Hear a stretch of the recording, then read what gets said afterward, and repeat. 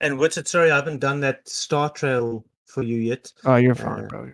Yeah, I just our stars at the coast are they're very faded, so I don't know if it's gonna come out good enough. But I'll do it for you. But it's No, just dude, no pressure, bro. it might be a bit meh.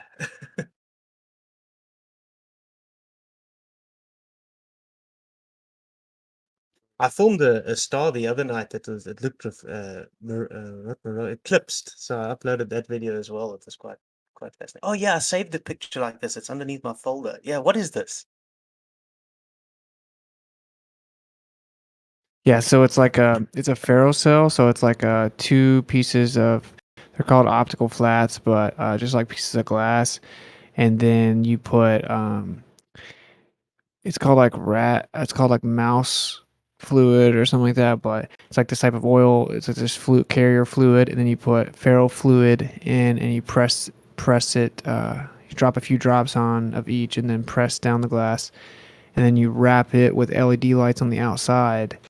And when you put it over top of a magnet, you get these images because the magnet causes the ferrocell to move around, and then based on how the ferro fluid moves, then the light, the LED strips light up certain portions of it uh, relative to the density distributing, and then you get these images, and you see the center, and like there's a center of the magnet.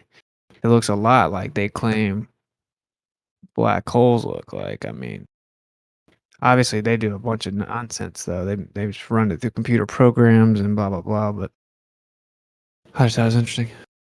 Could you send me the name of it? I don't think Yeah, I'm gonna sure. be Yeah, able to spell this correctly. Because yeah, dude, this is a lot with. I think it's gonna tie in a lot with what I think is going on. they're not really popular. I find it interesting. I mean, I don't think they want us to fully understand magnetism, but I'll Yeah, send you a video where the guy uses one.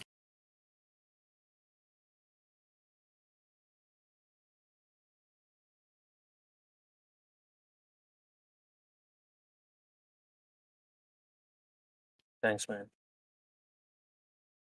Yeah. So, oh, there you go. He dropped the website. Oh, there we go. But yeah, I'll focus more on these sort of things as soon as my paper's complete. But I do these. I'm definitely going to look into these things now because I do it in between while I'm doing what I'm doing on the side in the little bit of time that I have. But this has been popping up more and more as I'm searching for these things, and I found an interesting uh, little drawing. I'll see if I can find it on my phone. I took a screenshot of it. I was just trying to see if there's any research done with light traveling into a meniscus. If there's any mainstream stuff, and I only found one document, but it actually didn't talk about it. But they showed a drawing of basically what I was saying. So I'll share that clip as well, or that little photo. But there's so little information about this. Is like I said to Travis the other day, I don't think that they're hiding this. I just think they this is just they don't know about it, or it hasn't. Yeah, that basically hasn't been discovered or something. I don't know. I don't think they're hiding this, or at least what I I thought think they they were. only look into things as their paradigm presents them. Like, like the recent uh, atmospheric refraction studies are motivated by us seeing too far, like legit. Right? You can look at the subject matter experts pretty open about that. So they're kind of like looking at the Atmos saying, well, we have an average of seeing this much further than we would predict. And they kind of reverse engineer atmospheric refraction based on that. So I wouldn't say they're like consciously hiding anything. I don't know specifically in reference to the black hole. Like I said, I missed most of what you were saying, but I don't think it's like some conscious malevolent deception or something like that. I just think that people are devoted to bias, and then they kind of go from there. Yeah, Yeah, like you're saying, you don't think it's a deception. I also don't think it is. I think they're using the current understanding of it as a possible deception, or they're possibly using it as a deception. However, I'm thinking that we don't see too far. I think we see too close, or we don't see far enough. That's what I'm saying, and it's when we look over a body of water, the reason why I'm using a body of water is because you can clearly see the differences there. So when we're looking over a body of water, you can see where the water is the same, it looks the same, looks the same, looks the same, and then eventually there's this difference of color, the way the ripples look on the water. Um, that's where we can see until everything from there is open to speculation. However, I'm trying to replicate that in a small scale to get an understanding of why we're seeing what we are seeing, or why we see things that far. Uh, and it can be on both models. So I'm not doing this for the model. I'm doing this to see what happens when we see that far. Uh, where should this object be, or um, how big should this object be?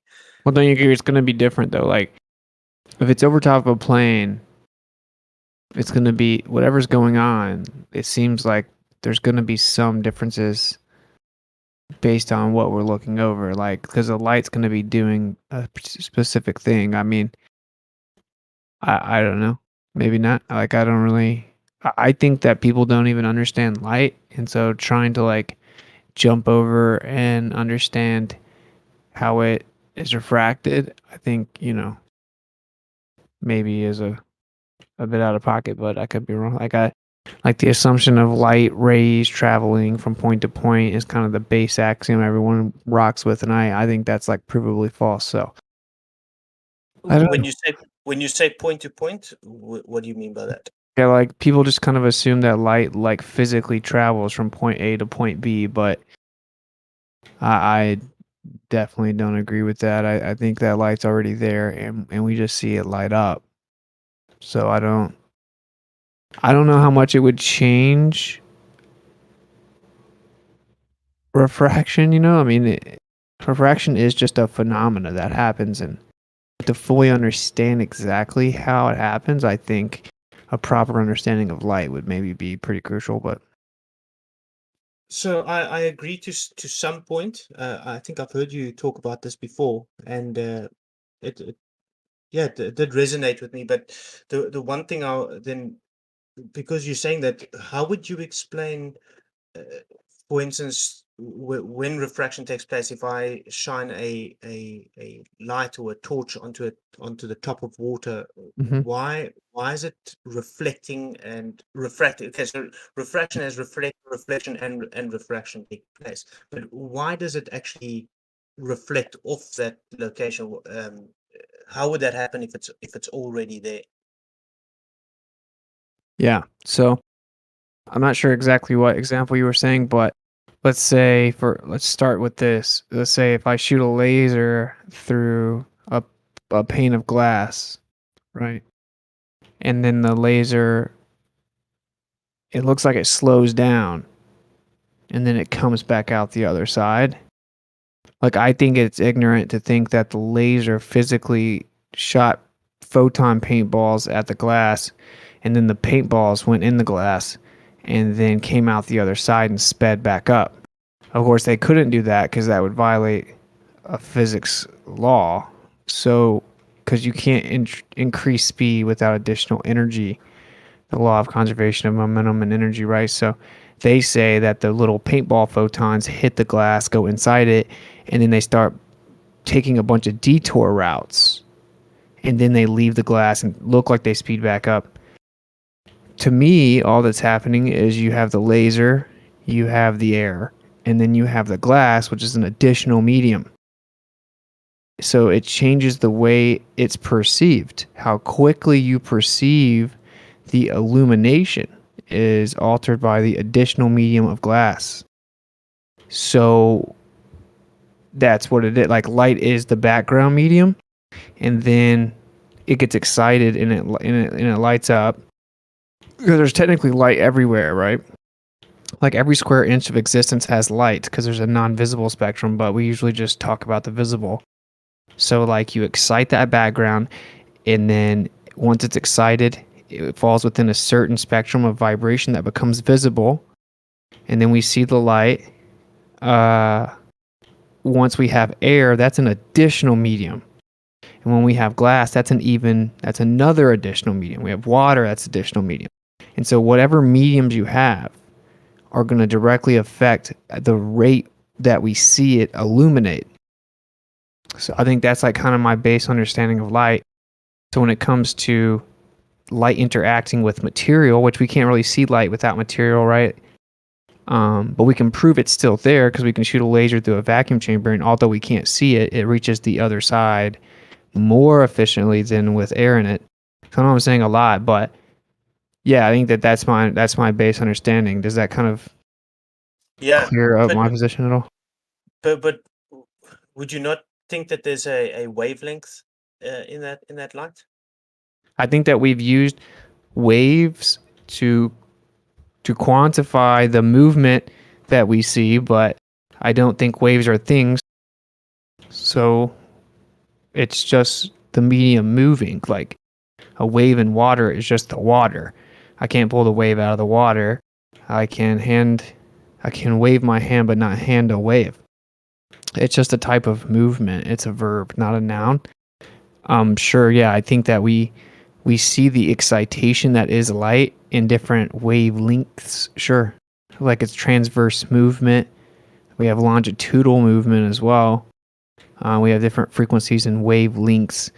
We use that to kind of quantify the vibration that is light. I don't think it's like a physical wave traveling anywhere. I don't think waves are even things. I think wave is travel. Like provably so, you can't have a wave without having something else. Like you can't just hand me a wave, right? Like you Yeah. can, yeah. Oh, that's interesting. Yeah, man, I would love to actually present or show you what I've been doing with refraction, and maybe you can help me try get a better explanation of what we're seeing here. Um, but yeah, I think this is very useful information to. Well, I would love, yeah. I mean, I strongly encourage. I like people like you, man. Just trying to figure stuff out. So, like, I definitely don't know everything. I just maybe if you were to look at it through that lens, though, right, you may actually stumble upon a very groundbreaking understanding. I think that, like Thomas Young, what's his name? Thomas Young. Yeah, Yeah, like he's fit within this box, right? Whereas someone that's not is the only one that's gonna figure it out. I definitely don't yeah. understand refractions. I posted a link to. I think it's my second last or third last video I did on refraction. Um, there's a showing you what happens when air and water, the different, well, what happens to the actual object with air and water. I've done similar experiments with a glass bowl. So I did that this morning as well. I did another one because I just wanted to make sure that am I seeing the same thing happening but with glass and water and just water on its own? And yes, it does the same thing. The glass is just acting as another medium. Um, so it doesn't affect the observation that much. Yeah, when I say that much, yes, there's a little bit of difference, but it's not much different. So, in my opinion, this is now my opinion. Um, Using the glass bowls and using plain water on its own, they do the same thing. Um, so, understanding what you're saying that light could maybe not be a wavelength that could already be there, I think will, like I say, will be very useful for what I'm doing here. How, in saying that, I think either way, the observations that I'm doing is enough to compare to the observations we see out on the distance with refraction and miraging and things like that. With what you're saying, with what light is, that might actually, if this is proved, if this is correct, what I'm presenting, and I'm getting it, I'm going to get this peer reviewed. if this is the next step of the understanding of refraction, I think the understanding of light might help, or it might give insight of the understanding of light and the way light works. Because if you watch some of my videos, the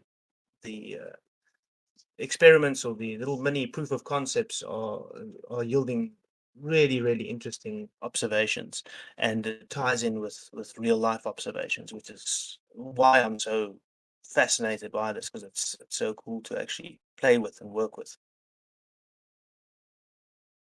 No, yeah, I strongly encourage it.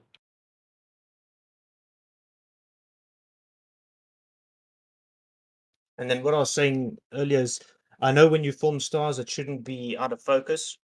It normally creates that circle light when you're forming a star or Jupiter or planet, whatever. There we go. What perspective just posted now. So when we form some of the stuff out of focus, they're these perfectly circular lights.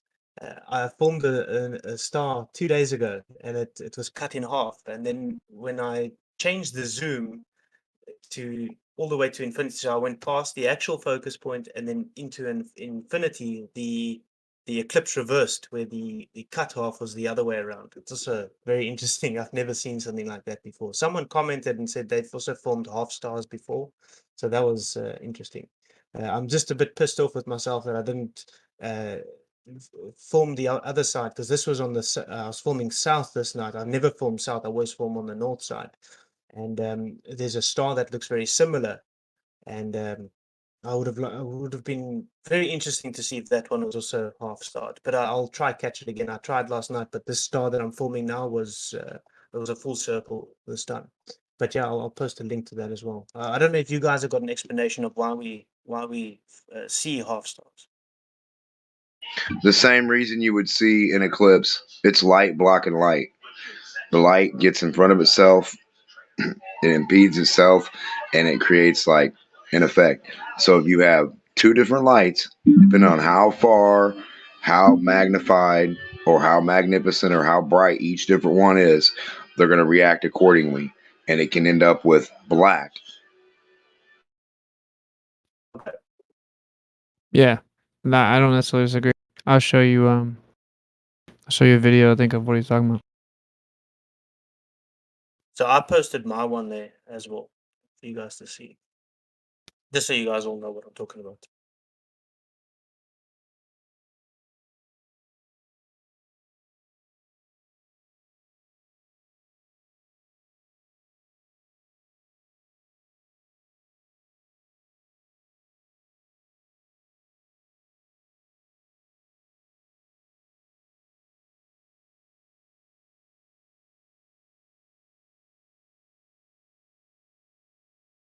This is like oftentimes called like the Venn diagram paradox. It's only a paradox because they don't understand light. It's only a paradox because quantum mechanics is stupid. Oh Okay, wow, this this is is the crazy looking. polarization. What do you say? This is that polarization stuff, similar Yeah. to what Christopher Maitre did with that second sun video. Yes.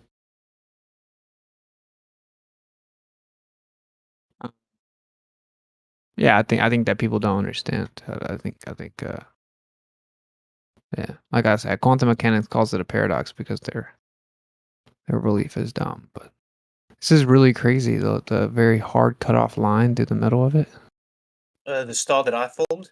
Yes, yeah, I don't really Yeah. care about the naysayers that hate that we use digital cameras for the stars, because I think there may be a difference in capturing the information digital versus analog. Because I've seen stars pulsate and they're like very focused in my P900s. Yeah, so this one specifically, I filmed it again yesterday, and it was a full circle. So I've got that video as well. I haven't uploaded it, but I have got that. I can upload it if people think that this is just a one, like a Well, yeah, I mean, you're ish. definitely gonna get the people just saying like it's out of focus, but like I said, I mean, they just kind of repeat mantras. So I think this is crazy looking. It seems to flip though. Yeah, and that's when I changed. You see, I changed the actual focus. I just pressed I got on manual focus. So I just press my little button on the side. I also got a P900, so I changed that one on the actual lens side as my focus thingy, and yeah, I just pressed it all the way up, and then it just reversed it. It flipped itself.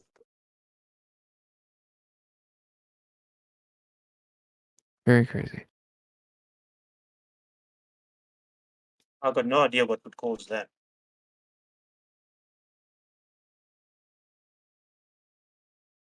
I don't know if flipping based on the focus.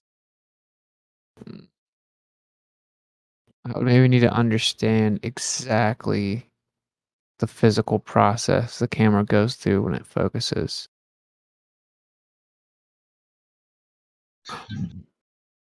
Is it focusing the light in towards its center focal point or back out towards the object that it's getting the light from? Like, I don't know if that makes sense, but Well, yeah, but I mean more so like what's the like the real specific physical process of it, you know what I'm saying? Like what exactly is the camera doing internally physically? It's right. That's exactly what I'm asking. So it could be the only thing I could think of when I was doing this. It's, for instance, if I film something that's nearby and I change that focus all the way, it's not gonna. If I'm filming my wife, I'm not gonna. She's not gonna flip upside down, and I think it's because she's within that focal range. I don't think. So I also don't fully understand how eyes work, but that explanation of us receiving an upside down image, I don't think it's. For me, it doesn't make sense. However, I think this is possibly happening here, where it's going beyond the focus range, and it's now the camera is receiving an upside down image, um, and that's what's being presented. With our eyes, I don't think it's crisscrossing that way. As far as I understand, and a lot of the explanations of it don't actually draw it that way. It's mostly these school images where they show it, where it crisscrosses and we're receiving an upside down image. Um, but yeah, so when I'm zooming at the star, I'm seeing it within my focal range, and I'm making it clear, and I'm making it out of focus. But then I'm going beyond that point, and I'm crisscrossing it, and I think that's what could have reversed the star. So it could be that this star is just completely out of the range for this camera. And yeah, I Okay, hope that makes so sense. okay, this is another thing that I'm looking into is like the way that we see things. So like they try to say that we see visual space and Euclidean geometry, like just draw a straight line from your eye out to whatever you're seeing and vice versa. I I vehemently disagree with this. I think that we see in curved visual space because our eyes are curved on both the front and the back. And once it registers the information that is light, it goes in and out of that curved. I don't believe this whole bounce back and forth in the eye thing, but you can kind of think of it like that if you want to because it becomes physically manifest as it's excited anyway. So basically, it's like the registering of this oscillation that is light in our eye, which we know to basically be instant. In fact, light is instant, but anyway. Um, yeah, so I don't know if you would be interested in anything like this, but I think that no one alive understands light or the eyes, but I'm kind of trying to figure it out a little bit. Like I think they've hijacked the way that we see and tried to say that that's the Earth physically curving, which is hilarious. So I would agree with you. Yes, we don't see Euclidean where everything's straight because of our lenses of our eyes. It's a curved lens. So that's the light we receive, and the The light refracts. pareidolia thing too. Yeah, the light Sight. refracts through our Well, iris. our sight widens the same way that light or anything from the source outward would do, right? Yeah, but Very that's bad. because of the shape of the eye. So we it hits our lens, and it refracts it and focuses it through the iris and hits the lens at the back of our eye, which goes back and forth. We've got a muscle that connects to that lens, which changes the focus, so we can see things clearly at a distance and closer, etc. Um, and that focuses it to the back of our eye, which hits all those cones and receptors, and goes down our optical nerve. So in essence, we're actually seeing whatever's hitting on that lens of our eye. And yeah, but from there, I'm also very, very rusty on this. But I'm looking into it, and what I found interesting as well, I've mentioned this before, is that I only found out recently that my grandfather used to make lenses for glasses, and oh man, I would have loved him to be alive. I would have loved to have this conversation with him in today's time. What do you feel about your eyeball actually putting off a field, kind of like a radar? Oh man, I don't think it's our eye. I think it's ourselves. I've even contemplated us being we projecting what we are seeing, like little mini projectors walking around. But yeah, that's a You very, discussion for another you totally very different. well. That's weird that you say that. That's exactly. It's like a flip version of that or that in a way, right? Isn't that weird? Yeah, but it's. I would say that this has come to me after researching a lot of Zen and the Eastern cultures, and um, just getting learning about the non-biblical spiritual side, just the spiritual side as understood in the ancient time. Oh, I hate to use the word ancient times because it's actually not that long ago, um, but in the past, where with manifestation and understanding of how you can manifest things. I'm starting to think that, yeah, thing what we're seeing is possibly a projection. We are projecting what we are seeing and what we are You know, experiencing. like my point was like for pareidolia. Everything goes from the center out and widens. It doesn't really matter the shape of our eye to me. I mean, I get what you're saying, but like the idea of pareidolia and we fill in the blank a little bit.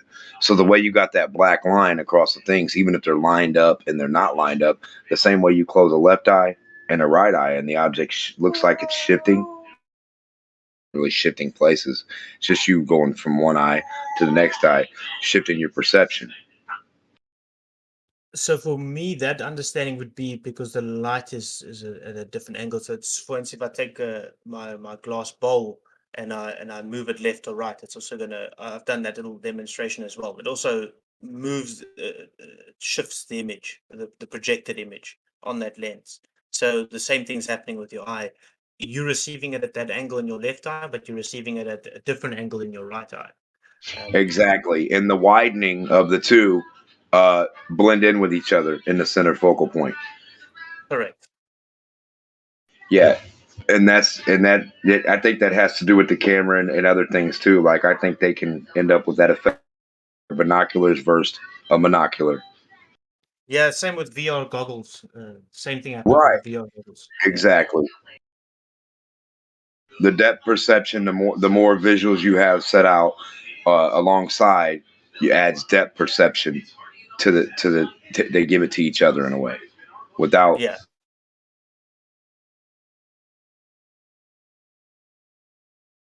I mean, you do for one, but just you wouldn't have the comparison. You know what I'm saying? Yeah, yeah.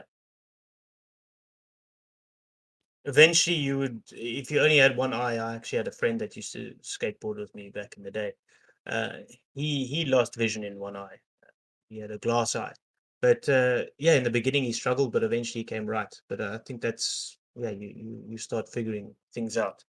Um, yeah, it's dude, it's just a fascinating topic because it's just it's so I, so little information about it actually. If you look on the net. well, that and the way that lights work in tube that people don't understand that like you can take a clear light bulb as long as it has a reflective surface. That light bulb can put off its own light, but even when it's out, you put it in front of another light and it can block the light in a way. Then you turn it on. If the first one's not as dim, I mean, not as bright as the second one, and the second one's like 50 million times brighter than that other light, the light bulb itself can appear to be a black object, the same as the name for coffee, conver, whatever. Hey, that's me. Yeah, the same as your picture right there. It's like focusing one light onto another light with a magnifying glass, right? But the light you're focusing is so far, a little bit far away and dim as hell. So that's the effect you would get of focusing a less dim light, or even having an object that puts off its own light. It's just an example. in front of another object that's so bright. So you have the sun being super bright and white, white, white, white, white, reflecting off the object that's lit up. It's lighting up that way also, reflecting back again, from itself. And then all you see is the dimness of it in front of the real bright light. So it would be black.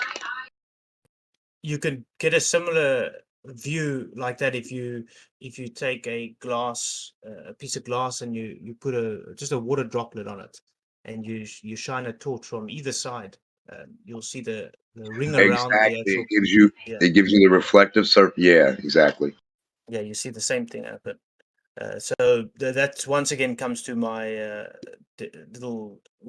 my claim and my little experiments that I've been doing about being there's these barriers between the mediums, and it could be that there's an amount of water which is creating these droplets on an outer medium.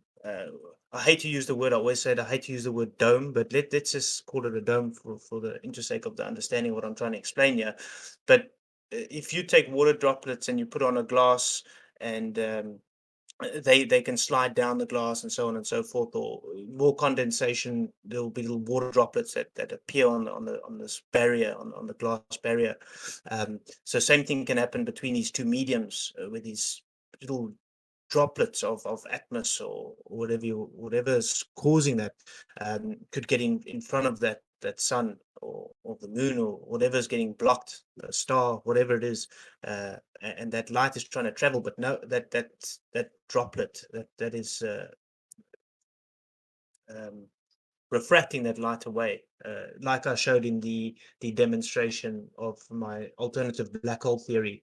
Because of that curving of that barrier, that meniscus in that barrier is actually refracting that light to the outer edges. You'll actually see around the edge of the meniscus, the reflected meniscus, it's a much brighter light, because that's where all the light is going to. It's getting to a vanishing point, and it disappears from there. Same thing what we see in a mirage.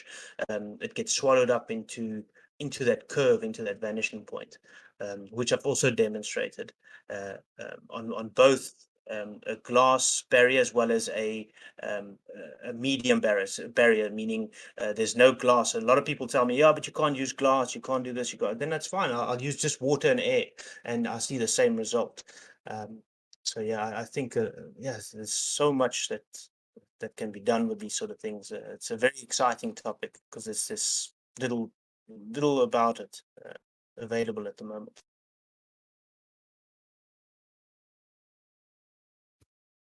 Hey, speaking of interesting things that light appears to do, have you guys ever looked at the Arago spot or Poisson spot? No. I'll link a video, but essentially the phenomenon is if you take a laser or any other sort of coherent or point lock bright source of light, and then put a spherical or circular object in the way of it at a certain distance, and kind of, the beam's got to be big enough to kind of cover the object and cast a shadow, you get a bright spot of light in the center of the shadow. Really bizarre, but essentially kind of comes from the idea of like diffraction at the edges. Really cool phenomenon, though. Yeah, send a link. I did something similar as well with a meniscus on a glass of water, where you shine the light on top of the glass. The water needs to be a meniscus. It doesn't. Well, I don't think it works without it. There's a few guys that have tried, but I tried myself. I didn't get it right. But if you shine the light on top of that glass of water, you'll see a rainbow around the glass of water, on the actual countertop, wherever the glass is on. It actually sends a rainbow around it. Yeah, thanks for that link. I'll check it out.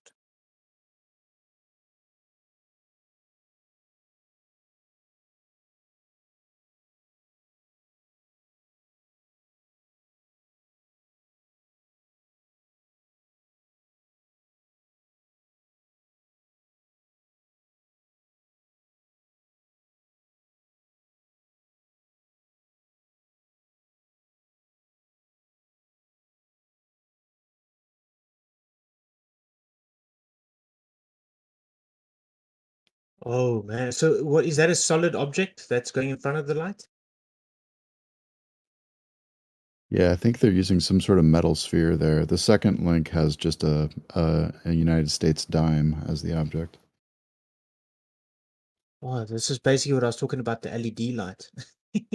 So, yeah, this is fascinating. So, uh, if you look at what I say, there's these different barriers between there's mediums between everything. And each one you can take a photograph and you can actually see that around anything that's in focus, there's what I call a focus point. There's this little meniscus, this little bend. Um, Oh man, this is a topic I would actually I prefer a discussion in private because it can go on for so long. Um, but it's almost as if that light is getting to that little meniscus, and that's why we're seeing it getting wrapped around that object. But yeah, if you guys are up for it, we must set up a time because, like I said, this can go on for hours, and it could be. Uh, I could ramble on for so long on it from all the observations and photos I've been taking regarding this topic and this phenomenon. Now, I don't think it's actually a phenomenon. I think there's something there, which is not explained by mainstream. But yeah, I think I've got an explanation for what's going on. That was set up an event or something, bro. Set up an event and just come share your screen and show us what you Yeah, got.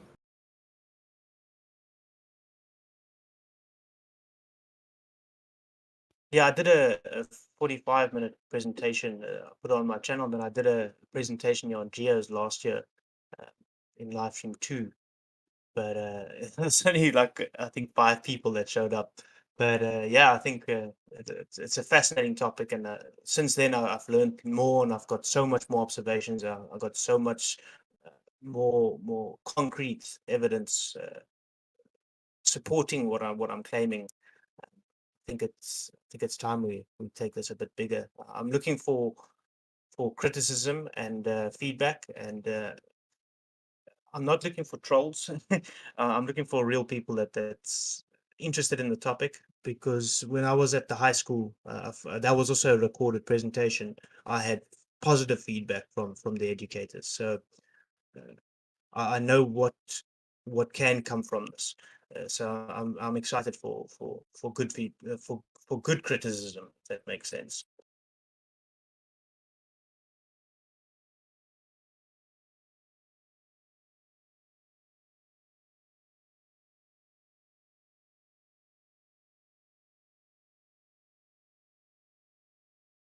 But yeah, coffee. Thanks for sharing that. That's awesome. It's something similar to what I was talking about earlier on with that little laser light. It's fascinating stuff. Yeah, it's just like, man, even without considering like the explanation, it's just really pretty to look at.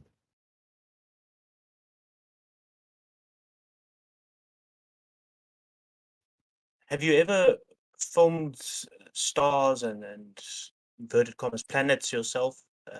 If you have, you'll probably notice something very similar, but there's a black um, barrier around some of the stars and planets, a distinctive black barrier, and then there's a little bit of light around the edge as well, which I think has got to do with this barrier, barrier between mediums, which is causing this refracting of light in the actual medium itself. Um, and I think that's why we're seeing that around the planets and stars. But if you do film or actually go watch some videos if you don't have footage yourself, um, and look on my on my side. I'm in the southern hemisphere. It's generally on the top right, top left of a star. Um, that I'll see this. I think it'll be on your guys. I've seen some of the guys' footage. I think it's bottom right, total opposite side. But you'll see this distinctive barrier between it, and it's something similar to what's going on here. And I think it's all explainable um, if people would just look outside of the mainstream's explanation. Because just because mainstream has got so much right doesn't mean their explanation can explain what's going on here. When we're able to demonstrate it, it means they've got something wrong there. So like I said, it's a fascinating topic, and it definitely requires attention. Yeah, for sure. No, I'm an avid astronomer. I've got a telescope here that I've used for many years. a big 8-inch mirror. Well, it's not that big. I'd like to have more light collection than that, but it's what I've got. Um, Oh, nice. yeah, can't say I've noticed anything specifically in one side of images, but yeah, I look at planets and stars regularly as much as I can. Um, and yeah, I'll take a look and see if I notice anything bottom right. Well, actually, my telescope flips everything upside down, so I'll look at top left and bottom right and all that. But Do you have a YouTube channel where you share some of the stuff? I don't have a YouTube channel. My profile photo is actually my own photo of an eclipse that I took through my telescope. Um, I've posted some photos, maybe not in this Discord, but yeah, I don't have a great astrophotography setup. I actually prefer visual astronomy because it's just I feel more connected to what I'm observing. Um, but I do like astrophotography because it's just so gorgeous, and you can, of course, see dimmer objects that way by taking longer exposures or multiple exposures. I'd like Well, to you'd be a eventually good get that person to installed. ask about. You'd be a great person to ask about the question that Witsit was kind of addressing, like a lot of the claims that we're focusing in on stars with the P900 or the P1000, and then sometimes there are effects that seem to be like you could get the same effect from a street light because it's out of focus, but then there's other footage that seems very in focus, and it's causing this very different frequency with each star that you're looking at.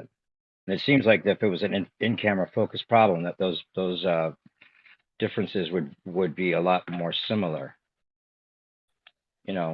Yeah, What we're seeing with the effect would be more similar rather than each star having its own frequency and color and all that.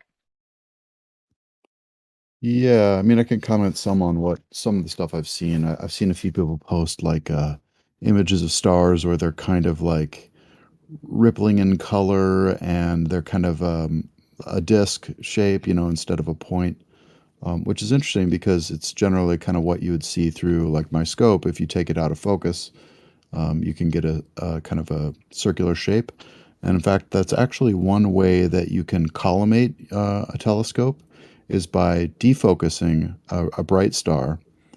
And so you get these kind of diffraction rings. And if your mirrors are not lined up properly, the center points aren't aligned properly, then you can clearly see like the rings aren't concentric, like some of them are shifted to the left a bit. So that's Hmm. a primitive way of actually like aligning your telescope mirrors is to defocus a star until you get that swirling, bubbling sort of disk image, and get all the rings to line up in the center by adjusting your main and secondary mirrors. But as far as like So when color wobble and stuff like that, a lot of times it's just refraction from the atmosphere, which you'll notice if you look at any kind of video footage of a star or even a planet or the moon, you get that kind of watery rippling effect as currents in the air and temperature differences and all that. So when you focus in on a star, you're not able to ever get any kind of detail. All you can get is a little dot, right? A With little my bright dot. telescope, yeah, but with larger telescopes, you can actually get an angular size of them of some stars. But this is the realm of Yeah, but very expensive. any detail, no detail whatsoever. Just an angular size of some sort that they could guess at. Is nothing detailed From about what it, I like you would see with that. from what I understand, there are some observations of nearby stars that do get some minor surface detail. Um, again, we're talking about the telescopes that are in space, so I understand that a lot of people here will dismiss those, but um, that's my understanding at least. But again, I'm limited to Have my you seen little any? 8-inch mirror. Have you seen any with surface detail that you think look good? I don't know. I'll have to go look again. This was years ago. I was looking at some observations. I don't know if it was Hubble or one of the other telescopes, but it's very very minor. So it's not like it could be chalked up to any number of distortions, but it's I think their best observations of it at least. So, um, but yeah, I mean, one thing that's really fun to do is that you can do with a backyard telescope is observe variable stars. that change their brightness. Some of them just theorized to be the star itself changing its brightness on some oscillation. Other ones are very clearly binary stars that are orbiting each other, and so one eclipses the other occasionally, and so you get a dimming period. That's one of the most fascinating things to do with a backyard telescope, I think. So when you're filming stars, when is it? A lot of people complain about the way people film stars. In your, it sounds like you got some experience with this. When you're filming a star, is it supposed to, when it makes that ring? That I know that's wrong, but sometimes I can get it to a point where it's a little white dot, or I can get it that it's showing these beautiful colors and it's changing its shape and it looks like it's dancing in the sky. But for me, it looks like it's got uh, more fluid 3D look to it. It looks right when it's fluttering around, and it's like a piece of putty that's being played around with, and it's changing its colors and all that. But if I change the focus, but it can be just a little white dot. There, New Perspective has posted it. That one. That one for me is slightly no, yeah, that I would say is most likely correct in focus. Is that correct, or is that wrong? Because when I look at it with my naked eye, I can see that the star's going yellow, blue, green, and changing all these colors. But I can make it white as well. So which one is correct? I mean, in my understanding, something like that would definitely be out of focus. If you can move the focus point, move your focuser in and out until these kinds of images get smaller, then it's a pretty clear indication that the other one was out of focus.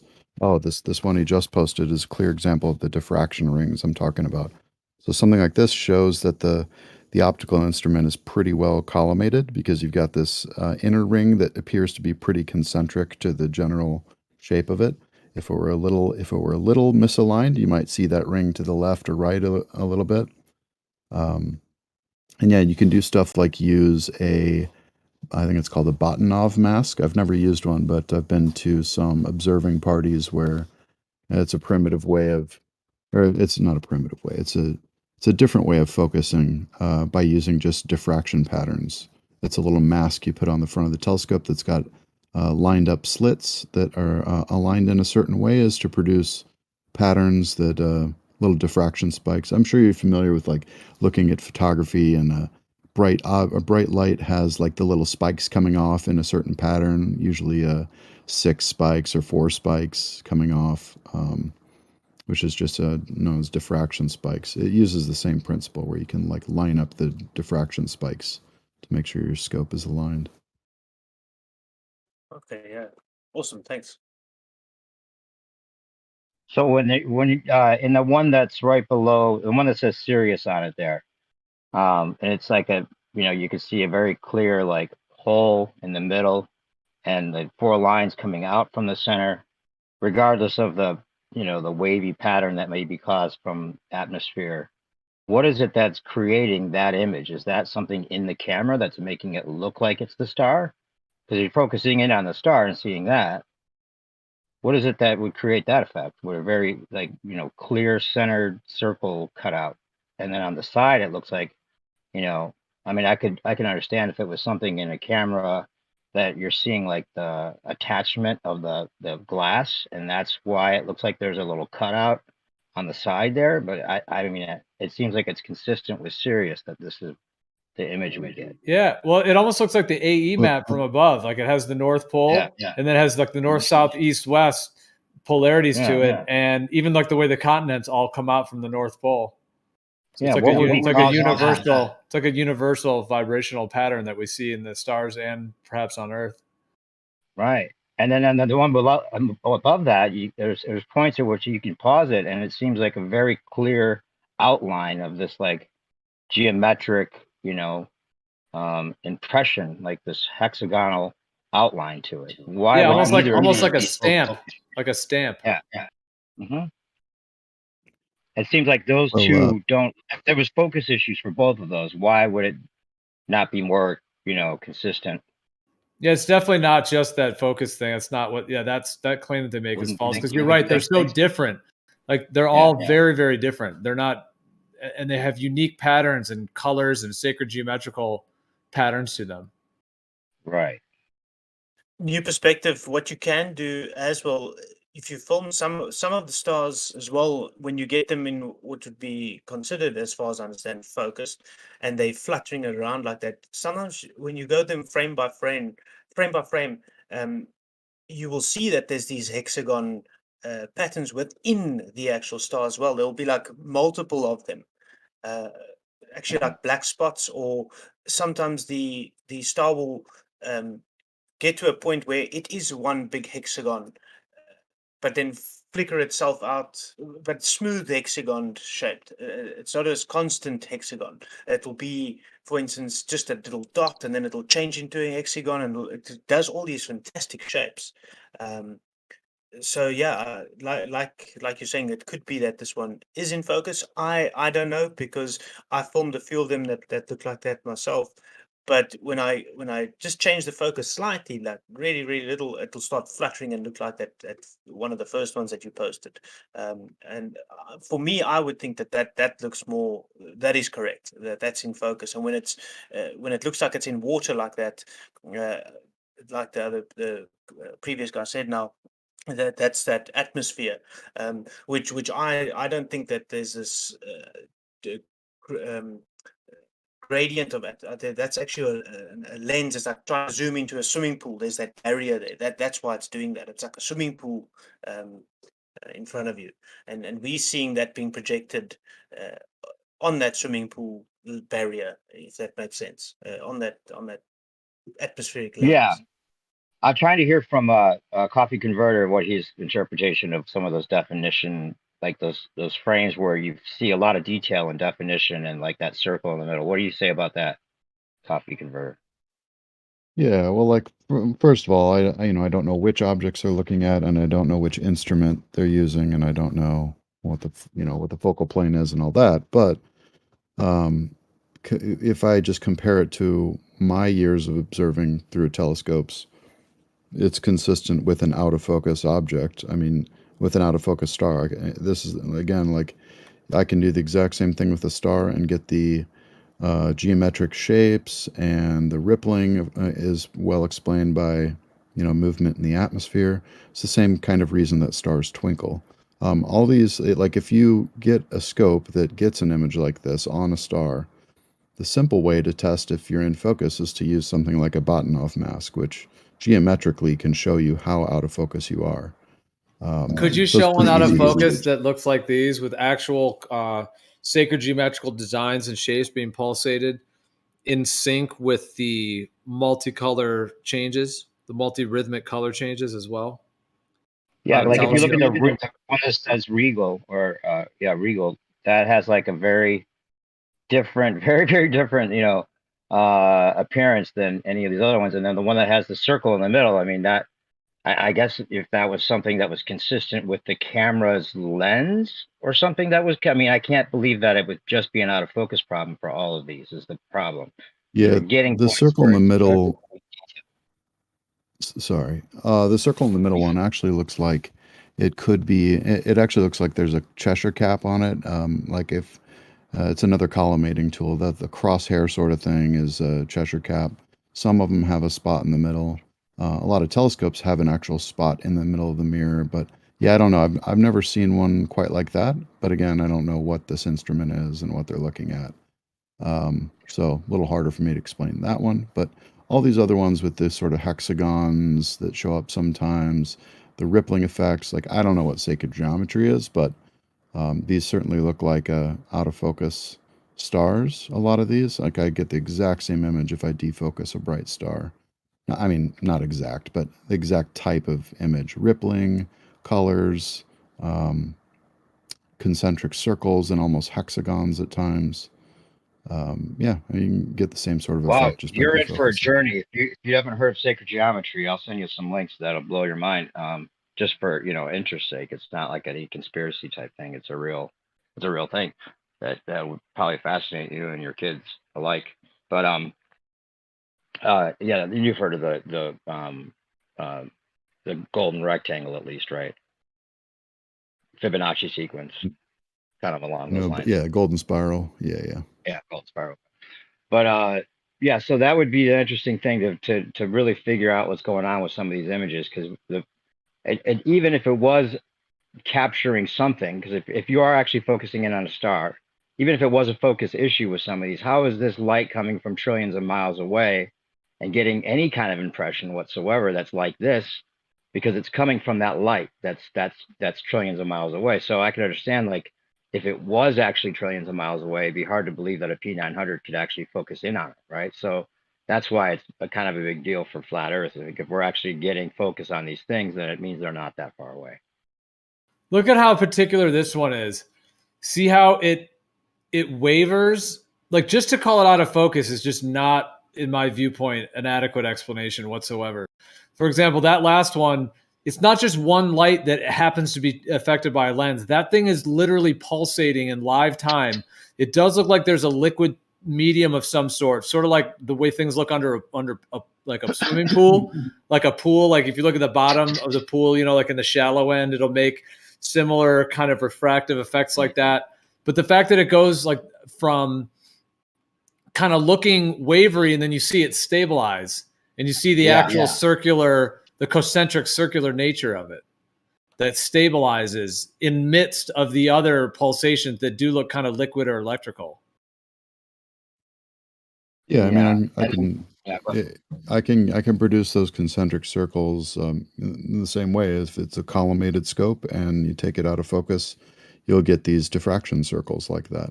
The wavering stuff is, from my understanding, just the fluid atmosphere above us. And yeah, I mean, in my experience, that I can get an image like this in my scope by doing that, and then just put a Botnov mask or move it into focus, and you get the point-like star again. And you still do get these kind of color fluctuations and twinkling, just like people look with their naked eye and see a twinkling star.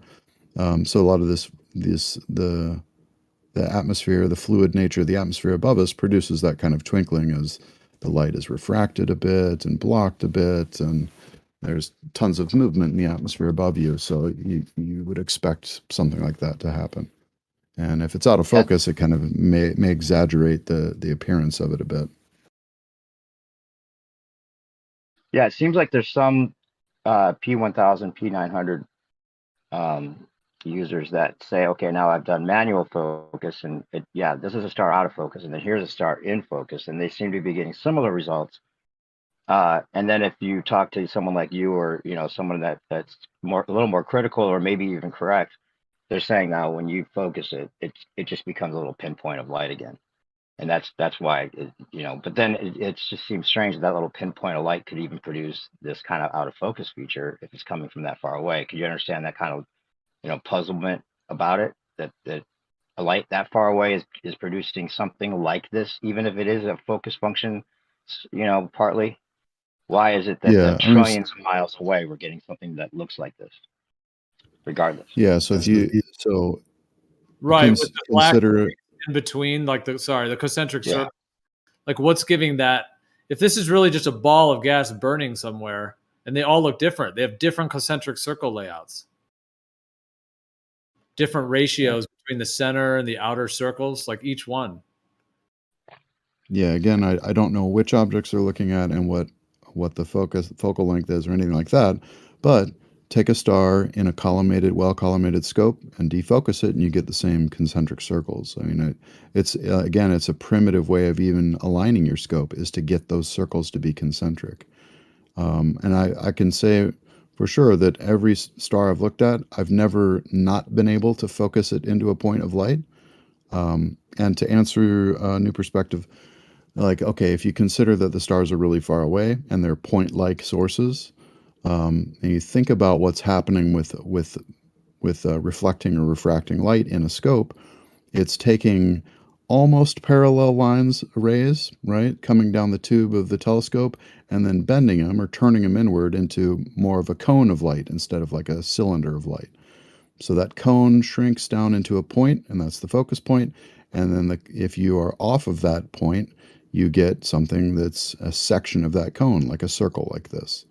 So that's why you're able, no matter the distance, a point-like source of light bent into a cone of light, you can move the focus point to a part of that cone that is bigger than a point. You understand the point, though, that if it is getting an image of something and it's the same camera taking a shot of two different stars and the effect is completely different, why it would seem like, wait a minute, it can't just be the same, collimation that you're talking about, because it's totally different effect with each thing I focus in on.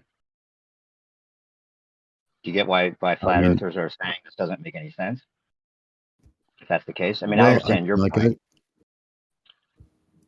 Yeah, I mean, I've looked at a lot of stars, and they do have different colors, right? The stars are clearly different colors, different spectrum of light. As far as the effect, again, like some of these may be from different instruments, different cameras. Some of them may be different stars. Some of them may be more or less collimated. Again, there's so many questions with these observations, it's hard to say definitively, but I can only say from my experience, in a collimated scope, you can produce these on any star. You can produce a concentric diffraction circles on any star.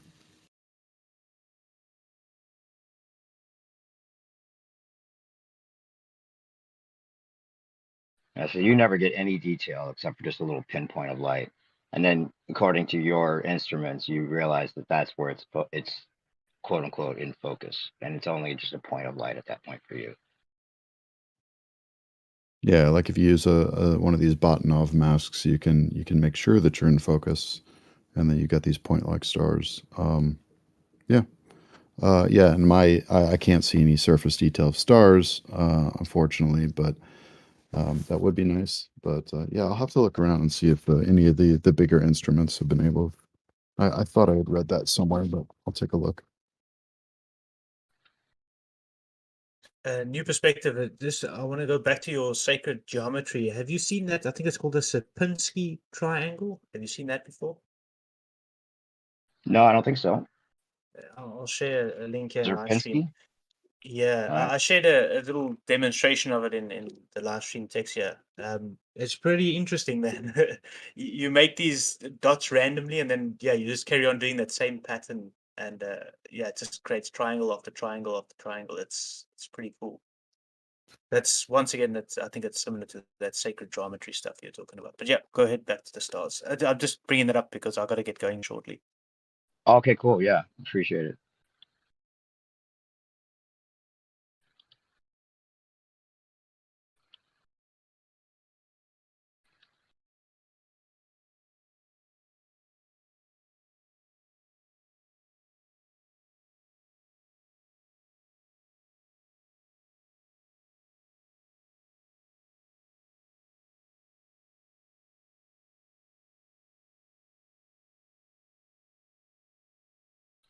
Yeah, it's almost like the P900 camera came along right at the right time to, if it is that the stars are that far away and we can't really actually get any focus, that images that the P900 is getting results with is perfect for the flat Earth psyop, if it was a psyop. Not that I think it is, but it does make it seem like these stars must be closer just because you're getting some kind of detail.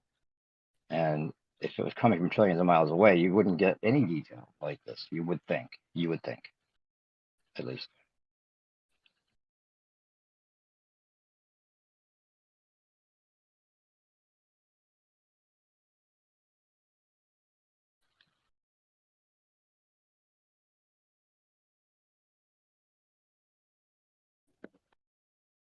Like that Regal one, again, that just like it doesn't seem like that's a focus issue whatsoever, because it's almost like it's got a little swirl, like very distinct, you know, almost cylindrical look to it with this kind of spiral thing going on, right? If you look at the Regal one, like have you ever had any out of focus collimation make it look like that to you? I've never seen one look quite like that, but I mean, it's I can't really explain that one, but I've definitely I've looked at Rigel before, and I can focus on it as a point of light without issues. Yeah, like some of these things, some of the claims that it's always out of focus would be nice if somebody, were able to reproduce some of these out of focus things that so that's the case rather than, something, some kind of detail that we're getting that just doesn't make sense for any kind of out of focus, like that one in particular.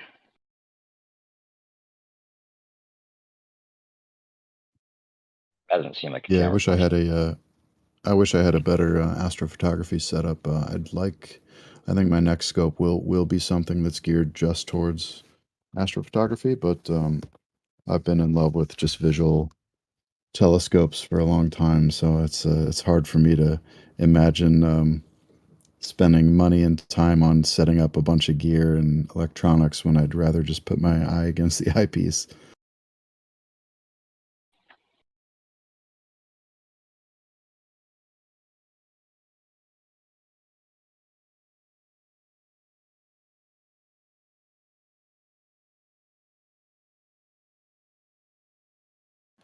Well, I think the P900 and the P1000 of stars, I mean, those are pretty unique. So if you're saying you can get that same effect with a telescope, I'd like to see that, because when these are, some of these are unique and seem to be like an actual new visual representation of the stars that seems connected to those cameras having that particular form of very, very high level of digital zoom that was never quite achieved before, at least in the same way. Yeah, I mean, I can next time I have my scope out. It's been overcast here for weeks. Next time I get a chance, I'll see if I can get a bright star. I can get Rigel. It's up in my skies right now. And defocus it and see if my photography setup is literally putting my smartphone against my eyepiece. But I have a bracket for it that allows me to move it to the focal point and everything, which is kind of nice. I've got this But one. yeah, Look at that with the 3 lines. That one's very unique looking, totally different than the others. Pretty interesting. But yeah, like I'll give it a shot to show you what I mean by the diffraction rings and all that. But That doesn't look like that doesn't look. You could at least be honest about that. Doesn't look like anything you've seen before as far as out of focus goes, and it wouldn't make sense to think of it as an out of focus one because that's very unusual for a focus problem there. It looks like, doesn't it? Right, like focus is kind of like flares the light and causes fogging and hazing. These are like very, like many of them look very in focus. You can actually tell some of these are out of focus a bit. Yeah. You can actually tell which ones are and which ones are more clear. Mm-hmm. It seems so, at least. yeah, this one's definitely more interesting than the others. I mean, the ones that are circles are clearly just out of focus in my experience. If you take a point, like again, if you take a cylinder of light, focus it down to a point. Well, if you move off of that point, it's just you're moving into this cone of light, so it just becomes a larger circle. But yeah, this one I don't know. There could be more going on. A lot of diffraction is caused by obstruction, so it's hard to say without knowing what this instrument was and all that. But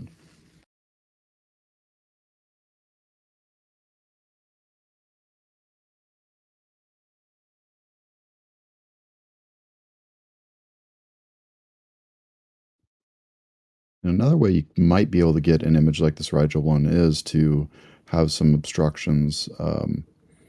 I'll see this sometimes if I'm observing something. Let's say it's getting a little low in my sky and it's kind of in my trees. If I have some leaves fluttering in the way, sometimes I won't notice it because I'm not focusing on those leaves. I'm kind of looking through them, collecting the light that does get through, but it causes diffraction patterns in the image if it's a little out of focus. So that might be one way. I don't know. I could give it a try maybe once my skies clear up and it's not -5 out here, but we'll see.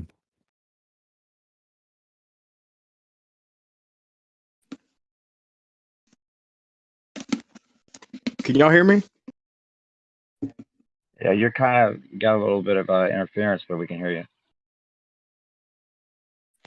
But I got a P1000, and pretty much I've never there's a couple stars that you showed that I haven't seen, but mine focuses in the same way. So if that's out of focus, then that means all of our cameras are out of focusing the same, and I don't buy that, man. But and then I focus in fine on Jupiter, Saturn, and then you're gonna tell me that this star all of a sudden that looks just like other shit people have posted is out of focus? Nah, that's pretty much a magnification of what I'm looking at when I look at it with my bare eyes. You know, I don't think it's out of focus. I mean, I guess it's possible, but I don't think it is. But you notice the difference when you're in focus and out of focus. You could have similar effects, right, Brian? Like you'll get some that look like out of focus and causing similar effects, but then you actually do your manual focus, and then you still get something that looks like definitive in a different way than you would expect. It's just a little pinpoint of light. Yeah, I mean, it's the light's obviously focused to a point because it, like when it's trying to focus, it kind of goes in and out, and that's usually when I get a hexagon. Like I wouldn't say the hexagon is focused because I've never. Yeah. Well, maybe once for a second or two, but it doesn't last long. But you know, I could be even wrong about that. I'm just going off my experience. But yeah, I mean, the light's focused. It's I don't buy that. It's, you hear what I'm saying there? Like, how could we be out of focusing the same as every other freaking camera? Like, that's weird. To even think that. Well, if it was always a P900 that's being used, I guess you could imagine there'd be similar effects. If a star is twinkling, well, I got a P1000, but if a star is twinkling and it looks like a frequency, and they're all just subtly different, I look at it night to night, and when I get it focused, it's the same frequency and of the same star, and then a little subtle different frequency with a different star, but same night to night pretty much. And then if I manually focus and get a little bit bigger of a just a white blob spot, kind of, how's to say that's focus? That's not what I'm seeing with my naked eye. You know what I'm saying? That's I don't know. Someone mentioned the hexagon sort of patterns. A lot of times with cameras, you'll get that because the shutter is hexagonal shape, so you get hexagonal diffraction patterns. Yeah, that makes sense. Same reason, like in my telescope, it's a Newtonian style, so it's a big long tube with a big mirror at the bottom and then a little mirror up at the top that reflects that towards the eyepiece. And there's these little crosshairs of like these metal bars that hold that mirror floating basically inside the tube. And so I can get these kind of cross-shaped diffraction spikes coming off of stars because of that.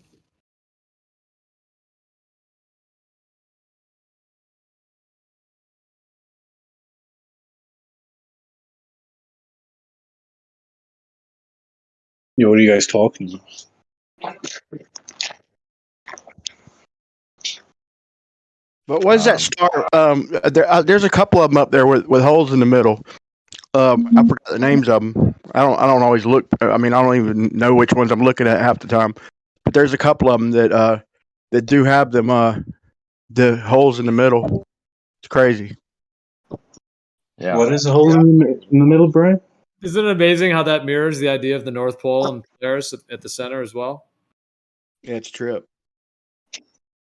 But they don't all do that. It's just a particular couple of them that, in my experience. Yeah. It does seem to be only some of them. And they're different size, like circles in the middle, like black holes in the middle. And some of them have like little, like other, like almost looks like a compass, like north, south, east, west that are black coming out from that center. And then other ones have like concentric circles with different like parts where there's light and darkness. Yeah, and some of them have like it seems like there's a hole, but the hole's kind of dancing around, like maybe it's out of focus or something, and maybe there is a hole there, but you can't tell because it's kind of moving around.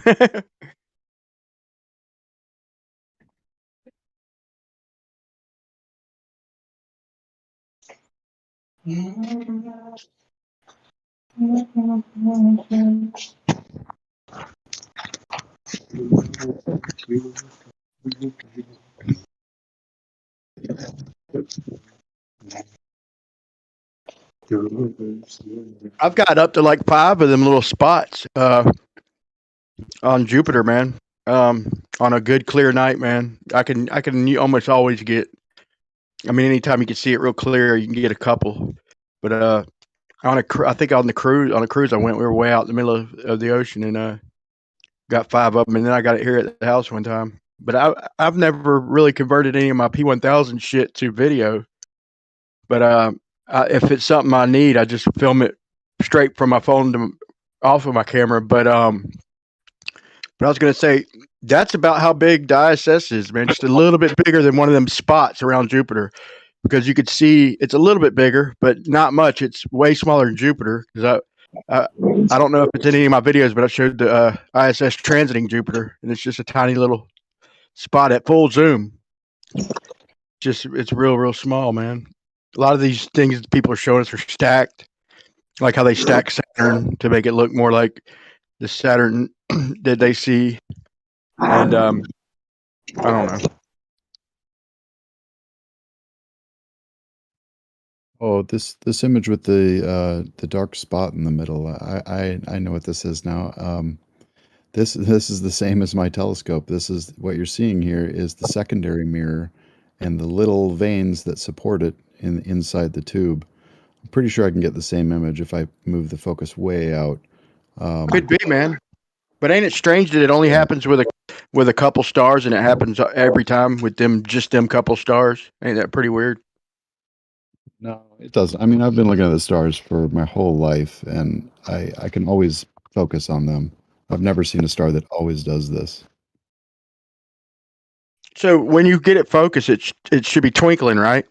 Like we see with our eyes. Yeah, they do. I'm sorry? Yeah, they do. And would you agree that they all have like their own little subtle frequency? I mean, they're similar, but ain't that neat? Or do you even agree with that? Yeah, stars definitely appear to have different colors for sure. Different dances too, kind of, man. It's neat.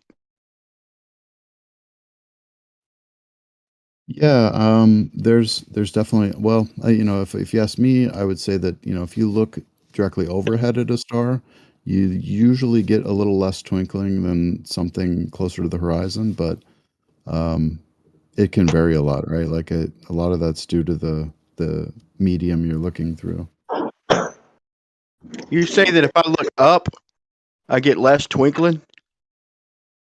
I gotta try that right now. In my experience, I've seen that, but again, it's like so sensitive to what's happening in the air above you at at different altitudes, so it can vary from second to second. I've never noticed that, but I've never looked for it either, so I gotta check.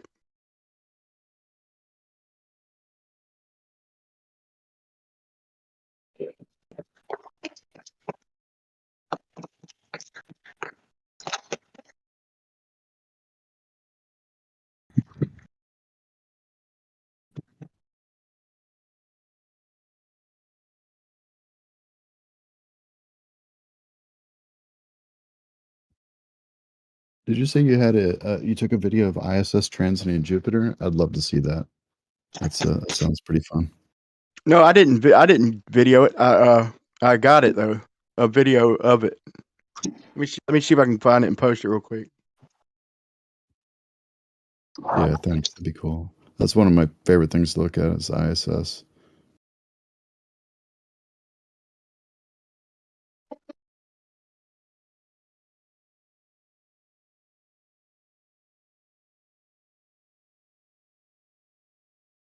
Just like filming an airplane at night, just about to me. I mean, that's what I compare it to.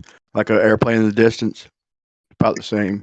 It's difficult, just like the airplane is.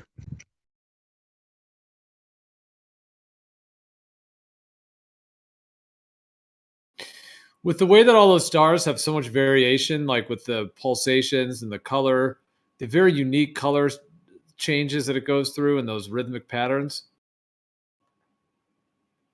The idea of those being actual close and local, essentially like light beings or luminous objects of some sort, to me makes so much more sense because of the nuance of them, the fact that they would be closer and able to have that much definition. Whereas if they were really burning balls of gas that far away, well, first of all, the inverse square law, there's a lot of problems with that even to begin with. It doesn't even work. But even if we're just to assume that there's spheres way out there, it just wouldn't make sense that they would have these like very particular features to them and the color variations and that kind of pattern being a sphere, like it would more be expected that they might have slightly different tones to them, even if they were spheres, but they would be because it's like a glowing ball kind of thing, rather than what these look like are these like featured little, almost like electrical circuits or something. They look like devices or like little electrical circuits, rather than just like something like the sun, which is just like this eminent. I can get the idea of the sun being a sphere even more so. Just, and I'm not saying it is, but at least that makes sense. It is like a circle that's really blaring, but these stars are very unique little things. I don't think the sun is a sphere, but just saying I can understand the heliocentric model, at least making a little more sense of that, whereas the stars just don't align to what we actually see.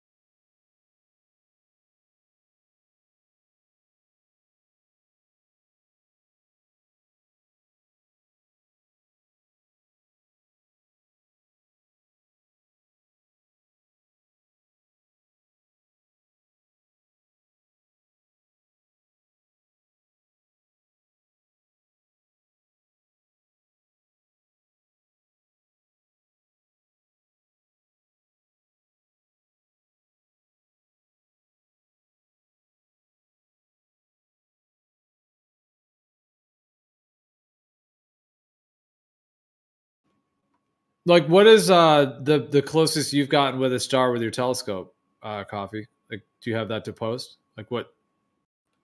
What do you mean closest? Just any star that you've got, or just even one that someone else took that you think is legit. You mean just an image of a star? Yeah, preferably one that you've actually. I generally don't take images of the stars because they're just not that interesting because they look like points of light. All my photos are planets, the sun. I've got a solar filter, so I like taking images of the sun and the moon. The moon's my favorite. It's just so bright. It's great for where I am, where I have a lot of clouds and a lot of light pollution. But I mean, yeah, I could go find photos of stars if you want, but. Well, I just typed in close up of a star in Google, and it looks like mostly CGI. So, could you present one that you think is real? Yeah, I mean, I could go find images of stars from telescopes on high magnification if you want. I mean, I've seen real ones as well. Or ones that are claimed to be. I'm just saying, what would you have that you would present if you wanted to show what you think a star looks like?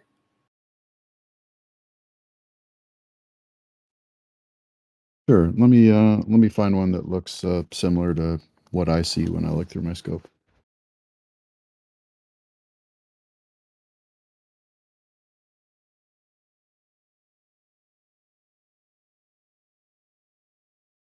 I mean, basically, this Google search just, I don't know, it's just a cursory search, but it's like many of these are just blatantly CGI. And then some of them are like a dim circle, kind of a fuzzy circle that looks not as in focus as a P900 or P1000 can get.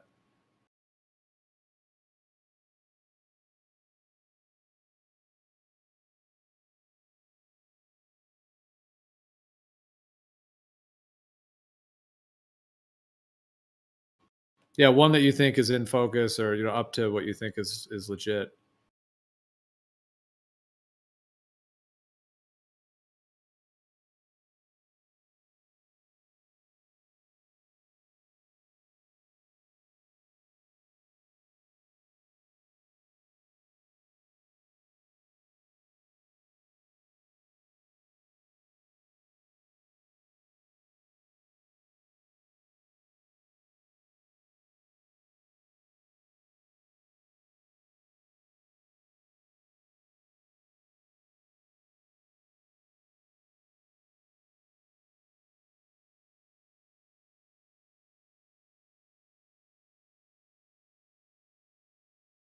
Like that's one from earthsky.org.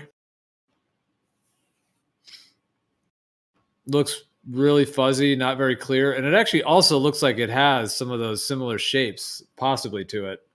But who knows with that one? It's not very detailed. Yeah, I don't know what that's from. I certainly can't get images like that in my telescope. The stars are always appear point-like. The only thing that doesn't look point-like would be a little diffraction spikes coming from obstructions. This one said it's Pi1 Gruis. Pi1 Gruis. It's about 530 light years from Earth in a constellation Grus, Latin for crane. It has the same mass as our sun, but is 350 times larger and several thousand times as bright. It says it's a giant red star, a star that is in the last major cycle of life, and resembles what the sun will become at the end of its life in 5 billion years. Yeah, this is probably take arrays. That's an actual fairy tale. What's a fairy tale? It's just that this is what our sun's going to become in 5 billion years, and that this thing is claimed to be 350 light years away from Earth, and it's 350 times larger and several times as bright as our sun. It's all just made up.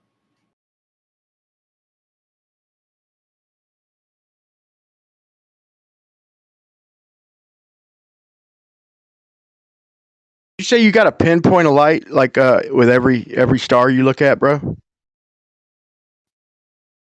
Yeah, pretty pinpointy light with diffraction spikes, like most optical instruments. So can you tell them apart? Like not all of them, obviously, but some of the more dynamic ones. Can you tell them apart?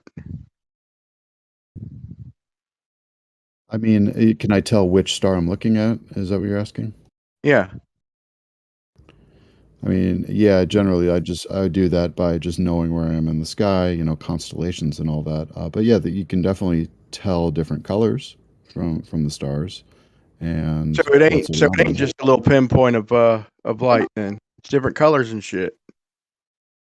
Well, a pinpoint of colored light. Yeah. Okay, I got you. I got the one I just found. It makes a really crazy kind of mask-looking shape when I made a GIF of it. Whoa, that looks like a donut. Yeah, and then when it focuses in again, it's like a half circle, and it kind of makes like it almost looks like it's. That doesn't seem like a focus issue, but maybe it is. I mean, I don't know. It just seems like that's got a little more different form to it than just because it looks like the thing's bending, like it's bending, and it's partly half circle at one point. I don't know. Yeah, it looks like it's like wavering. Yeah. Some kind of a light emission that's wavering. That maybe has some kind of a. You know what it reminds me of? You remember? It's kind of a funny thing, but when you were a kid, or have you ever seen those things where back in the '90s it was probably more popular than today? Although I think they still make them today, where it's like frosting for a cake, and they have all these different attachments to them that you can screw on, and you can make different shapes, with the frosting. Mm-hmm. Like either star, they still use them all the time, I'm sure, in cake making today. You can make all those different, it's like different, like almost like add-ons to your pencil or whatever to make it different. And the stars almost remind me of that, where like each one seems to have its own kind of imprint. And like the idea that the frosting, that's almost like the light, and then the filter of whatever you're putting on it, the little nozzle part. In the stars, in the relation of the analogy to that, it's like perhaps that's something to do with the structure of the star, the energy of it, and then the light is kind of expressed through that. That's an interesting way to put it, man. I just posted Arcturus, man. That's another star that looks like a TIE fighter, like ISS, kind of like a bigger version of it.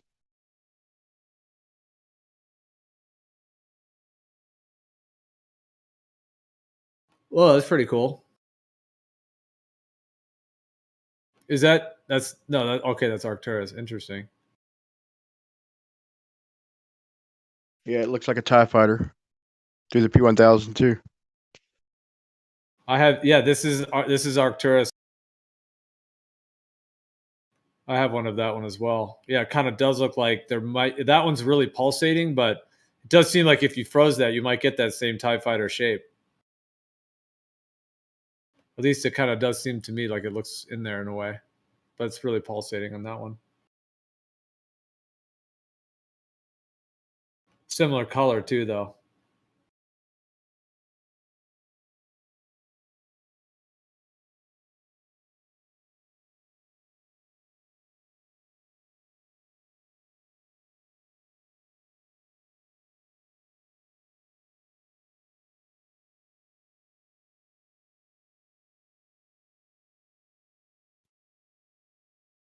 Yeah, when I look for star images, there's always a pretty pronounced diffraction spikes and a bit of glare. It just nothing beats what you actually see with your eye, because I think your brain, your perception can sometimes make sense of that glare a bit more. You're able to kind of see through it a little bit more. These images, of course, depends on how long they exposed for. Our eyes are pretty good at adjusting to how sensitive to light they are and all that. So it's hard to find one that really captures the experience of looking at a star through a good scope. But if anybody's in Chicago, come on over on a clear night. Let's look at stars.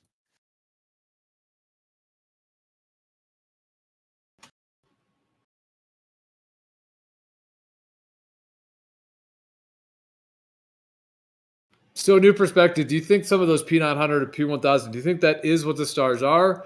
Do you think it just indicates some of the features they might have? Do you think it's 50-50? What is your thought on like the representation of those, and then compared to other ones you've seen?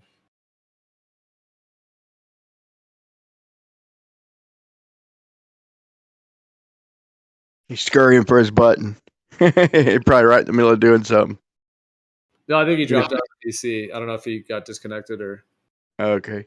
I'll say this, man. It's hard to know, but to me, they look like a star in a jar. It's like frequent. They all, like I said, man, they all have like a little subtle frequency and stuff, man.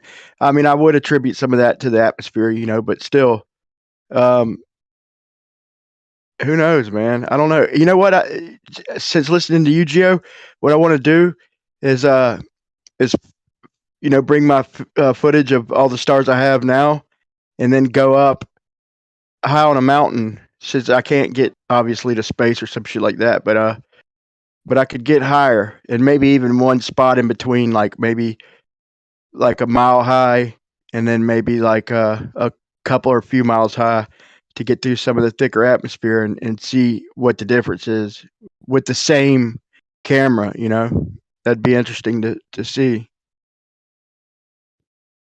Yeah, 100%. I've never used my scope at a high altitude, but I did notice less twinkling when I went to the top of Kilimanjaro, and I noticed on my several days on that mountain that the higher we got, it definitely felt like things got clearer and less watery, less twinkling. It was pretty Yeah, striking. but there's a fine line between that. This guy who does this shit like religiously, he did it at the mountain, and like I think it was a couple miles higher, a mile or something, and yeah, it was just got vivid and distinctive and all that. But then in an airplane, like once he got up to a certain altitude, then he couldn't even see all of them, and it's like they were fading out, like as he got higher. That's weird. When he was like at 40,000 feet, and they wasn't near as many or near as divine or whatever you want to call it as freaking as a couple miles. That's strange.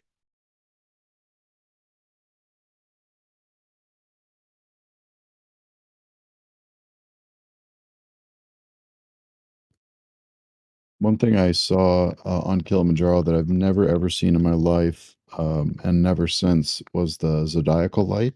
It's like before sunrise. You can kind of see this. It kind of looks like twilight a little bit, but it's in kind of a triangular shape, and it goes quite high in the sky, and it's theorized to be kind of reflections off of dust, interstellar dust, and things like that. It was really interesting. I'd always wanted to see it, and I live in Chicago, where the skies are horribly light polluted, so I'll never ever see it here. But there was just pitch black skies. It was really great. That's cool.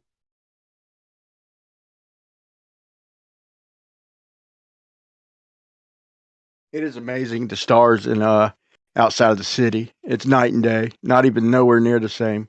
There are so many stars. Somebody said it earlier. I think it was New Perspective, but he's right. Like, it's crazy. Like, my dad had a flashlight, and he bought a property in Mississippi and built a house on it. This is a long time ago, but he said, "Come out, look at this." You know, we were visiting him, and it's the first time I really ever paid much attention. And he's like showing the stars, and we're like, "God, that's crazy." He turned on his flashlight, and it looked like a pointer, and he's pointing at the stars. It was funny, dude. Yeah, I love every time I can get outside the city a few hours and get into the darker skies. I'm jealous of people that live in the dark and up high and all that. Someday, maybe.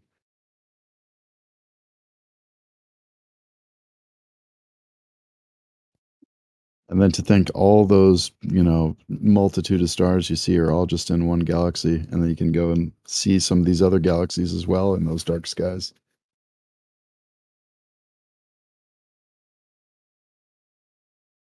Do you really believe the mainstream model? Yeah, that's ridiculous, man. You thinking these stars are really like light years away? You're looking at them in your telescope every night, and you still believe that shit? That's kind of hard to believe. Like, did you hear what we Yeah, were talking about earlier? They say they received a radio signal from 9 billion light years away. Do you know how much a light year is? yeah, it's far. Yeah, 5.88 trillion miles. I think a trillion, you know how long a trillion seconds is? Ain't a billion seconds 31,000 years? I don't know how long a trillion seconds. I think a trillion seconds is in the 30,000 years. So you got 6 of those times 9 billion. What the? They say, so if you use your paradigm's claims, then that thing has been traveling to the Earth for 8.8 billion years at the speed of light. So, they say that light's 186,000 miles a second, which is a cool story. They don't have a one way, and light's actually instant. The delay is nothing more than the delay in us perceiving illumination of what's already there. But anyway, you know how fast light is, right? Like, basically instant. Like if you think the Earth is 25,000 miles in circumference, the light beam or whatever could go around the Earth like Yeah, it's like 7 times a second or something. like seven times in 1 second. You're right. A trillion seconds is 31,700 years. Yeah. So if a light can go around a alleged globe of 25,000 miles, which is just insane, 7 times in 1 second, and they're claiming that light took 8.8 billion years to get to the Earth, which means it was traveling to the Earth 4 billion years before it even existed.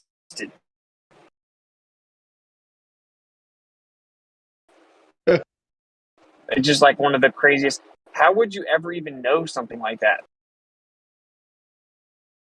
This is like a story that came out last day or something. They taking me for Sam Sausage Head if they expect me to believe that crazy shit. Like, just the fact people can say stuff like that with a straight face. Pathetic. Yeah. I'm just saying, so, like, you say you look at the sky a lot? Yeah, whenever it's not cloudy. It's cloudy here all winter, though. It sucks. Where you stay? You don't have to, like, dox yourself, but, like, a state or something. Chicago area. Oh wow. I'm not gonna lie, dude. I hated Chicago. It's like always Yeah, windy and cold. I guess it is cold yeah, though. man, it can be a real drag. It's windy, it's cold. There's no mountains. There's no beach. The government here sucks, and You know, what one else? thing there is Taxes though. suck. You know what there is though. Lake Crime. Yeah, there's certainly a lot of crime. There's also a ton of road construction that never seems to actually get built. There's definitely a lot of things I don't like about Chicago. But one thing I do love here is some of the architecture of the city. It's just a really pretty city to explore for sure. And the Bears.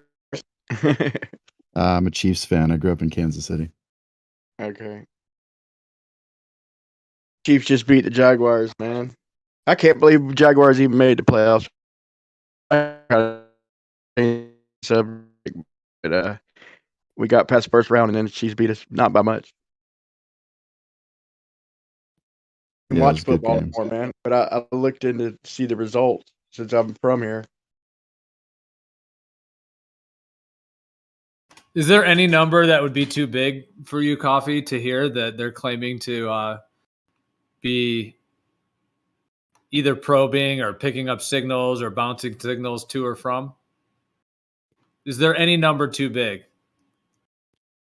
I mean, I don't know. I haven't studied cosmology too much, and certainly, if you look back through the history of science, we've been wrong about all kinds of dimensions. So I don't particularly cling to any sort of model on large scales like that.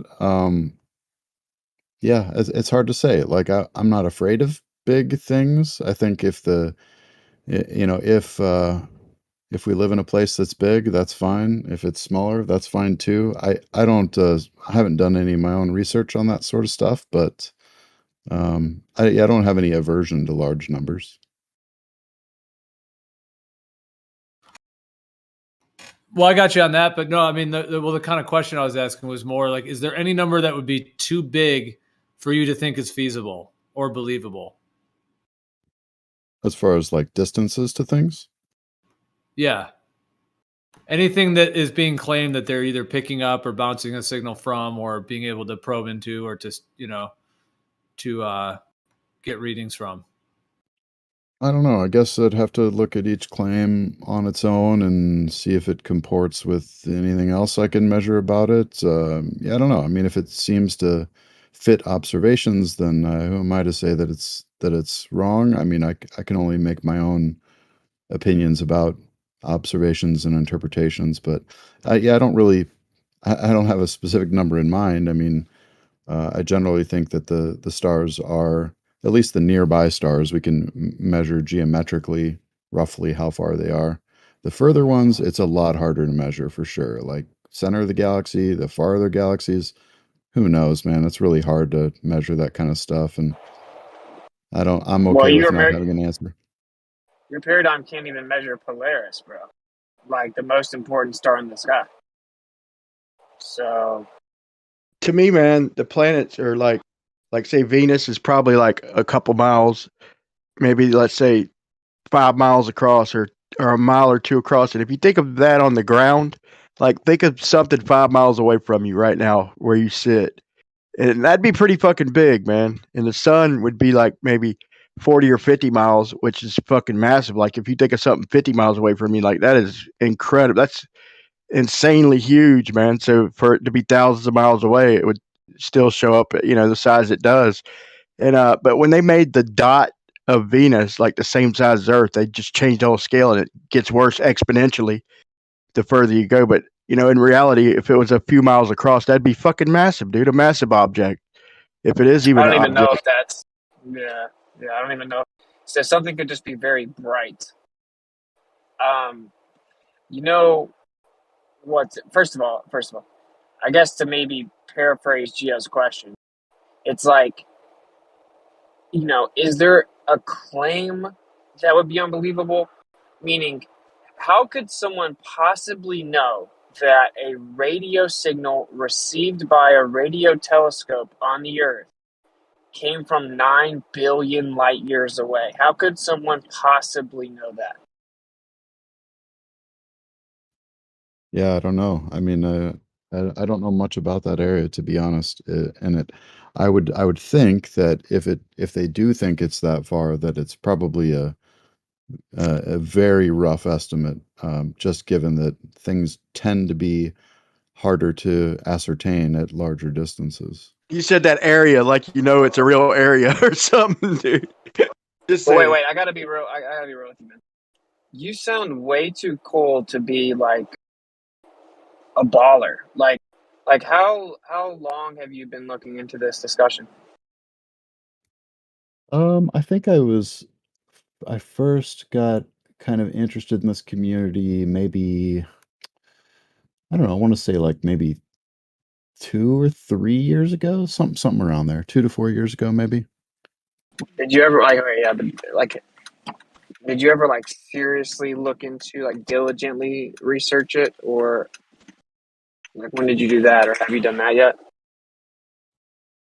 Yeah, I mean, I don't know how diligent. I guess I entertain. I like to think I'm open-minded and entertain ideas, but um, as far as like flat Earth claims, and it's hard for me to wrap my head around it, just given some of the observations that I've seen people come up with. But yeah, I don't know. Yeah. I remain open to being wrong on almost anything. I'm the sort of person that knows enough to know that I barely know anything, and it's you can't really be certain about much of anything. And I think Well, I I believe you. just kind of come from a skeptical point in general, like that. I believe you, man. Like you sound like that is true. So this is what you got to do. Okay. I mean, just take or leave him to some guy. So the first step is to look into cosmology in general, right? Like look into geocentrism. So have you ever? I tagged you in a video. So I tagged you in two videos from my channel. One is it's my activism I did at that little silver mirror The beam. bean, yeah. Yeah, that was pretty cool. I even like the cops came up and were like interested, asking me questions and stuff. After they tried to shut me down. But anyway, I just tagged you in that, of course, because you're from there. But if you look at the next video, I tagged you in geocentrism. So that's a pretty lengthy stream, but I go in depth showing very prominent astronomers, astrophysicists, mathematicians, just physicists, historians, cosmologists, very prominent, like prime tier, addressing the subject of geocentrism. I got Albert Einstein in there. I got Arthur Eddington, which is from the Eddington experiment. Of course, that's where Einstein and Arthur Eddington claimed to help validate relativity by looking at a star wrapped around the sun during the eclipse. Anyway, I got Michelson, Albert Michelson from the Michelson-Morley, Edward Morley, and it just goes on and on. I got Edwin Hubble. I got all kinds of people. Stephen Hawking, Fred Hoyle, who is the guy who coined the term Big Bang, very famous astronomer, and many more people. Julian Barber, blah blah blah. All these people. What you find out, dude, is like this narrative that the Earth is a ball that spins and revolves around the sun in the solar system. The narrative that this is some like proven scientific fact is blatantly a lie. So whether or not it's true, we were lied to about it. We were misled. Evolution is a lot like this. Evolution actually requires a lot of faith, but it's taught like science, right? It's even worse with this, right? So like basically it's known that you can't disprove the Earth being stationary and at the center. It's known. And it's decided that the heliocentric model is preferred because of philosophy. Okay? So it's called the Copernican principle. Absolute nonsense. No. Calm down, man. Like, I know that this blatant truth triggers people, man, but I'm not lying. I don't have a motivation to lie. So Not true, though. it is true. The fact that balls are in space isn't just a made-up idea that can't be proved. You see how you just completely bastardized what I said? Like, right. So did I say that there weren't any circles? Hold on, I just want to say, dude. Yeah, I mean, he was actually dropping that information. Like Whitsett may or may not want to like debate you on it. So I don't know. Like maybe ask him if he wants to debate, because otherwise, like he was right in the middle of that flow, and I wanted to hear the completion of it. Okay, well, I'll wait till he's finished, and then I'll tell him why I don't think it's true. Okay. We're not talking about balls or no balls or anything like that. We're just talking about if the Earth is at the center or not. And so, admittedly, it is a philosophical determination, and it's called the Copernican principle, which is the idea that the Earth does not occupy a special or unique position in the universe. The reasoning behind it is the universe is so big that it's improbable that the Earth would have like a special or unique position or be in the center, simply based on analytical deduction, right? Like Makes sense. Statistical odds. Okay, so that's the philosophy. The philosophy is that is not science. That is a philosophy. No, there's science for it too. No. Yeah. So I'm almost done. I know I'm talking a lot, but I'm just trying to speak to this guy. He seems open-minded. Okay. So anyway, I'm gonna try to wrap it up. But the point is that if you look into the history of everything that's happened, right? Like it's really kind of crazy. And you have people that pretend that it's a fact that we're in a solar system that isn't true, right? This is why you see like all these people saying none of these people think the Earth's flat and stuff like that. And I didn't say that, right? You see, they're just trying to shut down this conversation. It's really disingenuous. So, in conclusion, first everyone thought that the Earth was geocentric and actually a plane. And then you move up to where you got people thinking it's heliocentric. They propose it with geometry and kinematic relationship. Then you have Newton introduced to the picture. He offers the first dynamic relationship explanation, meaning motions of bodies with a force that causes the motion relative to each other, a dynamic relationship. That's, of course, Newtonian gravity. And then you fast forward to every physicist in the world thought that Newtonian dynamics was true, and there was an ether with an absolute frame of reference. And then Einstein comes in and ends up replacing it because of the Michelson-Morley. And he says, okay, well, special relativity is needed to explain Michelson-Morley and other things to prove that the Earth can still be in a heliocentric model. Then, and this is the conclusion, then 10 years later, he ends up having to put out general relativity, which he did not plan on doing because he found out that special relativity forced him to have to update gravity. Once that was brought to his attention, he began to work on general relativity, which by the end of that, he had to come back full circle to where he had to acknowledge a stationary Earth that's geocentric as a viable cosmological option. That's what general relativity says, because there was no other way to make it work.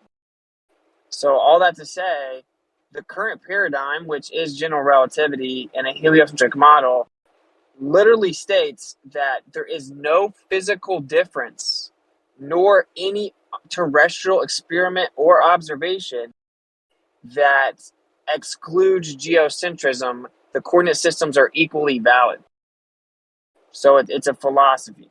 It's a philosophy where people think, oh, well, that's illogical. So, I don't think they're equally valid. Well, you can say that, but I'm telling you what the actual physics of heliocentrism and relativity says. You're telling me what Einstein said. No, what all modern physicists also agree to. So if all modern physicists agree it's definitely heliocentric, and geocentrism wouldn't work. No. It's too complicated. No, that's incorrect. I know there are many physicists alive right now that are geocentrists. I don't believe that. I don't care. There are many astronomers also. Well, why don't you cite some? Okay, I will when I'm not driving. So we've checked out flat Earth. we checked out flat Earth and geocentrism. We found out the movements are all too complicated, and we have to make up too much stuff. So heliocentrism. Like you didn't hear Bob. It's the most simple one. No, Quote dozens of them. Well, Witsit, you can decide if you actually want to debate with Don or not. But Coffee, since Witsit was sharing that with you, have you heard of any of that? Do you have any reflection, any response to that?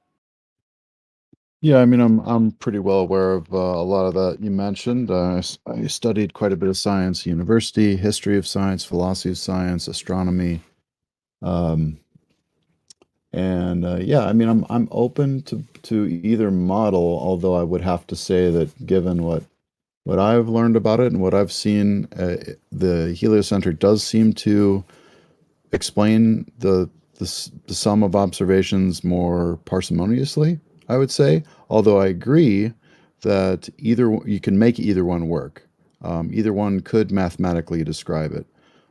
It's just which one fits better, which one jives better to be more frank. But yeah, I mean, I'm open to it, and I do like looking at things from other perspectives, because I think it's a healthy way to keep yourself from being I don't know, from getting tunnel vision.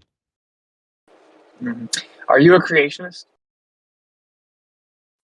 As in, like, God creating the universe? It doesn't matter about a deity or personification. Just like, was this place created? I mean, it's I don't know. It's a hard question. Like, it exists, so in some sense, it to my human sensibilities, it feels like it would have been created by a process or some cause. Well, but I don't know. I'm also open to the idea that the universe has existed forever. I don't see that as impossible either. So I really have no idea. I'm pretty agnostic. I certainly think that I could destroy that line of thinking, but that's not my intention. Do you agree that if the Earth is at the center of the universe, then it would have to have been placed there, i.e., created? Oh my God. I mean, I guess it would lend support to that idea. Sure. So you agree that this decision has pretty drastic philosophical implications just on the off the jump, right? Yeah, I would say so. How would you Right ever now, prove? that's what's so interesting about it, dude. Is like, have you ever heard of the documentary The Principle? I don't think so. You should definitely watch The Principle. I'll get you the link in a sec. I'm about to park for a sec, but anyway, you should 100% watch it, bro. And it is a geocentric documentary, but it goes to top tier heliocentric proponents as hostile witnesses, like Lawrence Krauss. You may have heard him, very famous heliocentric physicist, atheist, devout atheist. So anyway, that really breaks it down. I think that before anyone could wrap their mind around a flat earth, and everyone's different, some people vibe with it quicker, but I think that that's the first step, because what you find out is there are a lot of people that simply cannot accept the idea that this place could be created. And they literally they make their cosmological determinations based on that. And when really asked about it, they point blank say it. And then they ended up getting mad about the documentary because they didn't realize it was a geocentrist. So they were basically too honest with him because he was very knowledgeable and likable and charismatic. So they had good conversation. And then they're like, oh wow, that's a geocentrist. So anyway, I would definitely check that out, man. I'll get it for you. But it's very eye-opening. And then you look into it, the misconception that you just stated, that heliocentrism works better or jives better or explains the observations better, is not only not true, but it's actually the opposite of the truth. Okay? Because it is. Because the math is a little simpler at first, just explaining the planetary movement. It's a little simpler, although not a ton. But after that, the geocentric model is more elegant and more adaptable, significantly more adaptable. An example of the elegance is a geocentric model has the galaxies completing a circuit every year. The heliocentric model just has stuff going all over the place. You reckon the whole galaxy moves around you? They complete circuits, yeah. And it's absurd. See what I'm saying? Because the idea that the Earth is this special place that everything's paying homage to, yeah, that's people absurd. People don't like that philosophically, because it's overwhelmingly and abundantly clear at that point that this place was created. You can't prove that Earth is the center or special, can you?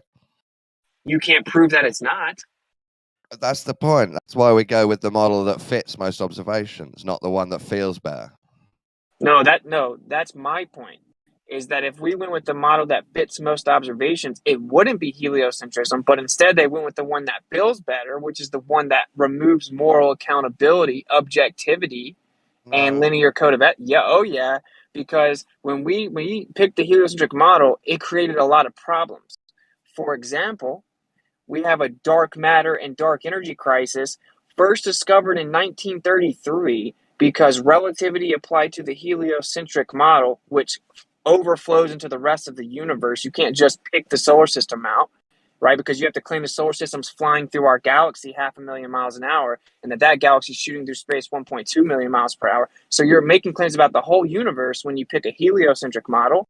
And in 1933, they discovered that the galaxy clusters only had 1% of the mass needed and predicted by relativity.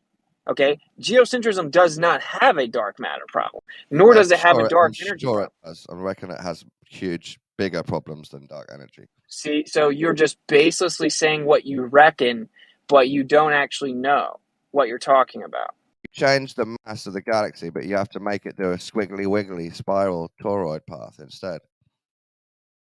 Okay, so first you just said that geocentrism has a dark matter problem, but it doesn't. Okay, so this was discovered in 1933. That's almost a century ago. So if I told a 7-year-old this, they could understand it. If I told them, look, we have a theory. It predicts that there's going to be 100 pennies. Okay, and then we went over into the room to count the pennies, and there was only 1 penny. So now we have to throw our theory away and come up with a new one. Or we could pull out a piece of paper and write down an equation that replaces the missing 99 pennies and says you just can't see them. Yeah, that's exactly it. The 7-year-old would say, I think we should throw the theory away. It's no good, because we can't just write some math on the chalkboard and say, oh, the 99 pennies that are missing actually are there. We just can't see them. My point is that on geocentrism, you'd have to do more crazy math than that to make it really fit observation. That's incorrect. Name one thing with specificity that supports that statement. The planet's movements. Those are already mapped out in a neotectonic system. It's already been done. It's not what? even What? Neotectonic system. What sort of movement is a neotectonic system? Yeah, it's elliptical orbits around the sun, which moves around the Earth. So they're all going around the sun?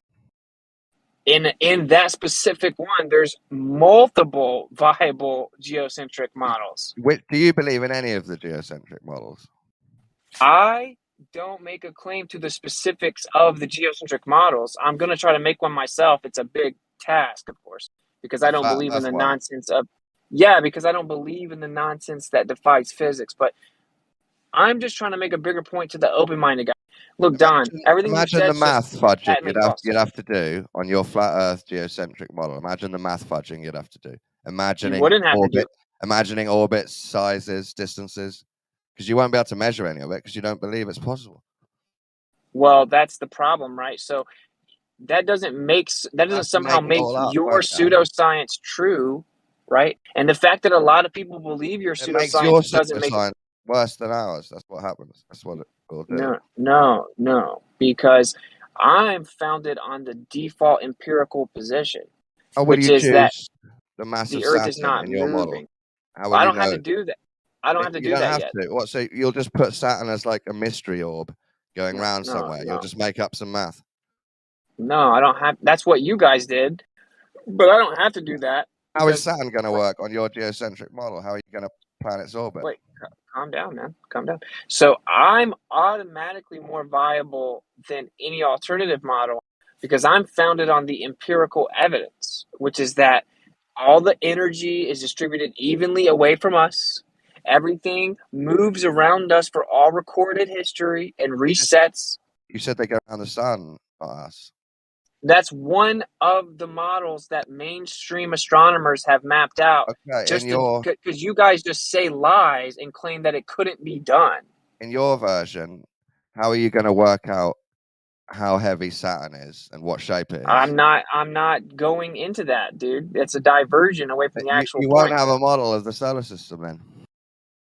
Okay, first of all, I don't believe in a solar system. You don't even understand. So the point is that this is a much more viable position. So we can look and see if the heliocentric model is true. And if it's hundreds of years of millions of people and billions of dollars trying to make it work, if it's wrong, it's wrong. It doesn't matter how many people think it's true. It doesn't matter how many made up theories and mathematical fixes you can come up with. None of that matters. It doesn't work. In fact, you guys don't even have a model to explain the solar system yet. You can't even explain the solar system in 2023. Okay, that's the actual truth. You literally can't explain it. Does light and energy have weight? Light and energy? I was asking Dawn if he thinks that light, because like when you're looking at the stars, all you see is light and possible energy, yeah, some type of resonance. I don't know where the claim comes from to say that they have some type of a weight and to think that you can measure their mass. To describe why they might be moving round in circles. It's all maths and based on gravity. Can you hear me? To describe why they might be moving around in circles, you might want to use a force to describe why they're going around in a circle. And if you can't, yeah, it could be electromagnetic, which is actually real. It could be, but you'd have to write some science into your model. But the point is, if you're making a model of objects that seem circular or spherical going round above you in the sky, and you don't know what they are, how heavy they are, or how big the orbit is, your model is going to be bullshit. So they're actually etheric and they're not physical matter, and they have a vibrational resonance within a fluid medium, which causes illumination. Think of the math that you'd have to make up for that. What do you mean the math? How can I attribute weight to something etheric? If you're drawing a diagram of how things move around us, you're going to need math. That diagram already exists. So well, let me ask you a question. Let's say that I'm correct hypothetically, and you can't quantify the immaterial. So if we as humans can't math it out and make up weights and stuff, does that mean it can't be true?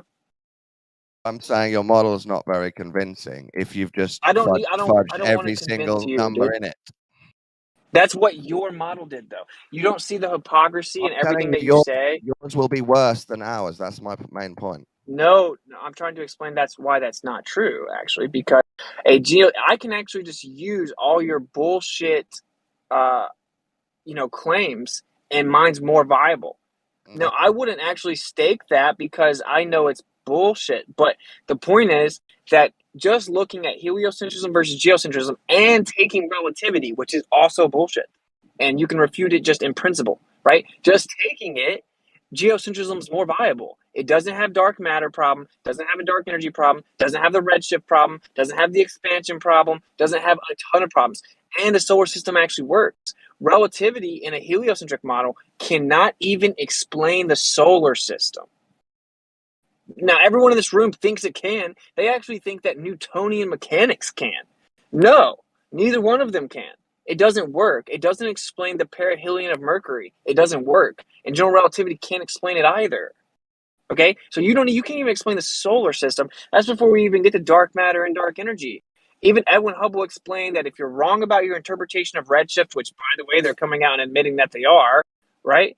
Then everything changes and everything's much more local. It's a much more dense space is a much more dense medium. It's a finite closed system and significantly younger. This is Edwin Hubble. You have to change everything. No.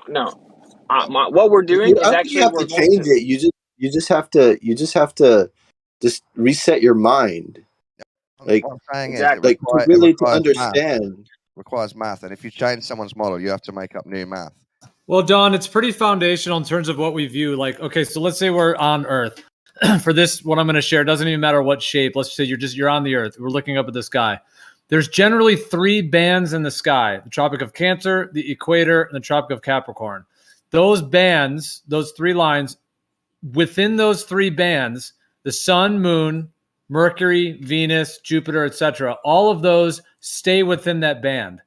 They're in a slightly different position throughout different parts of their cycle. So sometimes they're more close to the Tropic of Cancer, other times they're at the Equator, Tropic of Capricorn, and everywhere in between, which is why we have the solstices and the equinoxes, etc.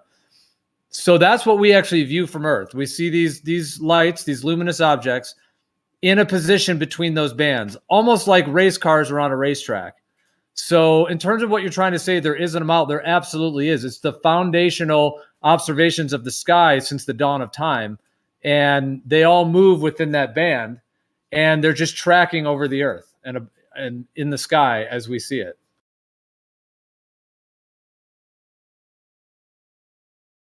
Dude, there's just so many misconceptions.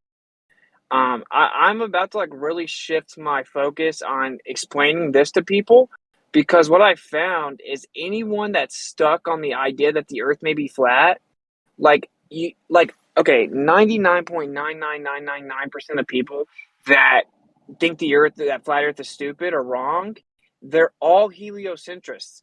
You almost find no one except for like Grimm and a couple people that are geocentrists, right?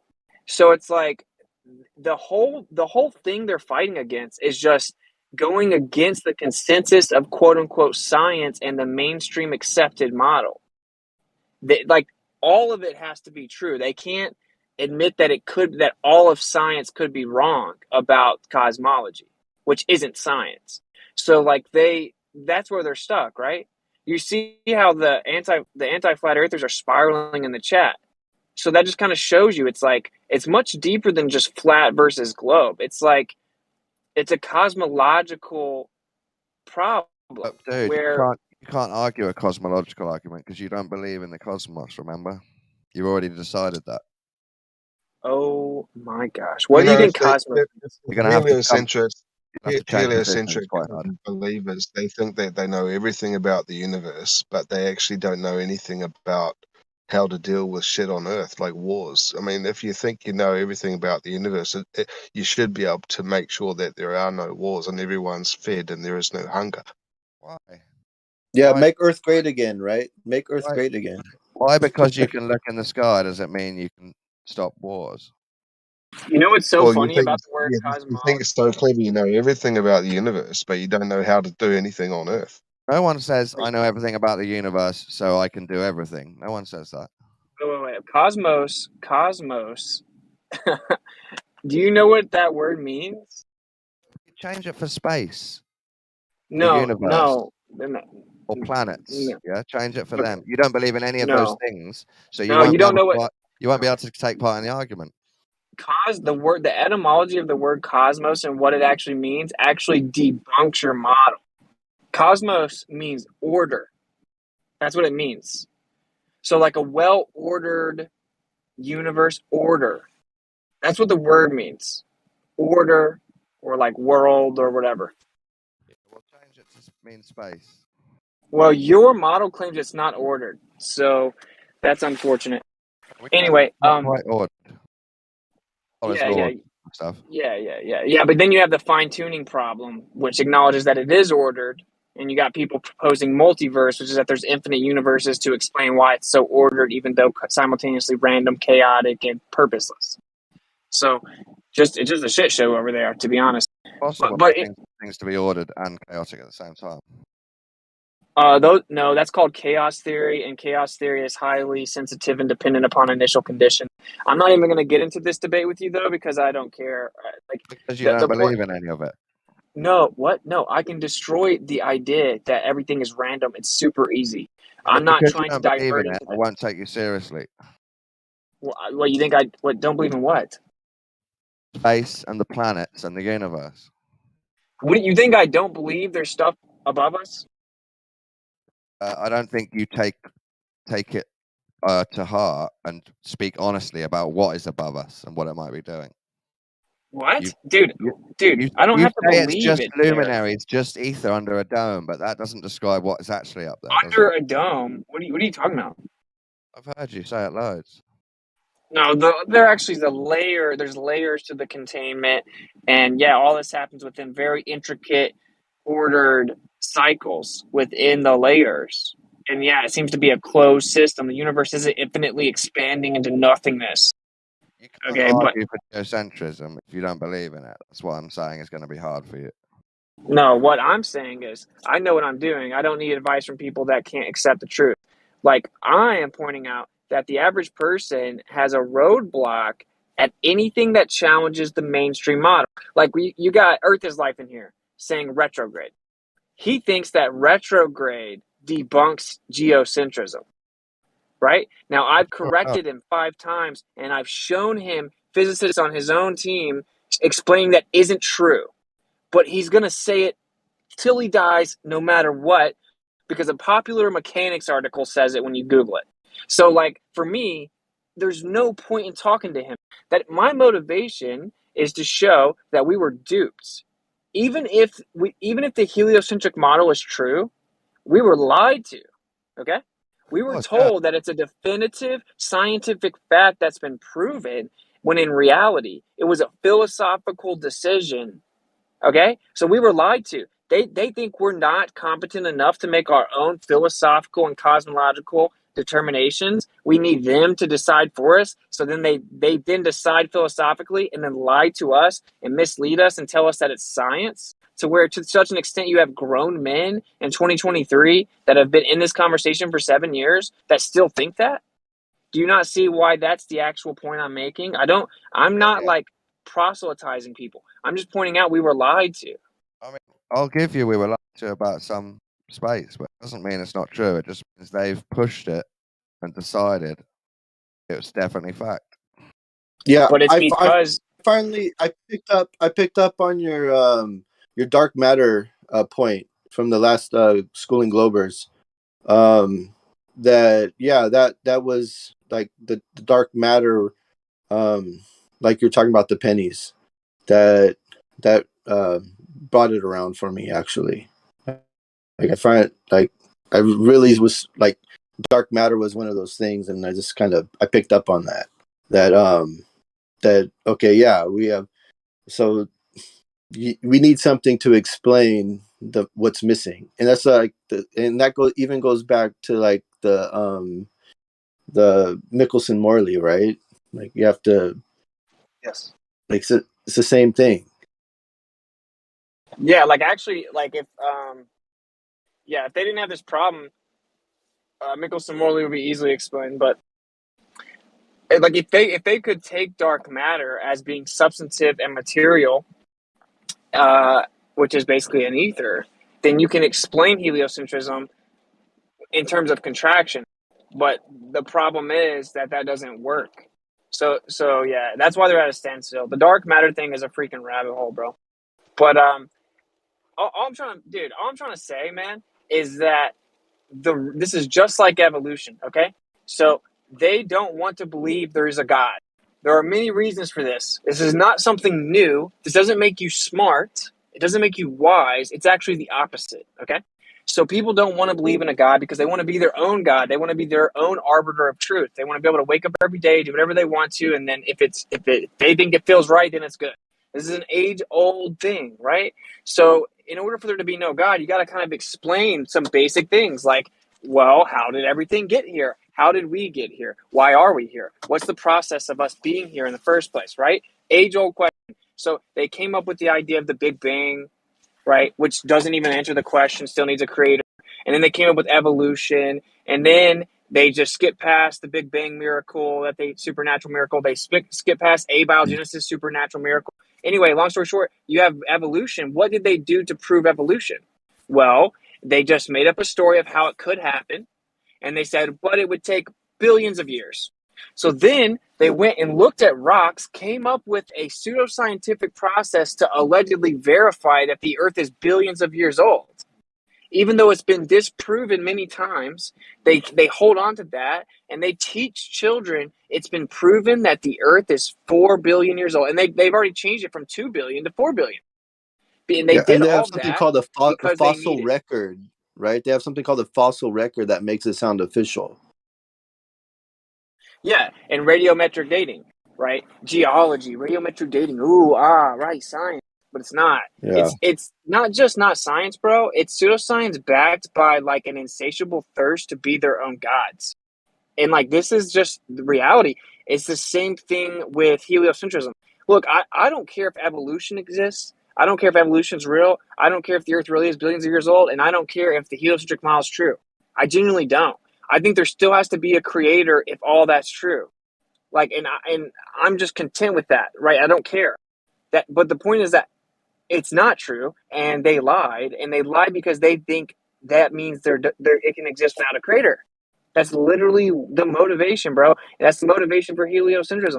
And whether or not grown men on the internet want to accept it, I don't care. I'm talking, there are children that are being taught the Earth is billions of years old and that lightning struck primordial super. They're going to come up with some new idea, and then rocks turn to fish, and the fish were like, man, this water's whack. Let's jump out and grow some feet. And that we have common ancestry with rats and strawberries, and that basically you're stardust and everything came from nothing.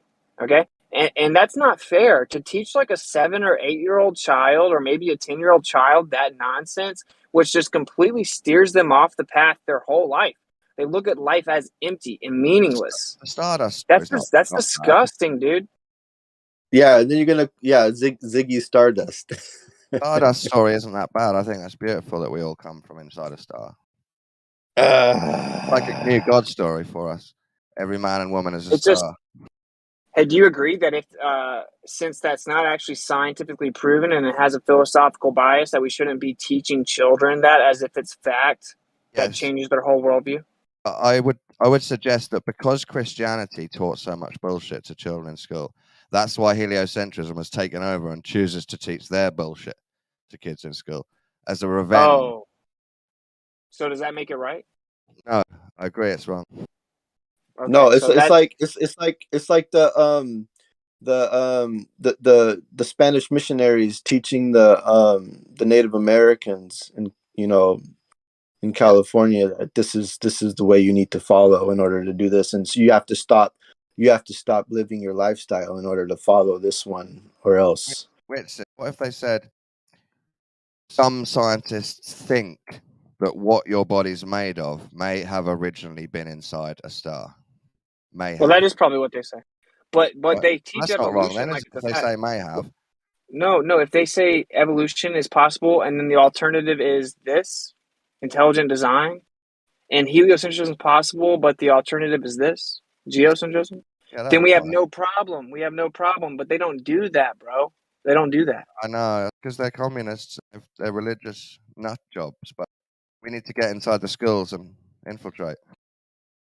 Well, you have to kind of do it from a legal perspective. Huh? They probably do say somewhere like, you may have originated the Stardust, but in reality, like in all the media and all that stuff, they say it's a fact. They say it as a fact. Yeah, you're right. Yeah, I mean, and they teach like children that evolution is a fact. This was actually in my home state. It was argued again when it first became a thing, and they made such a piss poor argument to the Supreme Court where they wanted religion taught in its place. So then they lost, right? Where they should have filed, and we're gonna file. I'm working with a university student and a lawyer. We're gonna actually try to take to the Supreme Court heliocentrism and evolution. And the legal argument is that those are religious beliefs. So they should be taught as a religious belief, not as science. Right? That's the real argument. I think that's Is great. then Yeah, I agree with that. One of the things I think of is that most of what we see in the world around us, doesn't go beyond like a seventh grade, science. I mean, all the extra stuff does seem like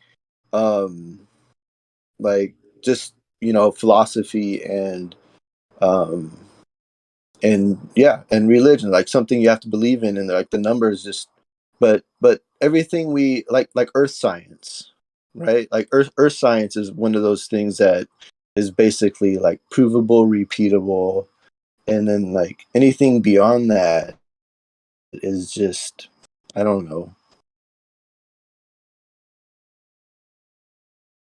not really They call it science, more theoretical. they call it science theory and not religion, but they were really, really clear. Yeah. Some people think this might be true using some science, but we're not sure yet. And I'll be fine with it. no, I want them to have to be taught as religion, and it should actually be classified as a religion in university. And I'm not flexible on that. Like, I'm gonna create a curriculum for homeschool, and like evolution will be in the curriculum, and it'll be taught so that people know what's wrong with it. I'm making my own curriculum when I'm working with a lot of people, and like I don't intend to like What I'm going to do with remove. Christianity. No, I'm not gonna push a specific religion. No. I'm going to teach Islam and Christianity so that the kids see how wrong it is in my school. Well, that's exciting. Okay, so anyway, so they're just gonna know what the truth is about evolution. That's a good thing. Yeah. Yeah, like you don't like just not teach them it. You just teach them what's wrong with it. If they say heliocentrism isn't a religion because there's no God. No, it is a religion, though. Yeah, but how do you argue that religion doesn't need a God? Well, religion is not just specific to a personified deity. That's what I say. Well, that was one of the things that when I was younger, I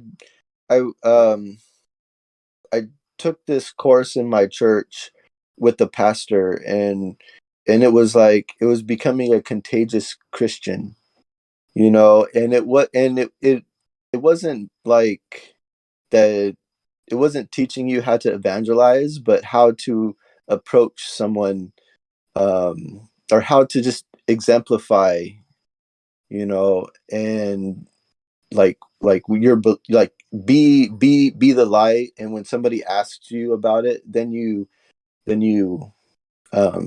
talk about it, but not until then. It's like, okay, like, why are you so happy? It's like, well, I'm happy because you know I'm saved and the Lord is my savior and all this. But one of the things that they talked about was like religion, like Christianity isn't a religion, because religion, the definition of religion is the pursuit of finding God, or like trying to find God. And they said that Christianity, or like being a Christian, was that we already know who our God is. And so like that was, Yeah, that's another definition. Yeah. yeah. Well, Don, it's like the difference between belief and fact. Like if they teach like something about helium that's a fact, okay, that's one thing. But teaching a belief as fact is where there's a problem. Yeah. It's deceptive, bro. It's deceptive, and heliocentrism doesn't get off, bro. It is objectively a philosophy, like objectively. And you know what's weird? Anti-flat earthers, the devout anti-flat earthers in here, like talk to like actual astronomers and stuff. Dude, they like immediately agree with me. They immediately, like immediately, like every time I talk to someone with credentials, Evolution is not the same though. Evolution is like their religion. Like a lot of times professors will get like emotional about evolution. I agree with evolution.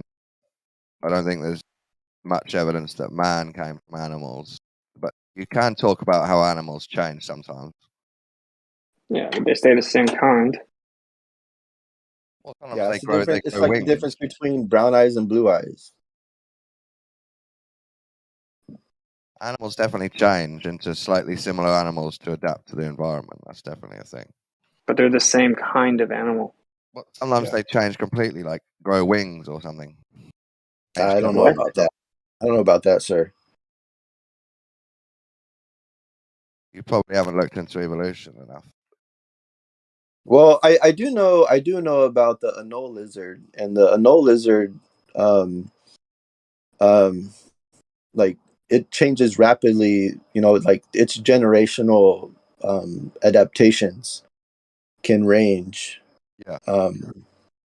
And but it doesn't take very long for those adaptations to happen. Adaptation might be a better word than evolution, maybe. Yeah. Whitson, I got to get going, but I would like to get in touch with you again. How can we stay in touch regarding that discussion with the light and refraction? And You can email me at whatsitgetsit@gmail.com. Okay, cool. I'll drop you a mail during the course of the day, and then let's set something up because I would love to hear your input on what I've been doing in that. Cool, let's do it, bro. Cool.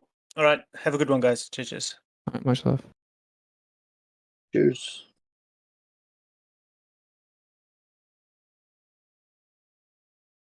Are you Trying going to to find teach principle. geocentrism as a possible or as a fact? It's just ridiculously stupid. Because if you teach geocentrism, flat Earth as a fact in your school, it's going to be just as bad, then, isn't it? No, what it's gonna teach them is, look, here is what all the default empirical evidence says. And in science, we go based off of things that can be verified and validated. We don't make up unfalsifiable stories about how the opposite of the empirical evidence is true. So the default position leaves us here. But at the end of the lesson, you're going to say, so, flat Earth geocentrism might be true, but we're not sure. I'm gonna point out that all the evidence shows this. They're gonna get to see all the actual evidence. They're not gonna be lied to. I'm gonna teach my daughter how to think, not what to think. So I would do the same thing with the school. Those types of schools would create a lot of new breed of astronomers, wouldn't they? Because they'd think, hang on, people don't know where we are. We're gonna have to. Exactly. Same thing with electrical field theory, right? You'd have tons of people realizing that we don't know exactly what electricity, magnetism, and light are, and they would want to figure it out. Yeah, that could be healthy. I think that would be very healthy. I've been saying that for a long time now. Is that yeah? It's like people are being told what to think, not how to think. Like I've always like I've never been the best student, but when it came to like critical thinking and stuff like that, like I always felt I did better than most. And to have that as a tool really opens the mind. You don't become such a closed-minded person, because even religious fanatics, or I mean, like, or people who are like stick by science with like, they're still, both sides are closed-minded, like as if it's a religion. But to be able to be somebody who can decipher and think critically, and be able to to take both sides in, and then like weigh, like be able to weigh, like with your mind, like weigh something out. Like you have this on this side and this on this side on the other side, and then it's like, yeah.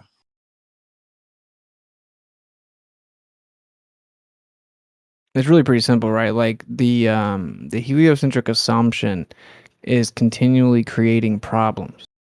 Like they just discovered that the core stopped spinning and maybe it's spinning the other way.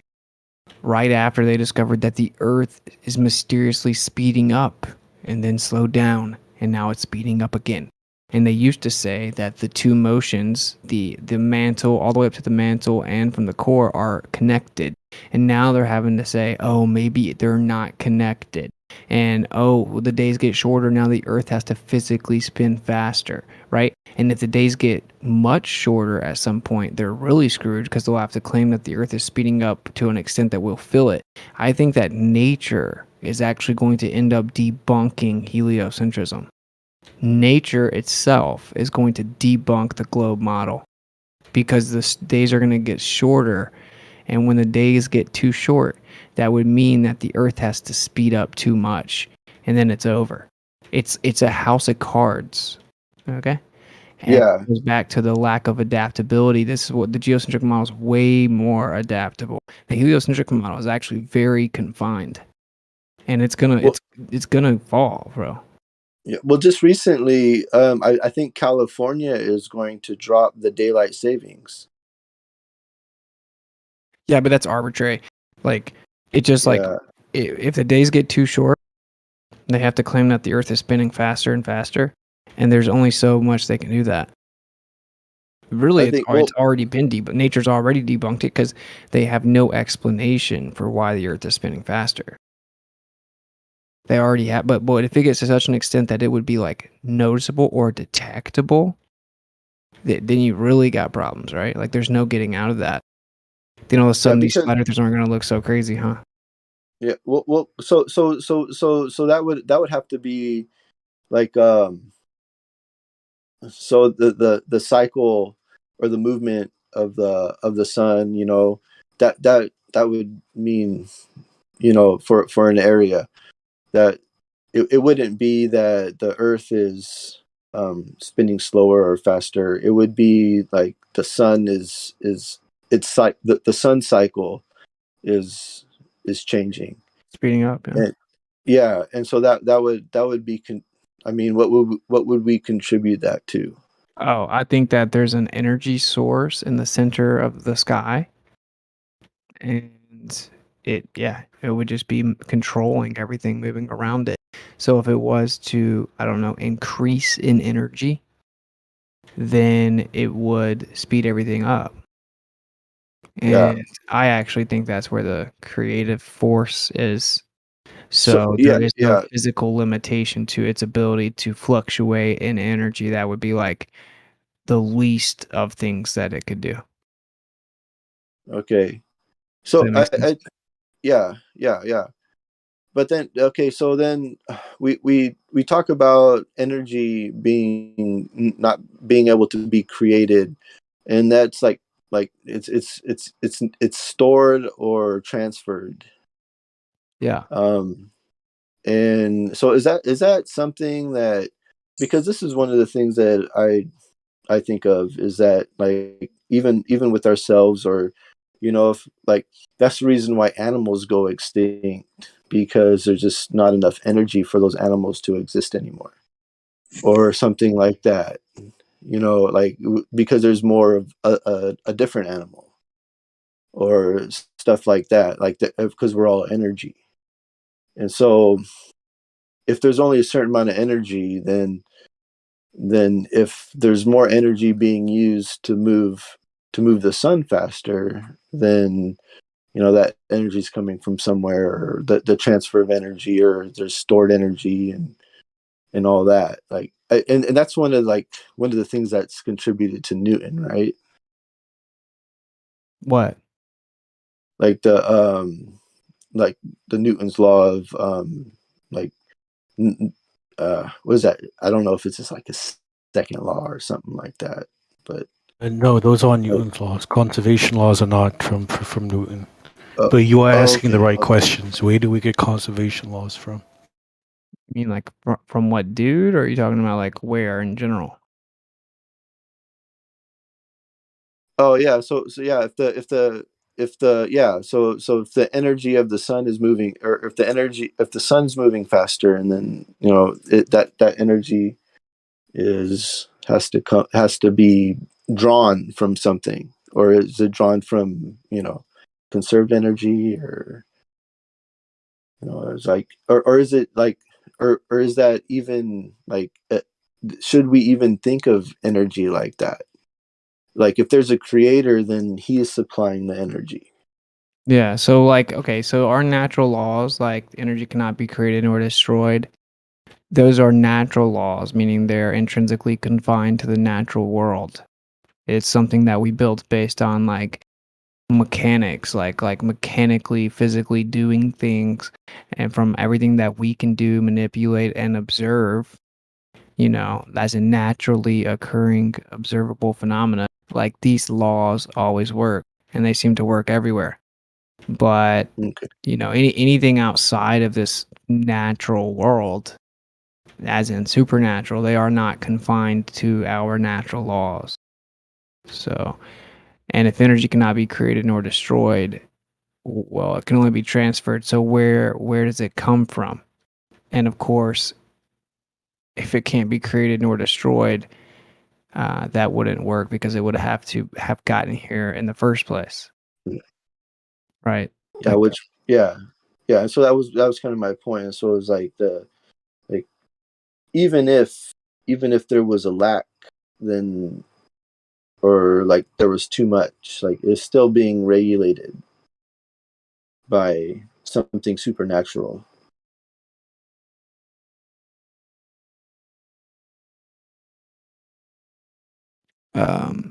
Yeah. Kyraldi, if you have such a good explanation, why don't you just say it? How did it not come from like our physical experiments in the natural world? How is that not where conservation laws came from? No. It's enough just to point out that you're wrong. You're just wrong. We are right. You are wrong. Everything you're gonna say is wrong, and it's always going to be wrong. Okay? So just don't bother. You are wrong. We are right. And I just posted a paragraph of a wiki article to refute you. This is how I research, and that's how it works, right? So you're wrong. We are right. That's it. The wiki article doesn't refute me. It literally just reiterates what I said earlier, which was that the scientist interview got triggered once they found out that it was a geocentric movie. That's like literally what it says. So it's like, oh wow, you got me. Dude, they don't listen or anything like that. Like that's not really, the intention. So not really a big deal. That's just a thing. They make more true earthers than anyone else. So it's a good thing. It's annoying, but it's a good thing. Like if someone's arguing for evolution, they have to lie over and over. Like they're gonna make a lot of people not believe in evolution. You know what I'm saying? But yeah, you're correct. They're just gonna say I'm wrong. I mean, Kyrell, if you want to correct me, I mean, I don't know how you're. What are you saying that I'm wrong about? I don't understand. I said it came from like mechanics. Like what? It does. It comes from like. Well, how's that wrong? That's what. That's how we got it.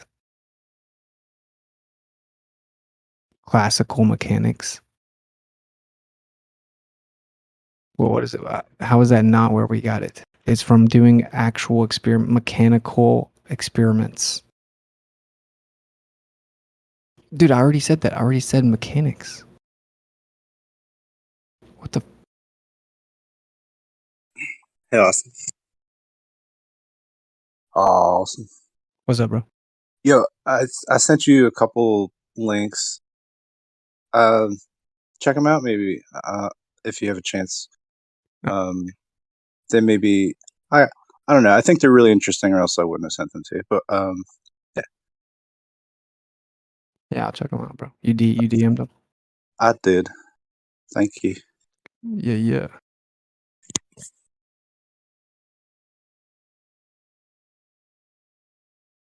Magnetic gears.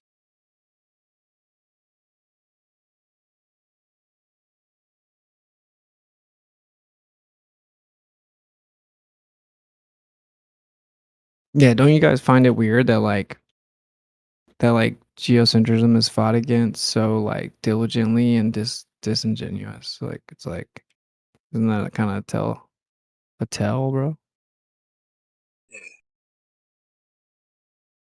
Because I think if they really had a more of a handle on the gravitic model, they'd be talking about things in a different way. You know, in a way that's probably more akin to like how you would talk about magnetic fields, things like that. You know what I mean? Yeah, I agree. Because there's like a harmonic like exchange that goes on between like things that are magnetic. I mean, I guess gravity doesn't follow any of the same rules that magnetism would, but except when it's convenient. But yeah.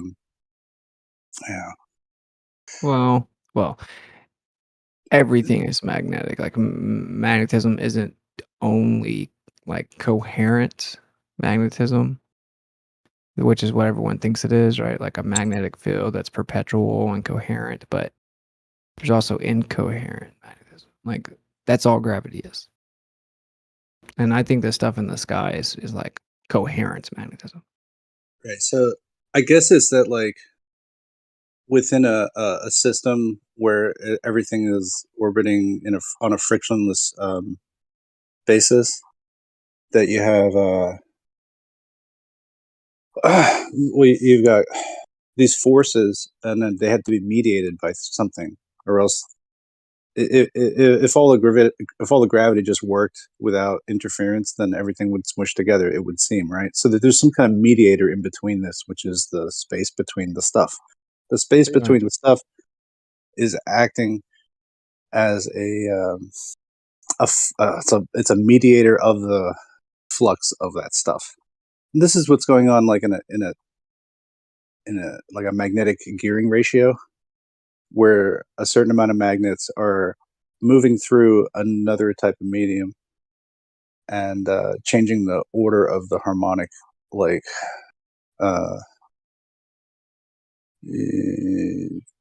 I don't know. It's like you don't say gear ratio in something with magnetic gears. You would say it's a harmonic order, because there's things revolving around each other within the mechanical setup here. So But they're not actually touching. No, they're just having their flux like moved in such a way that it touches what's called the sun gear. There's a sun gear and a planetary gear and a planetary gear setup. It's just funny. It's funny that the phrasing matches up too. I don't know. I think it's funny that the solar system is a plane. Like the globe model, the solar system is a plane. Yeah.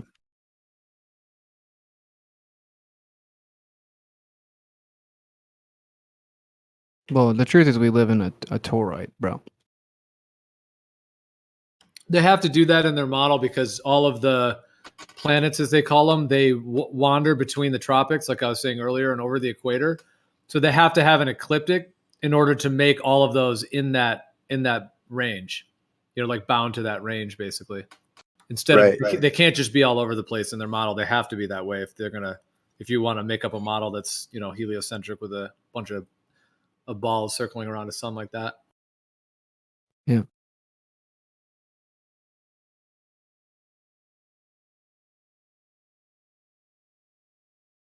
Have to invoke order, a very specific order, while claiming it's all random. A cosmology. Yeah, cosmos. Yeah. No, thank you for clearing that up. I was kind of always really like I always thought cosmology, the cosmos was like what's out there in space. But yeah, that definition makes a lot more sense for the situation. Yeah, I'm pretty sure the etymology is like order or world. Yeah, I mean that's how it's used, right? Like the cosmos, it's used to describe like what's in space, but more so like what's in space plus the Earth. You know what I'm saying? Like it's the idea of like everything, like the order of everything. The fact it's gone so far off the freaking rails that people say cosmos and they think like chaotic happenstance and stuff like that is wild. It's like a contradiction. But I don't know. You can see how it's like a very effective lie, because like if you try to really put yourself in that mindset, you're like, whoa, like you look at the Artemis video, you're like, look how far away the Earth is. Like there's this big like vacuum. Like there's this big realm of like empty nothingness. And if you were out in space, everything would be so far away from each other. You would just get lost in the vastness of nothingness. And like when you try to wrap your mind around that, like you're automatically going to think you're insignificant. Like there's really no way to get past that. Right? Like that's why the Copernican principle is so popular, because it's like if you assume like the freaking distances and stuff like that, it's very hard to wrap your mind around the Earth being like in like the special place. In that sense, it is somewhat illogical, you know. So it's pretty well done. Like the truth is, when you your distances are all assuming heliocentrism, and then you use that to justify heliocentrism. Before I came to Flat Earth, I remember, hearing about what's his face, wanting to go to like set up colonies on Mars and stuff, and I was like, you know what, we got enough trouble here. Like, why are we even worried about Mars? Elon, like they're gonna set up the first colony on Mars and stuff, and I was like, why are we even worried about that? And then it just came around. I just started seeing, and this was like 2020, and Flat Earth was already gaining movement, 4 years prior or so. Well, you've heard of Here we Project are. Mars, right? What was that? You've heard of the book Project Mars? Is that the old one? Yeah. Yeah, Like with the Elon. Yeah. Yeah, the prediction of Elon. Yeah. Yeah, it's just a script. Yeah.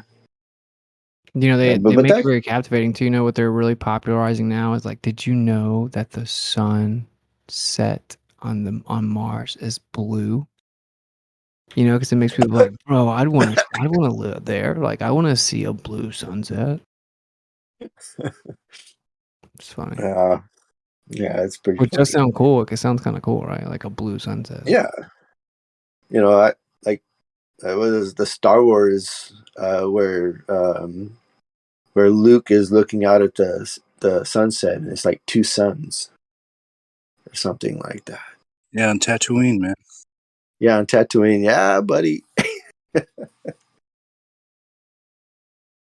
Wow. It's got the music playing in the background. You guys want to see a sunset on Mars? I seen a sunset on Uranus. Ha ha ha. That is supposedly a sunset on Mars, bro. It does kind of look like Tatooine a little.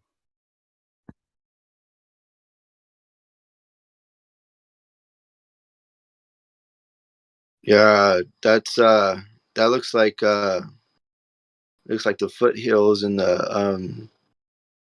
California against the coastal range.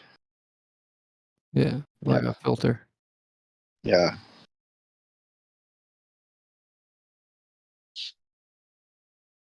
No, but I did I do remember seeing a moonset. That was like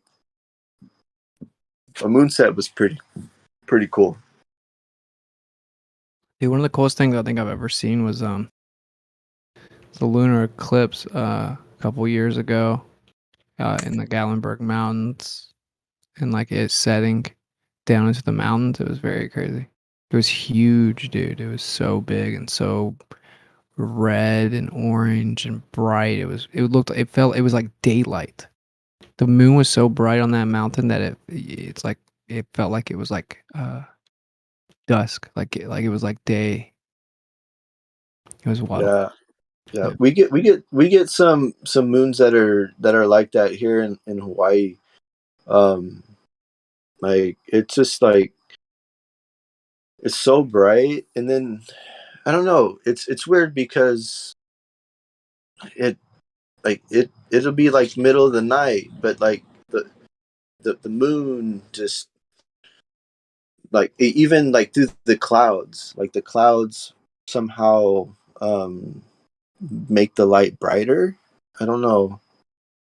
Like if the moon is like off, like setting, but the clouds are out, it's almost like it transfers the light through. And I kind of contribute it to like something like when you turn your high beams on when you're driving through fog. It's like just like really bright.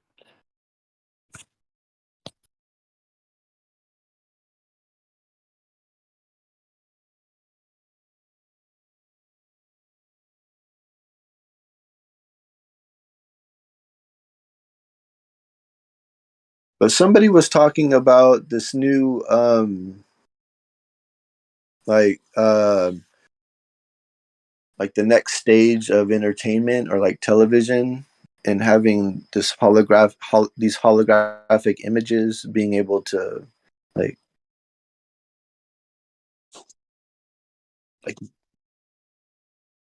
instead of having a television, you just have a machine that stimulates or projects a holographic image. And what I was thinking, that instead of it actually like projecting an image, it actually uses the ether and manipulates the ether. Like do you think that's possible? Like if light is this instant in like light doesn't have a wave or anything like that, or it's just like instantaneous. You know, when it's stimulated, like can you project an image in the ether? Where it's not like a hologram where you're projecting it from a single source, but you're actually using like the ether to like stimulating the ether to create an image. But you mean like an image that we physically see? Right. Yeah, I mean, yeah, that's all any hologram would be anyway, because light is the ether. Right. But so yeah, you could excite the ether to do pretty much anything. I mean, people don't like that answer, but you know, it seems like everything's the ether modality, and everything's a different version of light, and matter itself is condensed light. So, and light is just the ether excited. So, yeah, I think that. Are you saying that basically? Because think about it. If you think about Project Bluebeam, everyone thinks there's a certain way you have to make holograms. But what if they actually have an ability to kind of like excite the ether where it's not visible to the naked eye, like what they're doing, and then create Then a all of a hologram that sudden, looks like bam, it came it's there. from nowhere? Right. Yeah, that would be crazy. Yeah, that would work very well, like deception-wise. Yeah, because I mean, like 10 years ago, I talked about this with my cousin. I remember this conversation. It was like, you know, because they have, I mean, here we go. Here I am going back to Star Wars again, and they're playing this game like a chessboard game in the Millennium Falcon, and it's like these little, like, you know, it's a board, and there's like these little creatures, and they're like fighting on the chessboard or something.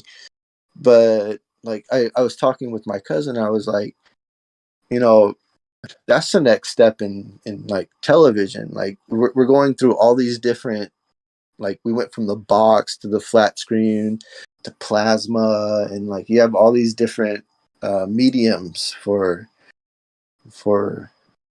viewing the broadcast, what's being broadcast. And I was like, eventually it's just going to be like, it's just going to be there like a hologram. And Do they unless you do can like, this is from Mars, bro? I'm sorry, my bad. yeah, that's okay. I was just like, instead of just like, but the only way you would know the difference is if you can actually like feel it or touch it. You know, if you can like put your hand through it, then you know it's a hologram. But if it's at a distance where you can't do that, then how are you going to know?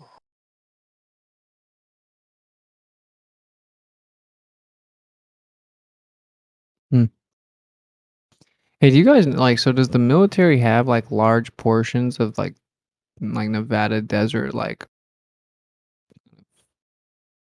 taken over? Like, do you guys know? I guess they have Area 51 and stuff. Like, What was the question? does like the military have like exclusive ownership of large portions of the Nevada desert? Well, I know Las Vegas was established as a like a stopover for troops originally. And so like, and then it just became a town. Like that's how it was, you know, there, or else there would be no reason to have a town there. So it's possible, I think. Yeah, I mean they have Area 51, right? Like, I just wondering. I'm sure it's got a. I guess it may not be completely publicly. What's like Clearly, these are pictures from like a desert on the Earth, and you would think you don't want people going there at all, just to completely minimize the chance that someone would be able to. I mean, people have matched up some of them too. I guess what's that place in Canada? I forgot, but yeah, I don't know. I'm just looking. I'm on NASA's website, like looking at their otherworldly pictures, and it's hilarious. Yeah, I think they have to put these colors in there, right, to make you think that it's not Earth. Well, some of them just look like Earth anyway. Like, look.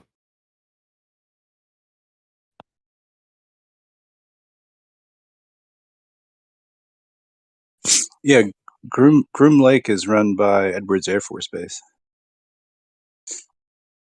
which is like above LA, I think. Okay. That's huge. That's almost bigger than LA. Oh wow. See, like, or yeah, and then, well, there's like that Elon Musk boring company. You'd assume that there could definitely be some underground installations. That might even be like a old oceanic floor. It could just be natural, like Wait, waste. Elon Musk has underground.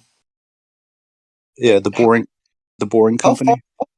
How far does this? How far does this guy branch out? Like, He's a flamethrower company. He almost bought Wonka candies. Yeah, he's everything.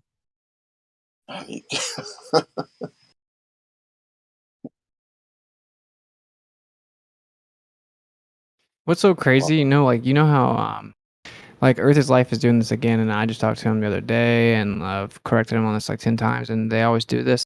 But you know how like say you come here and you show like a picture that NASA claims is real, and you're like, do you guys think this is real? And then you laugh about it. You're like, this looks fake as hell or whatever, right?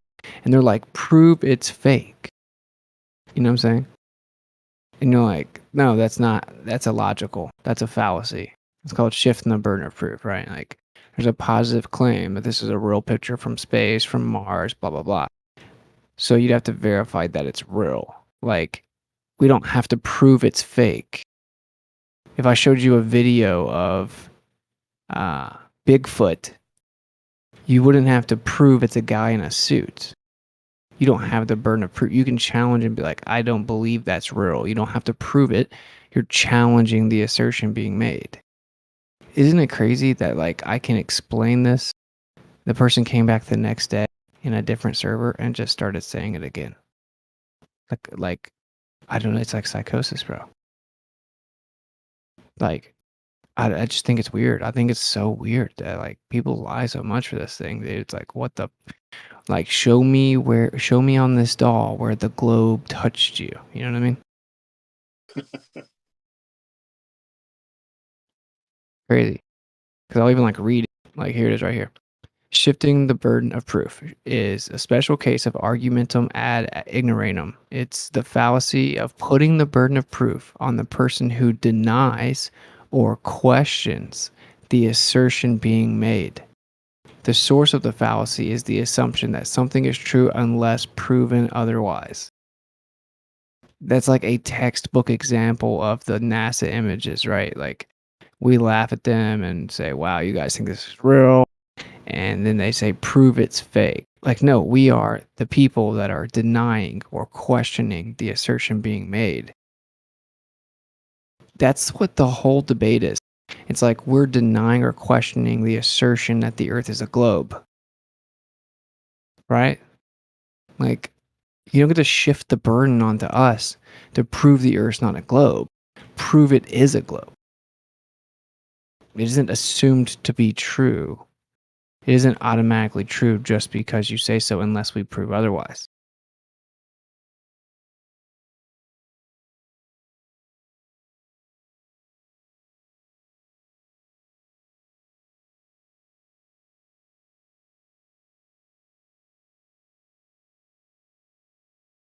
That 2023, I'm going to go around to a bunch of big shows and I'm just going to talk to people about like logic and geocentrism. I feel like we kind of like, I don't know, we just throw people in the pool before they know how to swim. And like these people, they need floaties, bro. Even if they've been here for 5 years, they don't know. If you can't grasp like logic, then you're not going to be able to get to the bottom of this, bro. Like, I don't know, it's just wild. So I'll stop ranting.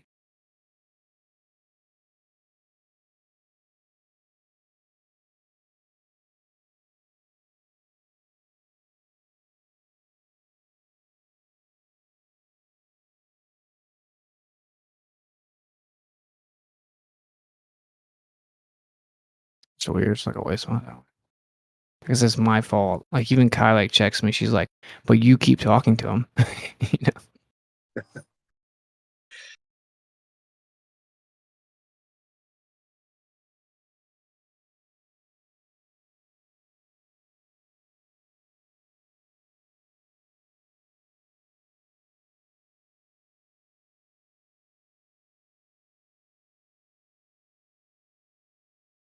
I think sometimes too people have their own idea of what is logical.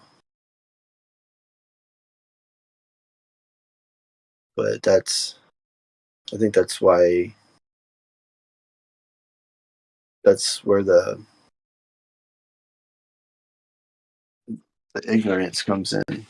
Because to be logical, you really have to have an open mind. But do you think logic is subjective or objective? I think logic coming from logos or order is objective. There's an objective order. There's an objective logical pattern of thinking. But it runs through our filter of subjective understanding. So like we're just kind of trying to map out what that objective logic is. So subjective meaning the things that we think we know, or the things that we know. So the more we know, the better we can filter. So if we have an understanding of like all things, then our logic filter, we can come to a better understanding.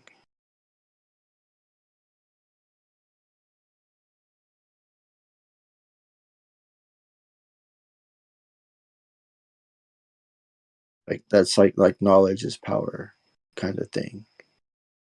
Like the more we know, the better the better the better we will be at being logical, I guess.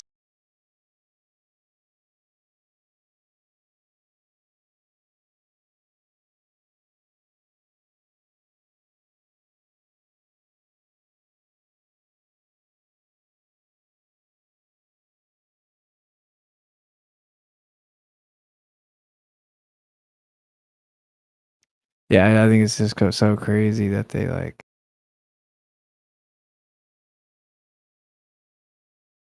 It's like it's weird.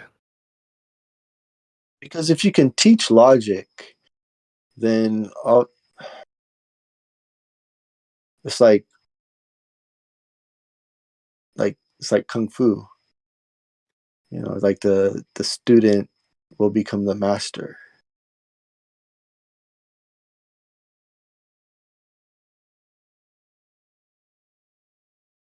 As long as the master is, masterful.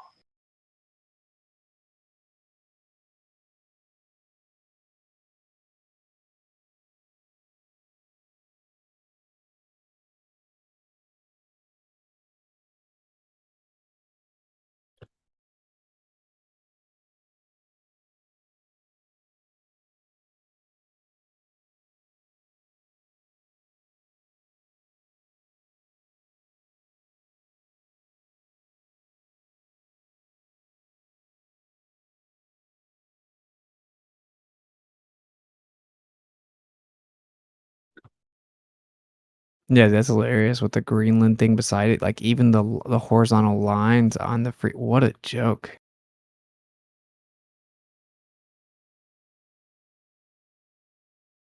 Yikes! And of course, Greenland is one of the most like heavily guarded places in the world. And of course, also, did you know that they have an Air Force base in Thule, like Greenland, really close to the Northern Lights, like seemingly somewhat in the center of the Northern Lights. They have an Air Force base there. Oh, so the Northern Lights. So somebody was talking. I think you were talking about photons with on the last Globers. So the thing with the photons and lights but the the Northern Lights are contributed to electromagnetism. Is that right? So Maybe sort of. I feel like their explanation's very unsatisfactory. For the Northern Lights. Yeah. Okay. Yeah, because I was just thinking that maybe that would be if it was electromagnetism or the stimulation of the ether, right, for the Northern Lights, and that would be like because that's a naturally occurring light rather than that's not the sun and it's not the moon, but this is something different and whatever. I don't know what they say it is. I just thought they claimed it to be electromagnetic or something like that. So they say that it's charged particles coming from the sun colliding with particles on the earth that causes the Northern Lights. Is the sun anywhere near?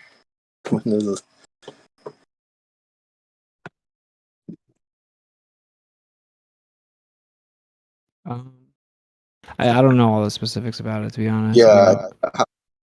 How close would the sun have to be in order to Well, they claim the sun has like solar wind that goes all the way down to the surface. So,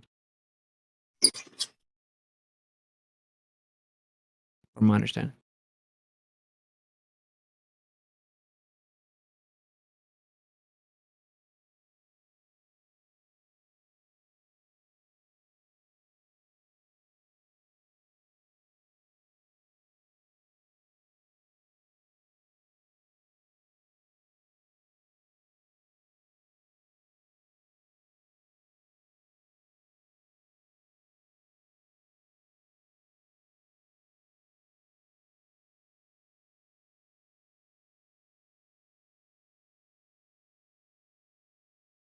It's crazy. It's like I have to do a whole stream on this or something. Like if I was gonna try to actually explain it to them, they just don't understand. They don't understand logic.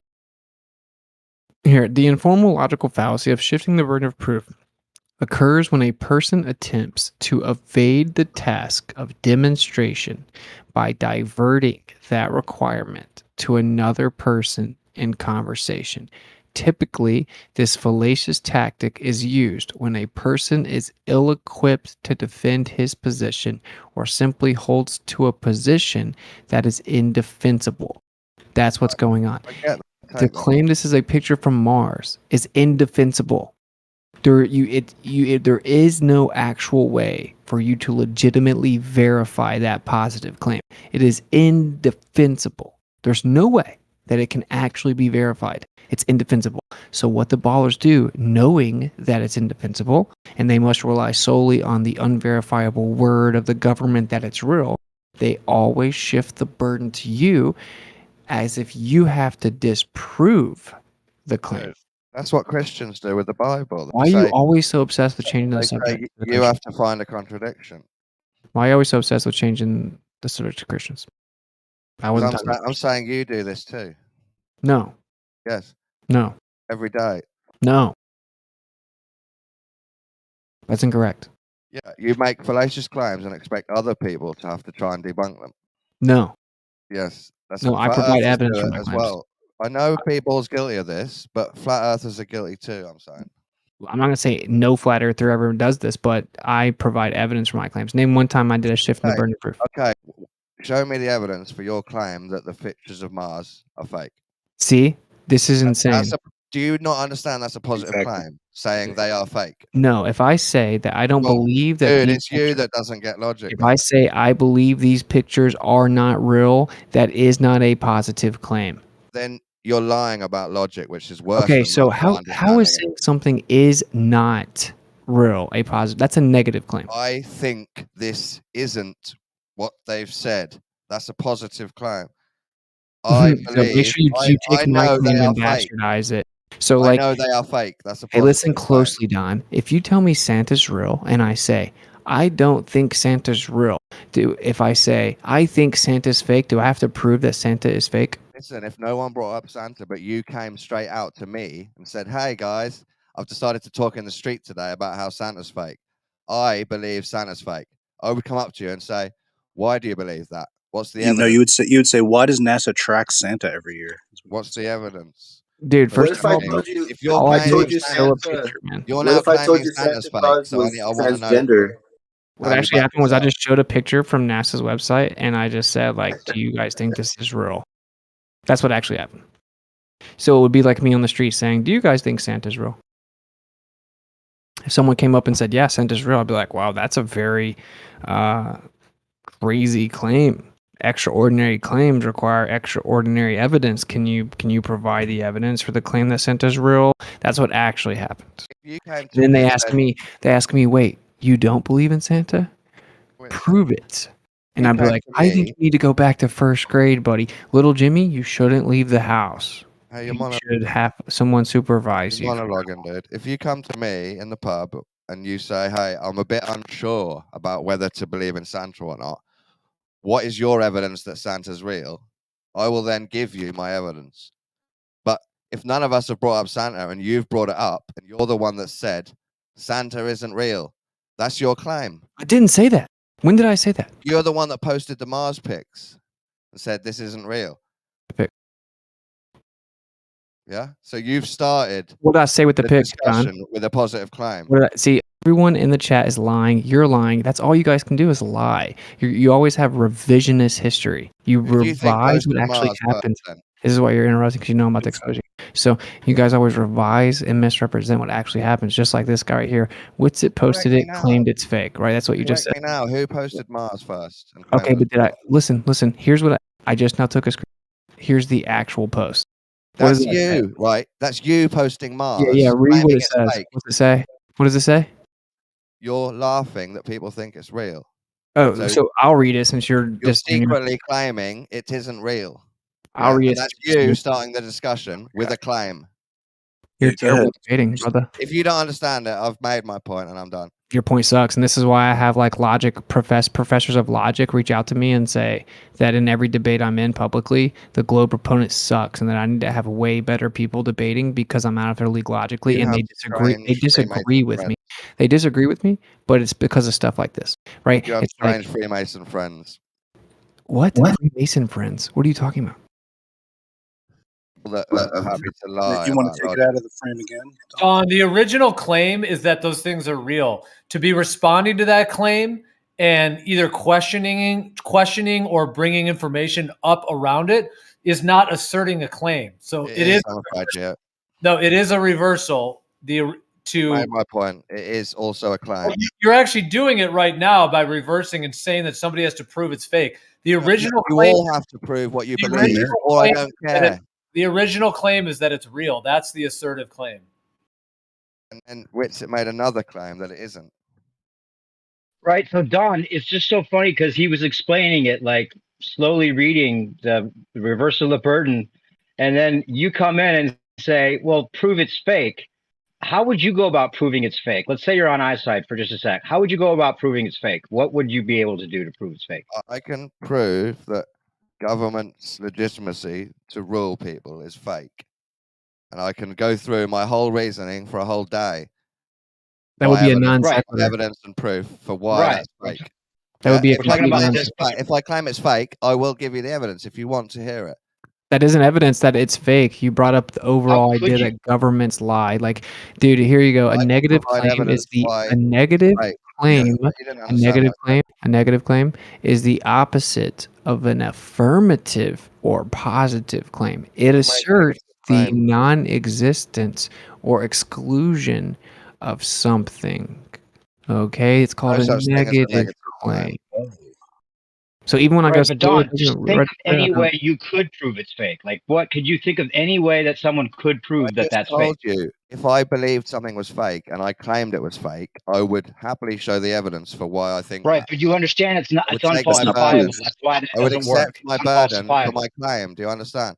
No, but you don't understand what's unfalsifiable, so that it doesn't apply. If it's unfalsifiable, you can't say prove it's fake. What? That's why you can't make a claim about something that's unfalsifiable and then say, "Oh, prove it's false."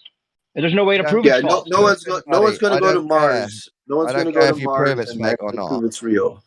I don't care if you prove it's fake or not. I'm saying you should. Your point doesn't work because you can't prove it fake. That's the point. You can give evidence for why you think something's fake. You can prove something's fake. Yeah, you can't. So why would you say prove it's fake? Why can't you prove things are fake? Isn't that what a freedom truther does?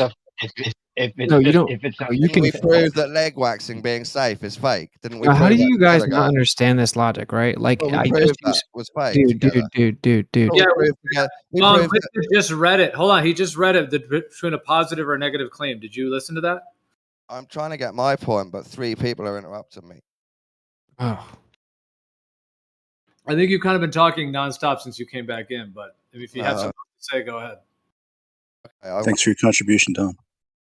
I'll make my point. There's no such thing as a negative claim. If you're positively claiming something is fake, you can prove it's fake, just like I think there's a difference between arguing and debating. There you go. Let me give you an example. Like, what if I'm 3 foot tall, right? There you go. You lot talk, and I'll just shout in gaps between. Let me just give you an example. Yeah, we'll be well happy about that. Don, you took a long pause. It sounded like you were done, dude. You took a pause. Yeah. I was halfway through. Hey, Don, let me just give you an example. I didn't even listen. Don, let me just give you an example. Like, if I'm 3 foot tall, right, and I have a video of me slam dunking, right, and you can tell, like, you can see me running, and then it cuts to me going up in the air, and it looks totally like I took off on a trampoline because I go like 3 feet above the rim and then slam it down, and I say, look, I slam dunk. And I'm claiming that I slam dunked. And you can tell that I totally went off a trampoline. It looks like that completely. And I'll say, prove it's fake. But the video only contains footage of me in the air. It doesn't show the trampoline. So I'm saying now, prove it's fake. How are you going to prove that fake? What I'll do is I'll investigate your life, and I'll bring up and expose every other time you've lied. He's going to dox you. That's how he's going to do it. It still wouldn't prove anything. That's the point. No, I guess just like the government. I do want to help you shoot this video, the new perspective. And the Mars rover. We all proved the Mars rover was fake together, guys, didn't we? Wait, Couldn't we watch this. prove So, they were fake? listen to this. One way in which one would attempt to shift the burden of proof is by committing a logical fallacy known as the argument from ignorance. It occurs when either a proposition is assumed to be true because it has not yet been proven false, then it goes on to say the opposite of that. So, right here it says, it occurs when a proposition is assumed to be true because it has not yet been proven false, which is the same thing that my little image, my little meme says, right? Defining shifting the burden of proof, the typical source of the fallacy is the assumption that something is true unless proven otherwise. This is a very remedial fallacy. It's stupid. These fallacies that you invoke. And look how desperate these people are in the chat. They're like, oh, you got that from a philosophy page. It's like, oh my God. Did you just say how many fallacies I invoke? What? All these fallacies that you invoke are a weak cope. No. Do you not understand the significance of fallacies? No, not the way you use them. They're bullshit. No. I use them exactly the way they're supposed to be used. You've got one for everything anyone ever says. No, that's not true. It's absurd. That's not true. It's only the Totally Globers absurd. because they're incapable of making any argument void of fallacious reasoning. That last one you read is nonsense. You're helping to prove the point, Don. Actually, you're doing a really good job of proving this point. You don't even understand that we can prove things are fake, even though you're a truther that's been doing it for years. How would you prove the video of me slam dunking if I was 3 foot tall? I already Obviously, told you looking how. like I go. Someone How? agreed with me. Well, even your It would have regular. nothing to do with. It would have nothing to do with being a liar with a camera. It wouldn't matter if I was exposed as a liar. You still wouldn't prove the video fake. You don't That's understand the what point. proof means then. You can maybe you don't. You That's can the point. falsify positive claims, but like, so say I had a video I made when I was in 9th grade, and I ran up to the basketball goal, and then when I jumped up, I actually jumped up into my friend's arms who lifted me up, and then I dunked. And with my flip phone, we just recorded me from like the chest up, where you just see me just jump and dunk. So if I showed you that video, so it's perfect. It's not edited or anything, right? So it's like, could you prove that I didn't dunk? Yes. I've How? explained how I would prove. Answer is no. I've explained twice how I'd prove that. Oh, you would have to I have like many make other sure that examples. person's a liar. What if that person wasn't a liar? There was nothing to find in their background. I might not Then be able what? to prove it, but that's how I would try. Well, yeah, but it Just still call- wouldn't prove anything. Even if you did find something, it wouldn't prove Don't anything prove because it's something, talking it about proof, convinces me not you're a just liar. association of things that might be. Obviously, if we had association of discrediting, that would be great. We have all that, right? NASA's obviously, the government. You agree with that? There's all these associations that don't prove the photo fake. Obviously. This is like That's- actually two that's why fallacies there's- You technically. saying new That's why there's perspective. no stars. That's why there's no saying- stars in the pictures from NASA, because you can use the stars to measure or place a photo or place the object. And Can I follow up your logic, new perspective? Are you arguing that you can never prove the Mars rovers are fake? How would you go about that? No, I'm asking you a question. Well, how am I supposed Are to you do that? saying that you couldn't? You're gonna flip the thing again. Are you saying That's you the whole couldn't? point. No, Dude. there's no way to prove that. That's the point. You're Dude, saying how you is this couldn't. not? Do we have to, dude, Don, you're not going to get away with it. So Mars rovers might be real, guys. there are two fallacies here, okay? The first one is called a shifting the burden of proof. It is the source of the fallacy is where you put the burden on the person denying or challenging the assertion being made, okay? The second fallacy is called argumentum ad ignoranum. Technically, that's an offshoot of appeal to ignorance, right? That's what shifting the burden proof is. Again, appeal to ignorance is a Latin word that literally translates as argument from ignorance. This is the logical fallacy that a statement or belief, well, what's going on here?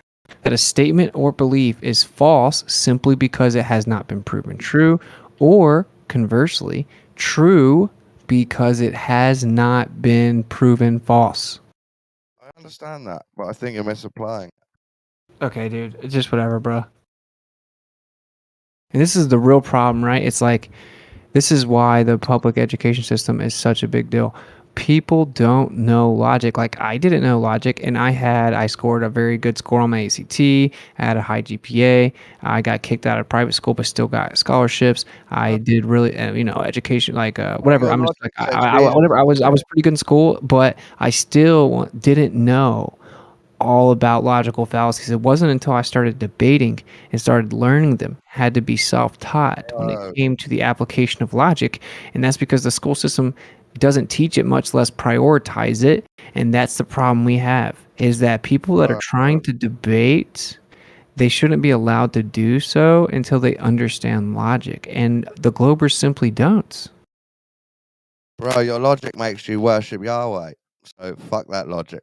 Are you gonna switch topics? Yeah, Or like he just has, you Saying, have this his visceral logic hate. is totally flawed. You Don't can't claim to be an expert on logic. you have slimy webbed fingers and you can't grasp anything for more than a second. They just slip right out. See, now I will say religion is oftentimes the biggest source of fallacy. Actually, it's the best way to teach fallacies, right? Like, I admit that I have faith. It requires faith for my belief, though. I don't claim that I can like prove that Yah is like the creator of the world. I never said that. I can logically prove that there must be some intelligent designer, but when it comes to who it is, like, I admit that's faith. I tell everyone that all the time. I'm like, yo, I did some intellectual research. I found out, oh, wow, this misrepresented. This guy really existed. It seems like there's evidence for his resurrection. And then I went and had a personal experience, right? And I have faith in it. So that isn't a logical fallacy. People do use logical fallacies for religion a lot. That's why it's normally used to teach fallacies. And the globe falls right within that paradigm of religion. So if you're saying, hey, Catholicism is true, and then someone challenges and you say, well, all the experts know the answers to that, and they're right. They've been studying this for hundreds of years. Priests have been studying Catholicism for hundreds of years. That's a fallacy, right? And that's multiple fallacies. It's a good example of why it's a fallacy. You appeal to the authority of priests, appeal to the consensus and majority of priests, right? Then you apply it to the globe. They do the same thing. They say, oh, well, scientists. Oh, well, hundreds of years and everyone agrees. They use the same fallacies as religion.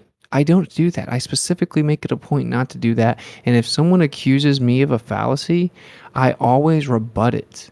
I always challenge it specifically. And if they make a good argument that it was a fallacy, I will walk it back. If you've ever seen any debate I've been in a modern day debate, the difference is I constantly point out their fallacies. They never explain why it's not a fallacy or rebut it. They just run away from it. When they accuse me of a fallacy, I immediately and specifically respond to the accusation. All right, let me get you on. That's true. You said you believe in the resurrection because witnesses died for it.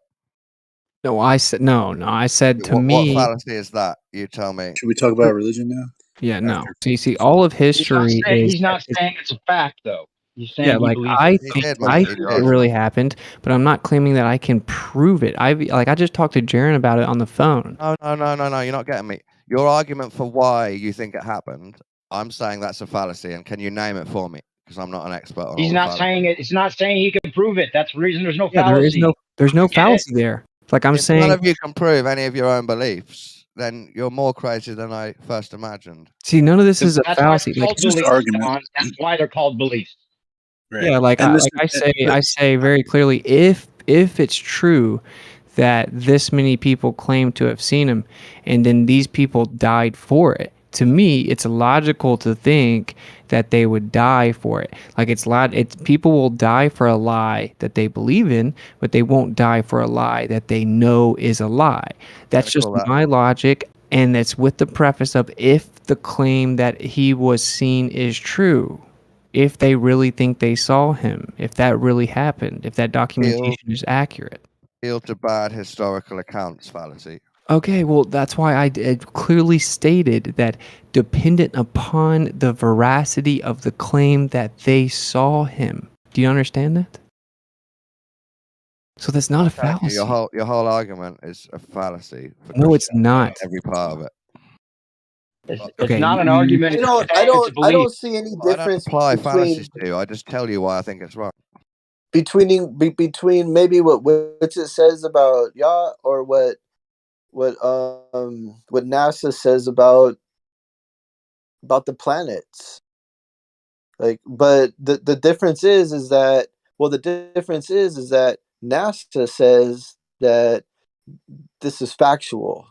At least Witsit saying that this is what he believes, and that's and he's using his own logic.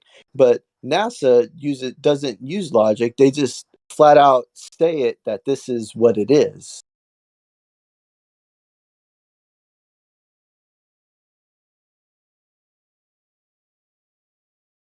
Like what's logical about what NASA does?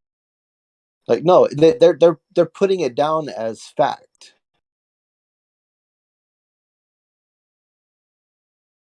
And they're admitting that they can't like give you good videos, good pictures, lifetime broadcast in 2023. They admit. Like, it's just hilarious.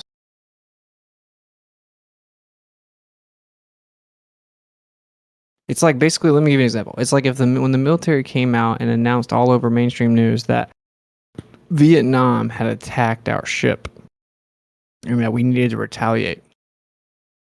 If I had said, I don't believe them, I don't believe the government. If you had been like, oh, dude, they showed us a video of the ship blowing up. The government said it. It's all over the news. Everyone knows that Vietnam attacked our ship. I'd be like, I don't believe them. Prove that they're lying. I'd be like, what are you talking about? I can't prove that they're lying. I'm just saying I don't believe them. Can you prove they're telling the truth? I don't believe them. The government consistently lies. I don't believe them. Guess what? Guess who would have turned out to be correct, Don? Me, because it's now admitted that we blew up our own ship, lied, and framed Vietnam so we could go attack them. If we carried on that conversation and you wanted me to join you in the belief that they'd lied and it was fake, you'd want to provide me with something, right? Some reasoning. I just posted a picture and said, do you guys think this is real? LOL. Yeah, but you know, that is a sneaky way of claiming this isn't real. You know that. I am very open with the fact I don't believe that's a picture from a planet called Mars. Exactly. So when you I'm not trying to convince you I of know it. you're making a positive claim. No, I'm okay. It's pointless. This is just beyond redundant at this point. You know damn well that you're wrong, and you're just going to be. You shouldn't be worried about making your own positive truth claims that other things are fake. That's what a truther does. That's our job. My guy, I know that in order for me to have a burden of proof, this would have to be actually substantiated first, and it's not. So all I'm doing is challenging it. There's no way I can go hijack people at NASA and make them show me the proof that it's not a real picture. Okay. You know what? I believe that NASA Mars rovers are fake, and I have found enough evidence and proof to believe that. And I think I know it. Mars rovers are fake. So that's a positive claim, and I've got evidence for it. That NASA lies about space travel, that it looks like Greenland, that anyone can apply that LUT. It only looks like Greenland because someone did their own test. It actually looks like that other place. Yeah, Is it Nevada desert or whatever? There's a ferret in the thing. Don, This you is keep all proof. conflating what No, hang Chris on. I'm believes. going to finish my You point. keep conflating. The point, dude, let me quickly finish. The point, I feel like I've proven something is fake to myself. And if you guys can't go as far as me, then you're a solipsist. And you can't even prove your strong-held beliefs that stuff is fake to yourself. The reason you You're call them still beliefs is because agnostic there's no about proof. everything. Golly. You don't even get that beliefs don't have proof. That's why they're called beliefs, Don. It's ridiculous. What you're saying is idiotic. I see my beliefs as things I've confirmed to be true with proof. That's why I believe them. If I'm not sure, That's I don't just knowledge, believe in then. it. I don't believe in it if I'm not sure. He's got his own words. If it's something I'm not sure about, I say I'm not sure about that. I don't believe it's one or the other, so I don't believe in it. It's just two things I'm not sure about, two possibilities. Don, I'm if you trying to, have they're trying to proof say for in the something, chat that it's this not isn't a called a real. belief anymore. They're saying in the chat that this isn't actually a picture they claim to be from Mars. So I would say we shouldn't be using it if that's the case. I wonder what it is instead, because you might be right then, mightn't you? Well, like JPL used like a picture of the rover on something called Sharps Hill. Sharps Hill is on Earth. You know that they, you know what I mean? I don't know what to tell you. Like they just use photos from, what was that? It's not Greenland. It's near Greenland where they were shooting all the rover stuff. Okay, so they did. There is one in Canada, Devon Island, I think. Okay, so Devon Island has like people these shouldn't be like showing this meme. That's what I'm saying. I'm just saying Because that I'm trying to look it up, and I don't see NASA posting that picture. So I don't think that we should be. Is Devon Island in Greenland? See, like this is allegedly. I Devon think it's out off of it. Anyway, Devon Island has this like rocky outcropping they were trying the rovers on. It's like this sort of calderic sort of, I don't know. It looks like kind of glassy rock or whatever, and it's just like in a pile on the island. And Well, so yeah, I've they seen the admit they pictures practiced from there, the yes. island. So I've seen the pictures from the island, and then I was like, "That's a fucking match. I'm matching rocks to rocks." And you know what I mean? Like on JPL's website, they're like, "This is Mars," and but it's not. And shortly thereafter, like I posted that on somebody's video about the thing, and maybe it was Jaren's channel. And then that gigapan was gone. But that's not uncommon in this realm, is it? No. I'm just saying this. Yeah, are you saying that maybe they deleted the picture? Sure, maybe they deleted the picture. But it doesn't matter because you know that these psychopaths are going to run with it, right? So it's like, I'm just saying that we should eliminate the meme. Like, unless you have the track record with like the Wayback Machine, it's like your feet, you're like alley ooping Earth is life and Globe Daddy, like you're alley ooping these people. That's all I'm saying. Like, even if it used to be real, it's like, well, yeah, I mean, they've responded to Jaren's streams specifically multiple times. Like I definitely don't dispute that this may have at one point been claimed to be real, but anyway, I can't find it. I just reverse imaged it. I don't see it anywhere. Does anyone know where the world's biggest beaver dam is? I'll go with Ontario, just a guess. Alberta. Pretty close.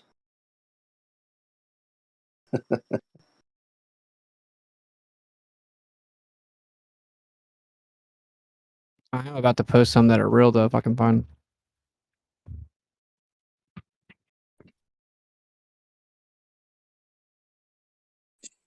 Yeah, so in that case, like, I'm matching a photo to a photo. One says it's from here, one says it's from another place. Right. Like, that is that proof?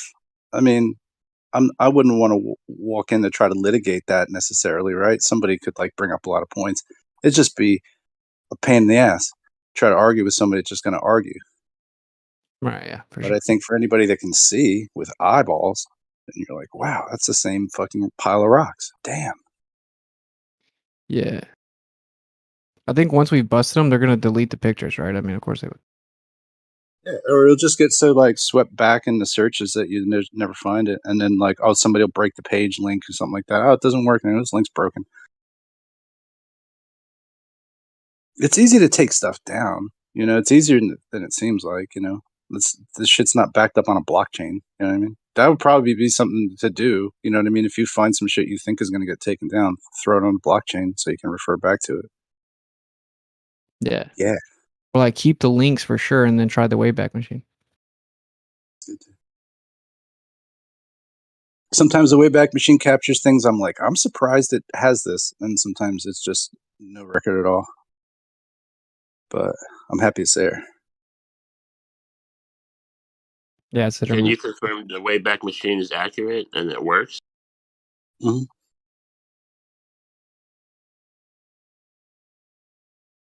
Yeah, I've got software from like 90 9 or something like that. I found on like a website that was like a GeoCities or something. I don't know, man. Like I was like, wow, okay, cool. I'm happy.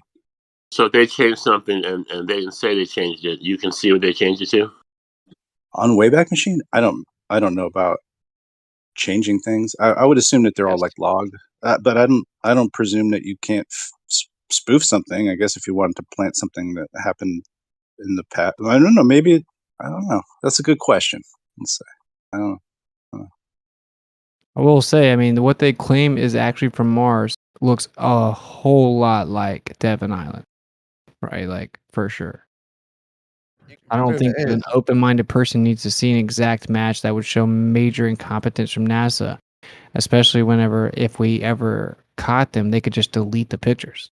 But a normal person, so that's not the anti-flat earthers. They aren't normal in terms of this conversation, right? Like a normal person would be like, "What the? That looks identical to what they say Mars looks like," right? So I would like to bring up something like old books, and maybe there should be some kind of effort to search for old books that are out of print that may say things that are different now. Um, I know a lot of information relies on the internet and stuff like that, but at least the old books are physical. I mean, it's information, but I know information does change, but um, like just maybe that's something that should be done. Like just like search for old books, bookstores, even like thrift stores, stuff like that. Just like try to find the oldest books you can find like when you're out or just as a hobby or something like that, and just see what information those books contain. hey, don't you guys agree that this is what the pictures from space should look like?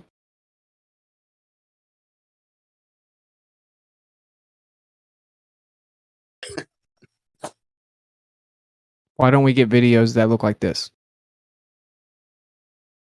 How are you a baller and you know damn well that it should look like this and all you ever get is bullshit black nonsense?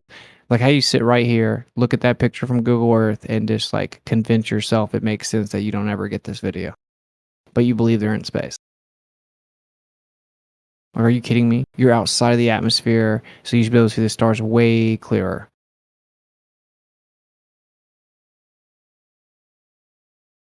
What kind of gets me about this picture is the thickness of like the where the Earth and the space kind of touch. Like the atmosphere there looks pretty thick, but however, it's not as thick down in the bottom right corner of this picture. But out there, all the blackness, whereas it's like daytime on the Earth. Like, shouldn't the sky be blue? The people on Earth, because like looks like it's daylit down there. Look, see, this is crazy how much they cope with this. So they say camera exposure. Like, dude, you can set exposure settings. What are you talking about? Girl Rider, you're hot micing, brother.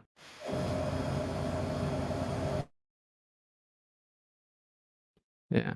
You can change exposure settings. Like you could have one camera dedicated to the exposure settings for the stars. I mean, you can actually change them remotely. So you would go back and forth. And you would definitely have one camera just constantly streaming a video of the stars. Why would you not? Why would we not have a real picture like this? Why would we not have real videos like this? There's no way. The fact that they say exposure, dude, like how's that not like so desperate?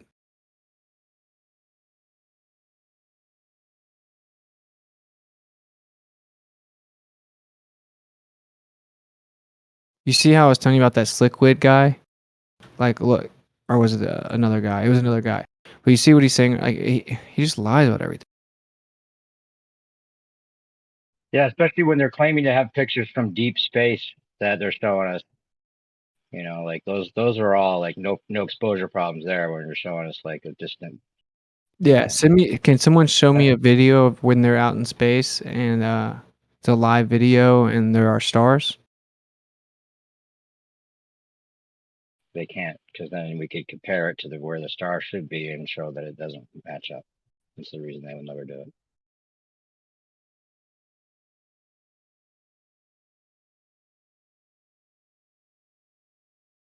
So much lying going on. I'll drop the. I mean, it's so obvious at this point. I don't understand how these guys. It just seems like they must be. I don't know. I mean, I hate to say they're paid because they're not doing a very good job. No, They're paid. they're just like, this is one realm where they get attention, and where otherwise they would just be ignored because they're acting immature. But in this realm, they're able to get attention. So, I don't think they have to be paid. If there's someone that like everyone would be like, wow, you're being really immature and lame, like I'm ignoring you. But they found a place that they don't get ignored. Of course they're gonna congregate there. Here they are.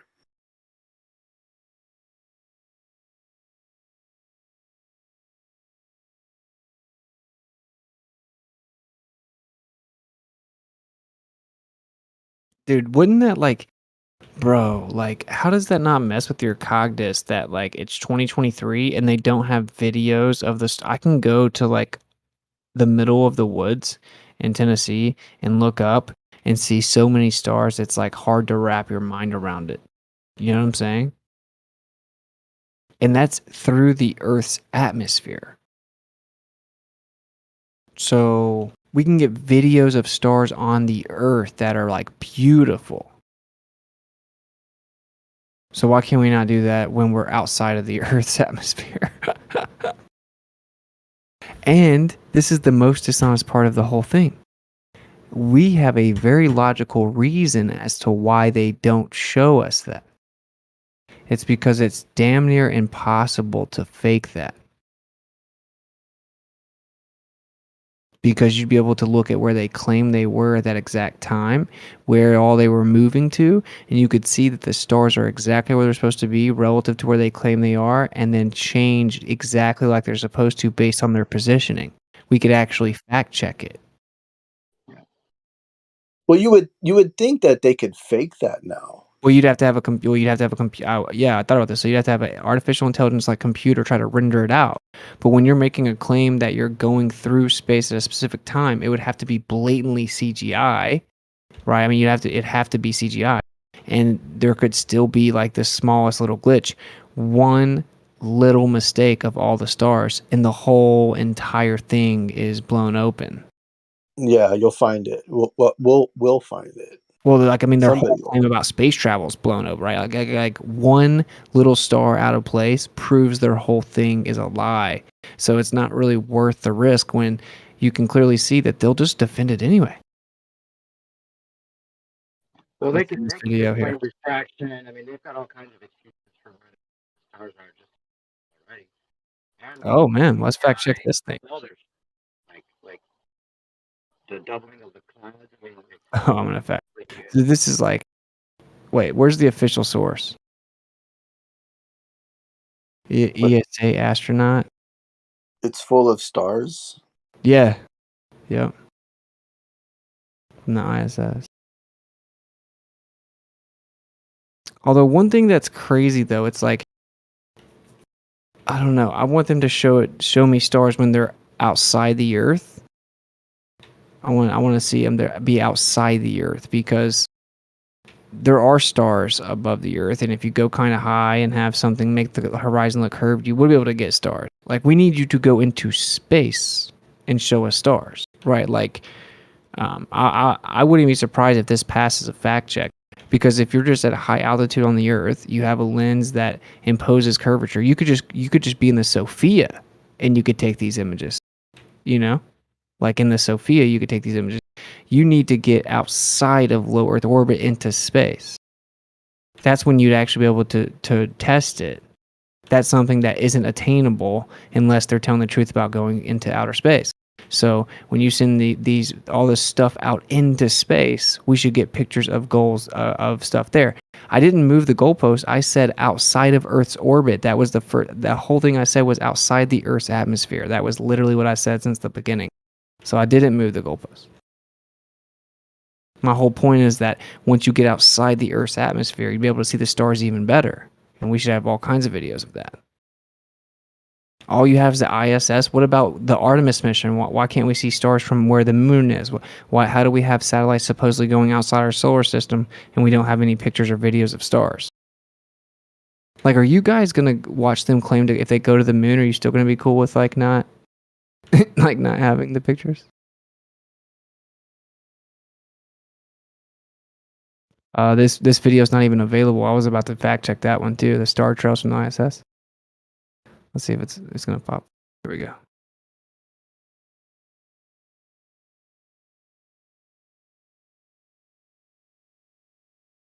I don't know how you could fact check this though.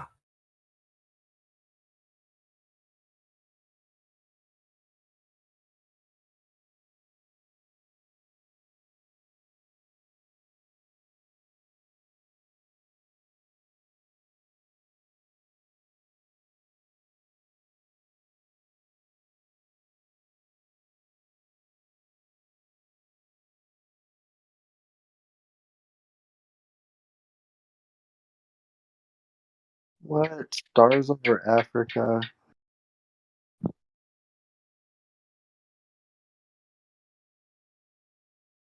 11 years ago.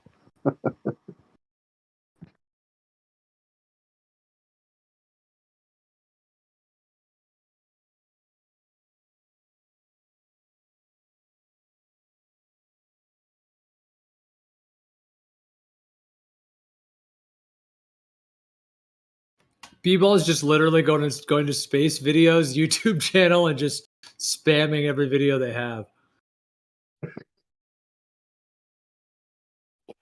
Exactly what happened.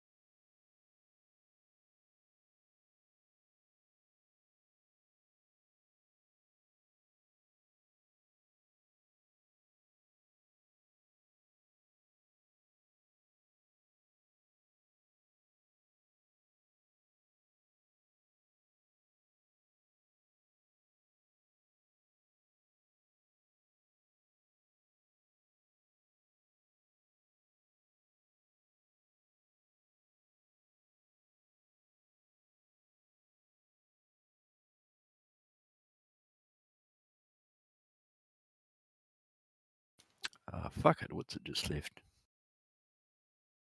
I don't think Witsit claimed that there was a geocentric globe. I just think he just thought it should be taught. Or thought people should know about it.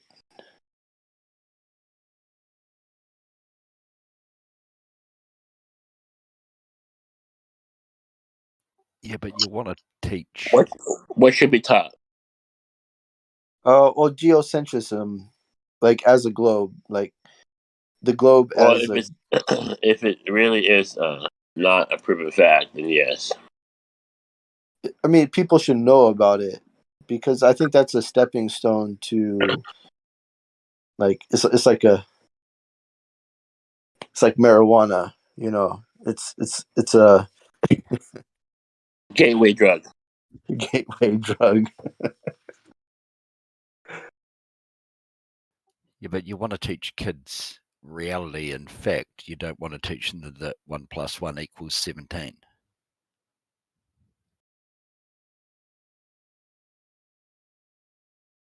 But you want to teach them how to get there. So there's not this big appeal to authority fallacy about, for example, how far the sun is, linear orbits, gravity, etc. This is true, but you also want to teach them fact that they don't have to waste 5, 7, 8, 9 years of their life talking about nothing. Saying earlier, most of what we need to know, we that's a 7th grade education, like 7th grade science. Like anything past that, past junior high school, like it's all just, I don't know. It's all kind of up in the air. Non-essential. But like earth science and stuff like that. Like that's the important stuff. Like magnetism and gases and maybe some chemistry. But physics and like I don't know, astrophysics. Like those things need to be taken with a grain of salt, I believe. I disagree. Things like algebra, never fucking used it in my life. There are things that you learn at school that you don't need to learn unless you.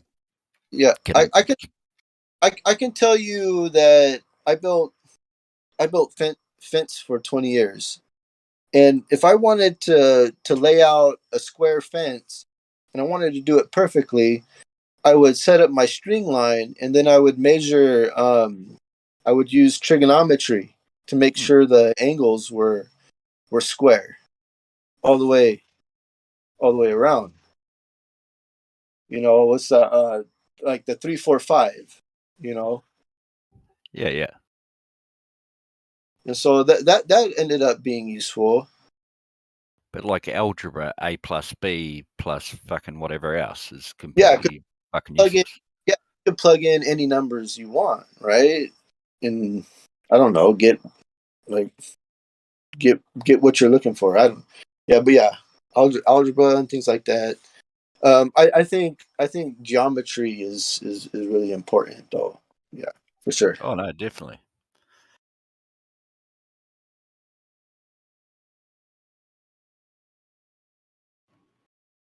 Jazz, have you forgotten how to fly a helicopter? It's like riding a bike, mate. Is that something you learned and then no longer still got it at the front of the brain? That's like riding a bike.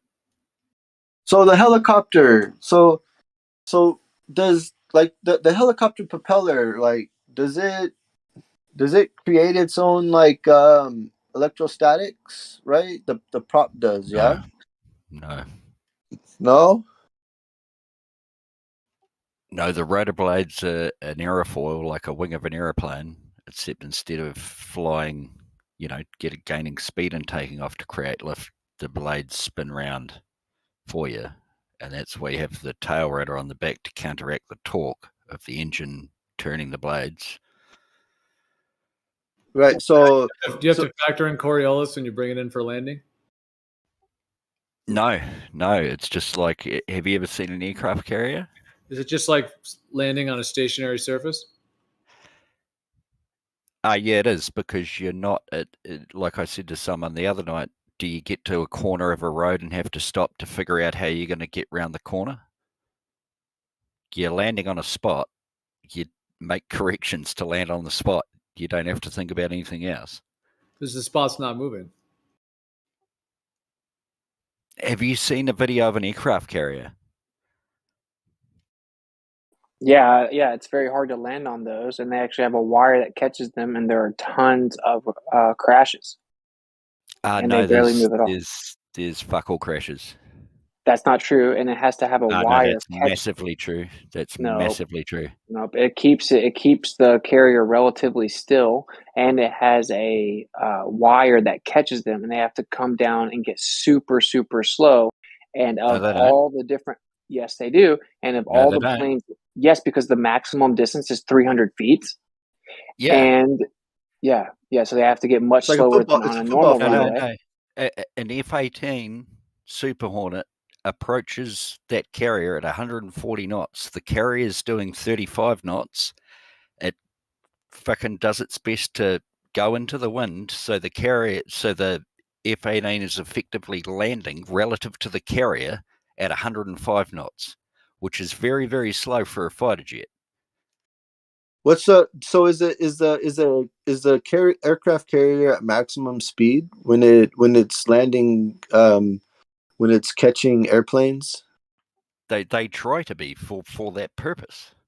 Okay. I can Hey, kind of hey, does it hear land that. on? Hey, when it lands on when it lands on it, is it going in the same direction? What? If it lands on the carrier ship, which direction is the carrier ship going relative to the plane? If the carrier's going north, the plane's going slightly to the west because of the tilted deck. What? Because of spin of what? No, it's going. They land north. Even if they tilt a little bit west, they land the same direction. So, hey, what would happen? Yes. If the carrier's doing calm 30 down. knots, if the carrier's doing 30 knots, and the airplane's landing in the same direction as it, that's 30 knots that the airplane doesn't have to account for. Yeah, so you don't know what my point is. Why are you pretending you know what my point is? Okay, You don't so know what if your point is. Carry on. Hey, buddy, if the carrier ship is going 30 knots north, what would happen if the plane landed on it going south? You'd have 30 knots up your chuff, which you don't want. That's why you land into wind, and that's why the What would carrier happen? goes into wind. What would? I didn't ask you if you wanted it. I said what would happen. Do you not know what would happen? Yeah, I know what would happen. What would happen is you wouldn't do that Why unless you're a not? fuckwit. You probably What would happen? Probably snap the cable. The plane would break. The plane would crash. Exactly. That's why you don't do that. Okay, thank you. So you can't land a plane on the Earth going against the spin. Thanks for playing. Oh my God, you don't even understand what you're saying. It's hilarious. Well, I understand your belief very well. I could still man your position, you articulate it. You But don't. you want me to That's do why it? Watch. No, actually, the Earth's atmosphere moves with the Earth, and not perfectly in tangent and in lockstep, but very close. And Coriolis is damn near negligible. So whenever we land, it's basically like the Earth is stationary because it moves with the atmosphere, which moves with the Earth. Okay, so you don't understand. So No, you wait. didn't- No, hang on. You have to understand what he's trying to say because I know what he's trying to say. If He just every doesn't get it. every landing pad that is stationary on Earth, the airplane needs to land with the rotation of the Earth. No. Just like Well, no, they say that it doesn't because they say that the Earth's atmosphere moves with the Earth. So even though the Earth is moving underneath the plane is being dragged along with the Earth in addition to its flight speed, and the difference is negligible. So that when you land, it's no big deal because it's basically like landing as if the Earth was stationary because the air is moving with the Earth, thus dragging the plane with the Earth in addition to the Earth's flight speed, to the plane's flight speed. And this is exactly what your position is. No. Well, unless you're landing on an hang on. aircraft carrier, though, right? Hang on. I use an aircraft carrier as an example because let's say, okay, we'll use the helicopter now. The aircraft carrier is going at 30 knots into the wind. The airspeed is what we use to judge in a helicopter. That we don't use kilometers an hour. We don't use miles per hour. It's knots. It's airspeed. We have our airspeed and then we have a ground speed. Yeah, I know. Yeah. It's okay. So if I fly over an aircraft carrier at 60 knots and the aircraft carrier is doing 30 knots, I'm moving at 30 knots in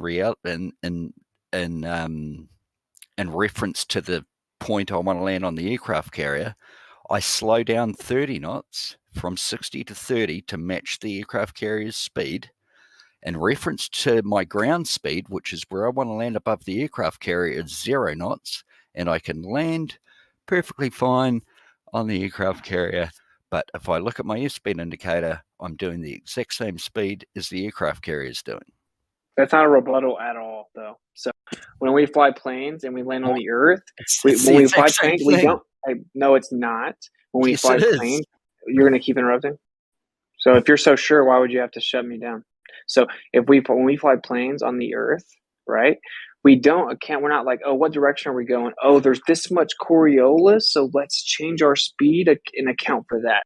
We only account for the wind right? We don't account for an additional variable, wind plus Coriolis in one direction. We don't say, oh, the Earth is actually spinning this fast, and then we're in the atmosphere going this differential, so therefore we need to account for Coriolis to land on the flight. We don't do that. That's not what happens. We land the plane like the Earth isn't moving because the atmosphere is allegedly being pulled with it, and the wind is a much greater difference. So all you have to account for is wind. Because you don't, and you do have to account for wind, of course, but you don't have to. It's something you don't think about. Like I said before, do you come to a corner? Do you come to a corner in a road and go, "Holy fuck! I'm going to have to think about how I'm going to get around this corner"? Do you do that, or do you just get around the corner? No, what you seem to not understand is that when you fly on the aircraft carrier, right, you couldn't land going in the opposite direction. Okay. Now, you could, but you'd be a fuckwit. You'd be a flat earther. Well, you would die. So you can't.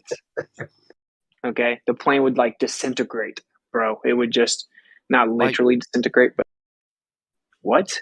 It wouldn't. Do you know what would happen to the plane? You're landing downwind. Hey, if you landed going in the opposite direction as the carrier ship, what would happen physically to the plane? Okay.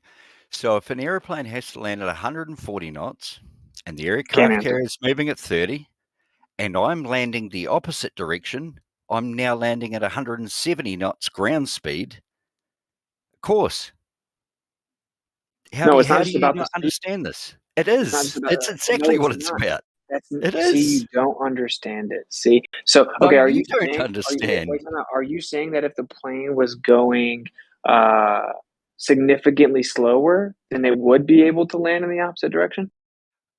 I will pay for you to do your pilot's license and tell your instructor that you'll be happy to land downwind every time, and I guarantee he'll say you are not fucking flying an airplane.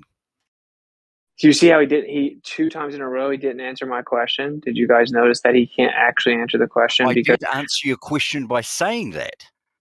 No, you tried to say that it's just based on the speed. That's why you couldn't land. No, you couldn't land in the opposite direction because you could if you were when you touched the ground, you'd be going one way. Then what you're landing on is going the other way, and it's going to break the plane. It would literally physically break it. And that's what I just said. Did you not hear? If you did that, you're a complete fuckwit because you would break the plane. That's why you would not do it unless you were a fuckwit. Imagine being so not self-aware that you think that you're somehow absorbing my argument and then making fun of me for it. What in the world are you doing? You don't have an argument. That's why I'm making fun of it. It's not a point. Well, thank you for actually. The problem is that you're landing a helicopter, the equivalent of a helicopter, on an aircraft carrier. Not a jet that's explain that to him. Hey, can I land? Hey, buddy, can I land a plane in the opposite direction as the carrier ship? Yes or no? Say that again. Can I land a plane in the opposite direction as the carrier ship? I could land an aircraft carrier on a helicopter on an aircraft carrier. Yes. We're talking about airplanes. Well, we're talking about the equivalent. The lunar lander is the equivalent of a helicopter. We weren't even talking about the lunar lander, dude. Oh, I'm sorry. I thought that's what we were talking about. Although that gets worse for you because you have the orbit and you guys don't seem to understand that. But don't worry. I heard your argument for that last night. We could talk about that too if you want. Don't worry. That's going to get worse for you guys in the coming days. Don't worry. Just be patient. Yeah. I'm going to make a whole video. So is that the lunar lander trying to catch up to the orbit of the moon going around the Earth? They claim it doesn't have to, dude. They claim that it doesn't have to account for the rotation or the orbit, but then one of them claimed that they do have to account for the rotation, but not the orbit. And then, of course, what they don't understand is we have actual claimed footage of lunar landings from many different space agencies. So it's all it's like it's not that you don't have to account for the rotation of the moon. It's just that it's insignificant. It's just one of the factors that you take into account at the last second, essentially.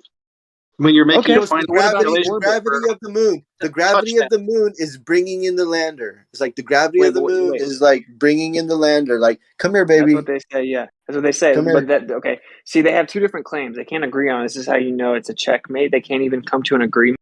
So one of the things they say is that you don't have to account for the rotation. Another thing, because the gravity of the moon, which Moyoc may update his point as I say this. They say that it has 1/6 the gravity of the Earth, but it still has gravity, and so the gravity is pulling down the lander, which is pulling it down at an angle relative to center of mass, which makes no sense, right? Because center of mass is just at the center. It doesn't care what direction you're going. Okay, it's not going to pull you at an angle, right? So really, what Moyok's saying is the better exact claim, which is, oh, they do account for it. It's just not much. But they have contradictory claims. Like Zanuck claims that the center of the moon pulls the lunar lander down at an angle and makes it account for the rotation of the moon, which is absolutely insane. But it like lands like perfectly like on its little legs, like boom, all at the same time. It's not a Well, little that's right, like because you don't land until you've matched the speed of the moon. Exactly. Well, that's a claim, but wait till I No, make my that's video. actually logically exactly what would happen. Right? What the fuck are Too you bad talking that's not what they do, buddy. Too bad that's not what they claim they do. Oh man, it's gonna get about? so They bad. actually do. They match gravity, vertical direction, and then when they achieve that, they go down. They make the last few feet of motion. Well, wait. If they just go straight down, then they would be landing on the moon that moves underneath them. What controls do they have that allows them to do that? What was that? No, that doesn't answer the question, dude. If they just went straight vertically down, then the They plane don't go would the straight moon would. vertically down. They come in from an orbit. They slow down, decelerate. The whole time they're falling towards the planet. The whole time they're adjusting their velocity with reference to ground speed. When they achieve zero speed, a couple of feet off of the ground, they actually now have matched the moon's speed, and they touch down, just like a helicopter landing on an aircraft carrier, which is what I thought you were talking about originally. Sorry. You're so lost. So, you think that the lunar module's coming down at an angle, and then last minute it goes straight down vertical? Is that what you're claiming? No, it progressively puts less and less angle as it gets closer and closer to the velocity of the. It arcs, but so it's like you're saying it's not at like a straight angle, but it like arcs. So you're saying that it lands at an angle? Hey, dude, you just sucked me in here. I'm in the shower. Go ahead, talk to somebody else. Okay, so he's yeah, that's convenient. So they claim No this is sucking checkmate, you by in the way. anywhere, Just for all the flat earthers, just so you know, this is checkmate. I've actually thought about everything they can say. It's 100% checkmate. There is no out of it at all. So this is just the first part of it too. It gets even worse. It's checkmate because they're cornered from multiple angles. Like the king is done. So anyway, if they claim that they're going down at an angle, which what they don't understand though, and like the real home run is that they don't get to just make up whatever they want to on Discord. The space agency's made specific claims, and they have specific videos they claim are real. So it's going to get really bad for them anyway. So everyone understands, if you're coming at an angle, matching it, and then last minute you decide to go straight down, then as you go straight down, you're going straight down, and the moon is going to be moving underneath you, right? It doesn't even matter how much it is. Once you go down and touch the surface, the moon will be moving away from you at the same time. Well, that's going to actually break the module. You can't do that. Like when they go like northwest on the carrier ship, it's because there's a slope. So you're not really going away from the movement. You're going with it. Right? Really, and you always have to. You can't understand this. I mean, are you really this idiotic and moronic that you cannot understand that when you match the ground speed, you've matched the ground speed. It's not moving out from under you. When you match the speed of the aircraft carrier is not moving out from under you. So when you're going straight down refers to your position over the moving moon, and you are moving with the moon. Okay, but the helicopter, they're still kind of moving forward as they go into land. They're just slowing down relative to how close they are to the carrier ship. My guy. So, like I said again, if you're claiming that the module comes down at an angle and then decides to stop and go straight down, that would be impossible. The module would have to continue to go at an angle and match the ground speed at that angle and then land with the moon moving. Okay? Are you with me? Yeah? Okay, well, that's a whole problem, bro. They made specific claims already when they lied to the world and claimed that they went there. Okay, it gets even worse than that, though. You also have to account for the orbit of the moon, which they did not even claim to do at all in any way, which is really bad because, of course, you did get into what direction did they land and what direction was the moon rotating relative to how they landed and what direction was it going in orbit, which, by the way, is an angular motion, which is accelerating with a change in direction, combined with the direction of the spin of the moon. You would have to account for both of these motions. Yeah, the moon landing is a lie, objectively. It's physically impossible. Yes, this is much closer to being on an aircraft carrier in the flight deck. So you're downstairs, underneath, not exposed to any kind of wind and shit. Now, do you have to take into account the velocity of the aircraft carrier when you're flying your drone? No, you don't. It's nothing like that. The moon has no atmosphere. I know. The moon has no. I'm saying equivalent. It's not equivalent. Aircraft carrier is moving 30 miles per hour. I got my How is drone, it and I'm trying to land whenever on the it's a closed surface of the flight deck. I'm sorry, the what the hell they call that? The hangar deck. The moon has no atmosphere, bro. Right, and the hangar deck has an atmosphere that's stationary, so it's roughly equivalent at this point. No, The method of propulsion is the only difference. No, it's not, because the moon is moving and there's no atmosphere. You're not in orbit with the moon. Yeah, You're not in orbit with the moon. You're still within the Earth's atmosphere, actually, according to your model. Oh, so the moon does have an atmosphere now. What's it? It's not. No, that makes it. Whoa! He said according to your it's like model. playing with children, bro. It's like I just put my pawn up there, and you It legit literally moved is. your queen and took the pawn, and I just took your queen with the pawn. The No. Earth's atmosphere. The I Earth's just checkmated atmosphere you with the bishop. makes it. The Earth's atmosphere makes it worse for you, dude. This is so bad. This is like maybe the flat Earth 2023 argument. It's so bad. I've already thought of all of it. Like, of course they're not going to admit it. You think they're going to admit that? Of course not. But when you combine their claims of how planes land on a spinning ball with their claim of the moon landing, it's over. It's checkmate.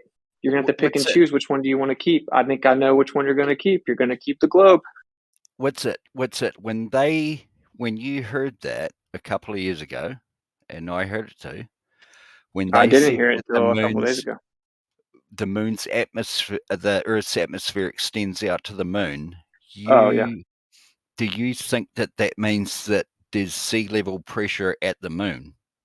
And you know damn well that I don't think that. So that's so insane. You're freaking out that much. Okay, hang on. So how many molecules of air do you think are at the moon when they say that? Okay, so first of all, just to clarify here, it's not much at all. It's basically nothing. So whenever Thank you. I know your religion very well. So the problem is you got a little excited because you're feeling the pressure of, oh shit, I really don't know how to respond to this, and Witsit clearly knows more about it than I do. So what you did no was pressure. You don't know shit. Yeah, you can continue to put that facade up, but we all see through it. You are getting intellectually eviscerated in this very moment. So what you claimed, right, was, okay, I'm going to stop trying to antagonize you. I won't take the bait, even though you're being very rude. So the point is that I said, whoa, well, there's no atmosphere on the moon. Well, technically they claim that we're still within the Earth's atmosphere. And then you said, so there is atmosphere on the moon. You thought that was going to be like some gotcha or something. But I just set you up. That's how you debate, right? That's all you do is set up the person. So that makes it worse for you because you would be moving, if anything, you're moving with the Earth's atmosphere, which is independent of the orbit of the moon, which would make it an additional problem. So hang on. Its own atmosphere that is it is within its very thin atmosphere, but there is a moon that is locked to the moon, just like the Earth's atmosphere.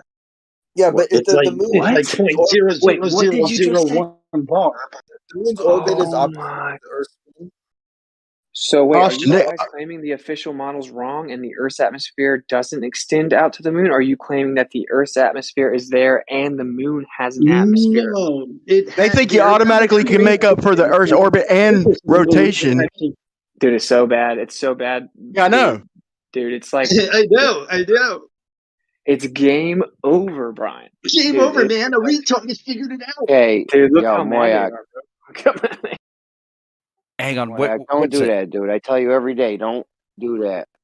They keep comparing it to an aircraft. So take that aircraft and pick a speed and then start turning it at the same time. That's what you're trying to do, lining up with the moon.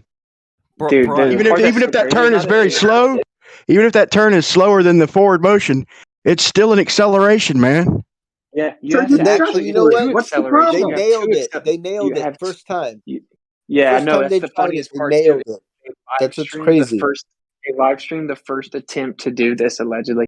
Dude, what's so funny is you have to account for two accelerations. You have to account for the rotational acceleration and the orbital acceleration and change in What's the direction. problem? What So is the the problem? I don't understand this. Yeah, I know you don't understand it, but so, No, I mean, look, you've got to explain this to me in a way that makes coherent sense, because right now you sound all right, very watch. silly. Wait. Yeah, okay. So You've got a giant planet that you're coming onto, or a moon, but it's a giant body that you're coming onto. Now you're coming down, Far enough away from and the you mess. see the ground is your speed is not matched to the ground. So what you do is you match your speed to the ground. Like is the it that hard to helicopter make up landing 10 on the miles aircraft per hour? carrier. you're just gonna keep saying Is it like that difficult? Is it that difficult to make up 10 Does miles per hour? anyone know the rotation, the to speed make of up 10 rotation of miles the per moon? hour 10 in mile any per hour at direction? the equator. In any direction. If I'm All right, looking down guys. and I see the ground, the ground is moving left. I should move a little bit. Yeah, there we go. Now we're matched to the same speed as the ground. It doesn't matter what fucking direction it's going. You I match know. it. I agree. So what if it's moving to the left and what if it's moving to the left? Hold on, man. There's definitely two people talking right now, guys. Relax. Sorry. What are the controls? What are the controls that the lunar module had? Oh, we How didn't are have to they get able into that to yet. control that? They have no idea. They don't know anything about this. No, it's so very simple. They were very much like helicopter controls. They were RCS thrusters, reaction control system, and it's exactly the same as landing on an aircraft carrier. You don't have to account for anything. You have to. They have like a little joystick. They have little joystick or something. Listen, you have to arrest that 10 miles an hour. Can you? How long was the descent rate? I don't need to look that up because I'm not paranoid enough to think that they didn't do it. Look, dude, they're freaking out, bro. But just so you know, like you Hey, Jeremy, have to. is there any way that he can stop with the personal jabs and stuff? Because I mean, that's what makes it you guys have that's what makes insulted it me get for all You are 35 throwing a lot of times, jabs dude. at him. That's a good point. You are throwing jabs at him. It's time Yeah, to shut stop the calling fuck up. you're eviscerating them, and they're like all kinds of like Yeah, this this is little after like. he called me 15 I know. very Well, let's just ridiculous stop. names. I Oh know. yeah, Let's just stop. That's it's because my what you've fault. been It's doing. my fault for sure. It's my fault. Jazza called me like 7 different names, and then I said, "You're getting intellectually eviscerated." Oh, he's the victim. I haven't called you no names. Yes, you have. Just mod him then. Just mod him. Well, no, I'm just on my phone chilling. So here's the point is that if they can call me 50 names, they can handle me saying they're getting intellectually eviscerated. Mod them. No, just mod them, bro. That way we're not just sitting here doing this goofy shit all day. We're with this ad hom insulting personal attack shit. It's half of your conversation. You waste so Mod 'em. much airtime with it. All I said was that they're freaking out. They are freaking out. Okay, what's it? Just stop making Is excuses. this what this is now? Like and now psycho, like ballers get to tell me Everybody love everybody. what a joke. If I say that they're freaking No, out they in the middle of don't. a debate, that's okay. Carry But on. they don't hurry get up. to run wild with it. They don't get to run wild with it. Just mod them. Okay, so anyway, I'm I'm not really retracting that they're freaking out. They kind of are. But this is the point. So when you're landing on a carrier ship, okay, you have to land in the direction that the carrier ship is moving. If you landed in the opposite direction, the plane would literally break apart and everyone would die. You can't do that. Basic physics, right? You would have opposing momentum. You cannot do that. You cannot land on a surface that's moving against you. Okay. So But now I would say that a helicopter would have a better chance than an airplane. Of course. I've already Yeah. Okay, but even with the helicopter, what you have to do is still like veer towards the direction. The reason it has a better chance is it can slow down way more. You're gonna go in the direction that the carrier ship is moving until you match the ground speed and land in that direction, but you're gonna come so slow gradually that it's gonna be cool to land in that direction, right? Now they have to claim that they did this on the moon, right? So first of all, they have to know what direction they claim the moon was rotating, and then they would have had to actually land at an angle matching that ground speed at the angle, right? Just like with the helicopter. Okay. Now they haven't looked into any of that. They haven't looked into what direction was the moon rotating, blah blah blah. Now I don't want to give it all away, but let's just say the space agencies made their bed and they have to lay in it. Okay. They released official footage. Like the Chinese government just claimed that they released official footage of them landing a lunar on the moon, etc. Okay. And they did the same thing with the 1969. They showed like footage from inside the capsule while it was landing. That's fake. Well, we're about to discover that it's obviously fake. Yeah, because it would have defied physics. So anyway, what gets even worse than this, say hypothetically that they did account for everything perfectly and they landed at an angle and they didn't go straight down, right? Which is not what they claimed. Okay. So let's just pretend that's what they claimed and that they matched it perfect, like a helicopter on the carrier, right? So they land perfectly in the direction of rotation. In addition to that, you would have to account for the orbital motion. And you would have to land on it at the perfect time that the rotation of the moon was going in the exact same direction as the orbital motion. And you'd have to account for both of those velocities and then land according to that. Okay? You get me? Yeah, I got you. Yeah. Got you, big dog. Okay. And they didn't do that, bro. They didn't do that. I heard you last night saying that I don't need to look it up. I don't want to, don't have to. I'm not paranoid enough to think that they're faking it. But you said that the moon rotated at 10 miles an hour? Yeah, 10.8 miles per hour at the equator. Apollo 11 landed like right at the equator. Yeah, so that's not actually that much. What's 10 divided by 6? No one claimed it was that much. No, but I heard you say last night it was 10 or 11 miles per hour that the moon rotated at because it's tightly locked. You didn't mention that. This is all completely irrelevant.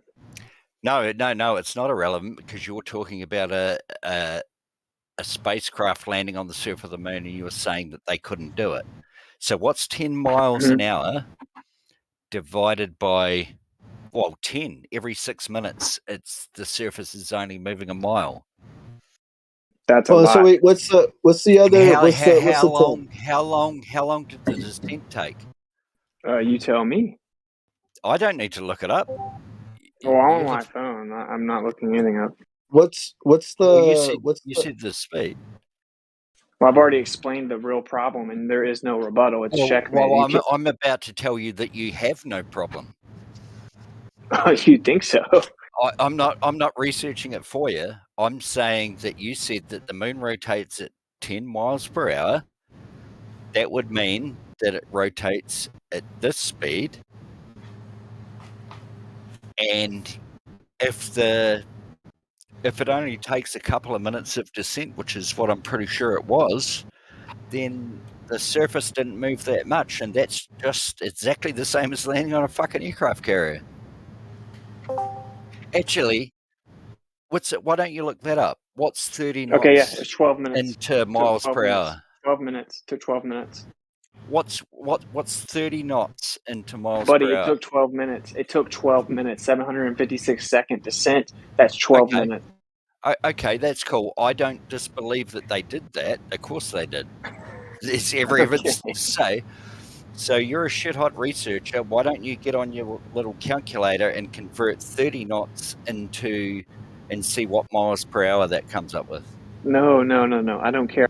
Because none of this I'll is do my it for you. argument. No, see, I just now said that it's technically possible they could land on a rotating moon. Although it's going to be pretty difficult, right? Because if you actually factor in the fact that allegedly the Earth's atmosphere extends past that, well, technically, although very small, you would think you'd be somewhat carried by that. But even if you just throw that out there, right? You'd think that, but that's because you're wrong. Someone's hot micing crazy. Holy shit. Who was Holy it? shit. What's Someone it? just went batshit crazy. They did. Hey, what's it? Okay, so no, I'm going to finish. You want to keep ahead. on responding to. I already explained how it's technically possible to land the module on a moving moon. The problem is that they claim they descended straight down at the end, just like China did this last couple years. But beyond that, you would also have to account for the orbital motion of the moon. Do you understand? Yeah, no, I do understand what you're saying, but what you're not accounting for is a lot of things. 10 miles per hour of the moon's rotation is 8.6 knots. If there was an atmosphere, 30 let me have a look at it. Oh my gosh. I know. This is all you're just Fucking avoiding retarded, my right? actual argument about the orbit and the rotation. You can't This is handle how the you know truth. it's checkmate. This is where he This how you know steals it's more checkmate. mic time just by saying, "Oh my gosh." No, this is how you know it's checkmate. They can't respond to the actual argument, which is the rotation and the orbit combined. You'd have to be going in the exact same direction, and you'd have to combine those two vectors and account for that as you descend and land. This is exactly how they landed on the moon. 10 miles per hour, surface rotation at the equator. I don't need to look it up. You said it. Is equivalent to 8.6 knots in the atmosphere, which is fucking 2.5 times the speed of the aircraft carrier. This is why I brought up the aircraft carrier. And 30 knots of an airplane landing on an aircraft carrier at 140 knots into wind with a 30 knot headwind. That aircraft carrier is moving at 34 knots, 34 miles per hour. 24 and a half miles per hour more than the moon. It's That's just irrelevant to my point. It's not irrelevant. Yes, it is. Jesus fuck. Do you guys see how they can't actually respond? You just said it's irrelevant. How can I did respond to that by saying Jesus fuck. No, you're not responding to my actual argument. I wouldn't be as arrogant to say that I destroyed your argument. Of course. But because you didn't even address it, so all I'm saying is I didn't need to address it by saying you don't have an argument. Does everyone see that he's not addressing the argument? I just keep repeating.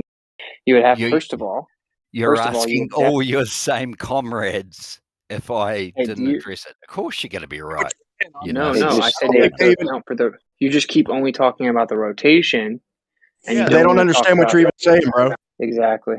You know, of course addressing they what don't. I'm talking about. Of course they don't understand what I'm saying. Just state the argument again one time, just quick and concise. Okay, you would have to account for the rotation and the orbit, combining those vectors when you landed on the moon. Do you have a response to that, Jezza? Or Moyak? No, I'm fucking I have an brain answer. dead. Listening to this fucking shit. Once you do the orbital insertion, you are now in lockstep with the moon, so you don't have to go and take the velocity of the moon into account during landing. Exactly. That's incorrect. because they were in the orbit around the moon, but then the lander then left its orbit. Right, went slower. It Still in left orbit. the orbit. Still No. in Slower and orbit. started to fall. No, dude, I if you think actually what's research this, important you would here. The know. moon. What's You would know they important claim that is the moon's the orbit is NASA super. documents that say the NASA documents that detail the landing. And Yeah, I think okay. I think somebody like that needs to be clarified. Yeah, okay. I'm on my phone right now. So Yeah, but I mean you don't have to do it, but I mean some like whoever's arguing against that needs to know. Otherwise, but you see how they're this just is grasping at straws, right? Like they just Yeah. claimed that Jeremy, the that's module is toxic in the again. He's orbit. doing it Oh the my whole time. God. He wastes so much time saying people are grasping at straws and tooting your own horn that you actually absorb. That's where people get all pissed off at you because you're just sitting there arrogantly tooting your horn for hours. Hasn't Wilbur's been doing that for like 100 years, like touting victory, and we got the educational system taken over, and you guys can't do anything about it. I think the emotion actually comes from No, like Larry. challenging your belief system, maybe. Like it's kind of uncomfortable if you're so sure the moon landing's real, and then it's possible that there's some type of like refutation built upon physics. That would be kind of tough to swallow, probably. Why wouldn't over the last 5 or 7 years, if you had just, not you, but collectively, the whole teeny tiny group of you, produced evidence that this was fake, the moon landings, for a start, were fake. They think they have. They do. Everyone would be on your side. Yeah, buddy, I just formulated this argument a day ago, and we have abundance of evidence that the moon landings were fake. You guys just denied them, and you research selectively by going and looking at the why the moon landing hoaxers are wrong videos. Like that's how you guys research. I've watched those videos and the other videos side by side and decided which one's legitimate for myself. So we're not talking about that. I'm talking about physics refutation. I made the argument up yesterday, so I don't know why you have to just say stuff like that. Okay. What's it? Just real quick. I'll just say this and then I'll fuck off. I need to go and have a smoke. There's a couple of things that I said years ago that you don't have any measurements for flat Earth. You've got nothing. I said years ago that one thing you could do would be disprove orbital mechanics, because then you could disprove the ISS, all of spaceflight, disprove the moon, satellites. Jeremy, he's being toxic. Wastes hours doing this shit. Because if space exists, the Earth's not flat. So if you could disprove that, you're onto a winner. Orbital mechanics, disprove it. You're onto a winner. But isn't that what he's trying to do right here, though? Well, yeah. How can we disprove orbital mechanics when y'all just do the math and then claim that the planets are at speed? I mean, you've made it impossible. I actually can disprove it. I can disprove it. Flat Earth. I can disprove orbital mechanics as well. Actually, it's a difference in the kinematic and dynamic equations that you guys don't actually fix, but we're not talking about that right now. Bring it. Well, I would say if you want, you could disprove the orbital mechanics. The only way I can think of that you disprove it on the small scale would be to disprove the Atlas effect, because the Atlas effect is just orbital mechanics, the infancy speeds. I think the only way that you could disprove orbital mechanics is just to say that maths is fucking fake. No, you actually are incorrect. Do you want me to send you a paper on why orbital mechanics is wrong? Yes. They can't even prove an orbit. You prove an orbit. My demonstrate deal an with orbit like orbit using is like use magnets or something, you know. You can ISS. shit that's in orbit any fucking night that it's dark. Can I say something about orbital like you just threw something like like if I were close enough to space, like say I was like in a high altitude aircraft and I shot a bullet into space, that bullet would like go into orbit. Like somehow it would like no, it wouldn't. So how does that happen? It would fall almost at the same rate it falls on the ground, except for resistance. No, it wouldn't. So how? Yeah. So how does almost anything get into actually, orbit? Jazz, How do it would fall at satellites get into almost the same orbit? speed. It's 90% the same amount of gravity, and you're shooting. You've got less wind resistance. So basically, it would go much further. Atmospheric drag. That's what I just said. It would have less wind resistance. Listen, dude. So it'll go a little bit further, but probably a shitload further, actually. So if you got high enough and gave it enough velocity, it would get around the thing, wouldn't it? Or do you not believe that? Gravity can't explain orbital mechanics. You need an additional force. There you go. Read the paper. You said you want the paper. You said you want the paper. Go click on what new perspective just dropped. Yeah, it doesn't work. You have to have dynamics. Orbital mechanics just doesn't even work. You don't even have that in your model. You would need a tether. You don't have the return factor, and you can't have something constantly falling and orbiting. It doesn't work. I'm going to post like 3 more that also exemplify how it just doesn't work. But back to Witz's point, it's the same thing with the planes. The planes can't land on a moving surface. The lunar lander didn't land on a moving surface. It just doesn't happen, guys. I mean, hardly fucking moving. False. Completely false. The aircraft Planes carrier do land on a moving surface. It's called the aircraft carrier. Aircraft carrier is not how pilots land on a fucking runway. It's not the same thing. It takes special training, right? Yeah. Yeah, and you can't land new perspective. Listen to this. I got them to admit that. Look, they talk about listen. New perspective. Listen. So you have the carrier ship moving north, right? So if you go land the plane on the carrier ship, you have to be going north, and you have to try to minimize your speed difference, and then you have to land the same direction. No, so I you asked them, land at the same speed. You land at the same speed. speed.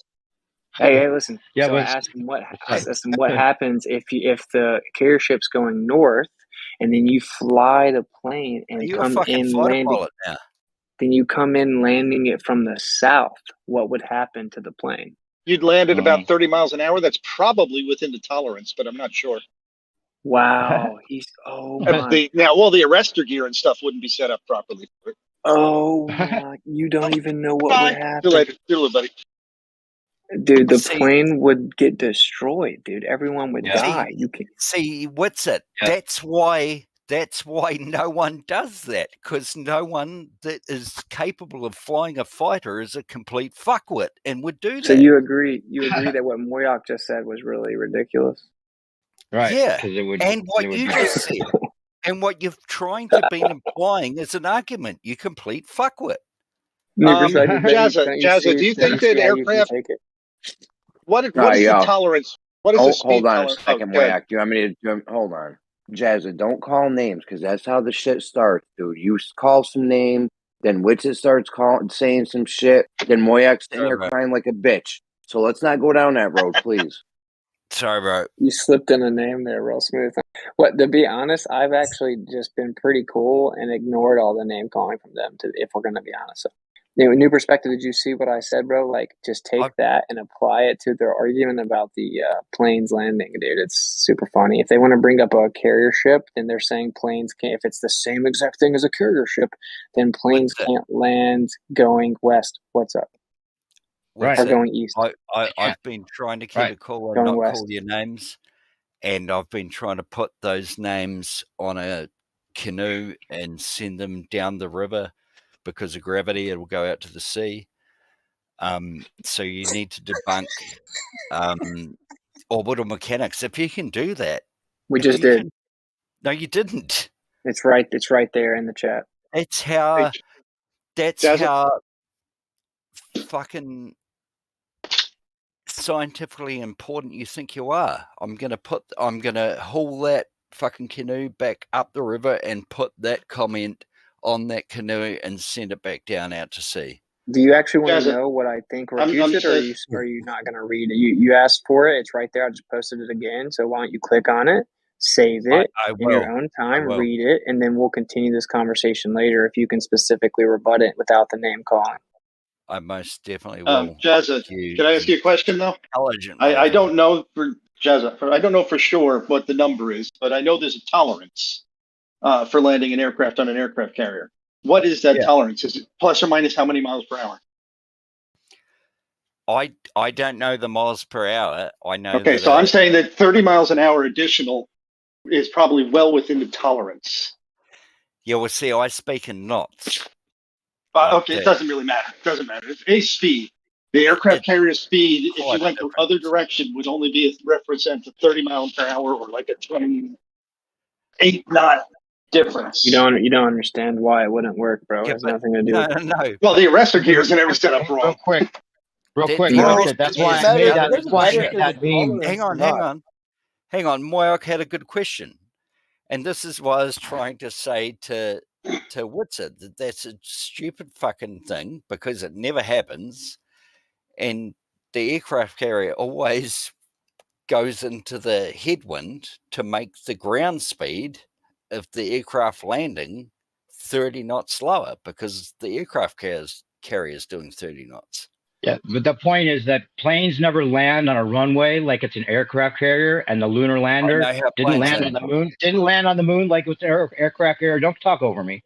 Look at that meme I made, which that's the reason I made that west-southwest world, because that's like that they can't land. If we're going west-southwest, they have to then go east to catch up to the tangential speed if they go towards the equator. They can't catch up eastward and fly west. On your perspective, you seriously? Yep. Yep. You'd have you to match have the more speed of the tangential ground.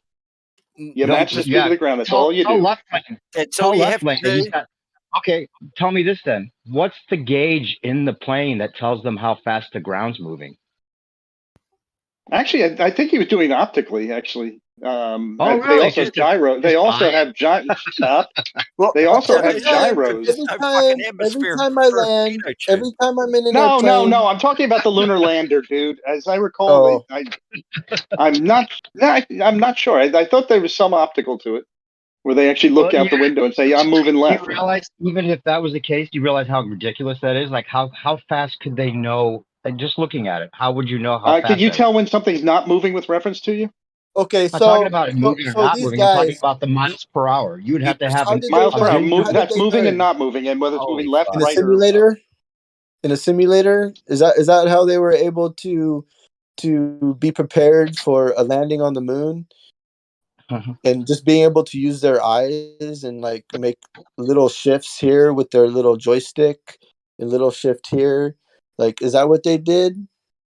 I could be completely wrong, and they had that tiny little triangle window. I could be completely wrong, but I think that they took a measurement from a crater to another crater, and they triangulated. They gave them the distance between the craters, and that they gave them their ground speed above the ground. I could be completely wrong.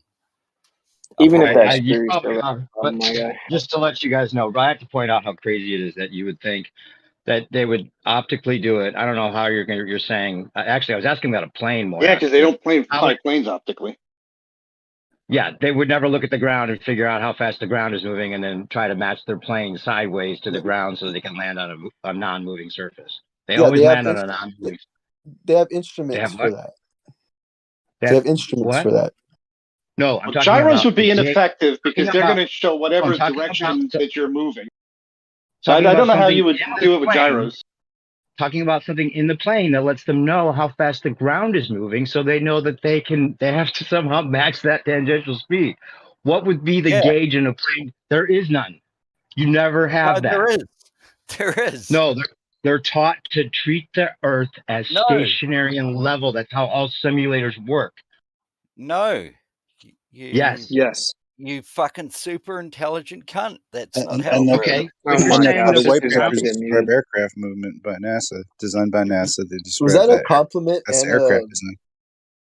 I was just putting that in front, not just to say cunt. Well, they would have to have that, right? If it was actually spinning, they would have to have that measurement. They would have to know how fast the ground is spinning so they could match it. That would be necessary if the ground was spinning, is the point. No, fucking Jesus Christ. And Lord and Okay. Savior. Then tell me why it wouldn't be necessary. You need to look that up. Do your own research. I'm not going to do well, it why are for you saying no? If you don't know, why are you saying no? Because like I can't be fucked teaching a 4-year-old. He just has a 7-year-old You're class. saying I'm wrong, that they wouldn't need to know that, and you're just saying no. You're a helicopter pilot. You don't have that gauge, obviously. I don't need to. I shouldn't have to tell you this. It's what I'm saying. You land optically, don't you, Jazza? You know where you are. Jazza? You stop all your forward and lateral motion optically, don't you? I have to tell you this. Yeah, it's you're looking at a point on the ground, and that's where you're landing, and you make go. It's never moving, is it? No, you make no, corrections it's never moving. to move There's a reason for that. Okay, new perspective. If I'm landing on a glacier, I look at a spot, I look where the windsock is, and I land where the windsock is. I make corrections to land there. If I'm landing on a moving boat on the surface of the ocean that's doing 30 knots, I make corrections to land on that spot. Yeah, and if you land on the regular surface of Earth, do you ever have to make corrections? Did you listen to what I just said? You're talking about things that are moving. Now I'm talking about things that aren't moving, like the land that you always usually land on. Oh, dude, fuck me, Jesus, fuck. There's never any moving surface that you have to land on unless it's a boat or a glacier or whatever you're talking about. So you could do it on both. Jesus. The point is, one moves, one doesn't. It's funny how 30 knots faster than the other. So can we just admit you guys can't rebut the lunar lander? I got you there, bud. I got you there. Yeah, the boat's moving faster than the land would be moving. No, the land's not moving at all. Is the point? Look, so just so you know, according to him, according to the helicopter pilot, the land is moving, but it's just not moving as fast as the boat's moving. No, he's saying that he never has to worry about the land moving when he's landing on the regular surface. New perspective, like I said to what's his fucking handle before. When you get to a corner in a road, do you have to pull over and how you go around the corner? Do you have to do that? That's a brilliant reply. Are you touching the ground? Do you have to do What's that? its next, guys? What's its next? It doesn't matter. Do you have to do that? Do you have to to pull over and go, oh, fuck, how am I going to get around the corner? What does that have to do? What does that have to do with what I'm asking? It has to do with you don't even understand what you're asking is what it has to do with. Okay, so new perspective, dude. This is you've been like harping this argument for a minute. This makes it so much more solid because when they make their claims about how the planes work on the Earth, then it carries over into the moon landing. It's super fun. In addition to that, like just so you know, they're going to always bring up the carrier ship, right? Like carrier ships, they have to use a tail hook. Fun because you guys are super intelligent and shit. They have to use a tail hook to catch the plane, and it has to land in the direction of motion. And of course, I'm sure you know they have to be trained specifically. It's the most accident-prone aspect of any flying. You can never fly in the opposite. You can never land in the opposite. Okay, what other portion of flying planes is more dangerous consistently than landing on carrier ships? That is very dangerous, but there has not been fuck all accidents. Flying the Hang on. Someone just said bush flying. There's 1,000 more accidents than landing on a carrier with bush flying. Bush flying? It's where there's no runway. You're just like landing a fucking plane in a field or some shit. Okay, that's not like an actual. That's not an actual. You don't just do that just to do it, right? Like that's like an emergency. No, that's actually bush flying. Oh, really? I don't. Okay, well that's crazy. That's fucking real flying. So anyway, it's not very often done. It's aircraft carrier. There's more accidents because they have to do that on a regular basis. I thought you were talking about George Bush. Well, they've gotten it down to where it doesn't. There's not like tons of crashes now, right? Like because the plane gets. I never said there was tons of crashes, man. I just said that it's dangerous and Yeah, it's you it's fucking has did. the I said it has the most crashes, or it has like a lot of crashes relative to other like flying planes in other situations. So anyway, the point is that they have this little tail hook, right? And they catch them. And actually, there were tons of crashes for a long time until they kind of got it ironed out. But I mean, you know, they got it figured out now. They have a tail hook and they come down. They land in the direction that the carrier ship is moving, and then they usually, you know, they get done like a little bit before the 300-foot limit usually, and that's like the longest ones. They don't need the full 300 feet. Blah blah blah. Yeah. Anyway, the point is that it can't land in the opposite direction, and this is Right. because of why basic physics, Yeah. right? Not like what Moyoc was Because it would saying, have to be talking moving about. sideways faster than it is moving forward, or Right. it would have to be It couldn't. Yeah, just you couldn't laterally. have opposing momentum. Like Yep. it would just. And Yeah, you of don't. course it would. That's And you been don't. my point this whole time. They would never be able to land on a Yeah. north facing runway if they're headed towards the equator, where they need more sideways speed than they had when they started off, and that's what ruins it. Because when you're going south, they can say, "Oh, well, I just bank east incrementally," but when you only go west and south, you go west southwest, and you're headed towards the equator where you need more eastward momentum, you're never going to be able to match that. Not that you would be able to anyway if you just went south incrementally. Like, you're still not going to be able to do it. But if you don't even let him go east at all, it just fucks him in the head. And Zanuck is just hilarious, dude. When he tries to answer it, he goes all over the place, trying to talk about other scenarios. And he's like, you just get there and you go south. He was saying last night that south is as good as east, right? Just aim south, and then you would be going more east. What? So funny. Yeah, he said that. I have a recording. It right now. Coriolis and whatever you know, going north and south, what you'll only experience is the equivalent of at 500 miles an hour is something like a 2.4 mile per hour crosswind. Crosswind, yeah. They would try to conflate with crosswinds. They think it's the same thing as a crosswind. You don't treat it any different than you would a crosswind. Yeah, you would. Earth moving consistently 15 degrees an hour is totally different than a crosswind. No, completely different. No, it appears to you as a crosswind.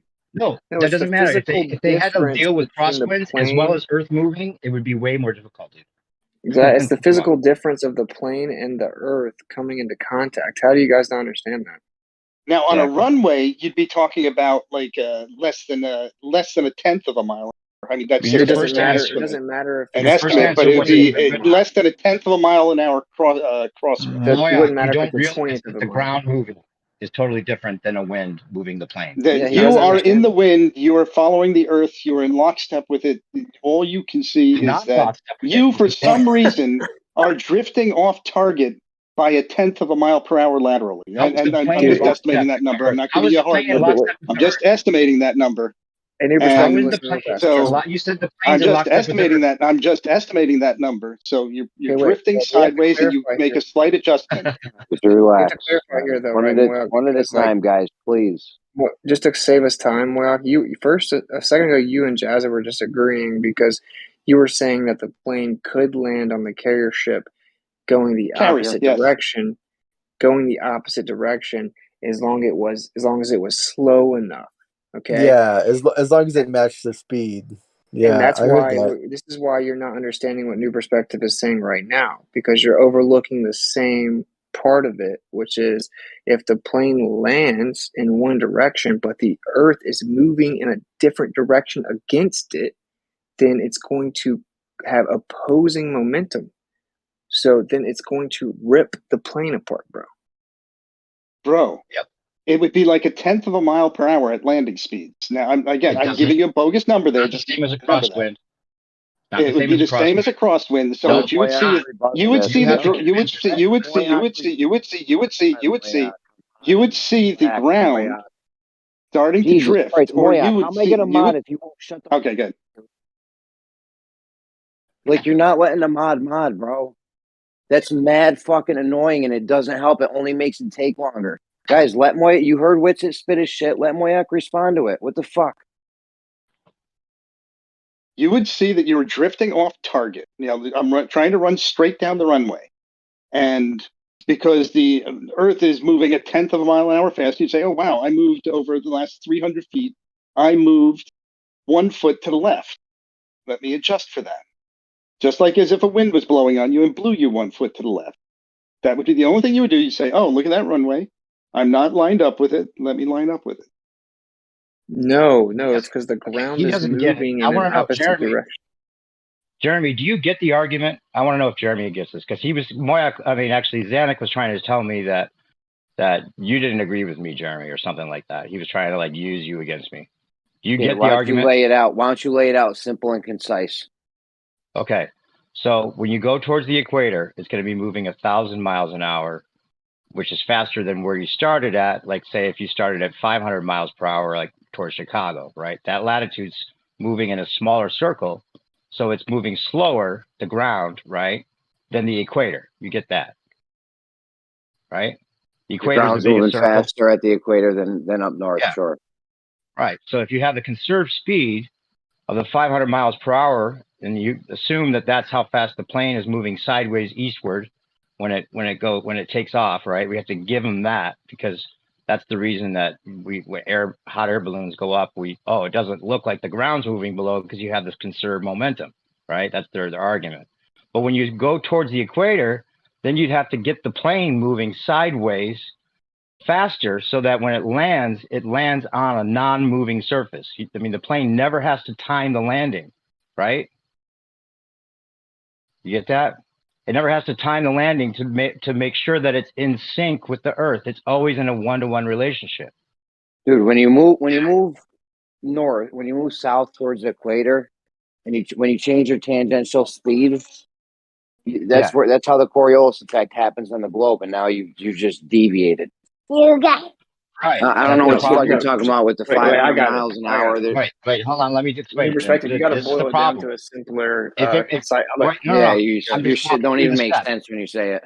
No, listen, I'm walking you through it, right? I promise you got to make it more simple and concise. I promise. The original conserved speed, right? Now, if you went south and you just went straight, the Coriolis effect would get you would deviate, right? Because your destination would have moved eastward from you if you were able to go dead reckoning south. We've already talked about this, right?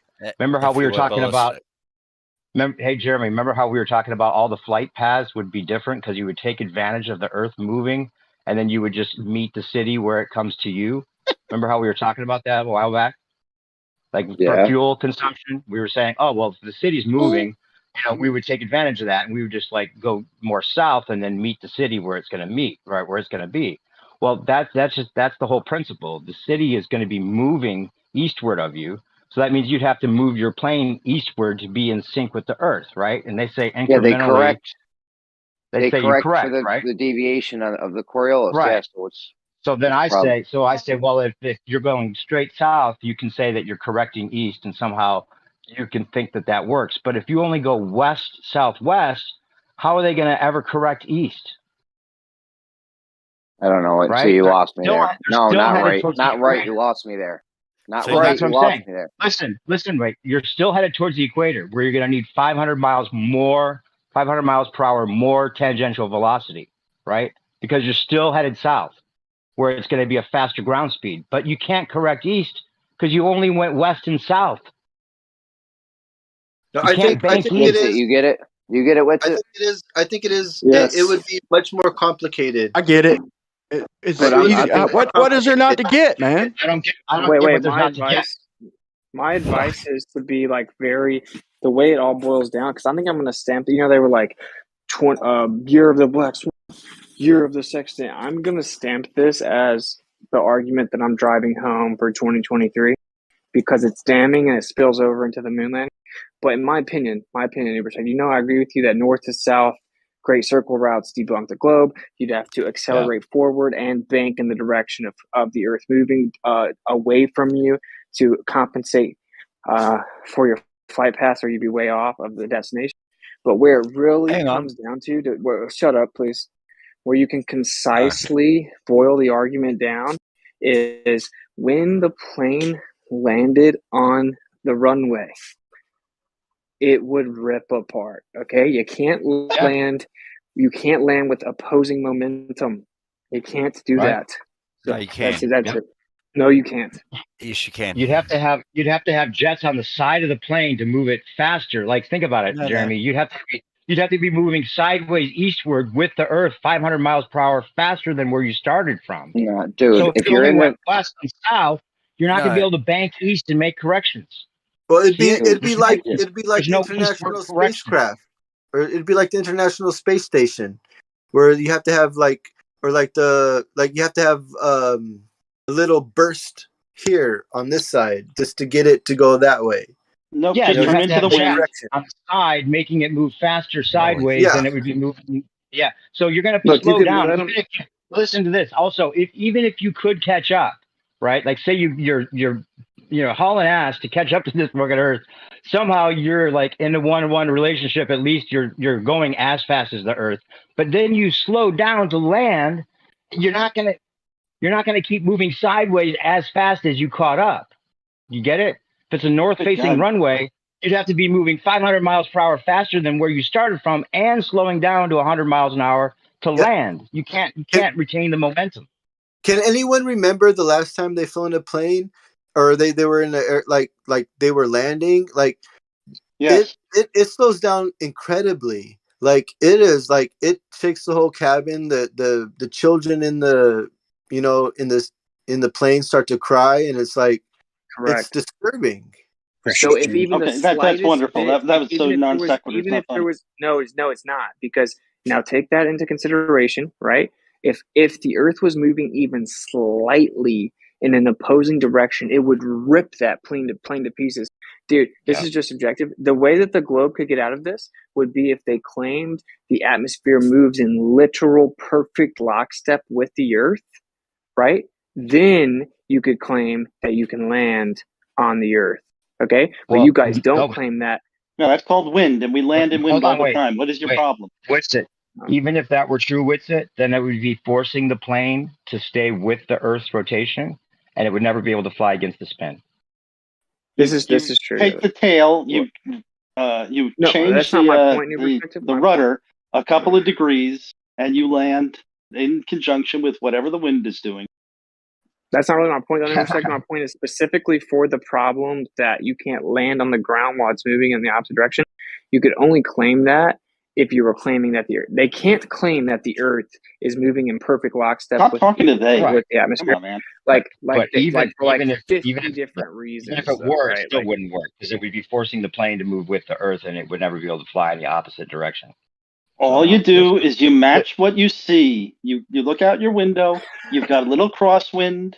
It's blowing you off target. You adjust your rudder a teeny tiny bit. Are you now a pilot? land.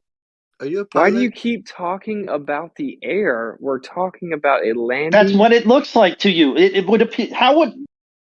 If you were on an Earth and the ground was moving like, and it was changing velocities as you went along, that would appear as a wind. It would, to all intents and purposes, be to the pilot indistinguishable from a little bit of a cross. No, That's not how pilots fly. Completely wrong. You have winds moving in all directions.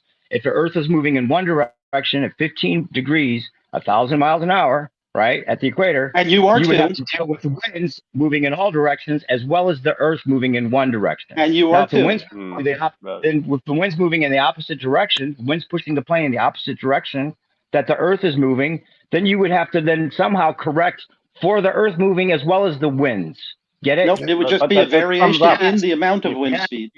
It's objectively true. You cannot say it's the same. Do not conflate. It would be just a variation in wind speed. And at the speed you're talking about, like 100 mile an hour landing, 118, 130 mile an hour landing speed, you're now talking about a very subtle wind, way less than the wind that you're experiencing. Objectively not the same. Way less than you're experiencing. Way less than way less than way less than you're experiencing. That's common sense.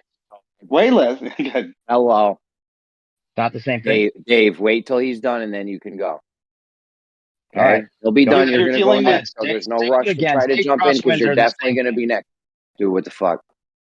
There's no need to jump in because you're. Can people hear when other people are talking, or Moyak, then Dave, then New Perspectives? No need to jump in. You're definitely going to go next. I've got a 5 mile an hour crosswind, and let's say for Coriolis effect, I've got a half a mile per hour of adjustment to that crosswind. Depending on which way the crosswind is happening, it will either be 6 and a tenth of a mile an hour, or if it's going the other direction, the wind's going the other direction, it'll be 5 and something miles per hour. It will appear as a wind. There's no other way for it to appear. Okay, now I'm going to go. It's objectively not the same thing. I'm not going to say it again to you. Crosswinds are totally not the same as the Earth moving. I don't know how to explain it to you other than to say that. You have to believe it's that way so that you think it's actually possible. But if you realize that the wind moving in all directions and the Earth moving in one direction at 15 degrees an hour is totally not the same thing. They're totally should not be conflated.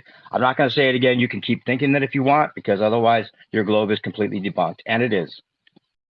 Correct.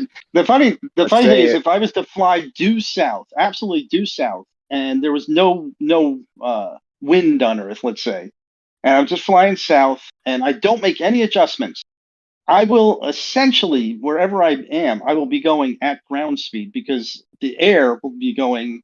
I would have had this fictitious wind blowing on me, and my aircraft will be adjusting the entire time just because of the air column that I'm in. You said fictitious wind. This dude just said that out loud. Wind. That's what The they fictitious wind. That Watch out sounds for like that. we're saying. Dude, here's It's like the the deal, winds man. of If you change. land a plane, everyone's been in a plane, just like the guy said. When you land, it's like a big deal, right? It's like, boom, it's a whole thing.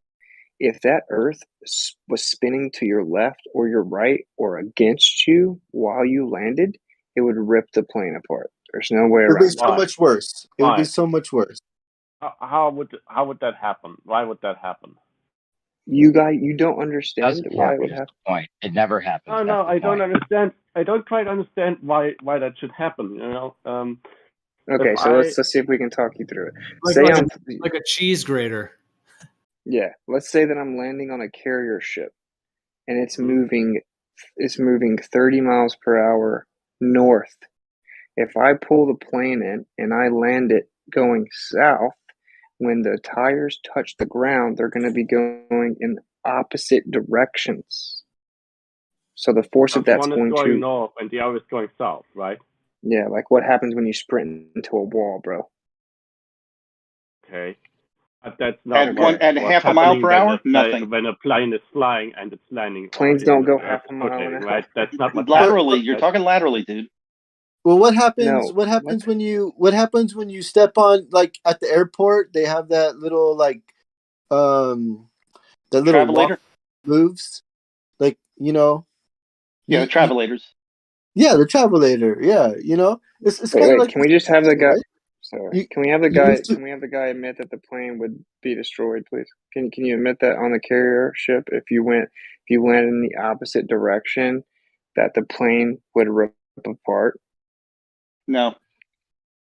Oh my gosh, where I is don't Jazza see still here why. to correct them? If it's less than a half a mile per hour, no, I wouldn't give a shit. I'd say you can survive it. This is crazy, bro. Yeah, they How can't fast? admit it. Wait, how Because fast is wind the will wall? take you off target sometimes as you're landing. I've seen planes, do all sorts of things. And I've Moyak, seen how bad fast is the landings, wall? but they do survive. And Moyak, how fast is the Airplane wall carriers moving? do How exist, fast is right? the Do wall they have moving? to stop for How fast is what wall moving? jets to land on airplane carriers? We're Do they have we're talking about we're talking Hold about on, running man. into a Someone's wall. having like a dialogue in the background of all this. Well, let's let that guy get in real quick. Something, I don't know. He either needs to stop or we need to let him go. We were talking about Okay, running into a wall.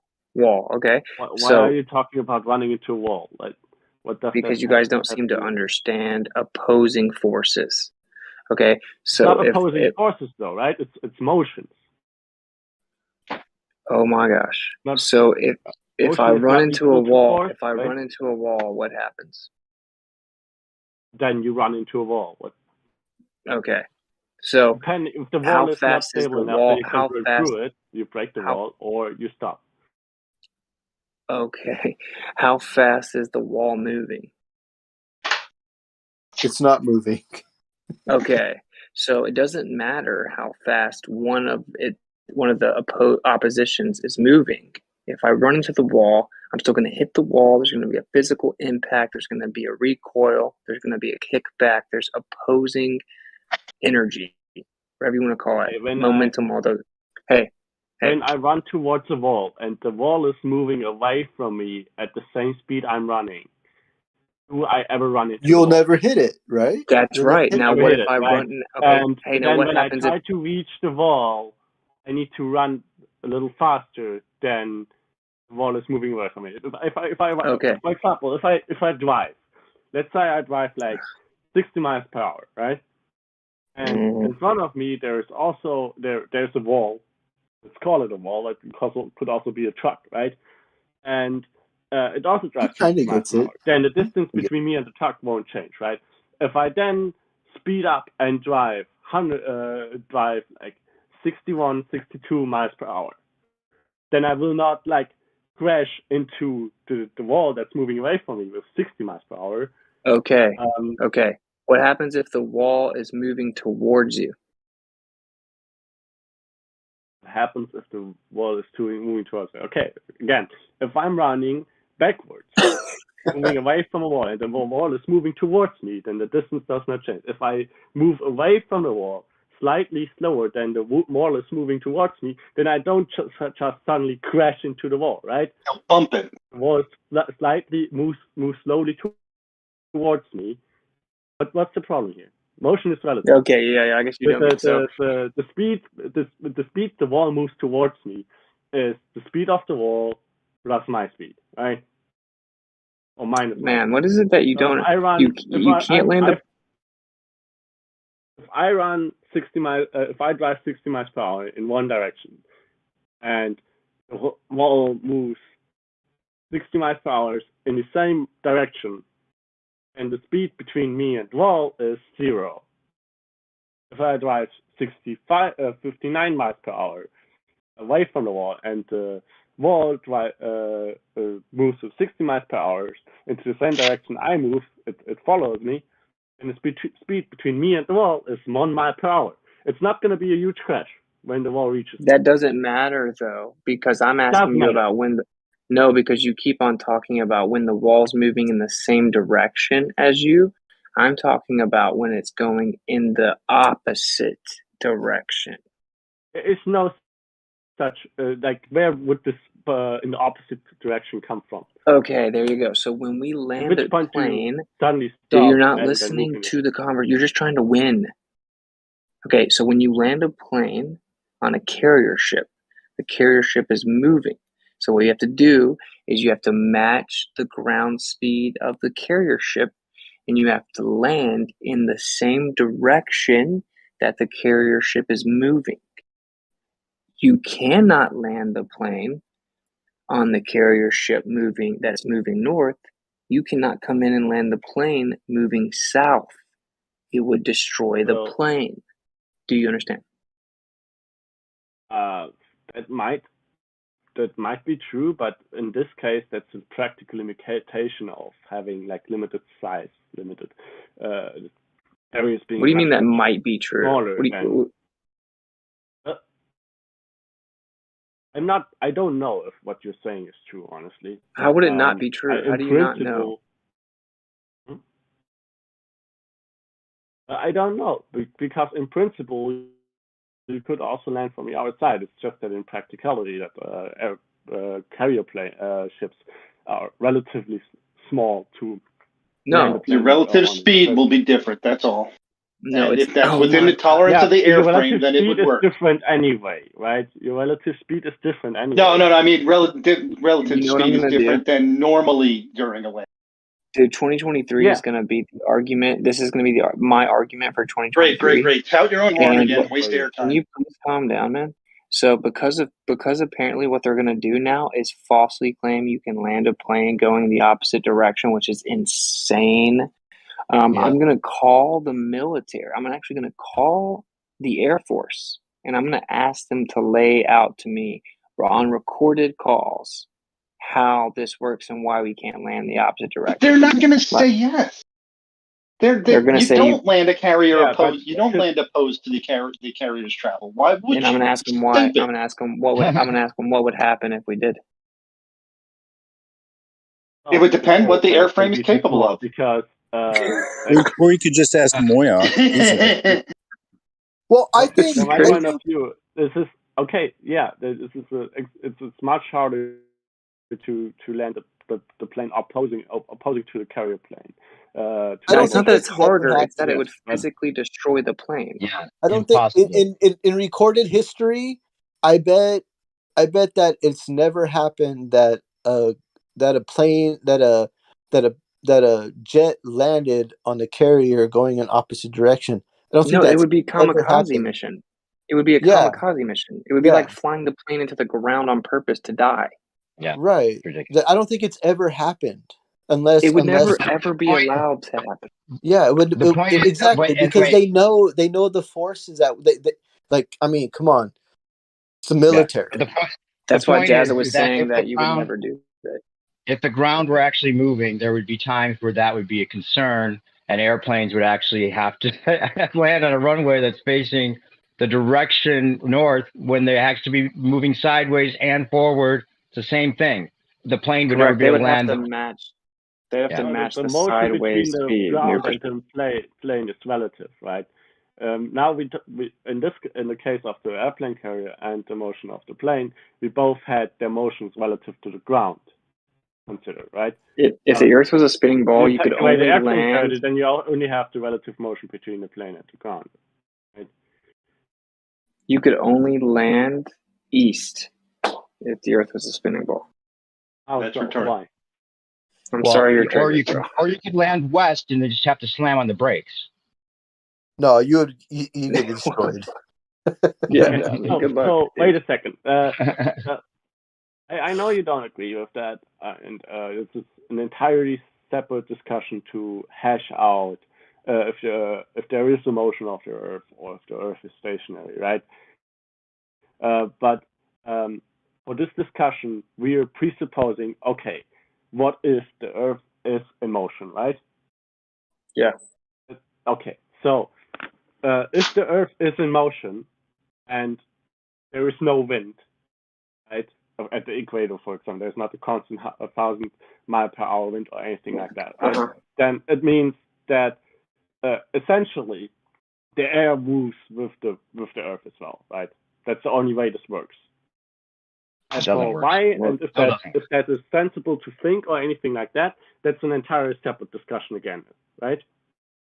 No, if the atmosphere doesn't move separate from the Earth, then you'd have no model. It doesn't work. Okay, then let's begin there in that case.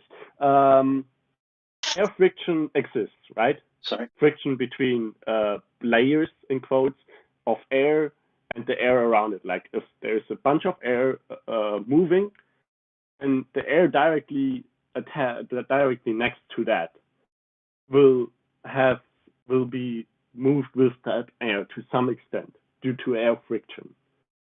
Do we agree that air friction exists? Yeah. Do you agree that opposing forces exist? Well, I kind of get what he's saying right yeah. now. Okay. So air friction exists. Therefore, if we have like a body that moves for a prolonged time in the same way, it eventually takes some air with it. Right? What? The surrounding air, so for this example, is if you have kind something of like moving in a room, the surrounding air of the rest of the room, eventually the friction between the surrounding air of the rest of the room, It's called fluid dynamics. around That's right. the object that moves, Yeah, is going to yeah. dissipate the movement, right? Yeah. Yeah, just But, like a blender. Yeah, yeah. But also kind of like if there's a celestial bodies moving around like above us, that energy is going to be transferred downward or like in the ether, and it's also going to be represent itself down below. But Yeah, this is actually a when it problem for opposite, them, though. This is another globe Earth problem, though, because that means the atmosphere would be dragging behind the Earth more and more the higher you go, and you have to go faster and faster to keep up with the Earth. Yeah, this doesn't So if help the Earth them. was spinning, that's not what one. That's not expected. Expected to happen, and for two, it's not a problem. Well, let's By the move way, on. your model with the claims air it does friction. happen, So, though. So if there is no surrounding air, like if I have, for example, a small soap bubble, and I spin and have spinning top inside that small soap bottle. So there's some layer that separates the air inside the surrounding the moving object from wider friction sink that would dissipate the movement of the air. Then I can see that eventually the air moves with that spinning top inside that soap bubble. If I, for example, blow a little bit of smoke in it. So in principle, what would prevent if there is something like a globe with and it has an atmosphere, right? And that globe rotates. What would prevent that atmosphere from eventually, over a really, really long time, move essentially with that rotating object? What would prevent that? What would the very thing that you brought up, which was fluid dynamics. So the Earth, in order to have the atmosphere move with the Earth, you would have to have an increase in energy proportionate to the increase. Dude, you would have to have an increase in energy proportionate to the increase in altitude. This is called the law of conservation of energy, okay? And the law of conservation of momentum.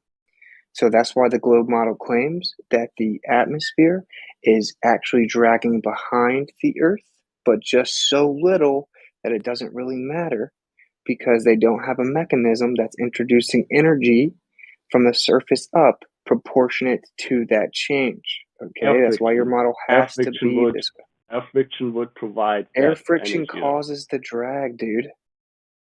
Right. Air friction between an object that moves through air causes drag in the air, yes, but friction between air and air transports. We agreed that air friction exists. That like okay, look, if I have layers of blender, air and other layers of air exist. I'm gonna help you, man. I'm gonna help you. If I have a blender, okay, if I turn the blender on, it's gonna make the stuff around the blender move, right? So if the blender's empty, the air is gonna move around it. The air furthest out, closer to the edge of the blender, is going to be dragging behind the air right in the middle. Do you understand? And what of it? You know why? Because it has a greater distance to travel. So it would need more energy to travel together. It has a greater distance to travel. Like you would need a blender at the bottom and you would need a blender at the top in order to create it spinning at the same speed in order to get what the globe proposes. But you'd still have drag coming down to the middle. Yeah, I mean, it depends on how close they are together. Towards the middle, yeah. Okay. Yeah, and then still how towards the outside. How big should the vertical discrepancy be then? Well, your model claims that it changes as you go higher. Okay. It claims that the atmosphere drags behind the Earth, and then it claims that at the very top it actually goes fast. Do the numbers check out? Not very much. I don't remember. It's not very much. It's like 2 miles per hour up to. It's like 2 miles per hour at the flight of a commercial plane. Actually, the idea of friction between air and the spinning object, and the friction of the layers of air directly above the air that moves with the eventually would move with the spinning object, would explain why there would not be 1,000 miles per hour wind, even if the Earth was rotating, and even with the air on around the Earth not being rigidly attached to the Earth, right? So what about the air current? This idea would work to some extent.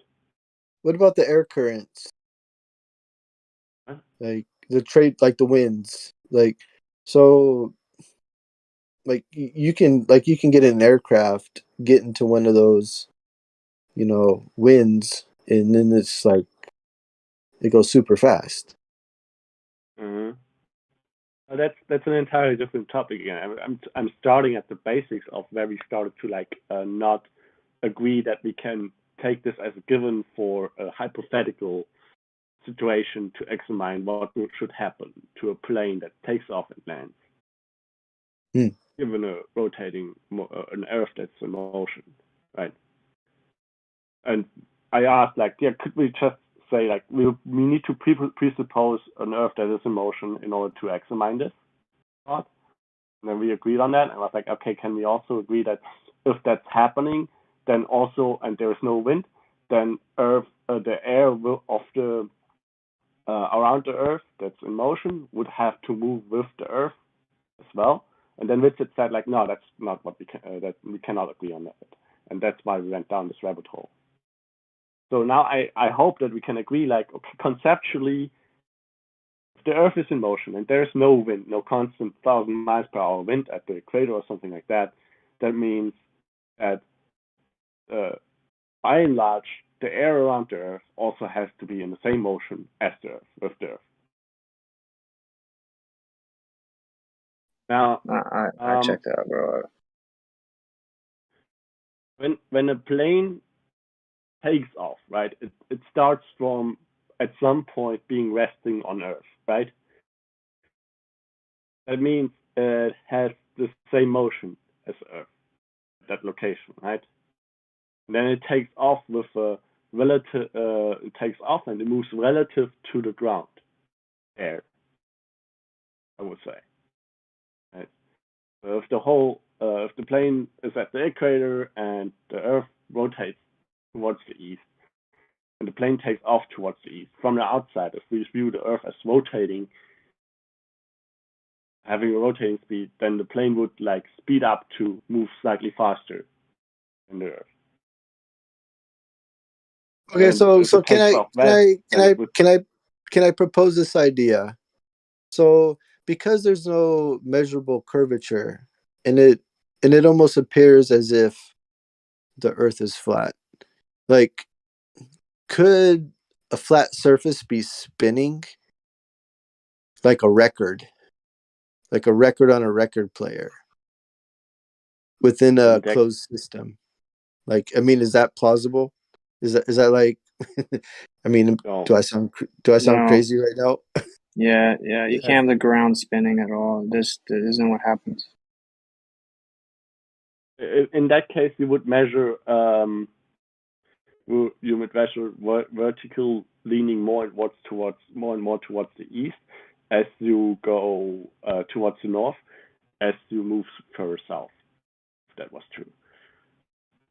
So to counteract that, you could like curve the Earth upwards, but then you're like suddenly in a concave Earth concept rather than a flat Earth concept.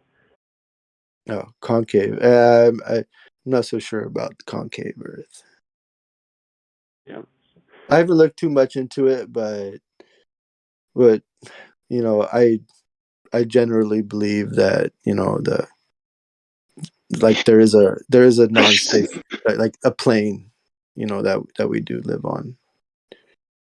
Foucault's pendulum would also work a little bit more bizarrely on a rotating record player Earth.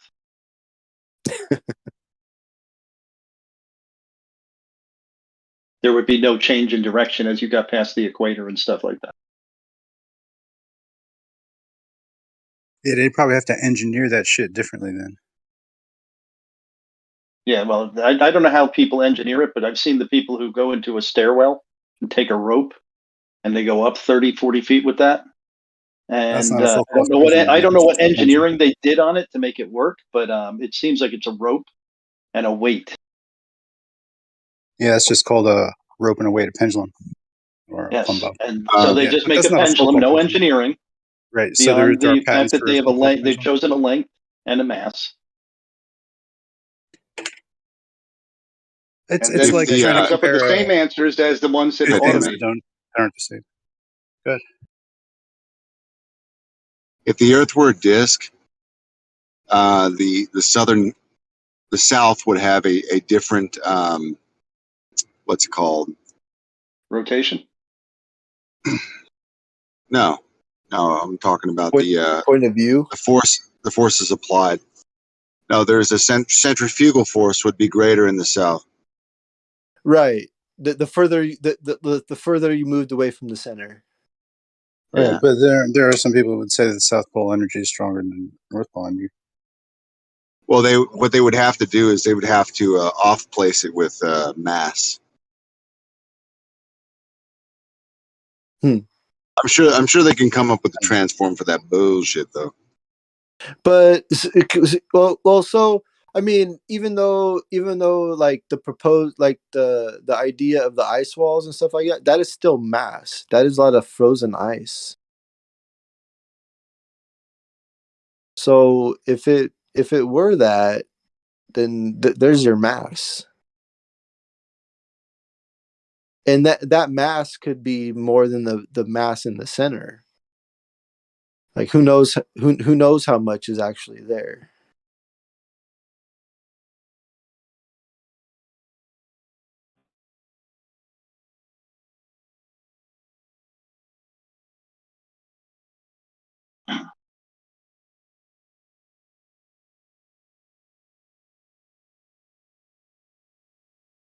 Dude, you guys see how I don't know desperate they're getting right now? what is the topic we're on now? I'm kind of like lost track. Wait, real fast. Do We're you guys doing see how lunar desperate landers. We're doing landing aircraft, and now we're what You are we want to doing stay on now? full cults, Pendulum? We can stay there.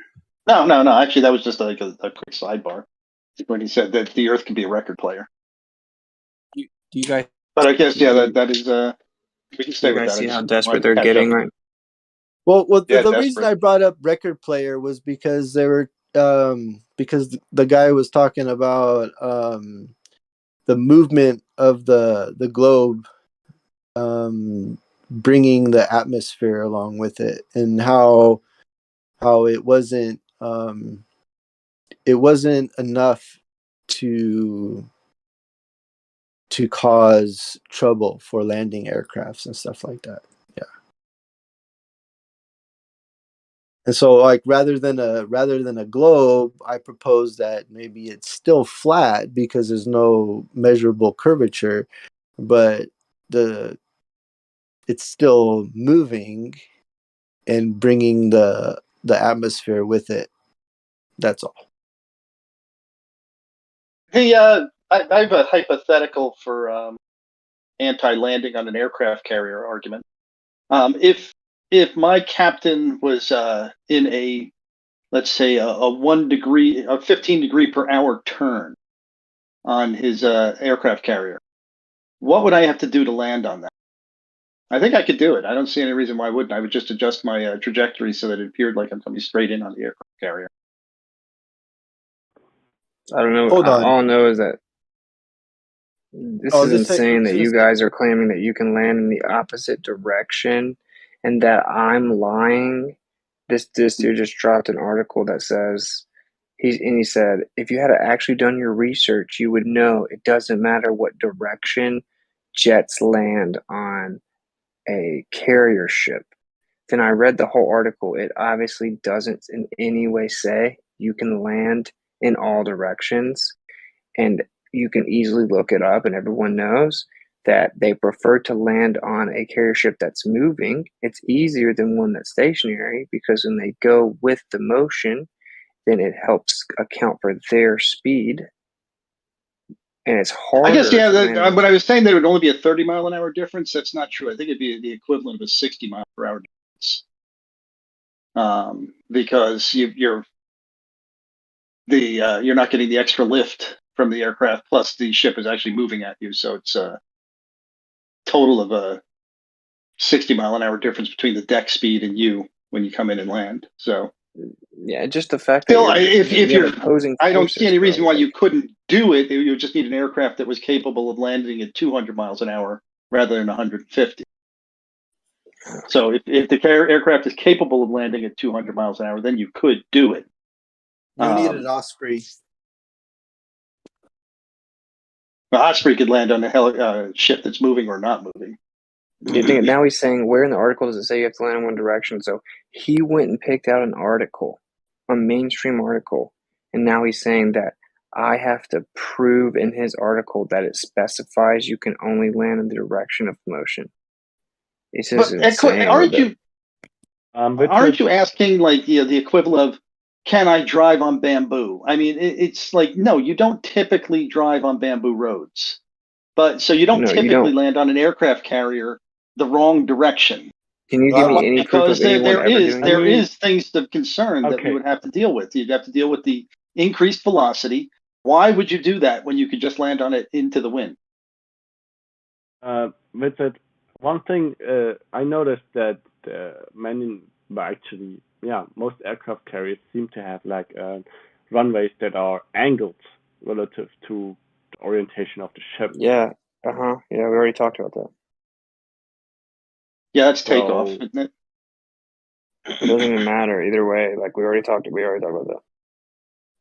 If they land slightly, like if the craft carrier is going north and say it's tilted down to the east, right? Like they're going to land north, slightly northeast, just based on that angle tilt. Okay. Okay. That would What does that have to do with a going motion that's against? not. What? Oh my God, this is insane.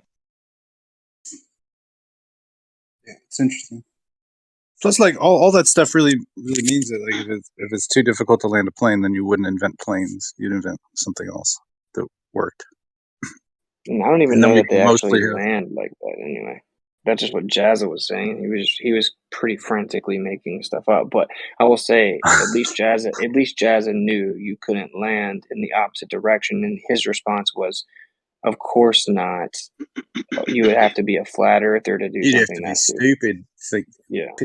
Stupid. Yeah, I don't know. But yeah, the only way that you could probably land would be with like something like a helicopter, because using a plane would be pretty unwieldy in all these different situations. Well, a helicopter, yeah, has much more freedom, but even a helicopter is going to land in the direction that it's moving. A helicopter just can land on it pretty much stationary, much better. Planes really need it to move. Well, it can hover a little, so planes are shit at that, unless they're Harriers. So every aircraft would be built like with a VTOL type wing setup, vertical takeoff and landing. That right? That's ideal for an aircraft carrier, yeah. But like any difficult landing where the ground might be uncertain, such as the spinning spherical Earth cosmology. Absolutely not a problem for a spinning Earth. I don't understand why you think it is. All you do is you match the ground speed. You do that by looking at the ground. I mean, I can You agree with line you, up but with the then I got to runway. deal with your perspective, and it's difficult. You He's know, going to say things. I'm going to eventually be like, I don't understand what you're saying, but Well, you're so landing I should just accept what you're like a saying. jumbo jet. You're landing a jumbo jet, like an Airbus. As you approach the runway, like, isn't it like?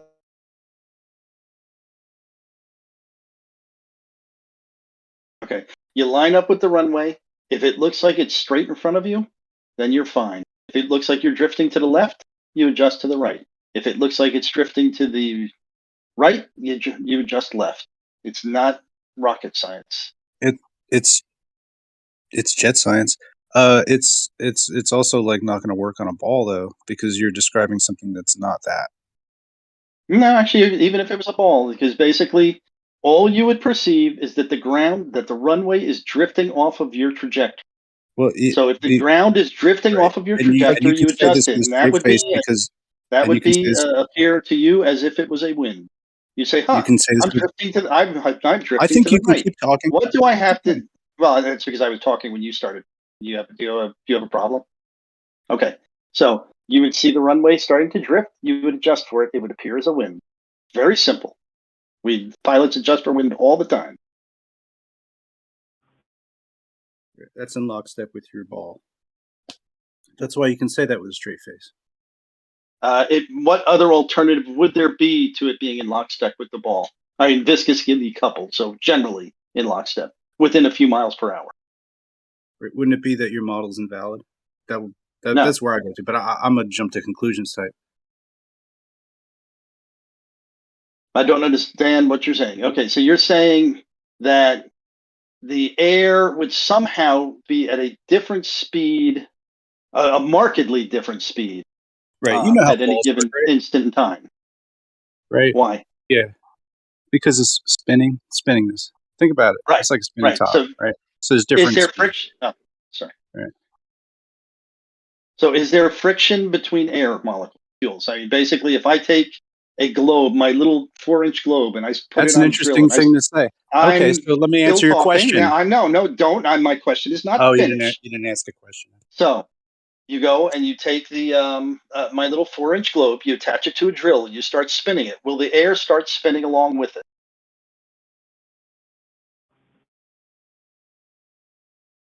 You're asking me if there's friction in air?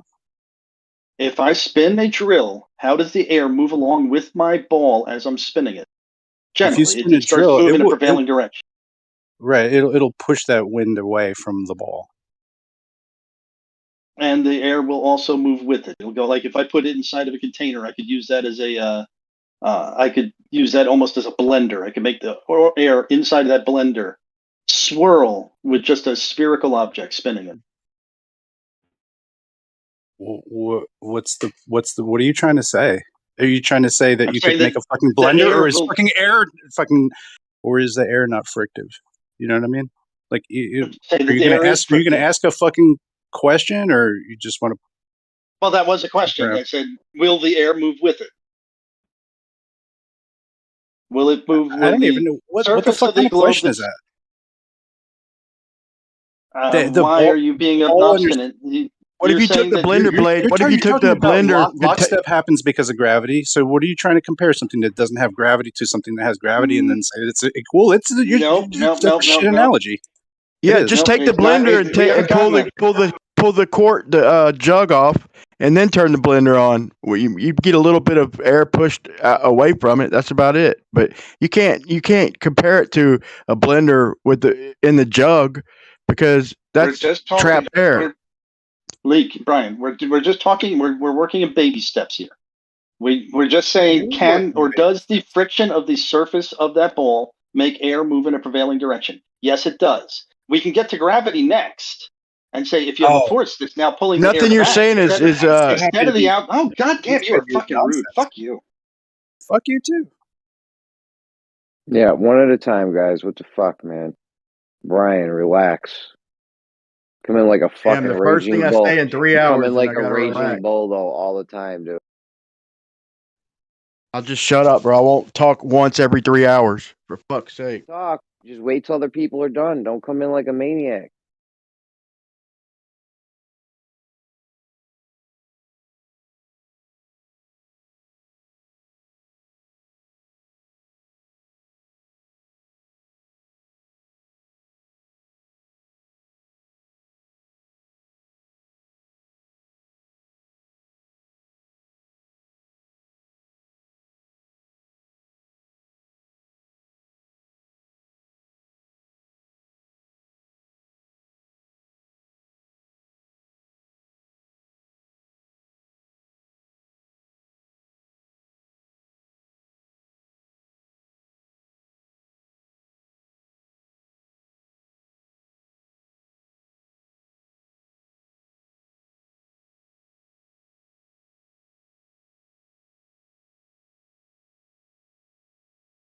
Yo, Jeremy killed VC. That's fucked up. BC, Moyak was talking. These guys were going back and forth. Brian came in like a raging bull, and now it's over with because Moyak got pissed off. That's what happened. Yeah, I'm done talking to Moyak too, because it's just pissing me off trying to explain shit to him. Can't do it.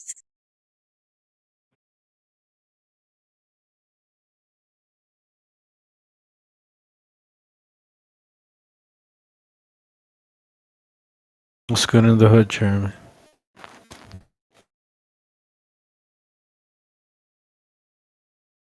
Nothing. It's like a full-time job trying to keep everyone in line here.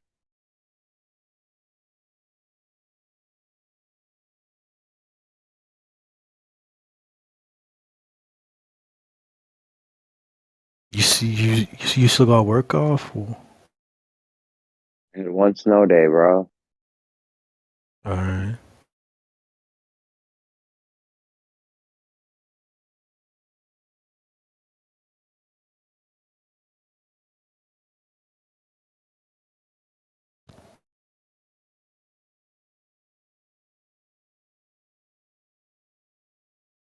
So you ever get that thing sorted with Kosho about the mass of Mercury?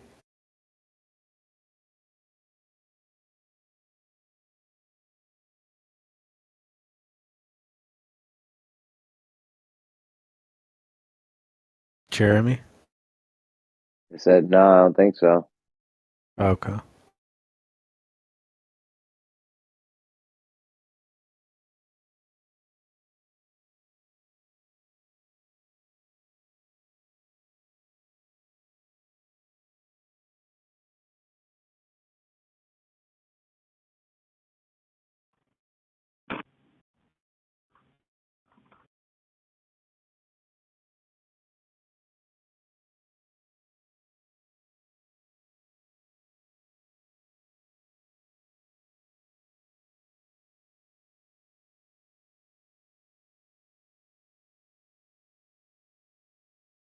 No one's gonna talk because Moyak left. Come on, man. I think Brian left too. A lot of people, like if they, a lot of people, if they can't run their game, they just don't. They won't even interact.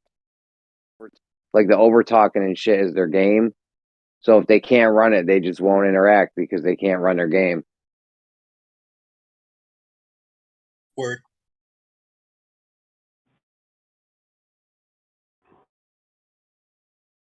I said bullshit.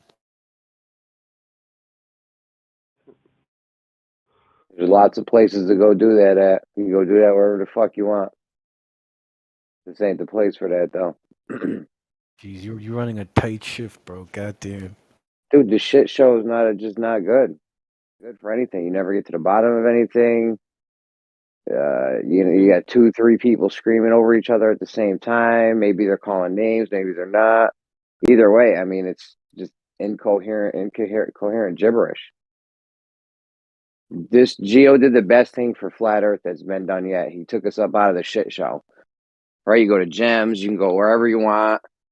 No one's having the free conversation like this without the shit show. This is the best place on Discord for Flat Earth right now. Bro, that's a deep statement, man. Yeah, where's better? That's a hot take. I don't know, Jeremy. I'm not in every single flatter, so but that's a Well, hot I take. am, and I'm telling you right now, this is a fucking jump off right here.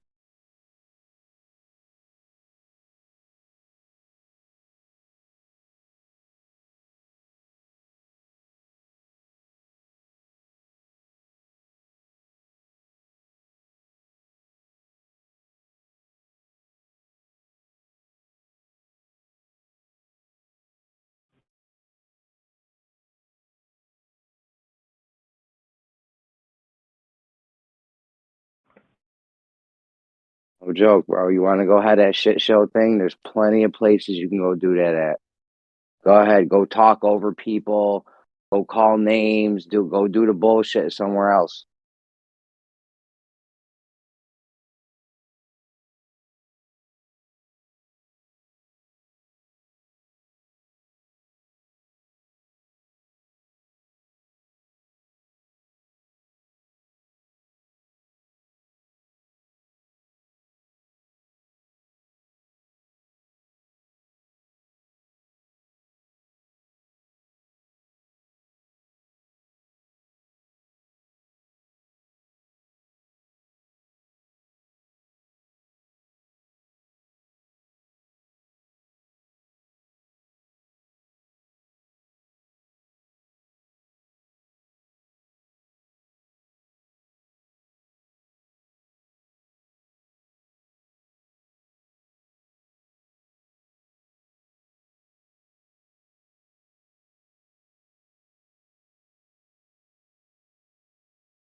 Fucking Moyak in DMs. I told him stop spazzing. He's like, I won't stop until spaz until you mod them. But as I was trying to mod them, he wouldn't let me mod because he just kept talking and talking and talking because he was spazzing out as I'm trying to calm the room down and mod so that he could get his shit off. Fucking these. Oh my god, fucking ridiculous, dude. What happened, bro? Fucking No, ridiculous. It's the thing when you become a mod and you're responsible for all these people and all their demands. You know what I mean? It's like it's annoying. I mean, you can't say I'm not going to stop spazzing out until you start modding them. But then when I try to mod them, you don't stop spazzing out and let me mod because you're just talking nonstop. Like, it's ridiculous.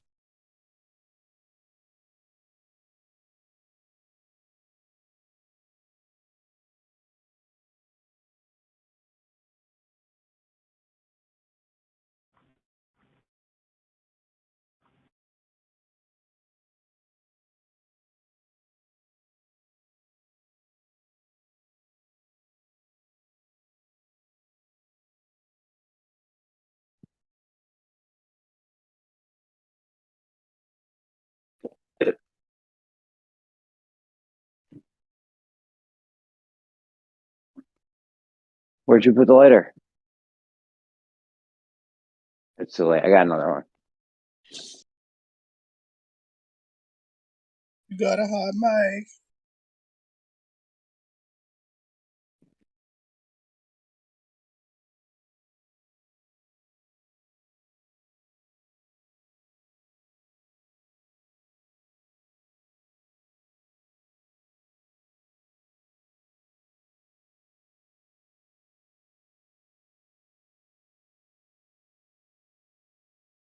I don't know, Jeremy. I just feel sometimes you need to show a bit of leniency. Like you come off as that parent that wants the kids home before the street lights come on, and if they like a minute late, they don't get dinner or some shit. You know, I don't know.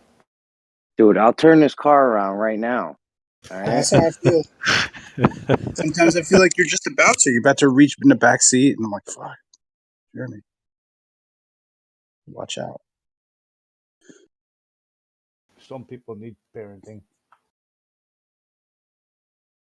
That's good, but it's not like, you start letting things slide. You know what I mean? It's like housekeeping. You know what I mean? It's like, oh, I don't have to Windex the windows. They'll be fine. I can still see out of them, 6-8 months later, you can barely see. No, you can probably see through your window still. But anyway, you know what I'm saying? The upkeep, you start letting shit get all fucked up. It stays that way unless you fix it. There you go. Yeah, one person calls a name, and then someone else starts talking shit, attacking them, and then now another person's crying because there's name calling, and it gets out of hand. Yeah.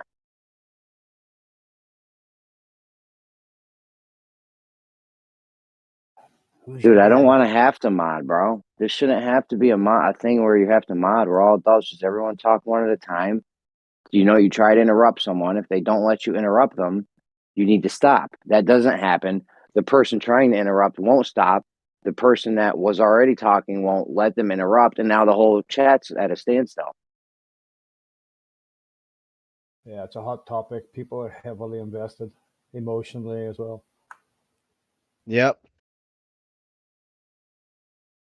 Saying, you got to get Jeremy. You got to give the another 3 pandemics before these idiots figure things out. Dude, please don't call names. Please, that's how it starts right there with that. Yeah, all right. You know what I always say is this, right? I'm always in the place where I would be willing to change my mind if there's enough evidence, right? I'm never going to say I'm 100% concrete in anything. But to Lily be that zealous to the point of being like a cultist, like Lily, cultist. Like I've heard you guys' arguments for the last 2 months, and it's just this, constant appeal to authority. It's like, damn, I did not know their Bible was that strong.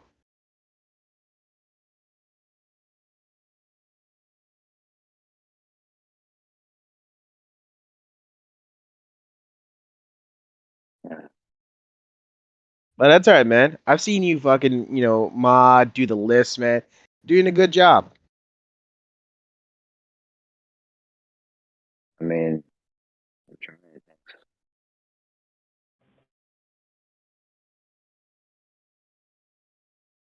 the list is dope. That shit solves everything right there, where there's like 10 people trying to talk.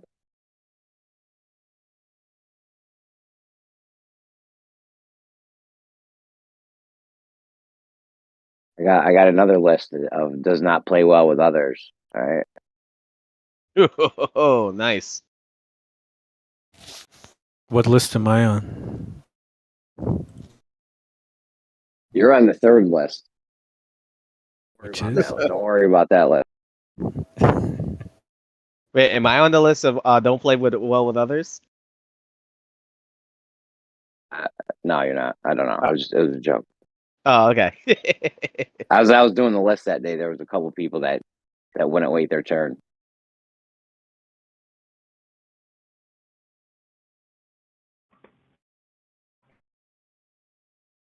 Issa and Riggs are on the fucking does not play well with others list.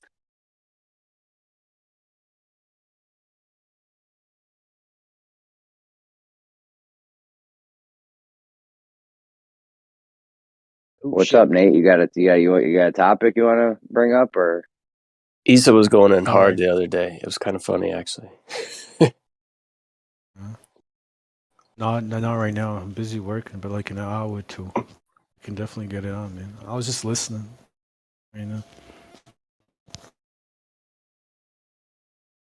That's funny. Issa goes, "It's okay for me to gang up on him, but don't you join me."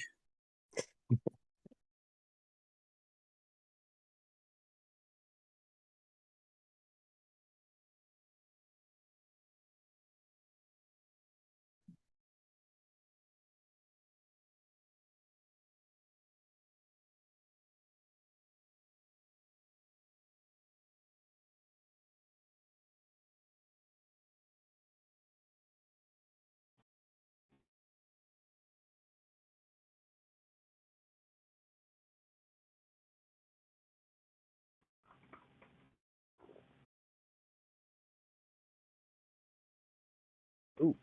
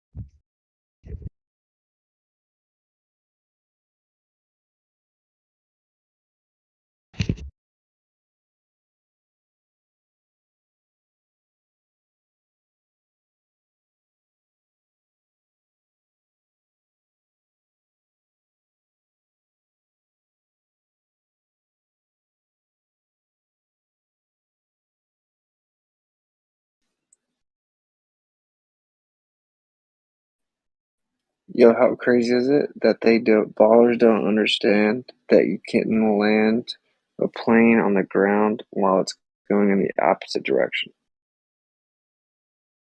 Like, what am I missing? Where is it?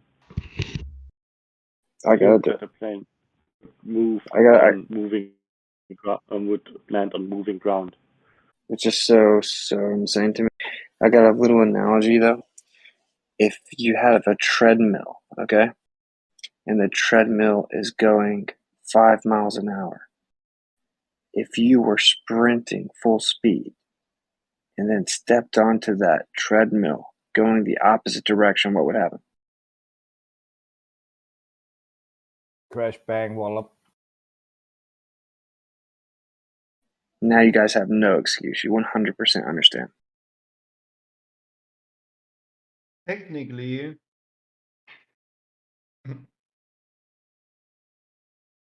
if you just imagine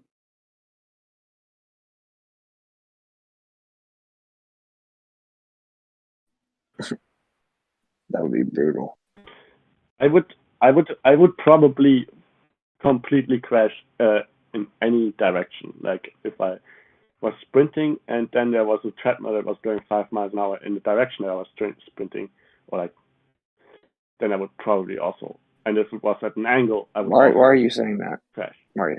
Okay, everyone knows that you can Because- everyone knows you can start a treadmill and then jump on it running in the same direction as the treadmill.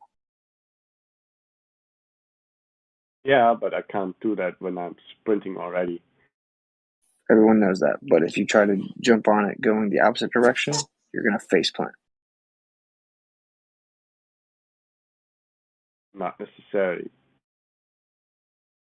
I might also like push myself too much faster. Push myself off the treadmill. Why are you fighting this, dude? You know that happens. Why would you even say that wouldn't happen? Yeah, I guess you'd actually fall backwards probably. No, I'm just saying that when I'm sprinting and then there is a treadmill set to a much slower speed than I'm sprinting.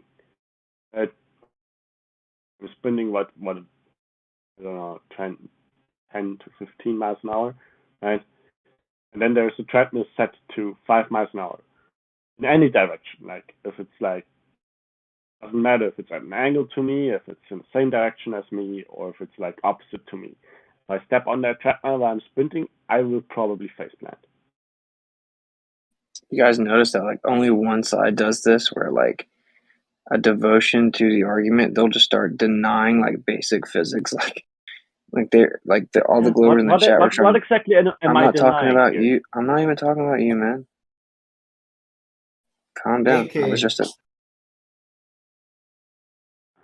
like the people in the chat were trying to tell me that the plane could land on the carrier ship in the opposite direction. AKI Real quick, I just want to say something real fast. Jackie Chan, he did his own stunt in this one movie, and he was on a pillar below a bridge, and as a boat was passing by, he jumped off the pillar onto the moving boat, and when he did, he broke his ankle.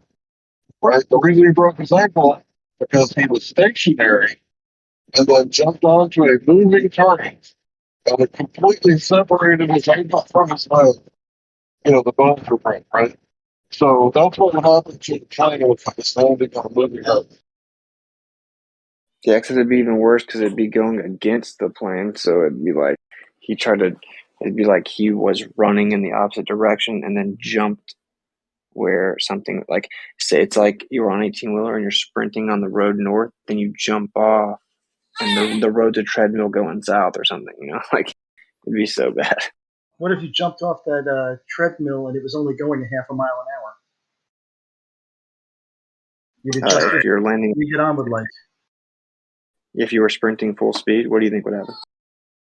You would adjust your balance and you'd continue running. This is why. Okay, yeah. I've jumped off of moving objects before. I don't know what you're talking about. Okay, if you think so. I gotta do something. So you've never jumped off of a moving object? I'm disengaging. I have to do something. That's okay. That's a question to the room then. Has anybody else here ever jumped off a moving object, like let's say a merry-go-round? Yeah. I have, and I didn't fall on my face. I adjusted my center of gravity, and I landed at a different angle, and I was fine. At No. low speed. Oh, I was a kid. I remember I jumped out of merry-go-round and I fell pretty hard. But you can. Now, if you're spaz, that's capable, or if it's moving too fast, beyond your ability to adjust for it. Sometimes you do. But Sometimes that means that means there's a range of speeds that you can operate within, a tolerance. Exactly. So it was a half a mile an hour lateral motion of the Earth, which would appear as a wind, enough to cause you to have a structural failure of the aircraft.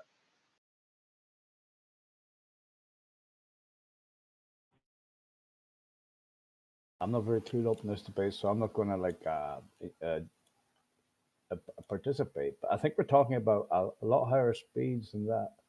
Not really. I mean, basically, your relative speed to the ground is, at 500 miles an hour. It's there's for Coriolis as it's described. The ground is moving approximately 2.4 miles per hour per minute slower.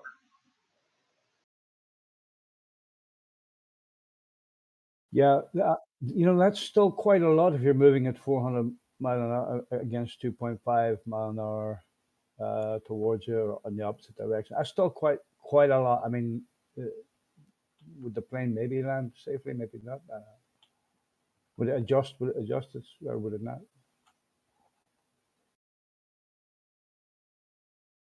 I mean, but that's at 500. Nobody lands at 500 miles an hour. They land at much slower speeds. Nobody 118, 160. Nobody jumps off a roundabout at 500 miles an hour. Right, but that's I can jump a motorcycle, at 60 miles an hour in a straight line. If I had lateral forces, I would have to adjust for that. Like if I was going to jump onto a merry-go-round with a motorcycle, I would have to land at like a 45-degree angle.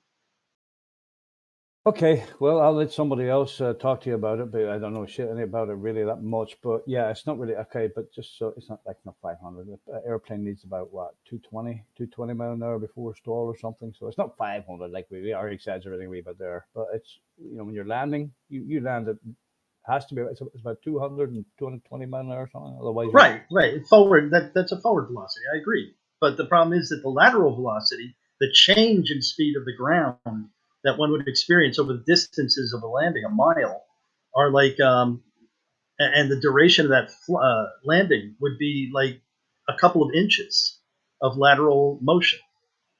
It's well within the tolerance of the tires. Okay. That's not the case, Moyak.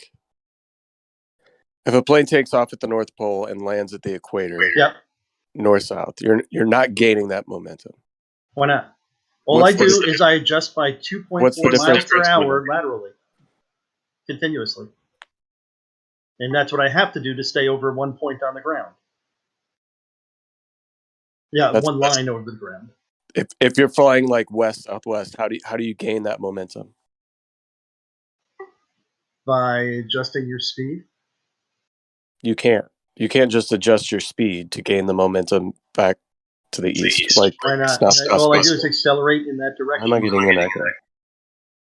Is that all, from I you?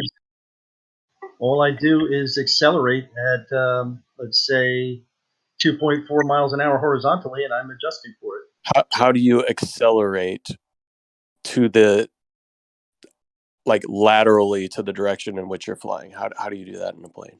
The same way you adjust for a 2 mile an hour wind. You turn towards it.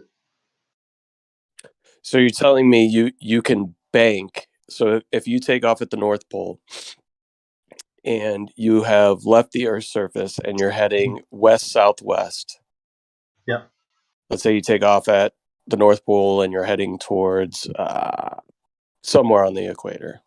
Just following the line of latitude. Yeah. That is on a not following. No, you're heading west-southwest. Oh, okay. Sorry. West, southwest. Let me think about that for a second. And you're trying to land on a, let's say, an east-west or even a north-south runway. on While the I'm equator. traveling west-southwest to land on a runway north-south. Then I'm traveling north-south. How can you travel from north to south if your destination is west-southwest? My destination is 6 inches west-southwest. What are you talking about? It's not difficult. Why would you take a plane to go 6 inches?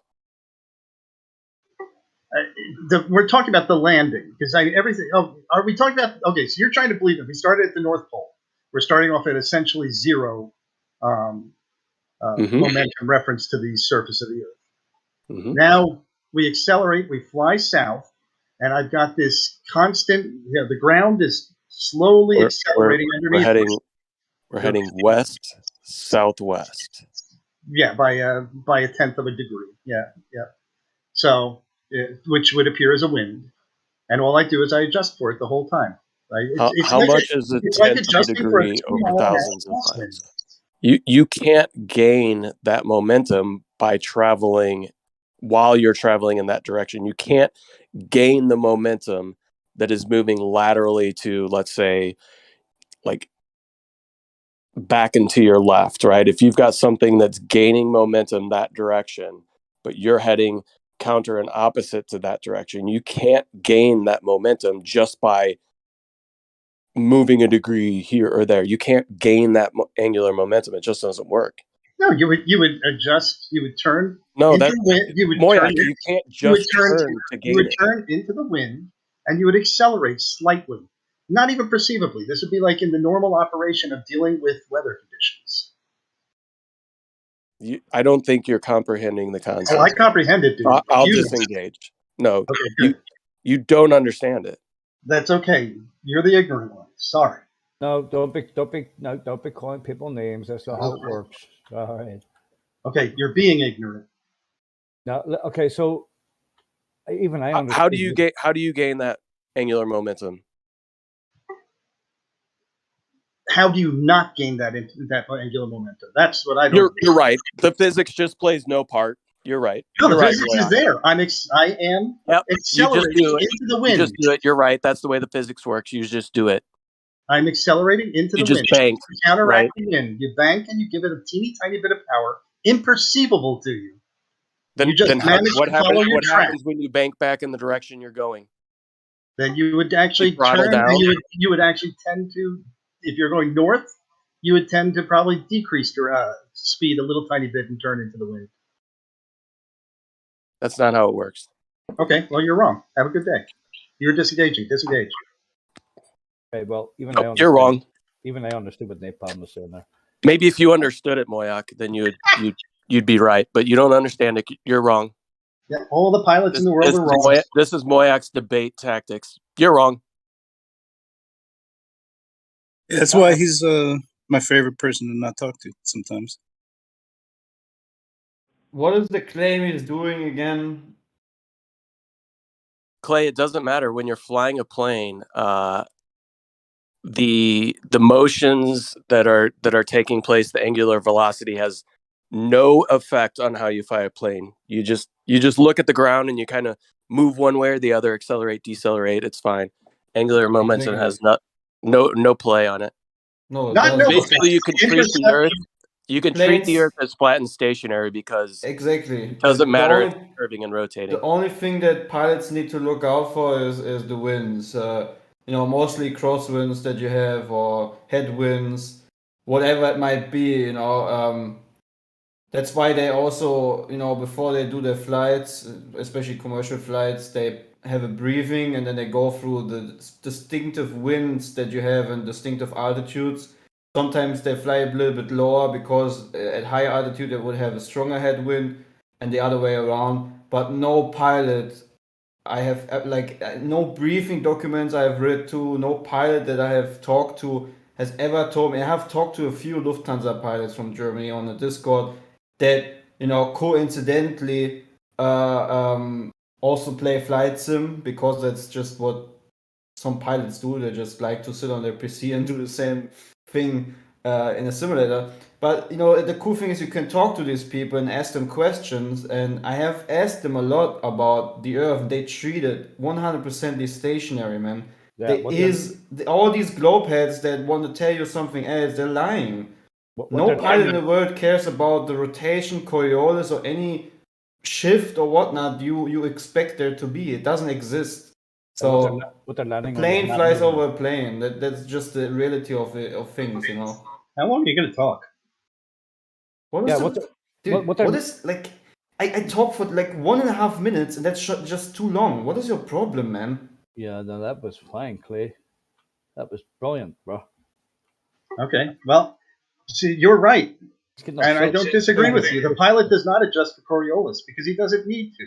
He is adjusting for what is a perceived wind, and he is only going to treat it as a wind. They don't go in and like say, okay, what's the Coriolis today? That is going to be additive or subtractive from the atmosphere that you're in, depending on what direction you're going. So, like, if you were able to take weather balloons and fly them up, the guy on the ground would say that wind is that you've got a 10 mile an hour crosswind, and then the pilot will say, "No, I see a 12 mile per hour crosswind for the same location above ground." Because of the Coriolis effect, he's experiencing a 12 mile an hour crosswind when the ground people say, no, the wind's only moving 10 miles per hour, demonstrably measured from the Earth. There would be a 2 mile an hour difference between the perceived pilot wind. Now, 2 miles an hour into the pilot's world doesn't matter. He just adjusts for it as if it were simply a wind. That's like claiming that it just flies over the stationary plane. It looks flat. It doesn't curve 360 degrees around you, but you can be sure that there's an automated process that the plane somehow flies around the sphere. These arguments, that's always like so weird. Like as if you just someone makes something up to just don't look like you just lied. If you wanted to, you could validate this. Mine is just an assertion, but you could validate it by saying, put up weather balloons or whatever you want to do to measure wind at the altitude the airplane's flying, and then ask the pilot what he's having to do. Is he having to trim for a 10 mile an hour wind or a 12 mile per hour wind? 1 second. If that's what you're saying is right, what about Felix Baumgartner, who literally went so much higher than any airplane, and landed almost like at the exact position that he started off from, like not far away from it. I don't know. Only 40 miles. Yeah, only 40 miles. Like, and he was not even in any vehicle that has thrust, man. He couldn't like go against any of these things you're claiming. So again, I don't buy this. And you're saying 40 miles is not a significant distance? No, it's not. Okay. How much do you expect?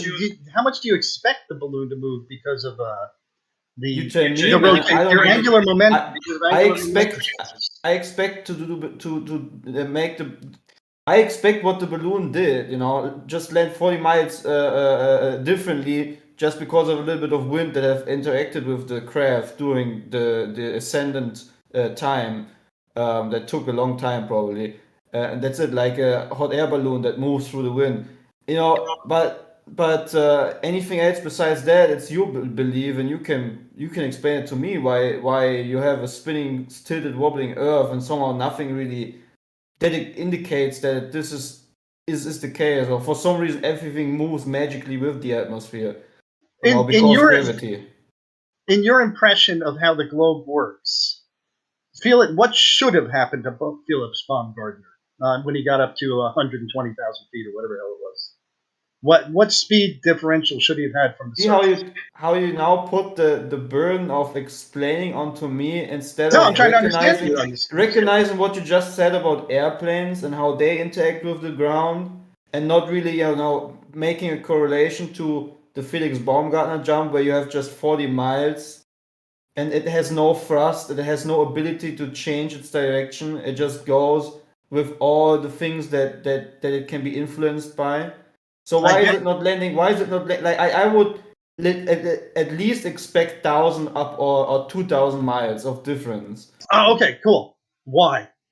Because you've now increased the radius of Earth by some insignificant fraction. How much faster? Because he's going straight up, essentially. He's trying to go straight up, other than wind.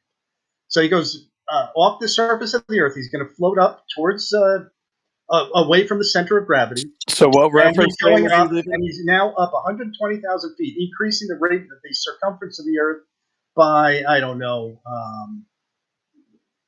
60 miles. So he's 60 miles away from the reference frame that he was initially on. Okay. Let me think about that. Space. The reference frame that he's that's not reference frame.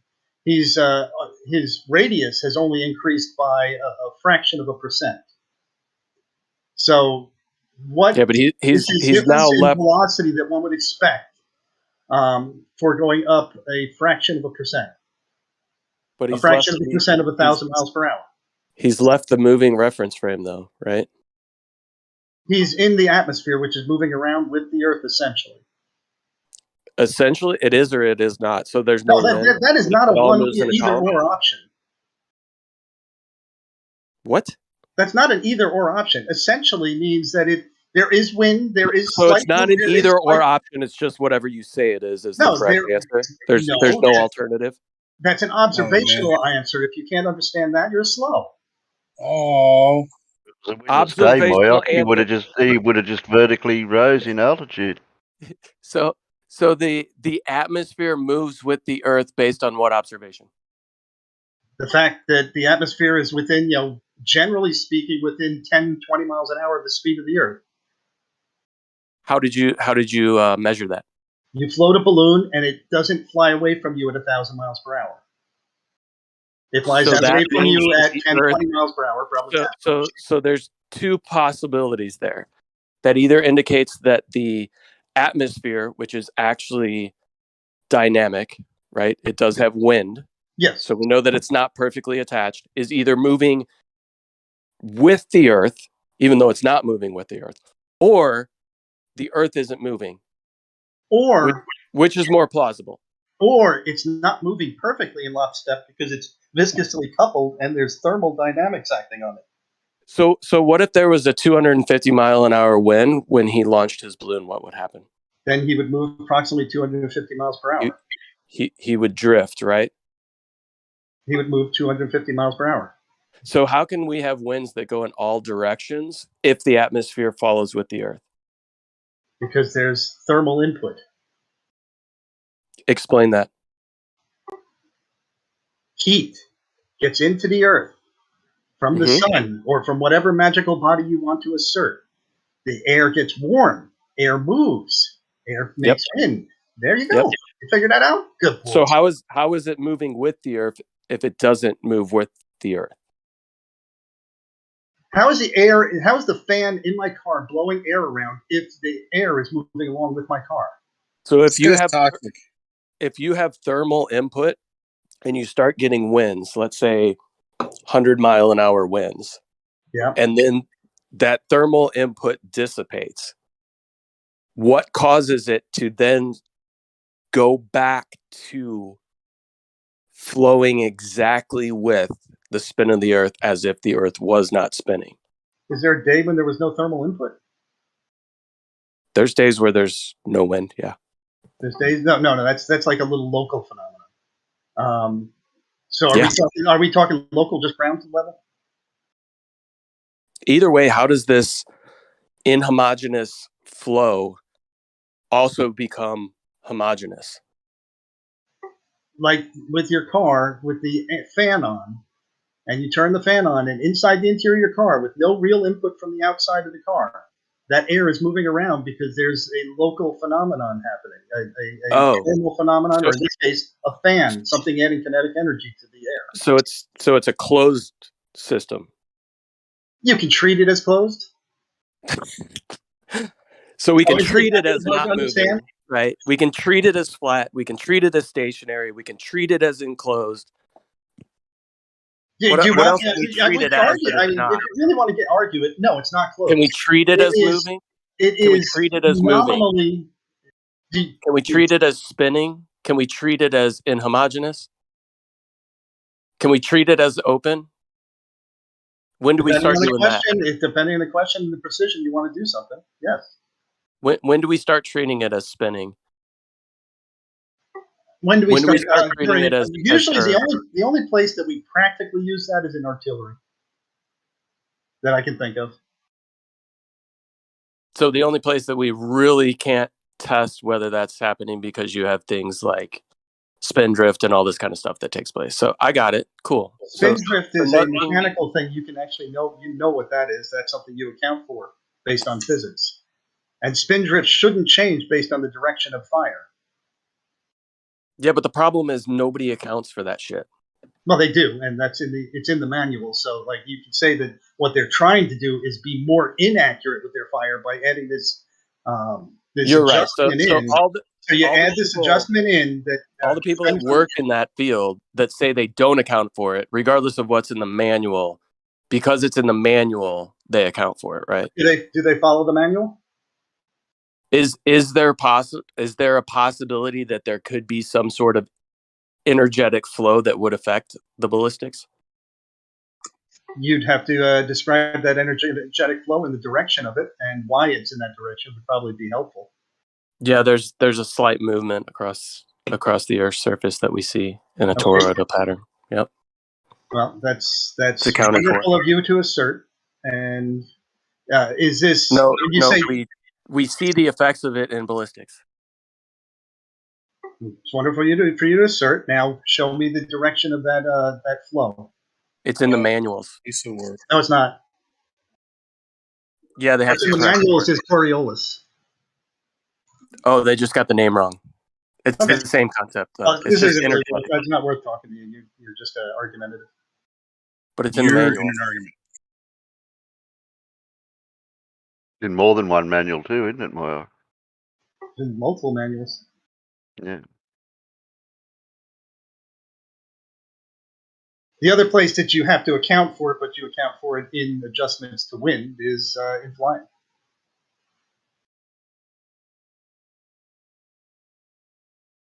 Yeah, I think there's confusion between projectile and powered flight to do with Coriolis and things like that. Right, Coriolis, in powered flight, all you do is you turn your plane slightly into that approaching wind to maintain the speed of what wind?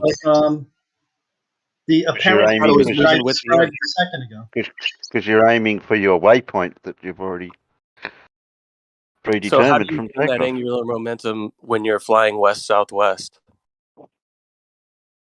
It's no different. Any direction you fly, you adjust for the Coriolis. East and west, you would probably adjust in the amount of power that you apply to the engine to keep your altitude. You have no idea. It comes under course correction. Yeah. In those cases. It's just a simple course correction. You don't notice it. It's not simple course correction gains. You somehow gain angular momentum based on course correction. Absolutely. Jesus. You would have to. I mean, explain to me how you wouldn't. Well, the Earth isn't spinning. No, so you don't have to me how you wouldn't. On the globe model, how it would not increase your angular momentum. I don't think you understand how this works. Well, I'm asking you a question, so that's not a place for you to say, I don't think you understand how this works. On the globe model, I turn that direction slightly to adjust for a 2.4 mile per hour per minute acceleration. That will keep me in lockstep with my path, my direction of choice.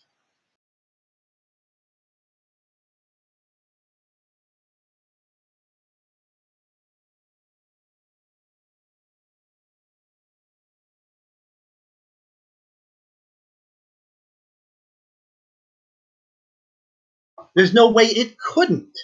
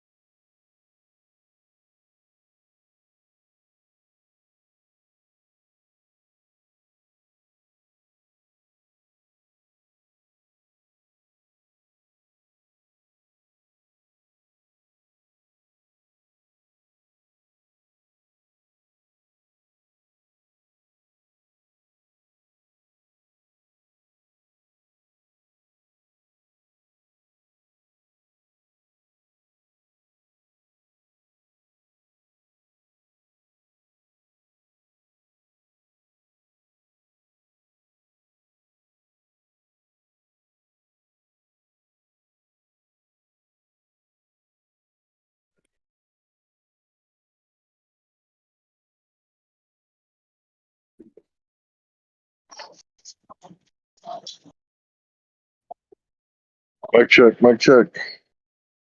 Your mic. Thanks. So I think I finally solved the cosmological constant problem. It's a real easy solution. I don't know if everybody's going to agree with it right away, but I think in the future, I think people are going to agree with me.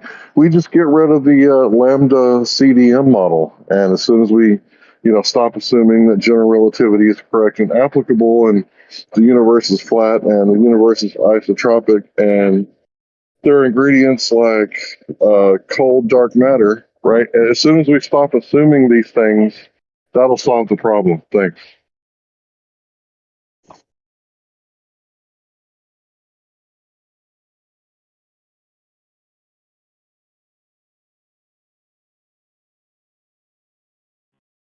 Why don't you elaborate on that, Hank?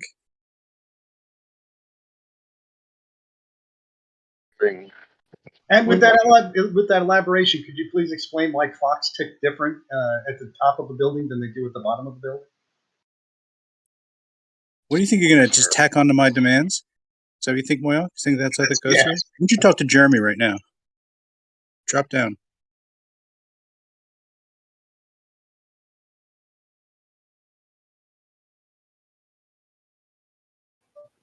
Please don't start talking about clocks again. We'll be here all night. It'll take a lot of time.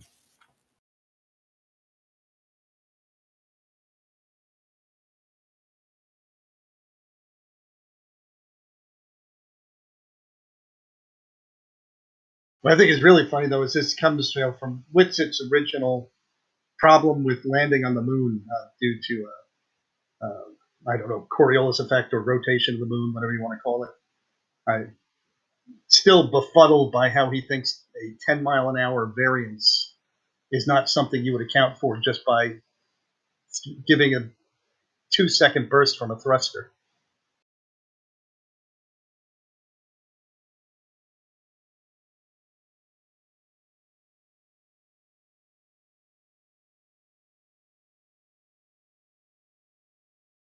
Look, the ground's moving. Ah, what do we do? Funny thing is, it's that same condescending attitude that actually creates more flat earthers. So do you have an answer why you wouldn't be able to adjust for it?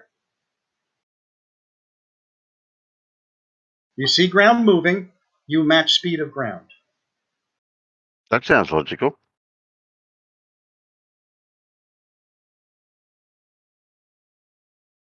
It's something helicopter pilots do every day.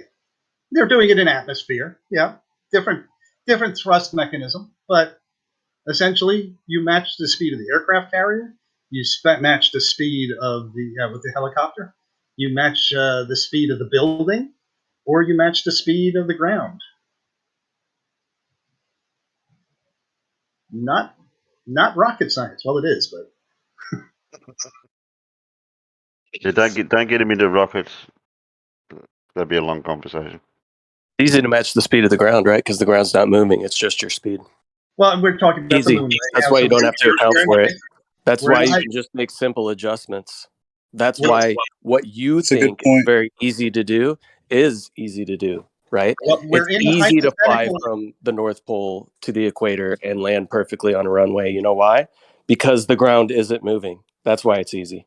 Well, with Witzett's argument, we're talking about he's saying that it is impossible to land a craft on the moon because the moon is spinning at 10 miles per hour. He does not, and that is his assertion. So we're not talking about what you just said. We're talking about the moon. What do you figure the shear force is on the weight? Because of the physical plausibility of actually making a landing. You don't know about shear force, though, right? Shear forces in reference to what? According to you. What shear forces are we talking about? We talking about the struts on the shear when they land on a moving object?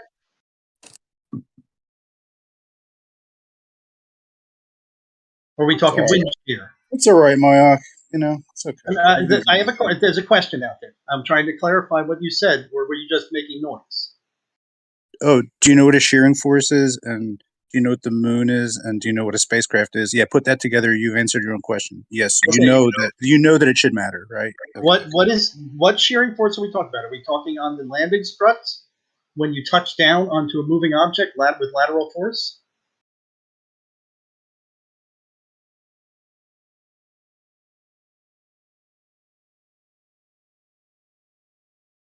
I don't think the landing craft would have come out in one piece if it landed laterally at a higher rate of speed. Right, you'd have a lot of shearing forces. Yeah. And compression. So now you know what they mean? Okay. But that means that how does that apply when what I've done in my craft is I have achieved zero horizontal speed with reference to the ground, or minimal. And you can obviously tell that lander is definitely engineered to, like, you know, it's going to be okay. I mean, it's pretty solid looking, right? So that's good. It doesn't need to be as solid as what you think. No, because it's just 3 men's lives hanging in the balance. You don't give a fuck, dude. Well, they're in what is it, 0.6 of Earth's gravity when they land on the moon? And they're in free space. You guys are still trying to fight this? Right. You gotta it's eternal, rotation. You gotta count for Well, rotation and orbit. I don't class it as fighting. I'm just classing it as having a conversation. No, the only thing you have to account for is ground speed. Once you leave orbit and you start decelerating, now it is just a argument of what the ground speed is referenced to you. No. So if I think about this, if I was on the Earth, okay, and I was on the ISS orbiting the Earth, sure, but the Earth had no atmosphere, and then I jumped out of the ISS, what's going to happen? You'll stay right next to the ISS, maybe a few feet away from the jumping force. Okay. If I get in a craft and I eject myself from the ISS and I start going down, okay? Right. And there's no atmosphere. Uh-huh. Are you saying I'm just going to float, like, infinitely? If you slow down your orbital velocity enough, you'll start to fall slowly towards the planet, and you'll hit at a very oblique angle. What happens when I leave the Earth's orbit? What will happen? I will take whatever velocity that I have, and hopefully the way that they do it, they try and use the orbital velocity or the ground speed that they got initially as part of their orbital velocity. Hey, if I leave the Earth's orbit, what's going to happen, man? Well, I go off in the trajectory I go off in. Okay, the Earth's going to leave you behind. That's what's going to happen. I don't know. It's tomato, whether the Earth leaves. What do you mean you don't know? I would say that you leave the Earth. Okay, so same thing's going to happen on the moon, my dude. Once you leave the moon's orbit, the moon's going to leave you behind.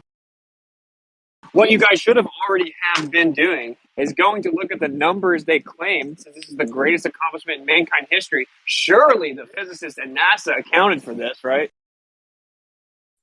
Accounted for what? They decelerated and they began to drop from orbit.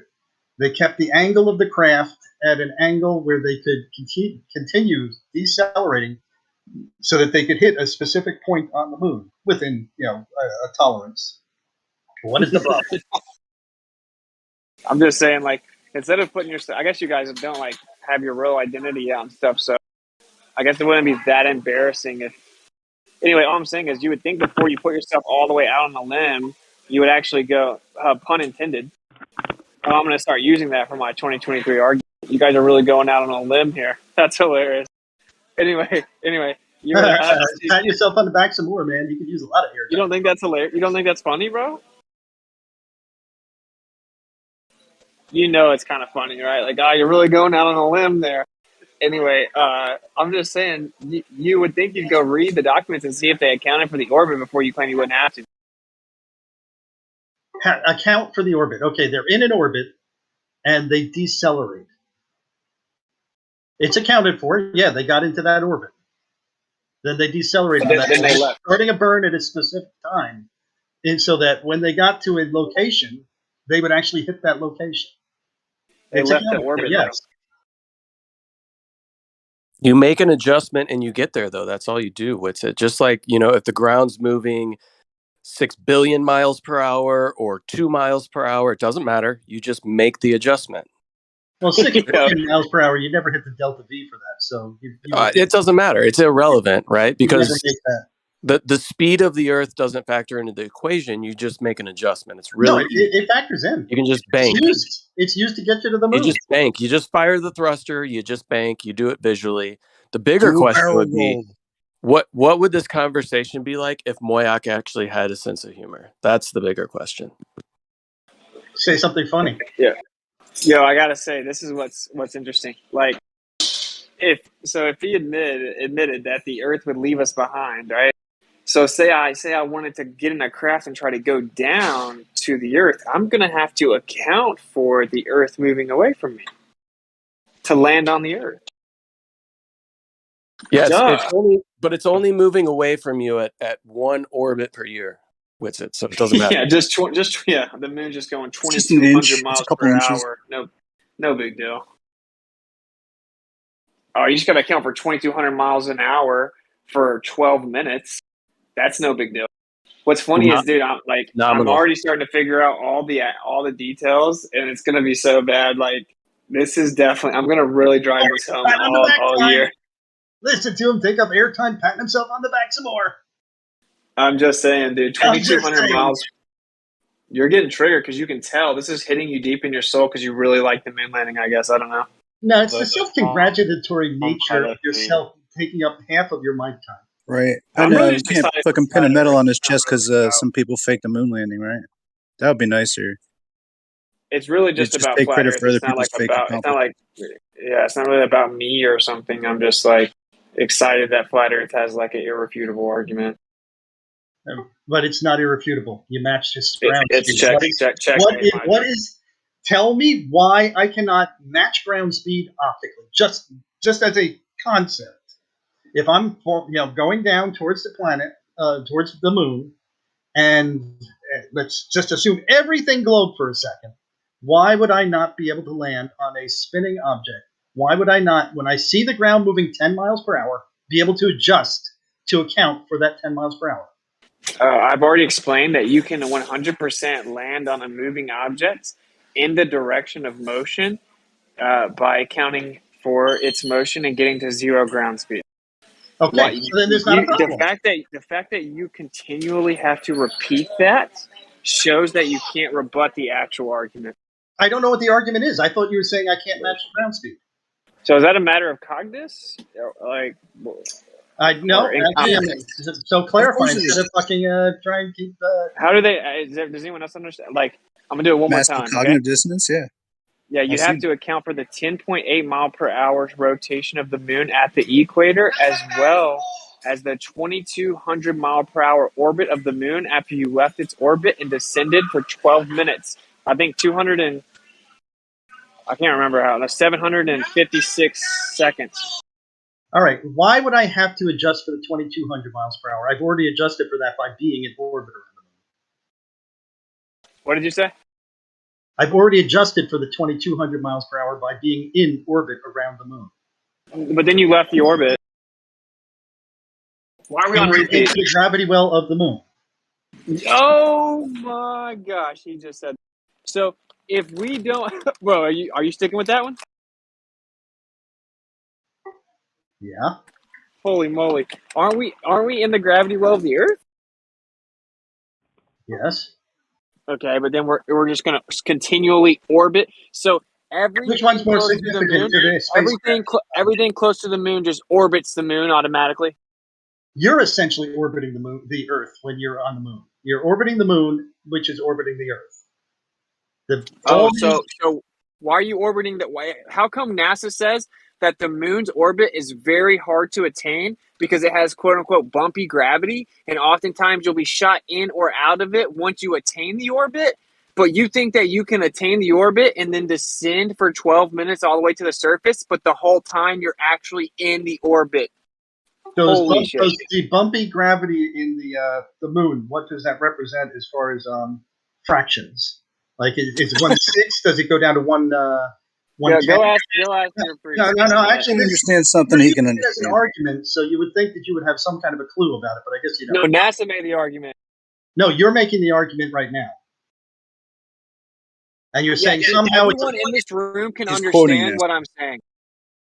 Of course, because they don't really understand. They couldn't explain what you're saying.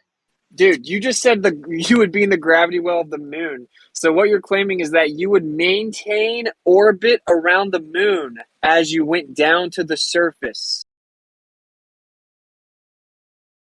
You will maintain your orbit reference to the Earth as it applies to the moon's gravity body.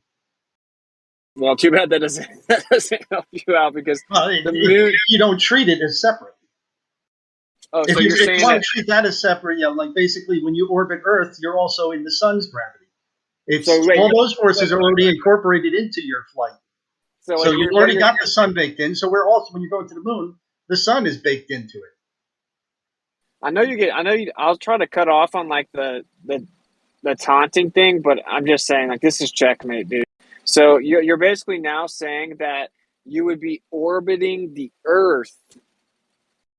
What you're saying is that the lunar module was actually orbiting the Earth as it descended to the moon. Are you saying it's not, or according to the model?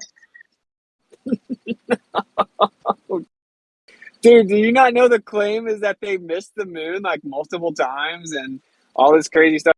Like it was allegedly very difficult to get the orbit of the moon. Okay. Right? That was the whole problem with the space race. I thought you would know this more than me. They got to the moon, okay, after they've had problems. Okay, next. Okay, so it's a small little area that you can get to be in an orbit around the moon. Okay. Okay, if you think that any size object at any distance away from the Earth orbits at the exact same rate as the moon, then you don't understand gravity.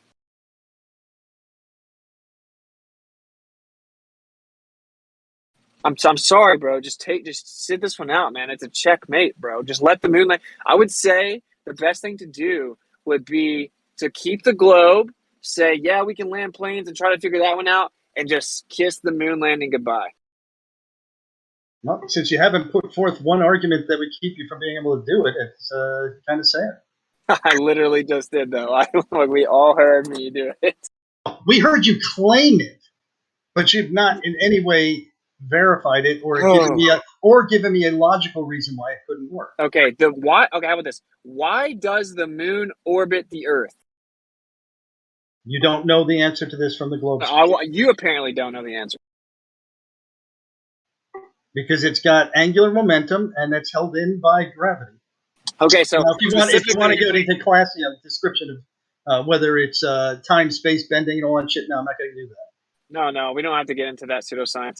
Specifically, how does that work? Like not the space-time part, but like specifically, why does the moon orbit the Earth at the distance that it does and the speed that it does? Why it goes the speed that it does, I don't know. The speed that it does puts it at have enough centrifugal force, for lack of a better term, going away from Earth that it's matched by the gravitational force at that velocity.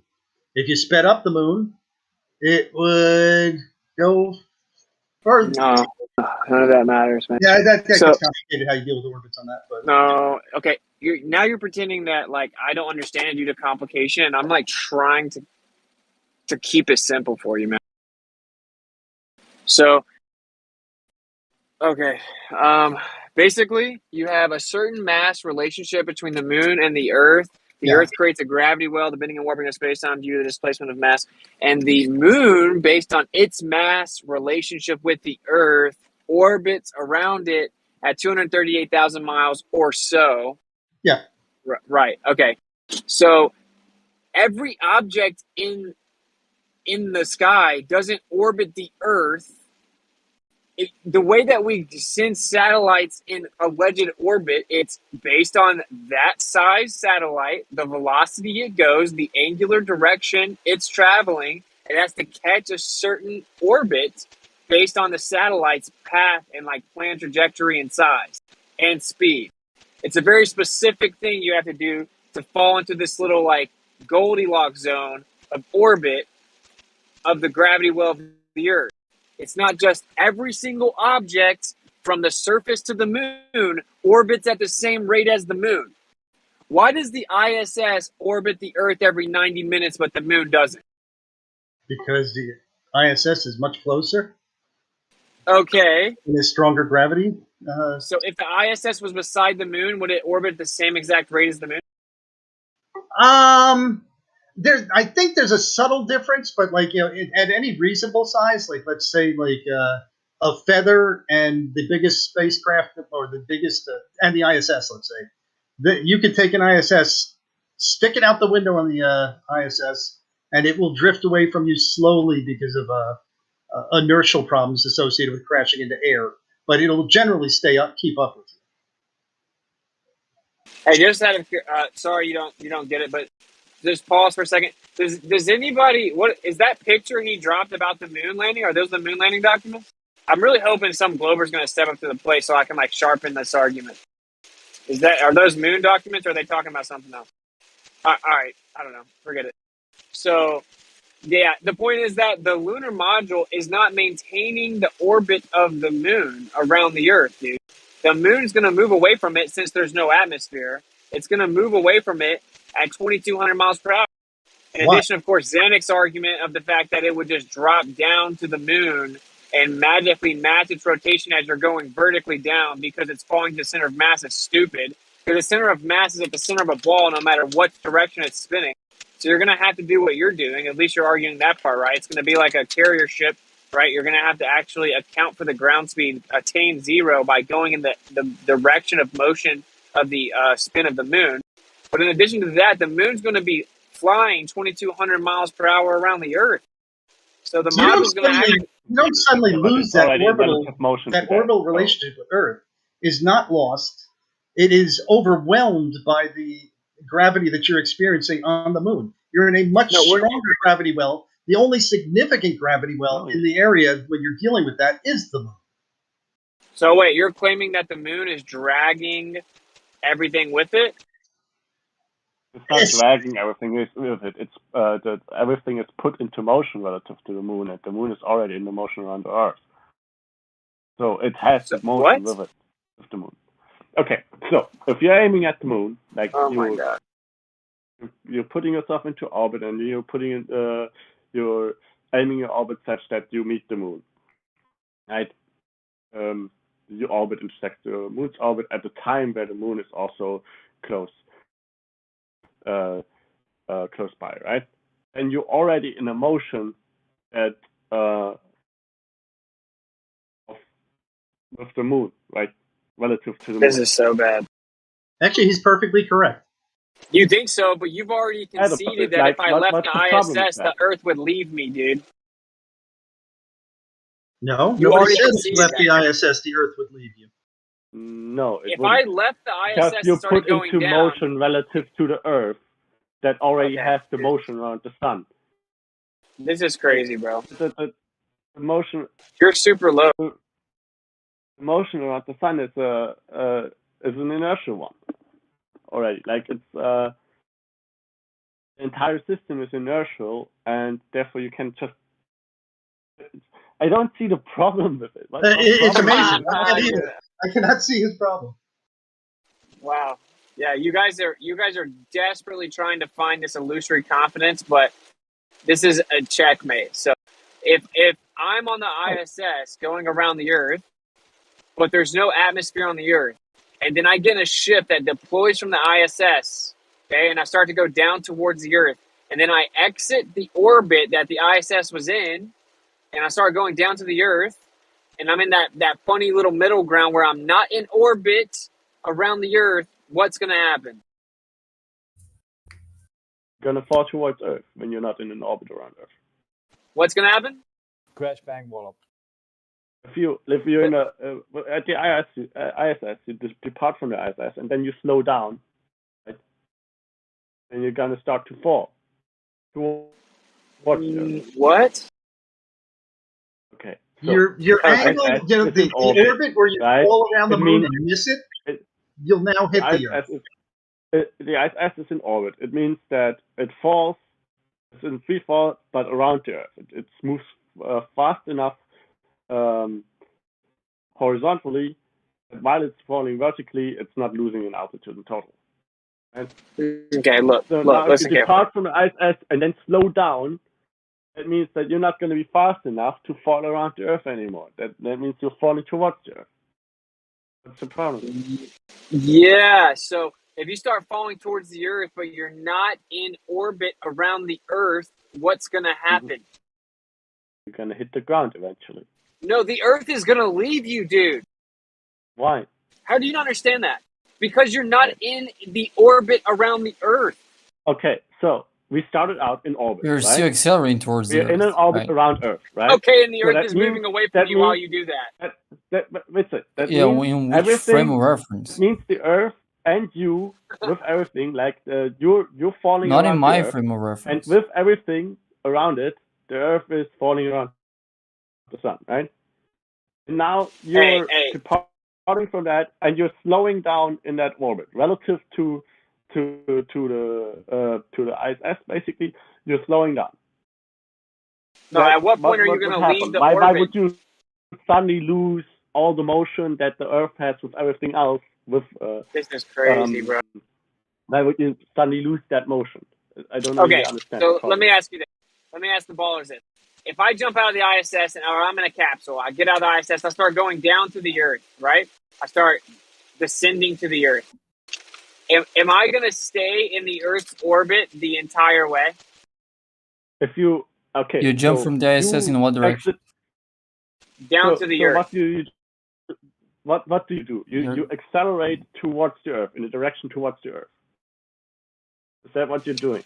Yeah. Am I going to continue to go in the same direction as the ISS around the Earth? Not in the same direction. You're still going to stay in orbit. Like we're neglecting drag here, obviously, right? So there's no. So I would stay in orbit around the Earth all the way to the surface of the Earth. That's what you think? Yes, if there's nothing. Wow. Else that So floats you down, planes like orbit the Earth, helicopters orbit the Earth, hot air balloons orbit the Earth. No, okay. So that's a ridiculous argument. That's a ridiculous argument to make because that was not what was claimed, right?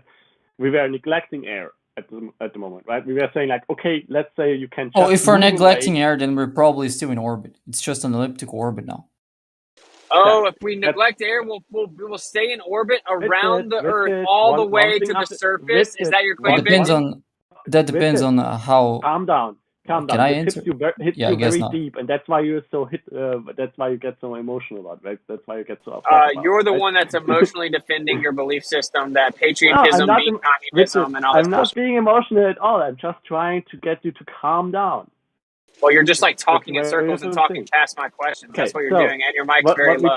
What we tried to do is tried to nail down, like you take out from the ISS, for example, right? And we tried to nail down what is the action that you're taking, what is the acceleration that you're putting in, and if you're just putting in an acceleration towards Earth, that's basically down, right? And not horizontally relative to the ISS, right? Just away from the ISS towards the Earth, right? Then, if there's nothing that slows you down or anything like that, you would stay in orbit. Orbit would just change. Okay. It would change its nature. Okay, I'm sorry. I'm sorry you're confused. You're confused. So no, I'm not that confused at all. I'm just explaining to you how this works. Now, in reality, if you want, when you depart, okay, I'm not going to sit here and listen to you monologue, dude. In reality. Okay, you got it. In reality, please talk for another 5 minutes. In reality, please. Can you stop talking only, please? That's what I'm asking you to heed your own advice there, bud. You've talked for literally the last 5 minutes. Bacon's tried to get in. Witset's trying to get in. Maybe take a few moments. Take a deep breath. Good. I'm trying to have a conversation back and forth, man. I don't know. His fellow Bacon, everything too ridicule. Okay. You're not answering my question. Let me lay this out, okay? If it's analogous to the moon, so we need no atmosphere, we're going to fall down. The ISS is like the rocket going around the moon in its orbit, okay? That's the analogy. We're going to fall down to the Earth. Now, if we want to land on a specific place on the Earth, we're going to actually have to accelerate 1,000 miles per hour east and then attain a ground speed of 0 to land on the Earth, correct? Mm-hmm.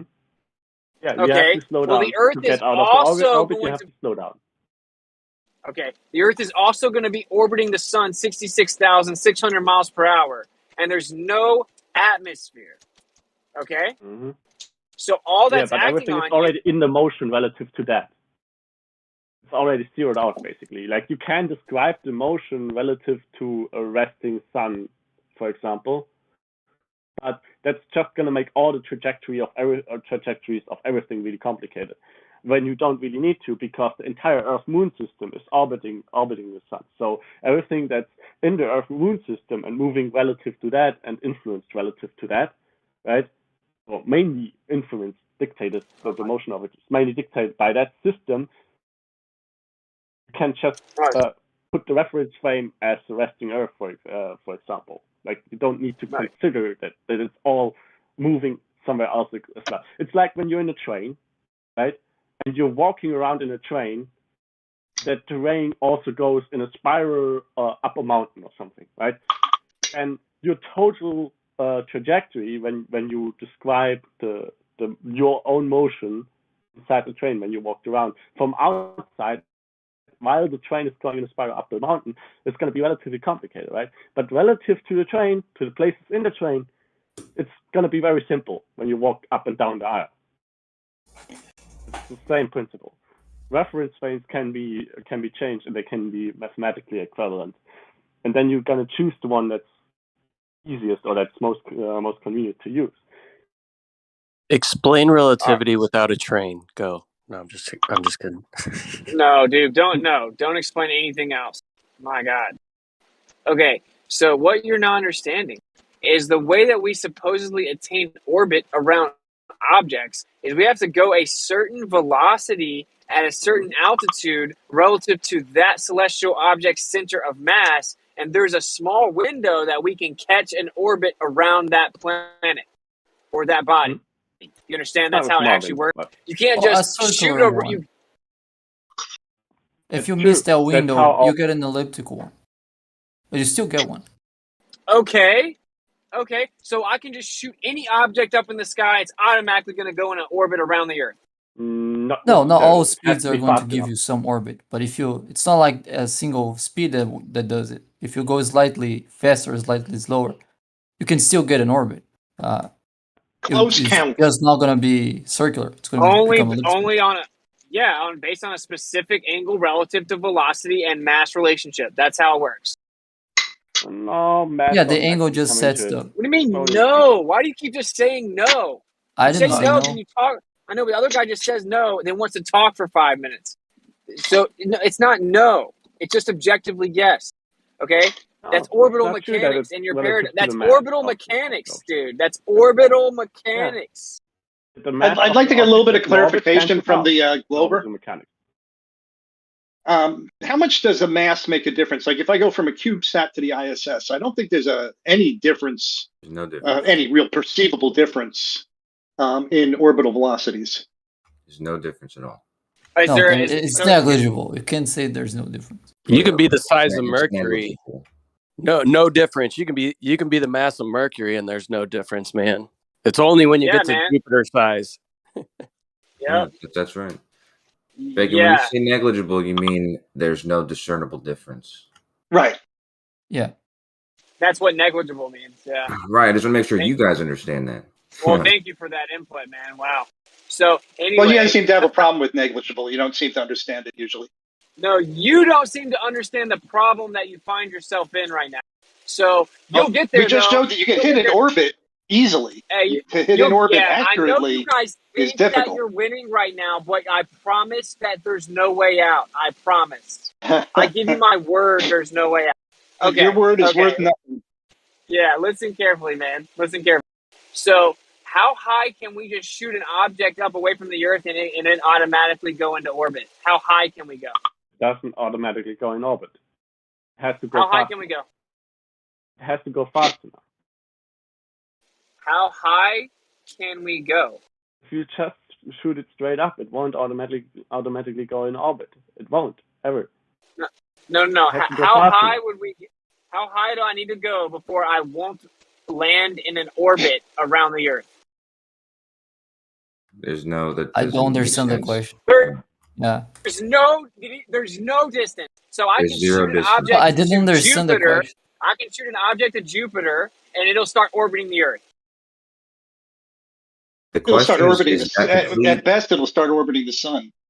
The question is not complete. Oh, It's a very weird question. I didn't get it. hey, buddy, Yeah. at what If I shot it altitude up far am I enough not- that the gravitational influence of Earth became insignificant, I'd still have the 66,000 miles per hour velocity in orbit around the sun.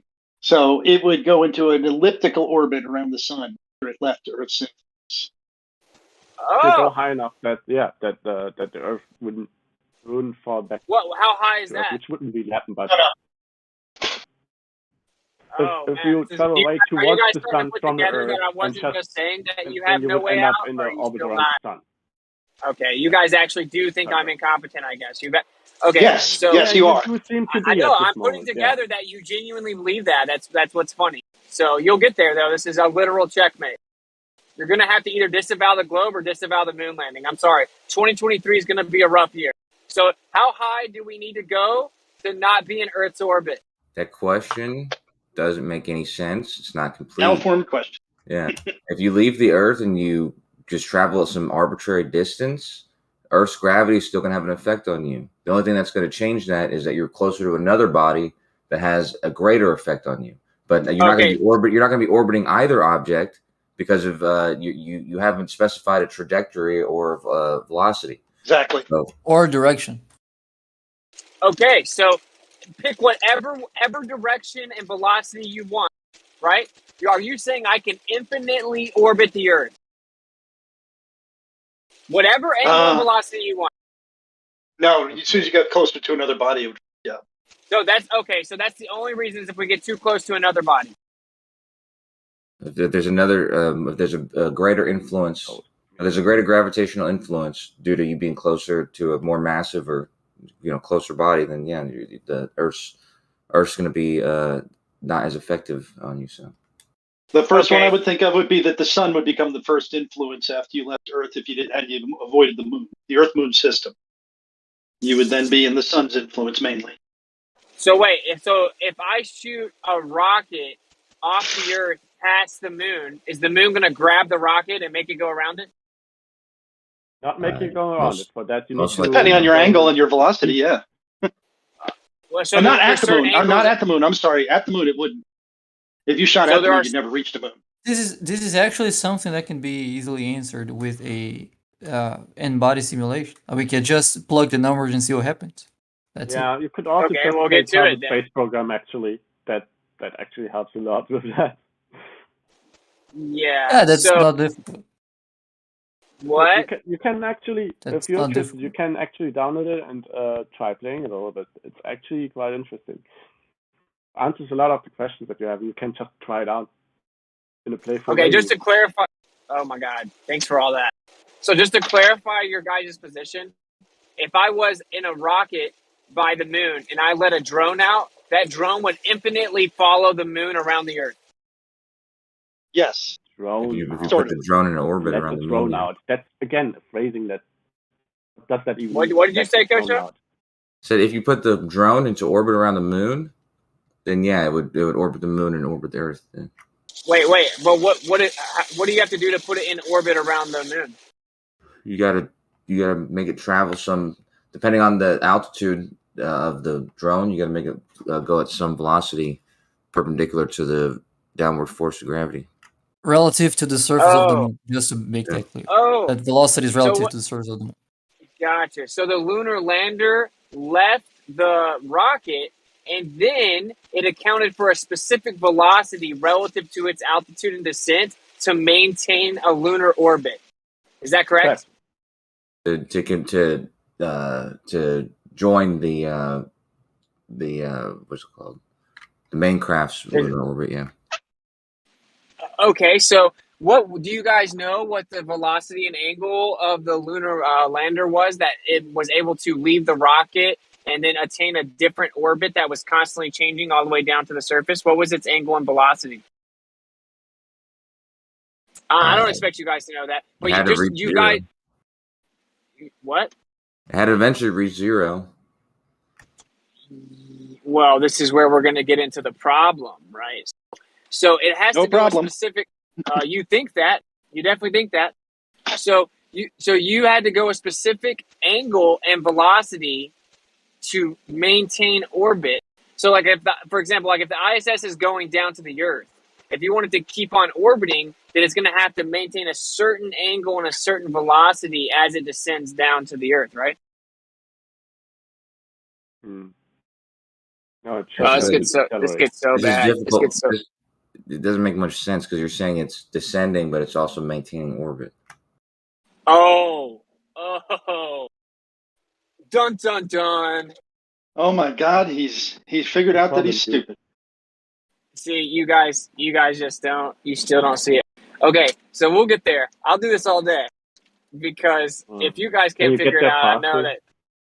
Look, I'm open to being wrong, but you guys haven't done it yet. Can I steal man your question basically? Because I'm trying to see if this is what you're saying. You're saying like the ISS is 250 miles up. Let's say the ISS wanted to lower its wanted to get closer to Earth but still remain in orbit. So it wanted to be like 20 miles above Earth but still be in orbit. Okay.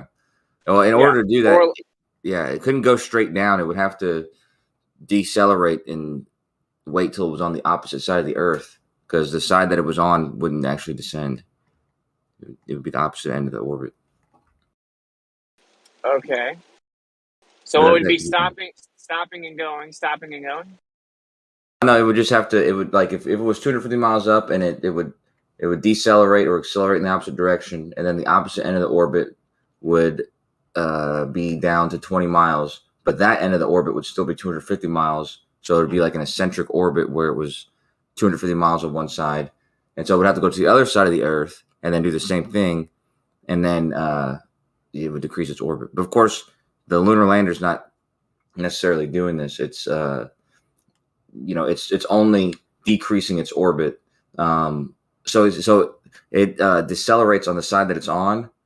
And then its orbit becomes its orbital path becomes intersecting with the moon, basically, which it just slows down in that path. Yeah.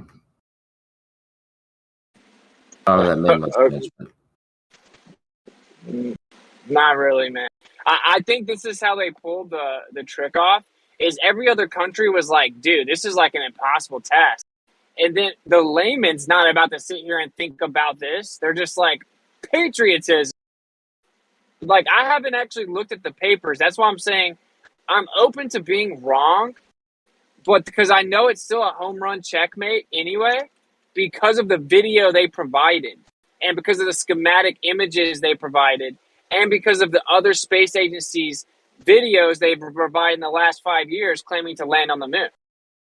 So it seems that even in 2020, they didn't understand this problem, or at least not enough to match it with the video they showed us. So I find it highly improbable that they did this perfectly in 69 for the lie, because that's what it was. It was a lie and no one went to the moon. And you guys are going to have to accept that in 2020. You guys are going to have to accept that in 2023. Like, just take my word for it. Anyway, so like, say that the lunar module leaves, the lunar lander is leaving, okay? So obviously, as it's coming down, it's going to have to land on the rotating moon like a carrier ship, right? Like it's going to have to go in the direction of rotation. It's going to have to attain zero ground speed, and it's going to actually land at an angle, like moving in the direction of motion of the moon's rotation, right? We're all in agreement? Yeah. Well, it has to decrease. Like I said, I've done this several times, like in games that simulate it, and it's not easy, but it's also not like if you're a pilot, like the best pilots in the world, like the guys that got, it's like a trivial task. Although it's I don't dispute that you can land on a carrier ship, right?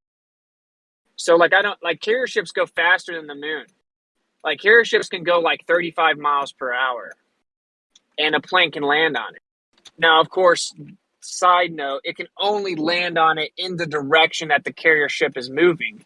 It can't land on it going the opposite direction, or the plane would disintegrate, and it also has a little like it has moves the wrong direction. Boom, blows up. it definitely Yeah. can't land in the opposite direction. The plane would Yeah. disintegrate. The Yeah. reason no, it's not. It's not like the plane has a ascension and sees, oh, there's something moving in the wrong direction, and then it blows itself up. That's definitely not No. what's happening, and that's When not the the reason tires, see, this, I'm that not even planes okay. I'm not trying to debate. Okay, that you're jets right. don't land Yeah, you're right. on airplane carriers the wrong way. Yeah, you're right. You're that's right not for the sure. reason. Go contact the military and tell them that you want your $1 billion and your Nobel Prize because you're going to be able to make carrier ships receive planes from all directions. And then you get back to me. Okay? Why would they spend money on that? Because it would be very tactically useful, especially in pressure-filled moments, that a plane could come in from any direction and land. Yeah, but it's more like a chopper. Literally does not make a difference. It's more like a chopper landing on a carrier because I get that. I get that. Yeah, because I agree. you have the jets on both sides and stuff, so you can accelerate in both directions or whatever. No, I agree. Yeah, like helicopters can land on carrier ships much easier. They still have to get ground speed of 0. Like a helicopter can land on a stationary carrier ship significantly easier than a plane can. Planes actually prefer the carrier ships be moving because it's moving in the direction that it's landing. So it's actually like aiding, right? Because it's going to take away from its speed, right? Because one of the main difficulties of carrier ships is to get slow enough on the carrier ship within the 300 to 500 foot runway. So like, say it's going 35 miles per hour. Well, you're going to take 35 miles per hour off of the plane because you're going in the same direction. A helicopter is able to like land on one going 1 mile per hour pretty easily, but it's still going to have to land in the direction of motion. So anyway, you could say basically like it's a helicopter landing on a carrier ship going 10.8 miles per hour, right? Now I haven't looked at the schematics. I would almost guarantee that the military is competent enough to release the schematics saying that the lunar lander was moving in the direction as the moon was rotating, right, and landed. Obviously, they did that because they're not in Discord trying to defend the globe, so they wouldn't claim something that defies physics. They wouldn't claim that the lunar lander was going to land in the opposite direction of the rotation of the moon, for example. They know that would destroy the tweaker hut they called the lunar lander. So anyway, that's not true though. That's what I'm saying. If they would have come from either direction, it wouldn't. It probably would have been less energy to slow down and get the same speed, but it still would have been the same. It would have been the same effort. Like they would have just had to match its speed. They would have to make their ground speed, 0, which would have been the same task. It just probably would be easier to go from the same direction. But as I said, I've done this in like Space Flight Simulator or whatever, both directions. I think it does take less energy, but once you get down to the speeds like that you have to be to land, they seem identical from. It's your assumption that something would integrate just because it's moving the opposite direction of you. I'm sorry you don't understand. I know you don't understand opposing forces. I do understand, but no, you don't. I'm sorry that you have to keep appealing to ridicule in order to make a point. You don't understand opposing forces. No, so like I do understand opposing forces. Opposing forces cancel each other out, and unless one of them is stronger than the other, then the opposing force just takes away from the first. Yeah, that's how I get it. Forces work. I get it. I'm about to have to go to the post office. I'm disengaging from this guy. It's very simple. It's harder to land on an aircraft this guy doesn't understand because you're gonna have a tailwind, which is gonna make your ascent. You're saying nothing. You're saying nothing. Deeper. But the motion is still relative, and it's always going to remain relative. Wow, motion's relative. Holy shit. Yeah. So, for example, for the lunar module, if when it descends and it descends against the rotation of the moon, the rotation the moon has from the outside of the system, it doesn't matter because the motion of the descent module was zeroed out relative to the moon. And when it was Are you done? from outside and you see it as approaching from against the rotation, then it just means that is moving faster than the rotation at the moment, and it slows down relative to that. There's no issue here physically. Like matching the speed is still matching the speed. If you come from one direction is it or the just other me, direction, or is this just like super one unbearable? way Like, is energetically more energetically easier to achieve, and the other direction needs more energy, kinetic energy to put into the system to achieve the same state. Are you done? Okay, so if a treadmill is going 11 miles per hour, I can't just land against it. I can't just step on the treadmill. What's going to happen? I can't run in the opposite direction of the treadmill. What's going to happen? You can't do that. Well, on the moon, there's no atmosphere. On the moon, there's no atmosphere. The speed of its surface, on actually. the moon, there's no atmosphere. So, what's like this atmosphere? Atmosphere only means that you can't use. All right, I'm just gonna wait till this guy talks himself out. To steer. You're out of your league, dude. No atmosphere or atmosphere. I think you might be out of your league, bro. So I'm gonna try to calmly say it, but you're really getting on my nerves, I'm gonna be honest. So anyway, there's no atmosphere on the moon. So on the Earth, they say, well, the Earth is spinning 1,000 miles per hour. The Earth is spinning 1,000 miles per hour, but the atmosphere basically spins with it. Not perfectly lockstep, but basically, so it drags the plane with it. So no matter what direction you're going in, you can treat it like the atmosphere is moving. Talking. Aren't you done yet? I mean, that's what you've been doing the whole time he spoke. You spoke over him. Every single sentence you spoke over. Well, actually, he interrupted me to speak, and then he intentionally didn't address my point, and then basically just kept asserting the conclusion on a super low volume where no one can even understand what he's saying. That's what actually happened. I could hear him, except for the fact you were talking over him. Unfortunately, I was the one that modded, and no, the other guy spoke over Witsit, and then I couldn't hear him as well either. It just sounds like a bunch of mumbles. That's why I muted him, because he was just interrupting constantly.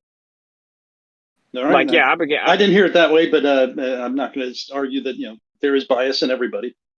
I'll make the argument for all the Globers, so you guys don't have to interject. Whatever you're saying, Witsit, it doesn't. I'm sorry, Napalm.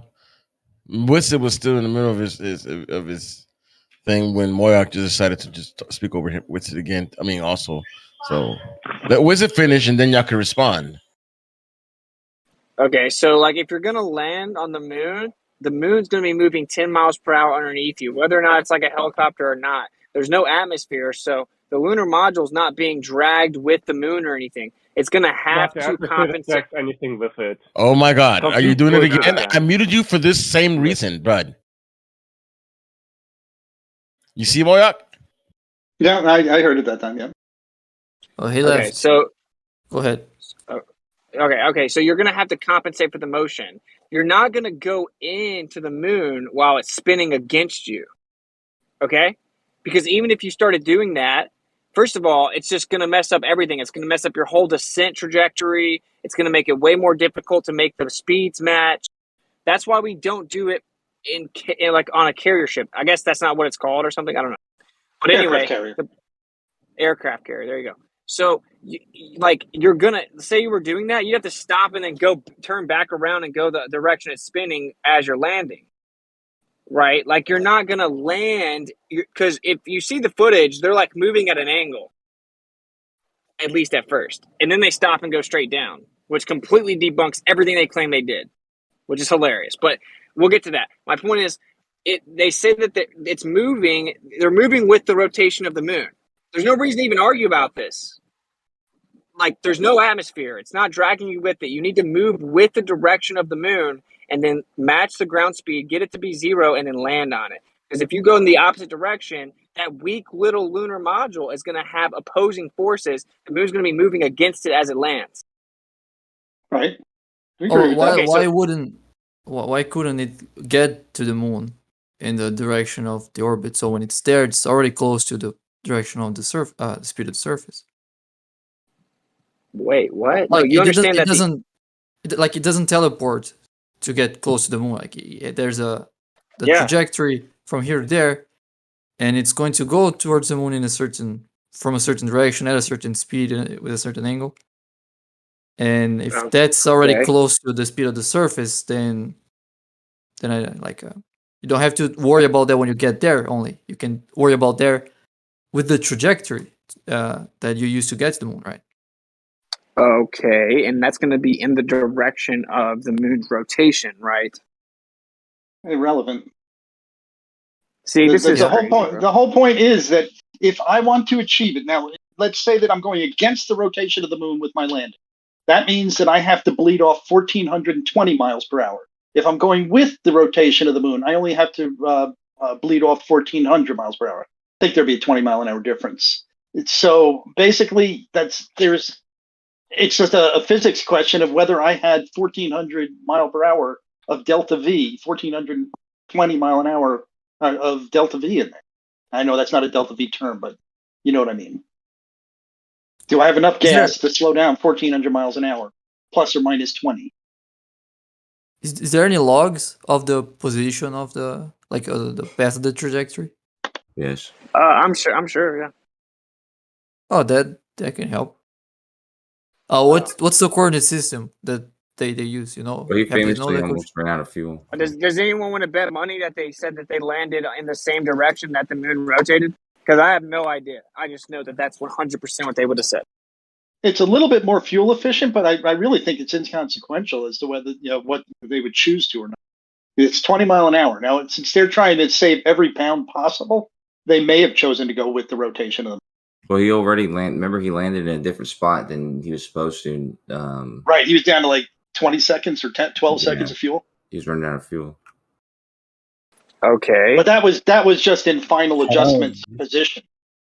That was after he was kind of. That makes it way worse. Like, my goodness, we'll get to the bottom of this before 2024. Hey, the point is that you would. Can I move laterally?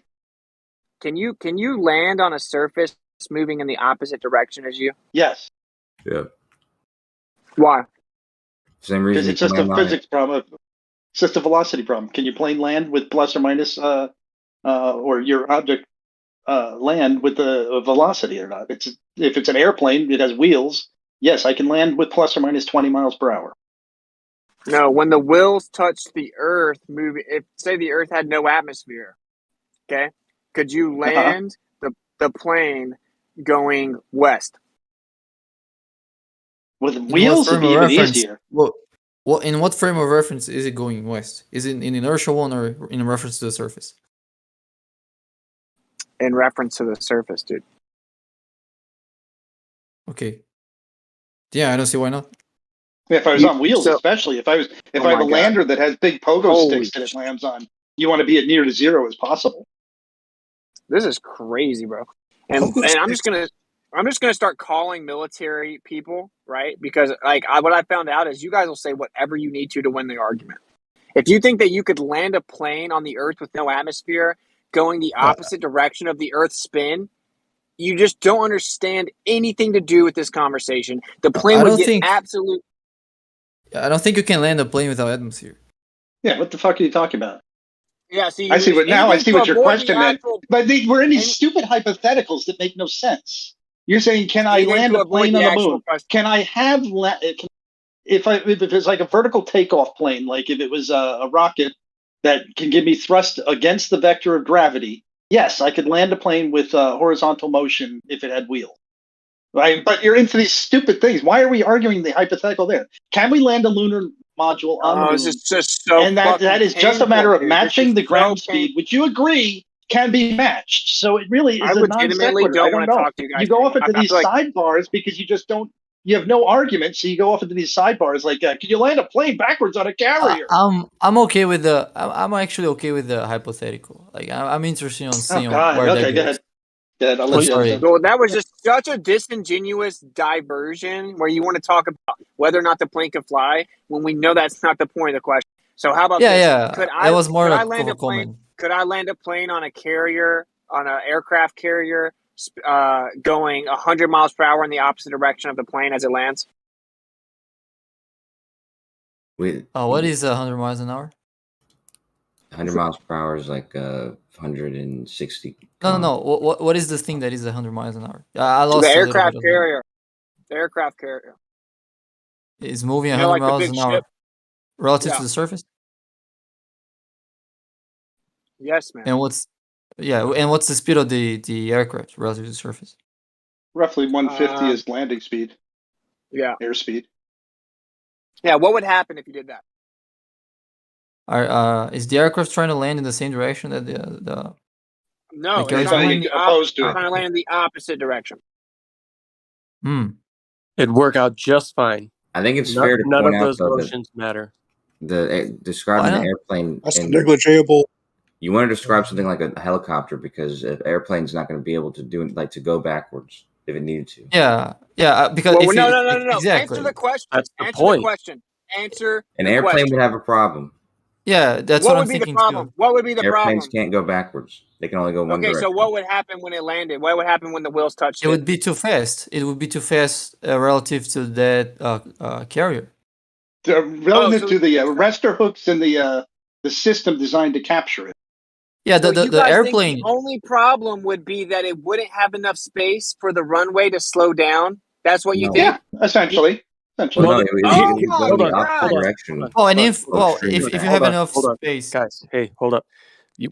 What effectively is happening would be the same as if you're trying to land a plane at like 350 miles per hour. You would be exerting so much extra forces, so many extra forces on the wheels and the landing gear and all of that stuff that it would probably shear off your landing gear trying to land. It wouldn't just be Oh man, I'm not sure about that. I mean, that's really a Oh, he stretch. might I be mean, back to those not landing understanding gears are shifting before he those does landing understand gears are shifting. probably within a tolerance. I mean, I know they landed that F-16 with one wing missing. He had landed exceptionally higher speed than normal. So You're right. You're right. That would mean that the structure would not fall. The wheels would not fall apart. We could increase it to 750 and none of it would matter, right? But why The don't tires will probably, the friction of getting tires up to speed would burn the tires up. No, oh my God, you guys don't get it. With the craft, it's they try to slow down to zero velocity when they land. So it's not the same type of craft as a plane, which can't slow down to zero velocity when it tries to land because It can't go all the way to zero velocity. It has to match the ground speed. yeah, that's what That's zero velocity. That's zero velocity. Zero velocity in reference to the ground. That's the only speed that they're Relative worried to about. the ground. Yeah. Okay. It's the only speed you care about. Well, okay. You don't want to land in the opposite direction of motion. But I agree that it's much different with the helicopter or the lunar module. I've already said 5 times I have no problem with the ability in terms of physics to land the module on a rotating moon. I've already explained that. That isn't where the problem comes. Although their footage shows they go straight down at the end, and the Chinese Space Agency shows footage where they go straight down for a long time at the end. And that is not how it would work objectively. You would have isn't to that go relative to the surface of the moon? Yeah, Because if you're that's the whole thing. If you're relative to the surface, you've already achieved if you're zero. going, well, let me just if you're going down relative to the surface of the moon, then you have the same tangential speed as the surface of the moon. So you do have that speed that you need. That's why to the surface of the moon, you're going straight down. Well, you would actually be moving to the side. In the inertial How do you frame, not yes. understand this? Oh yeah. But yeah. But if Whatever you're the seeing money that was. from that's just, I mean, it's same case for like the Earth. Like if you're at the equator, yes, you're moving 1,000 miles westwards, but relative to the surface, you're stationary. That's the same it's thing. not the same thing as the Earth at all because the Earth has an atmosphere. No, yeah, I'm talking about the basic principle of you're going very fast eastwards, but you're actually stationary relative to the surface. It's the same principle. That's not related to the atmosphere. What? Yeah. The principle in which when you say that you're at the equator, you're moving 1,000 miles an hour, or relative to the surface, you're stationary. That understanding applies the same here. If the thing is landing, going straight down, then its velocity relative to the surface is 0. Then it has the same tangential speed as the surface. It's the same principle. That's what I'm saying. So the atmosphere doesn't play a role on this principle. Like, you don't have to take into account the atmosphere to understand what I'm saying. Okay, so for like the 50th time, I 100% believe they can land a module on a spinning moon. I mean, I don't actually 100% believe it. It's obviously all bullshit and you can't land on the moon. But that isn't the argument, man. The argument What is it? Yeah, okay. So for one, you wouldn't just go at an angle towards the moon and then stop and just go straight down to the moon. And if that's what you think, then okay. Cool story, bro. So that really depends on when you've achieved your 0 velocity relative to the ground. If I did that at 100 feet, then I go 100 feet straight down. If I do that at 1,000 feet, then I go 1,000 feet straight down. So then if I do that at 10 feet, I achieve 0 velocity, then I go 10 feet straight down. What's the problem? Wow, did you have to say 3 different speeds? That really cleared it up for me. So the point is that if you are going at that in the direction of motion, that's what you have to do to get 0 ground speed. You have to go in the direction of motion. Right. Okay, so all this bullshit you guys say about how you can go against it is objectively wrong. You have to match the ground speed. So you have to go with the direction of motion. And? So you guys admit that all the bullshit you just wasted 20 minutes talking about was completely ridiculous. No, you get to the, like I said, you can do that at any altitude. You can reach the ground speed of 0. So why, if it's rotating or not, I don't get it. Where is your question? In order to get the ground speed to 0, you have to go in the direction that the moon is rotating. Mm-hmm. Okay, so when you guys said you could land it going the opposite way, that's bullshit. You would slow down more to get to the ground speed if you're going opposite. 20 miles an hour more, give or take. Well, you're going the opposite direction relative insane. to what exactly? The moon, dude. The moon. No, the yeah, moon but is the rotation of the moon. He's saying if your orbit, your orbital direction is with the moon or against the moon rotation. Right, because I mean, you have 2 speeds there. You have the speed of the orbit and the speed of the surface, and you have the speed of them combined. So I'm really not I know, sure. trust me, it gets worse. It gets worse. I trust me. But we're actually trying to get you guys to understand that to attain 0 ground speed, you have to move in the direction that the moon rotates. Okay. Yeah, but okay. When Artemis was going to the moon or whatever, there's one part that I thought was interesting, and that's when they stopped talking about the altitude in reference to the Earth and start talking about it in reference to the moon. Yeah. So once you get close enough to the moon, in this mission, the speed, the altitude, all these things are going to be in reference to the moon. So whatever its velocity is going to be in reference to the moon, regardless which direction it's coming from. No. Well, one dude, second. Oh can I say something? Because you said that you have to go in the direction of the rotation. I think from a perspective of the moon's orbit around the Earth, in that perspective, you're going against the rotation of the moon. But that is the one that actually matches the speed of the surface. Like, I'm gonna draw this out because I think this is getting even worse for you guys. Are you claiming? Because I asked this earlier and no one knew. Are you claiming? I'm sure you and Coach may know, right? So say that whenever you get in the orbit around the moon, you're saying that goes in the opposite direction as the rotation. That's terrible for you guys. Holy shit! No, I would say it's not the most fuel efficient method, but you could. No, I'm not saying that. No, I'm actually not sure if I picture. Okay, no worries. So the problem that you guys what you just did was you shifted back to like an Earth-like environment, right? You're like, the altitude about the Earth. Yes, you said Earth-like Earth-like altitude, Earth altitude, and then it switched to the moon altitude. So you're just going to get your velocity based on that. Yeah, but the moon doesn't have an atmosphere. So in order to get 0 ground speed, you're going to have to move in the direction that the moon is rotating. This is just objective. That's No, that depends on the that depends on the frame of reference you're talking about that speed. That's what because I'm talking about. What are you talking about? Yeah, because you can be with or against depending on which reference frame you're picking. So I'm gonna draw and I'm pretty sure it might make it clear. So There's just like give me a a second. 20-mile-an-hour difference between the two. It's not anything significant. Dude, am I not being understood? No, apparently not, because it's only 20-mile-an-hour difference. What does that have?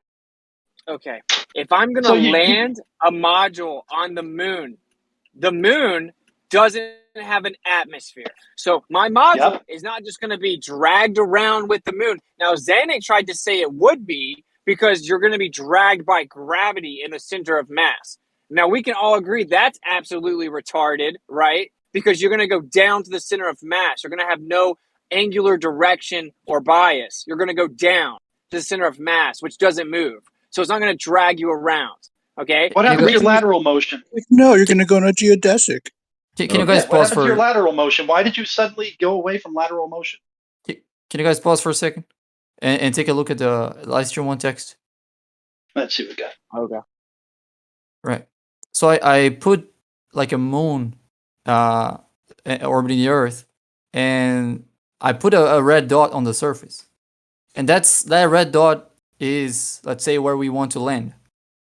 So that red dot is always pointing towards the Earth because it orbits in the same speed as it rotates, in the same period that it rotates. So the surface there is going left to right.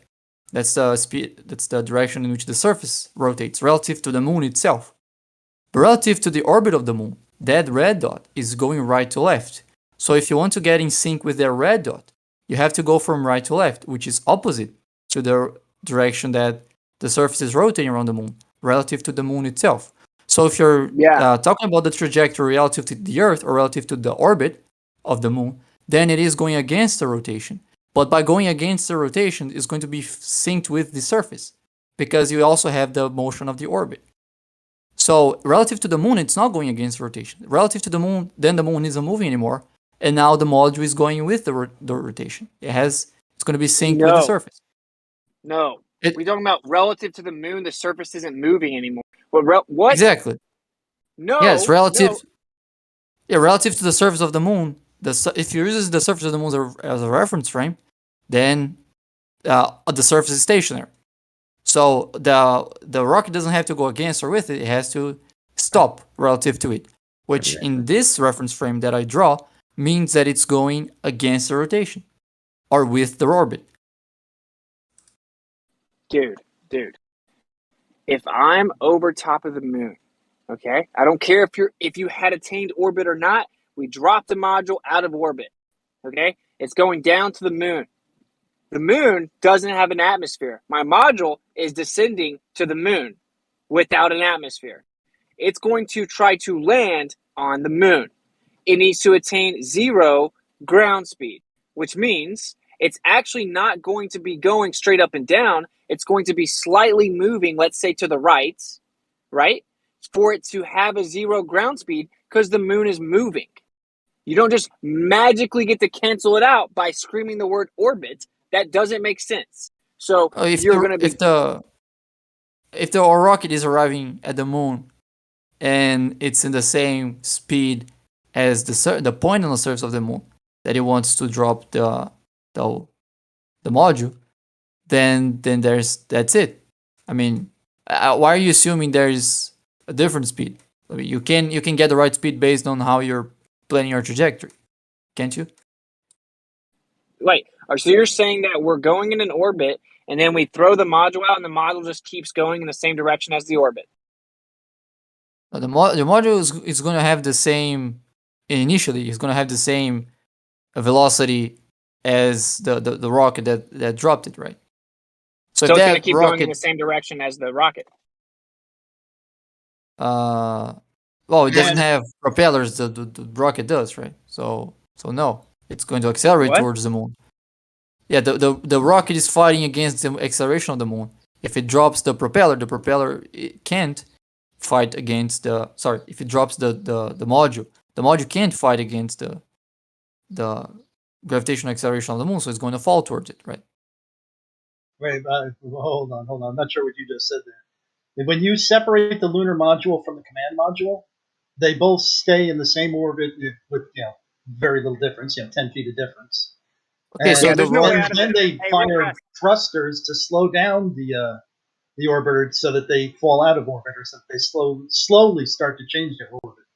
Right. So Yeah. Real pause. let me see if I get it straight. Okay. Yeah, I mean, I don't know what's the speeds are. So I need that information. It's like 1,400 miles an hour. This is your belief. The orbital So velocity. I entirely forgot that they just claimed they did this, which makes this even more hilarious if I'm correct. So did they show a video of? They showed a video of a some. Oh, they didn't even land on it though, right? They didn't land or on did it. they? They got extremely close, but that's what I mean. Is Oh, they dodged a bullet, Kosho. I was about to come for their heads. I'm definitely still standing by our bet, by the way. There's no way they try to pull off that people land on the moon. There's just no way that in the 21st century they're going to do it. We're going to absolutely shred it apart. There's just no way. Well, regardless, Anyway, that's what I'm saying. When the Bacon's making a good point too about the reference frame, because like I said, when they're leaving the Earth, they use the reference frame of the Earth when they're giving you the telemetry data, the altitude, the velocity, all that type of stuff. And I was wondering about the velocity. When is it gonna, why it changed abruptly, or whatever? And it's because they changed the reference frame to the reference frame of the moon. And then Bacon's, he said, because there'd be two reference frames in reference to the moon. There'd be the reference frame of the moon, regardless of the surface, and then there's a reference frame of the surface itself. And once you change your velocities to the reference frame of the surface, so your velocities are always going to be in regards to the surface. At that point, it doesn't matter which way, if you're going opposite or the direction of the rotation, because you're already your velocity is in reference to the surface. So it's going to be much faster if you're going against the rotation, but at the same time, it's the problem remains the same. You still got to slow down to zero. okay, I'm actually in the store right now.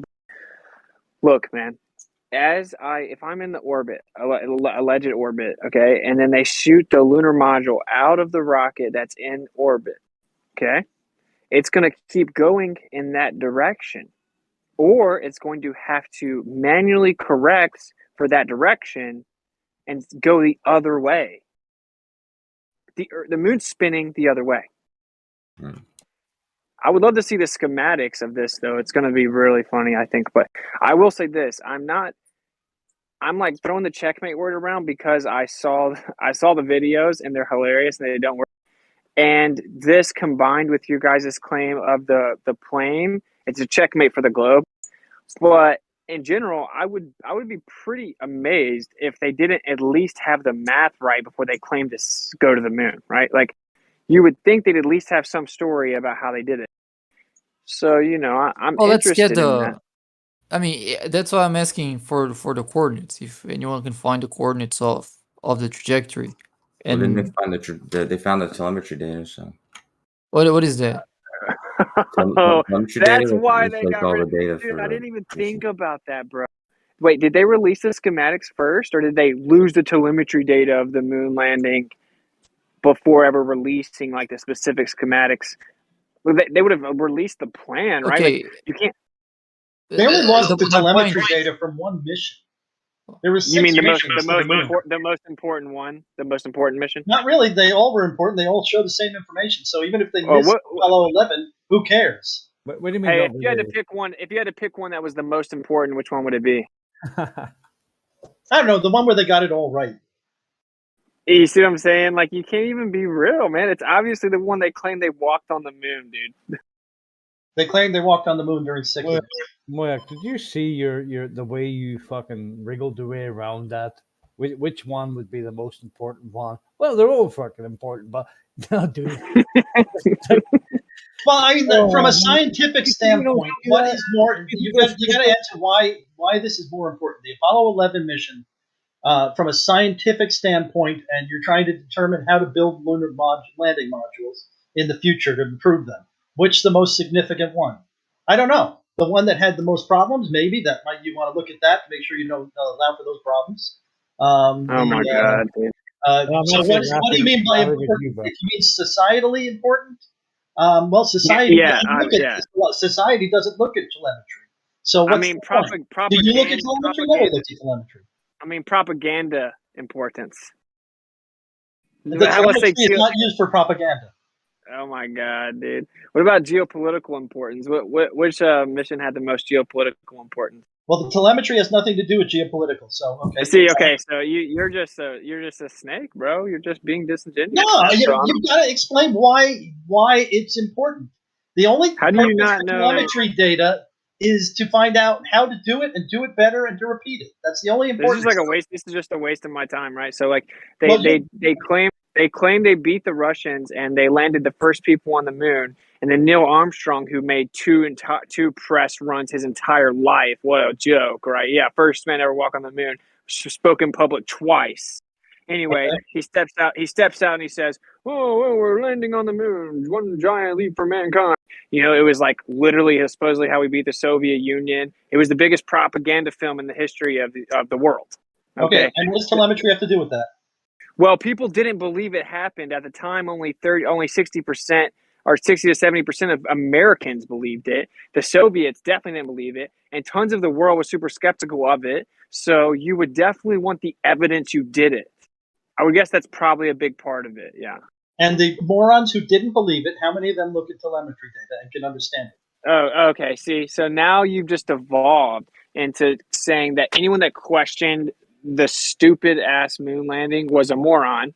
With anyone that's even slightly competent has at least at some point questioned it, right? So that's ironic, and yeah, that's exactly how you would. Telemetry data. What do you think is the heart rate monitor of Neil Armstrong? How is that going to help you? Just forget it. I don't want to talk to you anymore. If I tell you the skin temperature in the module was 400 degrees, how's that going to help you? If I tell you that the thruster has you're throwing around a lot of insults, dude. It's getting annoying to listen to. I don't understand how this helps you. Moyak, chill out with the insults, dude. It's getting really annoying to listen to. All right. So, how is that going to help you? You know the skin temperature and the heart rate, the body temperature of Neil Armstrong. How does that help you? That's what telemetry is.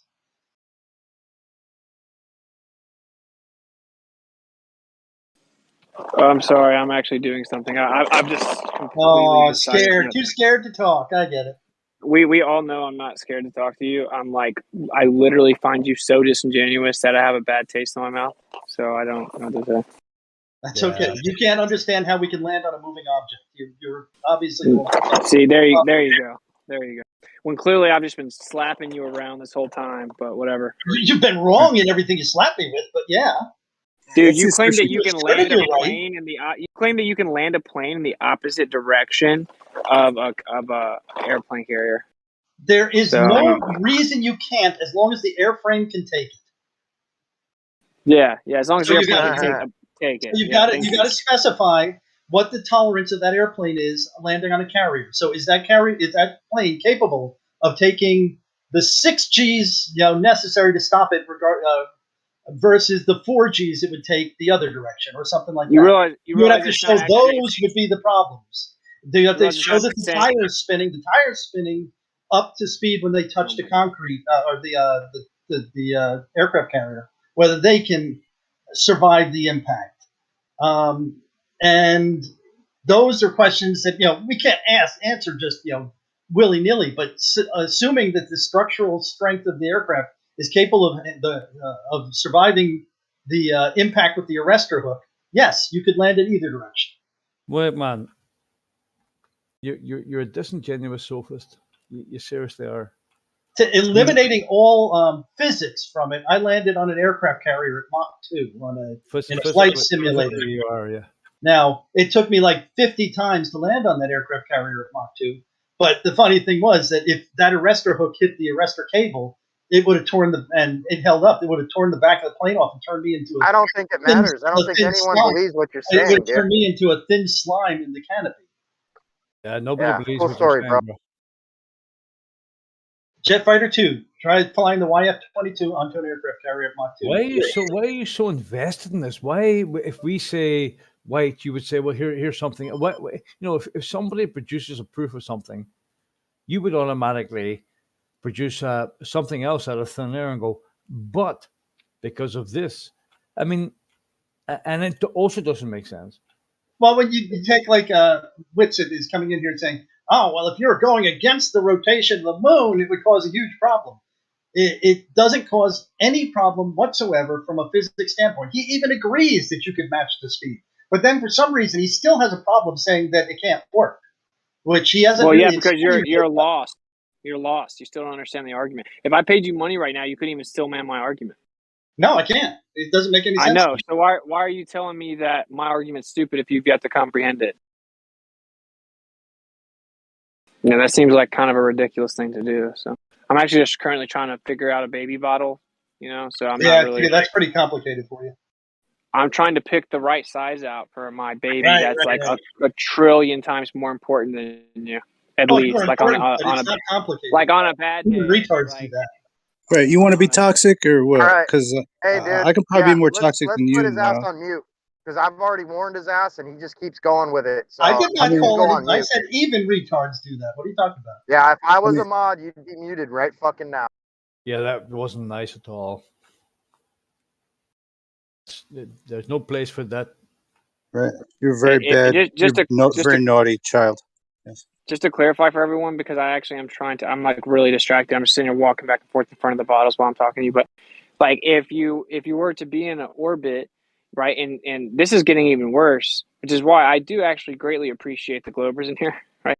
So like if you're going in an orbit in one direction around the moon, then you drop a module out and the moon's spinning a different direction underneath you. Well, when you come out of that rocket, you're going to be going with the same momentum as the rocket. Right? Like it's at least going to carry you somewhat. You're going to have to go back the other way. Okay, so first of all, you're going to have to go back the other way. That's what's going to happen. What's going to even get worse for you is that as you go down, you're not going to be maintaining an orbit around the moon. Obviously, you're going the other way. So, yeah, you're going to have to account for the moon moving, and then you're going to have to account for the moon spinning, and then you're going to have to land. And you're going to have to account for the direction of the two and the angle at that time that the moon is in the orbit, what angle it's moving, the change of direction and thus acceleration of both rotation and orbit. And then you're going to have to land according to that. If they only claim to account for the rotation, they lied. They 100% did not go there. There you go.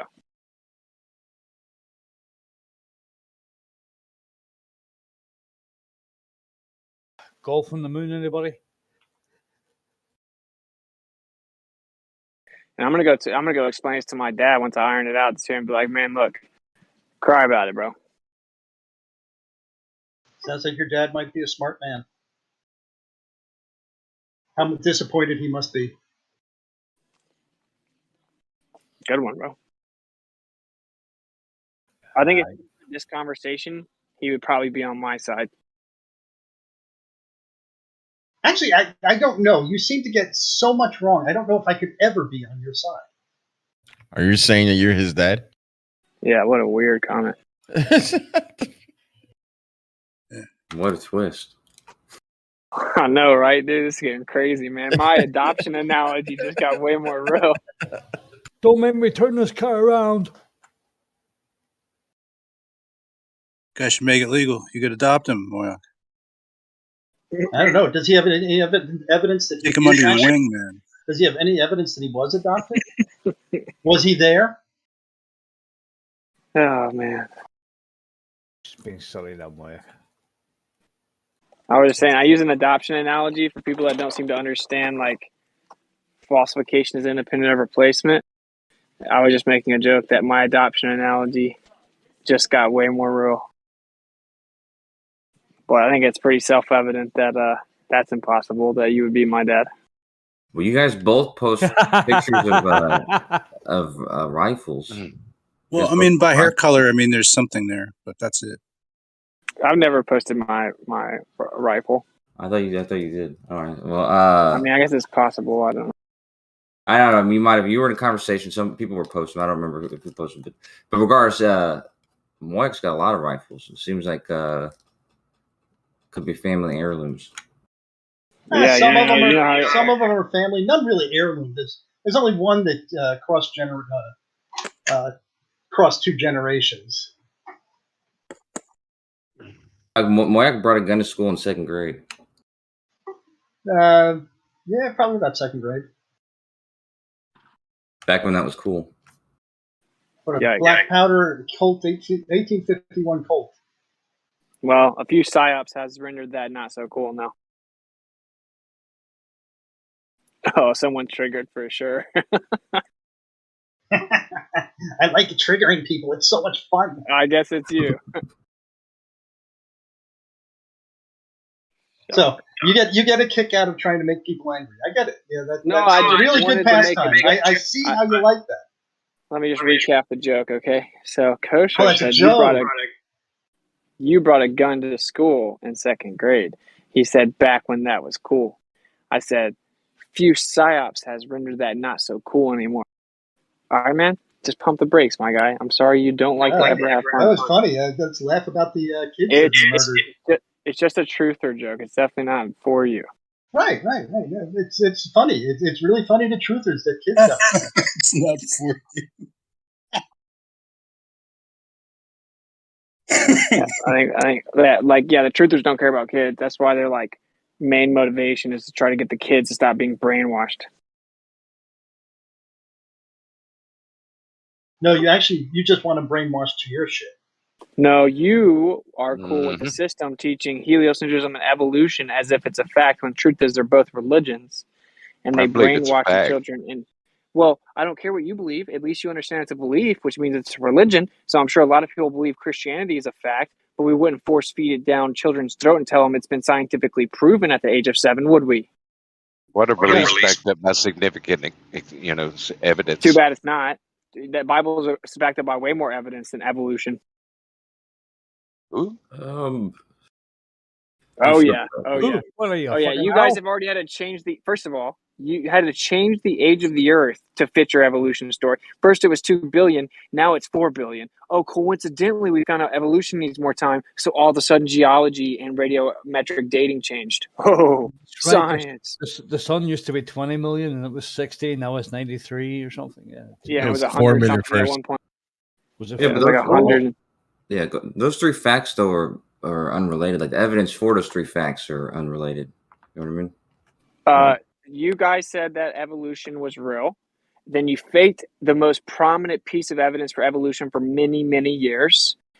Then it gained some traction with the fake evidence. Then the evidence was proven fake, but you had already took your little grabbly hands and changed all of the curriculum, even though it was all built upon fake data. And then you realized for evolution to be real, we need billions of years. So then you need about 2.5 billion years. Oh, look, radiometric dating proves 2.5 billion years old. Then you found out, oh, never mind, evolution needs 4 billion years. So then you claim that radiometric dating actually updated the Earth's age and it was actually 4 billion years old. Yeah, it's called a religion. And when you find out evolution needs 7 billion, you're going to then say, oh, look, the rocks changed again, actually. What about the cooling period that was required for even harbor life? Like that would have taken X amount of millions of years for the surface to even cool, for life to even begin. So you got to account for that as well. My point is that these. So what you said for the most part is like the timeline. So, it seems to follow, but the reason the evidence for the geology is despite the evolutionary or biological evidence, like those 2 things that didn't come about because that was needed. That came about because of the evidence. Did you hear what they Well, said at yeah, all, you can Coach? say that. You can say that. Because actually the evidence has been disproven, so I don't know why you What say stuff about like that. what about the fact that oil is a necessary antecedent for life to be had regardless? And then you guys claim that the oil came from life. So which was it? Was it the oil that came first or life that came first? Why is oil antecedent to life? Because you can't drive cars without it. It's it's one of the Didn't the Flintstones use their yeah. feet? It's one of the requirements for life. You mean fatty acids, or what are you talking about? Oil? You mean lipids or crude oil? I'm not exactly certain what specific component, but I follow James Torr, who's a leading synthetic biochemist, and that's one of the points that he addresses. So it could be within the liptoids, could be within the RNA or the DNA, or the polycarbs. I'm assuming it's closer to the polycarbs that's required for life. The funniest You're talking part about crude oil? Yeah, crude oil. Okay, never heard that. I think crude oil is, for the most part, toxic to most life forms. I think so. I think the Earth regenerates. I think it's a constant regeneration machine, and they're trying to tell us that there's limited resources. They're trying to scare us into shit to eat crickets and crap. Well, wouldn't it It's matter almost how as long if it takes for that regeneration to take place? I mean, let's say you're right, and this is some kind of a biological, not a geological process, because there's carbon in the crust, and they can make hydrocarbons out of that. Now, if we're doing it faster than it reproduces, then it's not really any point that you've made there. But haven't you heard Greta Thunberg? It's almost as if you guys didn't actually understand the point, which was that without billions of years, evolution can't even be proposed. It seems like you guys don't understand. Okay, so then they claimed radiometric dating somehow substantiated it, and then they found out they needed more time for evolution. So then they just said, "Oh, what a coincidence! Radiometric dating just found out that we were off, and actually, the age of the Earth is double what we thought it was." And Is that now how it just happened? yes, Cool story, bro. The timing of it. You're saying cool story because you're ignorant. So When you look anyway, at the timing of it, was it that they discovered? Yes. Stop. Did somebody in what do you call it? Fucking okay, so see what I'm saying? You guys want to argue something you don't know. Fuck you! Yeah, fuck God What? damn you, dude. See, don't talk about their religion, bro. They get pissed. No, bro. it's the fact that Yeah, you're he gets talking a little over the agitated. fucking thing. All right, I'm Okay. out. Have a good one. Fucking Oh, retard. we'll Bye. try. Somehow See you we'll later. try without you. Calm Try down, to. bro. So Okay, many so- plants To be and fair. animals, they died at the right time, and they somehow went beneath the earth. Like, Well, they didn't go down beneath the earth. That would be. Well, That'd well, be where are they? convenient. On top of the earth? Kosher, what the fuck? Shut up, Mara. We haven't even got to the punchline yet, though. It gets way worse. It gets way worse. Like, there's plants and animals that died at the same time at certain times, and they all fucking sunk into the silt down to like 100 foot, 200 foot, 300 foot, and then. But that doesn't even address the necessary antecedent for life being oil, and then they simultaneously claiming that the byproduct of life decaying is oil. So which one is it? I don't think that anywhere in science you'll find that crude oil is the antecedent to life. Well, I just told you, Dr. James Torr. I know you told me that. Right. So unless you've looked into that, I mean, you're just speculating. Well, there's Well, nothing in biology that I've studied that says anything about crude oil being necessary. Yeah, when'd you go to for life. college? Polycarbonates. Oh, How in we lose your 82. information, Lefty? I think Went 98 Left used to be a medic. 2006. Oh, Yeah. 20 years ago. What's a polycarbonate, Left Lane? It's polycarbonate chain, or what are you talking about? Sure. A chain of carbohydrates? Yeah. What are polycarbonate? Yeah. I don't know. You want to get down in the molecular aspect of it? There's nothing about crude oil in it. I know that. Yeah, lipids are natural chemical. They're a common chemical thing. There you go. Common. Isn't crude oil the antecedent for fucking? Yo, real fast, just because negligible? you guys Maybe it's got negligible. emotional. So, Okay. like, just like back in the day when they said it was like 2.4 billion, and everyone was like, "You're science-denying religious zealot if you don't think that the Earth is 2 billion years old. We scientifically proved it." Ha ha ha. And then they changed it to 4 point whatever billion. They're gonna change it again, by the way. Hate to break it to you. Anyway, so then they built this whole story reverse engineered because they needed billions of years for evolution. It doesn't matter what you say. They proposed evolution, and then they claimed to have coincidentally verified the Earth was billions of years old, and then it kept getting older, which helped evolution. Now, the funny part is that we tested this claim of radiometric dating, and it's pure pseudoscience. We took rocks from a volcano, and they are known to be less than 50 years old. They were sent to the three most prestigious top labs of radiometric dating, and they came back with results ranging from 350,000 years to like 9 million years or something like that. I think So you had somebody got fired over that. So they did this multiple times actually, and so they would range from, they would say 3 million, so like 300,000, 3 million, 9 billion, like crazy shit, like just crazy numbers, maybe 9 million, right? Just way off, none of it's real. And then when most evolutionists have heard of this, and then their cover story is they tricked them. What the? It's supposed to be science. You're not supposed to be able to trick them. So how did they trick them? Oh, well, they told them they found them somewhere that they didn't find them. Oh, so you have to find them somewhere, then make all kinds of assumptions, and then test it a certain way? So we can take one rock and test it multiple different ways and get multiple different years? Well, Oh, no, this but is science. I know, but in radiometric dating, it's very important where you find the rocks because I mean I would think a volcano would be probably like when you say it has all this mixed data, makes some sense because it's a volcano. So some of the rocks would have came from, the deep within the earth, and some maybe not, or whatever.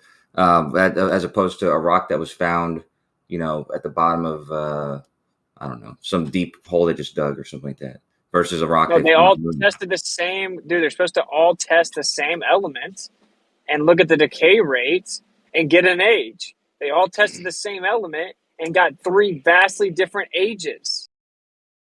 Okay? Yeah, but So, like, and also you have to assume it's just a religion. I mean, I get you guys don't want to let it go, but whatever. What if we were to hypothetically assume for a second that what I said was accurate about the oil? Wouldn't that be a perplexing conundrum within your paradigm, Kosho? yeah, it would be. Yeah. Okay, cool. At least you're genuine enough to admit that. That's cool.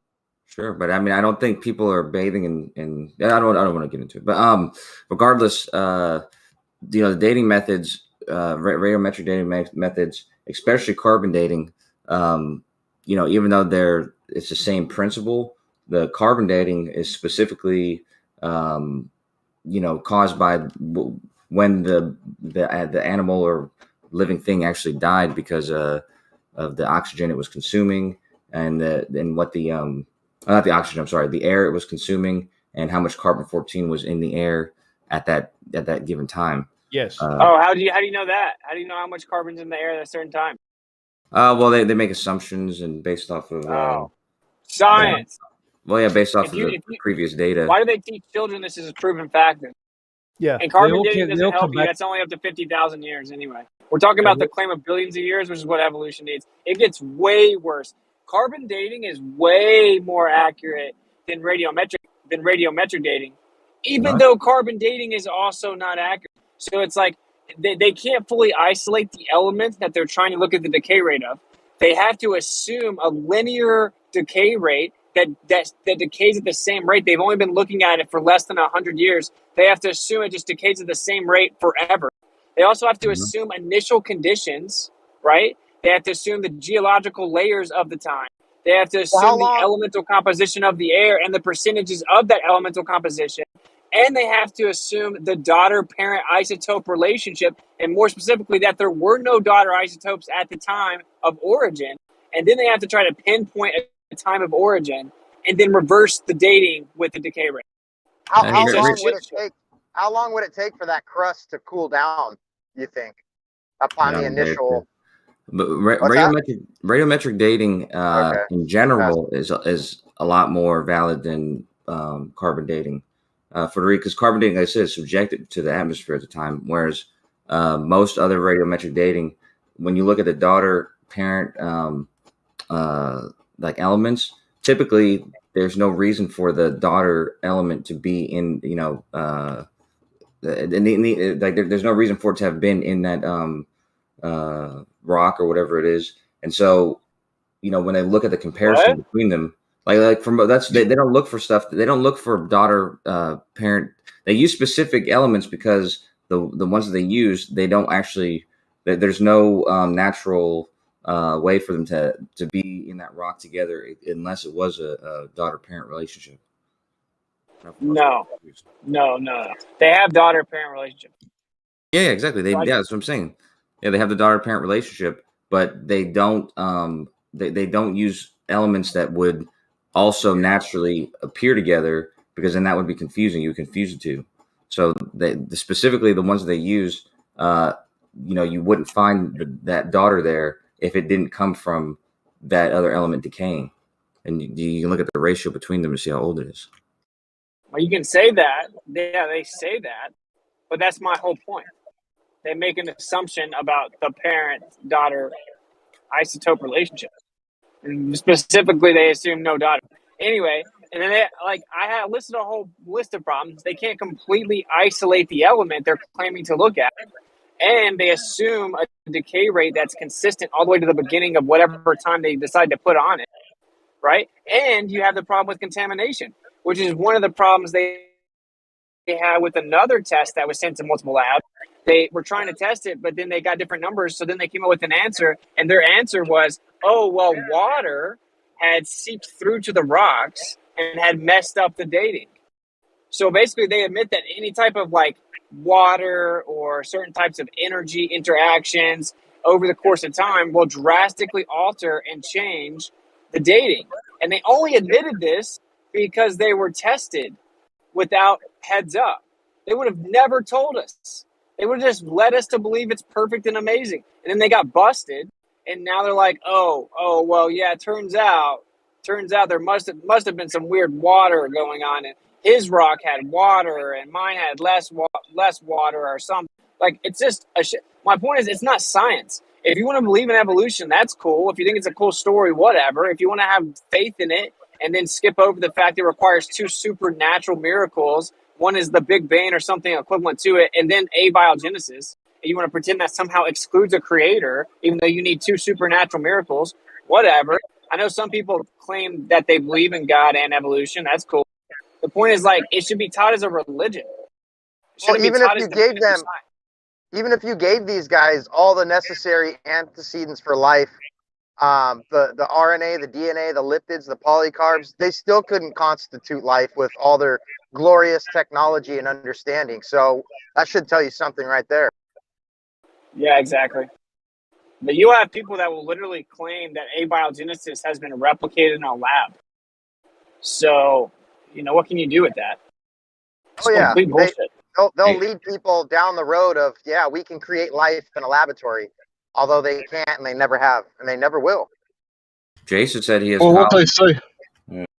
Yeah, I was going to say, I just talked to Jace this week, right? And what they say that they've done is they've created, some cells, non-biological cells in a lab, right, that are self-replicating. And it's interesting, right, because that demonstrates that you need a designer in order to do this, right? They didn't do it, they didn't observe it naturally occurring in phenomenon. They got some guys together and they engineered these self-replicating non-biological cells. Funny because recently science came out saying that if you zoom in on an individual cell, the complexity is comparable to the infrastructure within the city of New York, precisely the plumbing. Like if you were to look at the plumbing throughout the entire city of New York, the state of New York, that it's just as intricate and complex. There's just as many pathways. So it's just hard for me to believe that they were able to create something like that.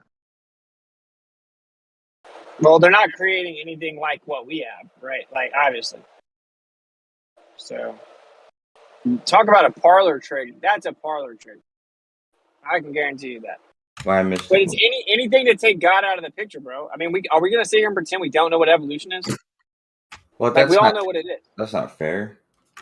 That is what it is, Kosho. Like, that, dude. If that wasn't true, then you wouldn't have to doctor the billions of years thing. You could say God made evolution and it happened fast. Whatever the dates are, they are, right? You wouldn't have to like falsely pretend your dating is so valid when it's provably not. Well, no, I mean, I don't think that like if the investigation, if the point of is to investigate and come to the truth of it, then even if the scientist believes in God, I don't think that that's a fair conclusion, because that's like that's a conclusion without any actual evidence or scientific discovery. So it makes sense that they would use the not the science that was created for evolution, but the science that corroborates the theory in geology and in radioactive radiometric dating. But it doesn't though. Like I just told you, they gave them 3 of identical rocks, and one said 9 million, and one said 350,000. Yeah, but those like in archaeology and in, I guess, geology, but archaeology specifically, when they're looking at like their dating methods and stuff, they typically don't look at one sample. They only look for evidences that corroborate each other, and they'll throw out any outliers because of So that's called nation. that's called a Texas sharpshooter fallacy. And it doesn't even matter, because what it proves is that the dating methodology is flawed. If it was such a scientific, definitive process, you would be able to date anything. And if I sent it to 3 labs in a blind test, they'd all get the same number. It's just science. There's nothing to guess about. It's just science. Yeah, but it's not science. If you You send, ever had a Texas chili bowl, Kosho? yeah, if you send 10 samples to these different labs, given those 10 samples, they should come back with consistent answers. But one sample remember, isn't enough. Yeah. remember how old they said the Mount St. Helens rock's dated as? Like thousands of years old? Tens of thousands of years old? It's like Mount St. Helens just erupted. These are like brand new rocks. Well, why didn't you tell us? Then we could have got it right. That's cheating. I hate it when you have the answers before you ask the questions, and that exposes our lies.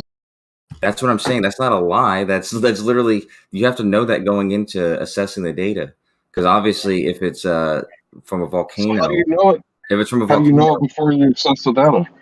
With any other test. That's why your answers can vary. That's why you need multiple samples. How do you know? Because if you're getting data from a volcano without knowing that, then it's going to be inconsistent, and so you would put that to the side or whatever, and probably get data from something that's not a volcano. So let me ask you a question. How do you know that? Hold up. What if you don't know whether the rocks or what you're testing is from a volcano or from volcanic ash that's been? What if we don't know that, right? And we're trying to figure that out. Is the test objective, or do we have to know that before we can test it?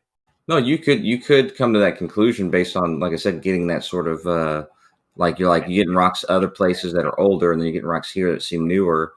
Then you could, like, okay, well, this consistent that the rocks are newer here. It's probably from volcanoes. But how are we establishing the baseline for older or newer if our test is off drastically by like millions of years if we don't know the exact time in which they were created? That's why you need a wealth of data. So you look at the other data from other rocks, other places, and see where that's, what the consistencies over there are, and then see what this special case is giving you. And that was this is a special case. So would you say we'd have to establish a baseline based on rocks that we know were created at a specific time because we saw it within our lifetime? Well, no, you'd have to. The baseline would be based on like I said, the wealth of data and what the consistencies were in that. Right, but if the wealth of data is incorrect, right, we have no baseline to tie it back to. How do we establish any sort of objective dating process? Well, no, all the dating process works regardless. It's just the question of when were those rocks, what are those rocks telling you? Because if it's from a volcano, it's not telling you how old the Earth is. It's telling you when that rock was in liquid form. Never mind. I'm done. Okay. Yeah, and by the way, they actually sent multiple different. They did multiple times. Most people just know about like the volcano, but they did some with just random rocks in the ground. They just grabbed rocks, sent them to different labs. They gave drastically different numbers from just random rocks in the ground. Okay, the truth is they have no idea. Okay, first of all, they've created these theoretical models of what was in the air, what was in the ground, what the layers are, how the layers changed, the different climates that the Earth went through, the different cataclysmic events, like all this crazy stuff. They factored it all in their story. Well, in order to do that, you already have to be working with billions of years. In order to even come up with this idea of what all the layers of rocks did over the course of time, you need to know how much time it is to factor that in. So they came up with a billions of years story, a geological story of billions of years and the different layers. And then they went and got the rocks and they tried to find something to support those theories. Well, no, what they do is they don't, like, if you send them a random rock from your backyard, I would predict that they would get something inconsistent, and which is why when they're, the people who are trying to date the Earth, most of the moon missions, a lot of the purpose was to get rocks so they can date the Moon Earth relationship and test the material on the Earth and see if it's similar to the theory that they had about the thing hitting the Earth. So it's like they look specifically for undisturbed rock that would be the least influenced by weathering of or any sort of influence from anything. Dude, you drank the Kool-Aid, Kosha. No, I'm just clearing up because it sounds. Oh shit! I forgot I was landing on the moon. It sounds like you guys are saying that these inconsistencies happen, but that's expected to happen if you have like dirty rocks. They try to look for the most undisturbed specimens that they can find. That would be the most valuable ones. Oh, so how do you know what else happened throughout the course of the year and what the disturbance of the rocks are? But by typically finding them in a place that would have been undisturbed, like if you find them underneath a bunch of other sediments of sedimentary layers or whatever, then you can be more confident that it's much older and it's been there for a while. Things like that, or maybe it was found in Antarctica underneath fucking a mountain or something, or it was found on the moon in a crater. No one went to the moon, bro. But, like, don't make it weird, man. But how about you leave the moon out of this, okay? The moon is way too cool for your guys' stories. Well, Scott's uncle, that was supposedly the main part of his mission was to. You're really going out on a limb here, bro. Mm-hmm. How did you verify that story, Kosha? I'd go check the rocks and see what they say, and turns out the rocks say that they're about 4 billion years old. When we say the rocks are billions of years old, we check with our billions of years to ensure the billions of years. So they're billions of years. It's easy. Just check the serial number on the rocks. We're smart guys in here, and so we can understand how deduction and inference can be made. And like I said, what was saying with the daughter-parent relationship and the isotopes, this is a pretty safe science. Like there's no relationship between those materials otherwise, and obviously it decays into the other. So you can just look at the ratio of them in the material and see how long. That's not the case. Have you seen the gentleman who has created coal in a laboratory and creates the radio halos and isotopes, and he does it just over a couple of weeks? Have you seen the gentleman do that? He's published papers. Nobody's refuted it for decades. Fuck. What do you mean by radio halos? Are you familiar with the process you're talking about? Yeah, with the radiometric dating. Yeah, I'm just not familiar with that term. But what's a radio halo? It's halos that are created around the isotopes. You don't know about this at all, the halos? Yeah, I've never heard that term. So what are they looking at when they're doing the dating? When did they do that? You're a robot in left lane. Yes, when did they do that? When did who do that? I mean, this has been around for decades. This gentleman talks about coalification happening very quickly, just with taking wood and adding some water and a decent amount of a heat over time, just over a short period, even 2 weeks, you can start the coalification process. Yeah, but you're talking about Oh coal. wow! Oh wow! Something that would naturally occur. That's crazy. Yeah, you're talking about creating coal, but what does that do with the radiometric dating though? It's about having a reference point from when something was not a rock and then turned into something that was a mineral, right? Well, he's showing that you can accelerate this isotope relationship way faster than you guys claim is required. Well, no, that's what I'm asking, because he said that he created coal or whatever. I'm trying to see, what does he mean by the isotope relationship? How is that related? Well, he's. I'm assuming that it's automatically gonna have something to do with the isotopes because that's the whole point, right? But I've never heard of this guy. I mean, to me, it's not surprising. I mean, there's probably like 100 things I don't know that refutes evolution and your little radiometric dating. Well, I'm It's not just one of sure those if- things. It's like flat Earth, you know. You just sit back and it just keeps getting worse for the globe. Well, you can make diamonds in a lab, like there's dudes that make diamonds in a lab, but that doesn't refute radiometric dating, and that's what I'm trying to find out is how this guy that's making coal, how that, like what that has to do with the radiometric dating. You think it's just a question of long periods of time? Yeah, Well, because not if you go look at it. If you were to take the coal and test it, would they know that it's only 2 weeks old? That's the point, right? So. Well, yeah, that would have. If it was 2 weeks old, it would have a lot of carbon-14. I knew I should have saved the video. I was watching it the other day. I'll try to find it again. That's a good point, Mr. Moyak. Now, could you make 300 a vein that's 300 feet thick of coal using that quick process?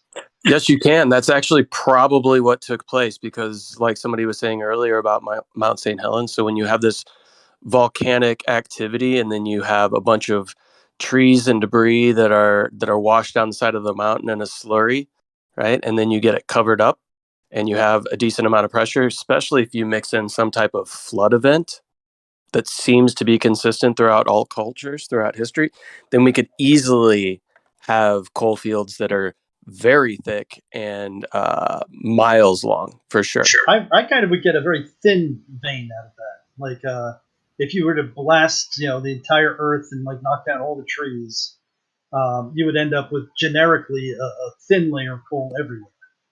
Yeah, trees only stayed in one specific layer, but you realize when water's involved, it typically tries to find the lowest area. So you might have debris that's all kind of washed into one specific area. Then that would be interlaced with a lot of shit, like rock and stuff. But yeah, the whole thing happens. Make it really fast. You'd rather. Wait, can we? Yeah. Can we agree that there's clearly already been demonstrated that this requires a lot of speculation and inference, so all the speculation and inference combined pretty adequately demonstrates this shouldn't be taught to children as definitive scientific facts when they're like in 5th grade earth science and they say the earth is 4.5 billion years old and you used to be a strawberry.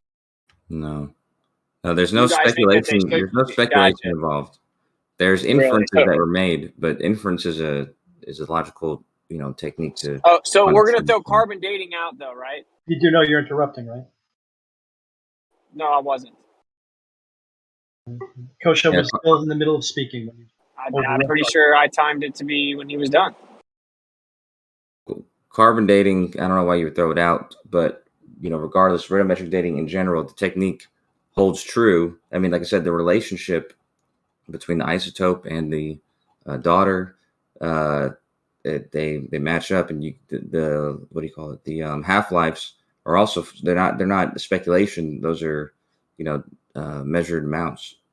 So Wait, how do you guys know that if you've only been testing it for less than 100 years, then how do you know that the decay rate is consistent for billions of years? because you just look at that, you look at the what's it called, the half-life. And so you just assume that it's you assume it's just a consistent rate forever. No, that's what the evidence shows at this point. No, it's not what the evidence shows. You only have 100 years. Okay, Now well, we can take that back further. in science, Just speculating.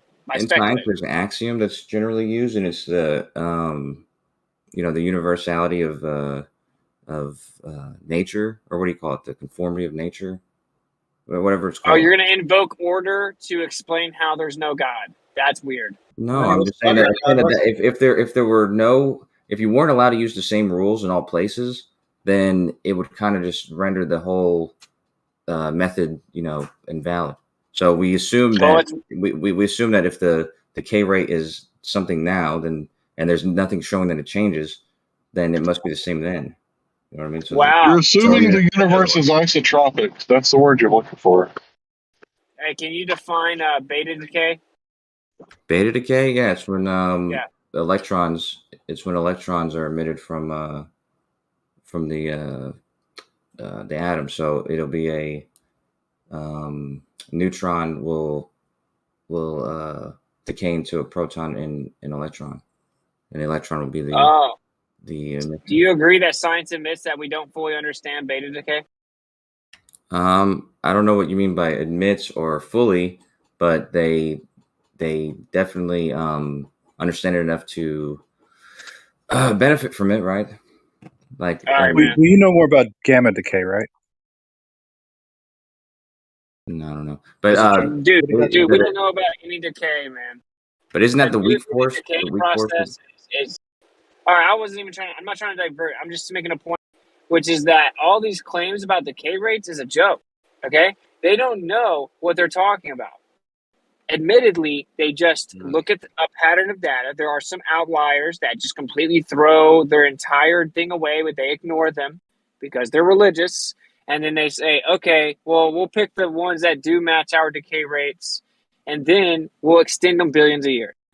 And then for carbon dating up to 50,000 years, we'll make all kinds of made-up assumptions and a made-up model about what's in the air. And by the way, evolution doesn't just use radiometric dating. In fact, one of the primary things used for evolution is carbon dating. But you also have to use radiometric dating to get the billions of years you need. Then you use the carbon dating to tell us all these made-up stories about different animals evolving, right? With the alleged super fabricated bullshit fossil record. So actually, carbon dating has nothing whatsoever to do with evolution if it's beyond 50. Carbon dating has nothing to do with evolution. Years. Between 50, beyond 50,000 years. I already said that. So how is that used for evolution? There's almost no evolution in 50,000 years. Oh, we didn't look at any of the fossil records within 50,000 years for evolution? So there's almost no evolution in 50,000 years. They claim a lot of the a lot of stuff happened in the last 50,000 years in the fossil record. You didn't know that? In the fossil record, there's actually no fossils from 50,000 years. Oh, so you're saying there's no fossil records sub 50,000 years? I think technically, if you want to call it a fossil, I would say no. Fossil being a bone that was replaced with rock. Okay. So they don't use any skeletons or bones within the last 50,000 years to support evolution. Fossil record. Well, they put that in the fossil record, yeah. It could be in the category. You might be right. Okay, anyway, the point is that carbon dating is admittedly bullshit and speculative, okay? And that they have to make up a story about what all they think was in the air based on what that organism was consuming to try to look at their carbon levels. They do the same thing also with carbon. They assume a linear decay rate. They do the same thing for radiometric dating. They also assume initial conditions. Yeah, but they have to. There's no way around it. You have to. Carbon dating is a specific form of radiometric dating, and carbon dating specifically, you're right that there is assumptions about the makeup of the atmosphere and things like that. But those assumptions, that they're not as that's what's not as accurate as well, actually, it's more accurate because it's shorter time spans, but it's for those time spans, it's not as accurate as the rest of radiometric dating. But for the rest of radiometric dating, those aren't there's no assumptions like that. Like you only need to look at the daughter isotope relationship. There's So not to it's do with the atmosphere. it's less accurate but more accurate. Well, And it gets less accurate the longer time periods there are, so the margin of error can be greater for that. But in yeah, those, I get you. yeah, Okay. Still somewhat contradictory, but I understand what you're saying. It's just a cool story. But anyway, like Don't they the typically point try is, and keep carbon dating to herbivores and plants? Isn't that the primary use for it? High predators and stuff like that, I think, are a little bit more sketchy. yeah, sure. I don't So think anyway, it's dude, you got to assume a decay rate that's consistent going back billions of years. You also have to make assumptions about the layers of the Earth and the causes of the elements found in the Earth. Oh, I see why you were asking about beta decay now. Yeah, because I mean, they're based on the weak force, and same thing with the the fission involved in any sort of decay rate of any material, any fissile material, whatever. So, I mean, the thing is though that there's no reason to assume that there's any inconsistencies with that. Like the average, life of a neutron outside of a atom, like that hasn't shown to be to change over time. Like it's true that there's a probability and it's a statistical thing, but it's also true that they that's why they do half lives and not individual individual rates, right? Have you ever read the other side? Have you ever read the other side of the argument against evolution and radiometric dating? Yeah, I mean several things on it. I mean, I guess it depends on who you're talking about, but like I said, with carbon dating, I do know the weak points. But like a lot of the criticisms similar to the ones that you guys are making about like sending it off to different labs and getting different results. Like I said, it goes back to the quality of the data that you're collecting, which is why they if you're doing hard science or a real investigation, you're going to be more careful on the where you're getting your samples from. No, like I would venture to say you guys that believe it haven't actually researched it from the other angle. Like that's the problem. But I'm not going to make that assumption necessarily. But every time I come, that's what I find, right? Because there are many there's like a PhD from Stanford geologist. There's many different people that are like experts in the field. And they're very critical of this like billions of years in evolution claim. But since they're creationists, then people just poison the well and dismiss them as if they have some type of superiority. Their philosophy gives them superiority over alternative philosophy. So we don't have to read like the intellectual specific arguments of field subject experts because they're creationists. So they're stupid. It's not just a religion. It's like a disgusting religion. It's like a religion where people think that they're better than everyone else.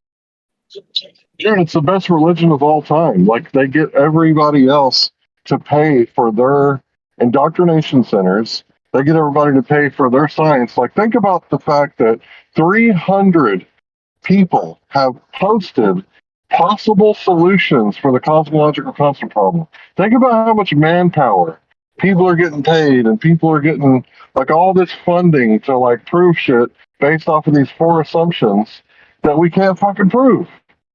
Like it's a fucking black hole of money is what it is. Well, that's the beauty of the scientism cult. Like they masquerade as science. So it's like supposedly without bias and blah blah blah blah blah. It's like supposed to be the arch nemesis of religion. So it's like, yeah, we'll funnel money into heliocentrism and evolution because that's science, not religion. And it's literally a religion. It's literally a belief system built upon the doctrine of man, void of empirical evidence, with philosophical bias. It's literally a religion. But since they claim that they don't believe in a God, then we have to fund it. Yeah, so it's all the trend now. If God's out of the picture, it must be true. Yeah, dude. Say you hate God, and I'll cut the check. None of it is mutually exclusive to God. All of science, even as proposed, and if you accept the complete common model, does not in any way, shape, or form eliminate God. But you just I like mean, to if he say was, that, but it's actually used. It's actually used to justify a claim that doesn't require intelligent design. So no, it doesn't mean there could be no God. It means it's possible that there could be no God. It doesn't mean that there is no God. It means that there could be no God. That's the whole point. And then everyone hides behind that little bullshit saying, which is, oh, you can believe in evolution and still believe in God. When the truth is, it was proposed as its primary purpose was to be able to explain everything without a God. That's literally the motivation. Oh, it wasn't? To explain observations. It objectively was. it's just to explain things. Oh, really? Well, that's crazy how when you go talk to all the different professors and evolutionary physicists and stuff, they say specifically the opposite. But you guys hide behind it as a debate tactic. You guys can say that. But yeah, heliocentrism, where everything came from nothing and where this vast universe where the Earth has no special position. Yeah, why would there be a God? We're just a random dot. The probability is we could be here without a God. Yeah, that's what But it why is. couldn't he? Why couldn't he have said that I'm going to make these beings such that they're able to adapt to their environment? I didn't say it couldn't, Left Lane. I just now specifically said it doesn't mean that there is no God. It means that there could be no God. If you don't have evolution, you have to have a God.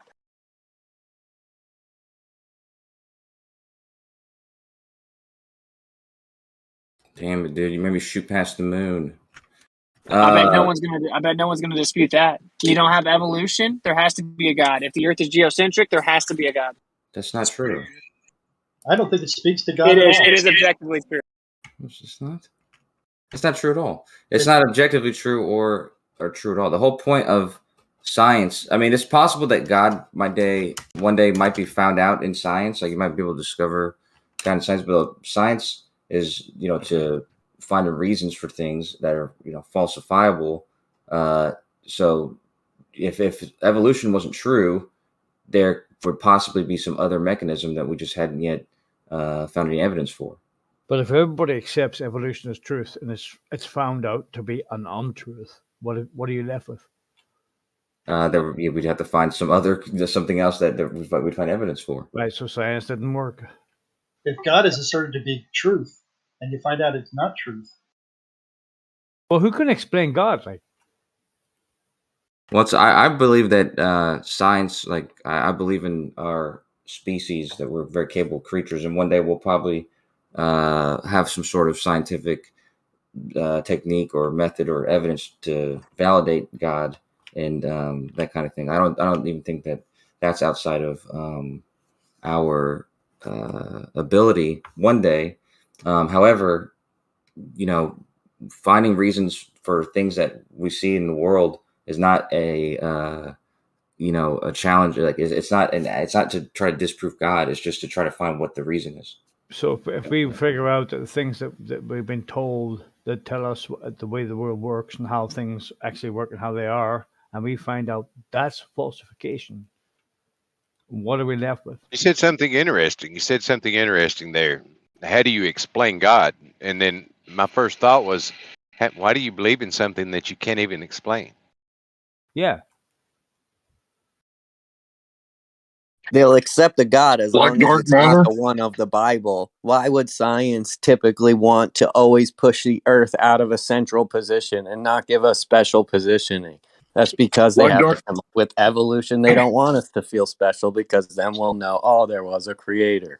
What kind of science Like dark has proven matter? that Earth is in a special position? It's in the center of the universe.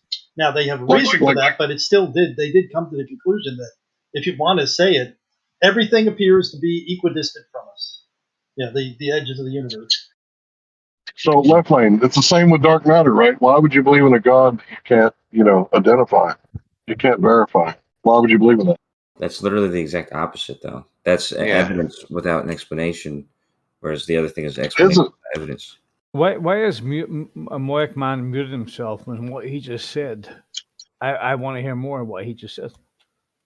But he's muted himself. I think what Moyak meant was that, or at least the principle he's talking about is like how since the universe expanded at every location, you can argue like any given location would be the center, from that standpoint. So no matter where you were in the universe, you would see you would have a cosmic horizon, just like we have here, that would be equal in all directions. Except for the axis of evil that shows that even in far distances, billions of light years away, it's lined up with the Earth. Sorry about that. Yeah, but the axis of evil is not. That's what I'm It's saying. I very think we confuse it. It says we're at the center, in like a position. It just talks about like when you map out the CMB and you see like there's the anisotropy. It's like the direction of big where the words. heat, Another big where word. the greater heat is of the CMB. Like it's like there's a division like above and below our orbital plane. So, I mean, it is interesting, but one of the solutions to that problem is very similar to the reason why, it's a coincidence that most of the objects that orbit the sun are along the same orbital plane. It would seem like there's a special thing about that, but it's really just because that's when the sun started rotating, everything started rotating around it at the same same position, so they would generally be close to that plane. Like magically. Like we just all started orbiting and moving and what the hell. So it seems special, but we're sure that it's not special. No, they're not sure that it's Then you not do. special. They don't. You don't just stay with the like if you see something like that, the better a better investigator would look for why that data looks like that, not just assume that okay, well that's it, we're special. And science doesn't speak on the special nature of something. Yeah. That's a completely subjective argument. Well, science doesn't speak, period. Science as a concept does not speak to the concept of specialness. Then what's with the Copernican principle then? I don't think science is a concept. What are you talking No, about? what's with the Copernican principle then? Well, how about you Google the definition of Copernican principle? Yeah, or what Hubble And, says. yeah, and thanks for making our point. Thank you. You're welcome. I mean, the That's evidence literally my points point. to that, though. That was my whole point. That was literally my whole point. Yeah, but the evidence points to that. Like that. Once you change to that, paradigm, it makes all the observations make sense. Like it's in a paradigm that makes sense.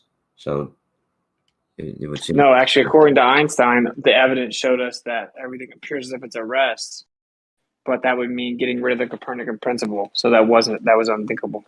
No, it doesn't say that everything's at rest. It says in any given frame, those things are at rest. But obviously, in reference, if you're from our position, obviously the rest of the universe isn't at rest. So that's what I'm saying. Is Again, what he said was it appears as if everything on the Earth happens as if the Earth is at rest. But and that a stationary Earth would immediately answer the problem for Michelson-Morley. But that would mean getting rid of the Copernican principle and was unthinkable. Yeah, right. Because that makes sense of all the rest of the observations. So Shouldn't it be really easy to prove Earth motion and the things it shouldn't be easily proven? Oh, it is proven easily. It's been proven easily. Oh, it has. You just don't accept it. Wait a minute, science proves things now? Please, where? Show me There's how. strong evidence for. If you want to, do you want to speak colloquially? Do you want to have a conversation, or do you want to just play word games? Well, I'm just holding you to what you say, right? If science doesn't prove things, how does the motion of the Earth prove it? Pedantic. He changed it to strong evidence. Yeah, if you want to play pedantic games, I'll try and stick with the absolute correct terms. Y'all are the ones playing semantic games, right? It's not me. It's you. Let's stick to science. Prove. Anytime anybody in science says proves, they're usually, I'd say they always are talking about this is where the evidence leads. Has science proved Earth motion? That's where the evidence leads. Right. But the question is, has science proved Earth motion? Anytime science says proved, they mean that that's where the evidence leads. And you don't even need science to figure out the Earth's rotating. No. You can measure it. Fuck off. two distinct measurements of it are, as far as I'm concerned, the Edwards effect and Foucault's pendulum. Oh, okay. What was the first one? Sorry. Edwards effect. And centrifugal force. I'm just glad that you guys agree that All right, so let's look at Foucault's pendulum. Centrifugal force. Let's look at Foucault's pendulum, right? Let's compare. The Earth is rotating underneath the pendulum, but when it comes to Felix Baumgartner, the Earth is rotating in the opposite direction by 70 miles over 3 hours. So how does that make sense? That is not a indication of anything. You basically have a balloon which is not moving great distances laterally, and it's not in a backwards and forth motion, so it's not processing. What do you expect Felix Baumgartner to have had happen? He's going to be beholden to the wind and wherever it goes. I would expect him to be 2,100 miles nominal in the right direction. Yeah, I thought he moved at least 200 miles. Why? Well, according to the Gulf Stream and the balloons and everything, like 60 miles, bro. Come on now. Well, you guys are claiming the Earth rotates under the pendulum, but not the balloon. The pendulum is attached to the Earth. The balloon is not attached to the Earth. But no, but we're not claiming the first thing you said either. The Earth isn't rotating under the pendulum? That's a poor way to phrase it. That would be a good way to describe Foucault's pendulum at the poles. But anywhere else, that's a bit too simplistic of an That's explanation. a Nathan Oakley term, and it's wrong. Yeah. Right. So in order to explain Earth rotation, we need more complicated ideas. Nothing simple. No, I just explained how it can be simple. If you're talking about the pendulum at the poles, then his explanation is correct. But if you move away from the pole, then the precession doesn't even match the rotation anymore. It's tilted, so it doesn't work the same. Now it should be more complicated. If you want to use the explanation of the poles in the middle of the way between the poles and the equator, of course it's not going to work. The rock, that's a complicated pear shape. So, according to Nathan Oakley, the Earth rotates underneath the pendulum or whatever, underneath whatever's in the air at 1,000 miles at the equator. But that's not what Coriolis has, and that's not what the pendulum shows. Yeah, that's not Nathan Oakley's claim. That's just what it is. How you gonna tell Nathan or anybody Hello. that what Google says is not what Google says? Because Nathan isn't here, so let's just stick to the facts. fine.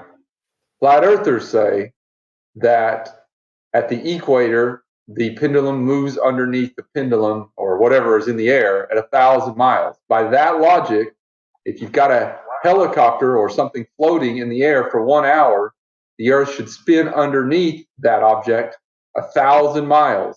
That is not what we say should happen. Exactly. Nor is the Or implication. observe. We don't see it. Why do we not see it? No. There's a difference. We say that should not happen. Our model says do not expect that. That's what I would predict. Here's the thing. I don't understand this. And that's on you. No, it's not. I mean, you guys like to paint that picture. Yeah, maybe some flat earthers run around saying different things and whatever. But the bottom line is the underpinnings of the math and the geometry based on what we've been taught, and then everything else that's on Google, we just have access to, just like you guys. But you guys are pretending we're just pulling this stuff out of the air. I mean, I don't know, bro. This room is still whack as fuck. But that was the first thing I thought of before I even became flat earther. When I was still investigating if it's fucking a ball or flat or motion or not. Right now, listen. Before anybody interrupts, I thought to myself before anybody else, but I didn't see it on the fucking internet. I thought if a helicopter goes up and it hovers, well, then there must be it is going to come down in a different fucking place, but it doesn't.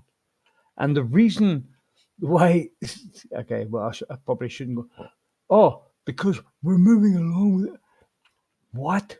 What happens if you take a merry-go-round and you launch a toy helicopter on the merry-go-round, right? The helicopter is going to go up, and the damn merry-go-round is going to keep spinning underneath it. Yeah, but the air is not in the reference frame of the merry-go-round.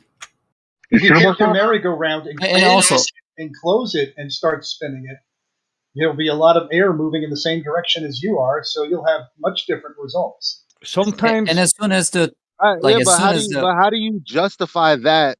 You know, in order to convince somebody that something that they don't experience is happening, how do you justify it?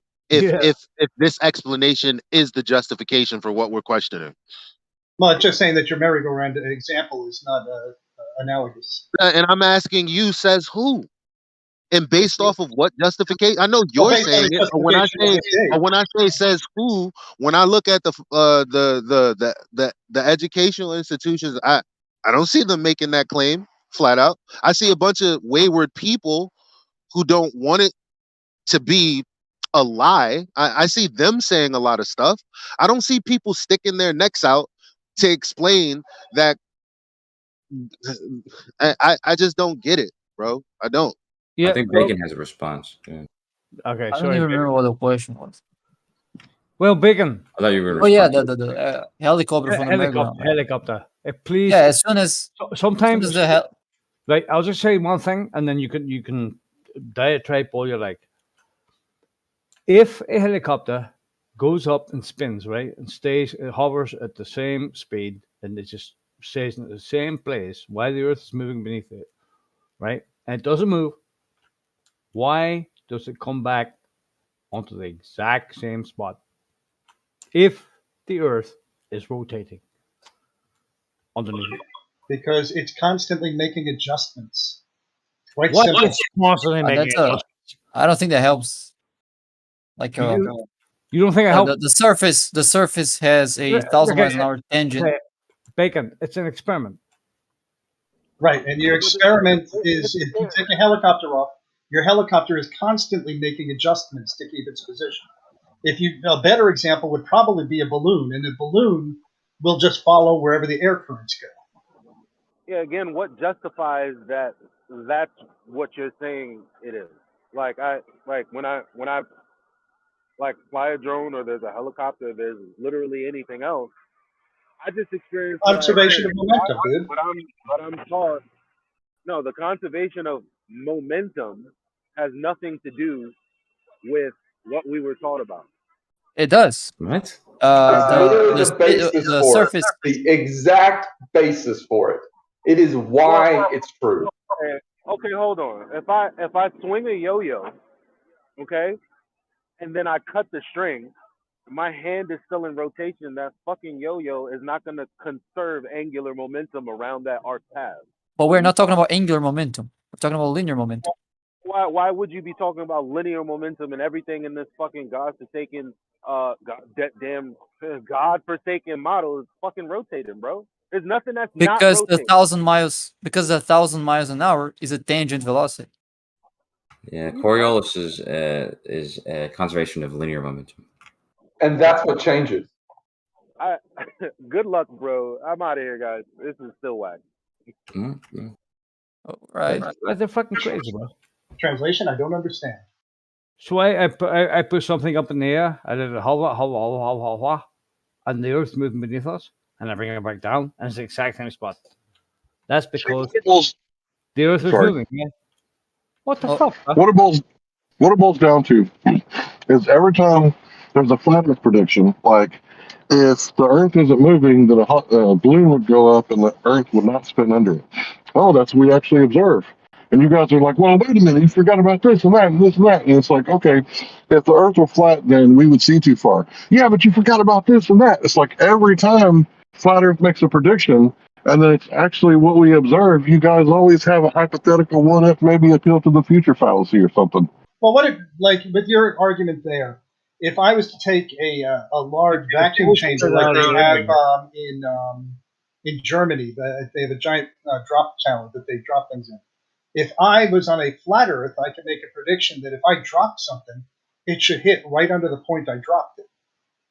However, when you drop something in this drop tower, it hits in keeping with the rotation of the Earth, not in keeping with the flat Earth prediction of it hitting the exact spot underneath. Okay, I don't know if that's true. I haven't seen you cite your source for that, but what I've seen from the drop tower is things don't fall at the same rate, even though you guys claim that they should in a vacuum. Different subject. So I can demonstrate that. Can you demonstrate what you said? Different subject. We're talking about helicopters, how they stay in place, and a test that we could use to validate whether there is a motion of the Earth. Okay, show me. Let's see if I can find it.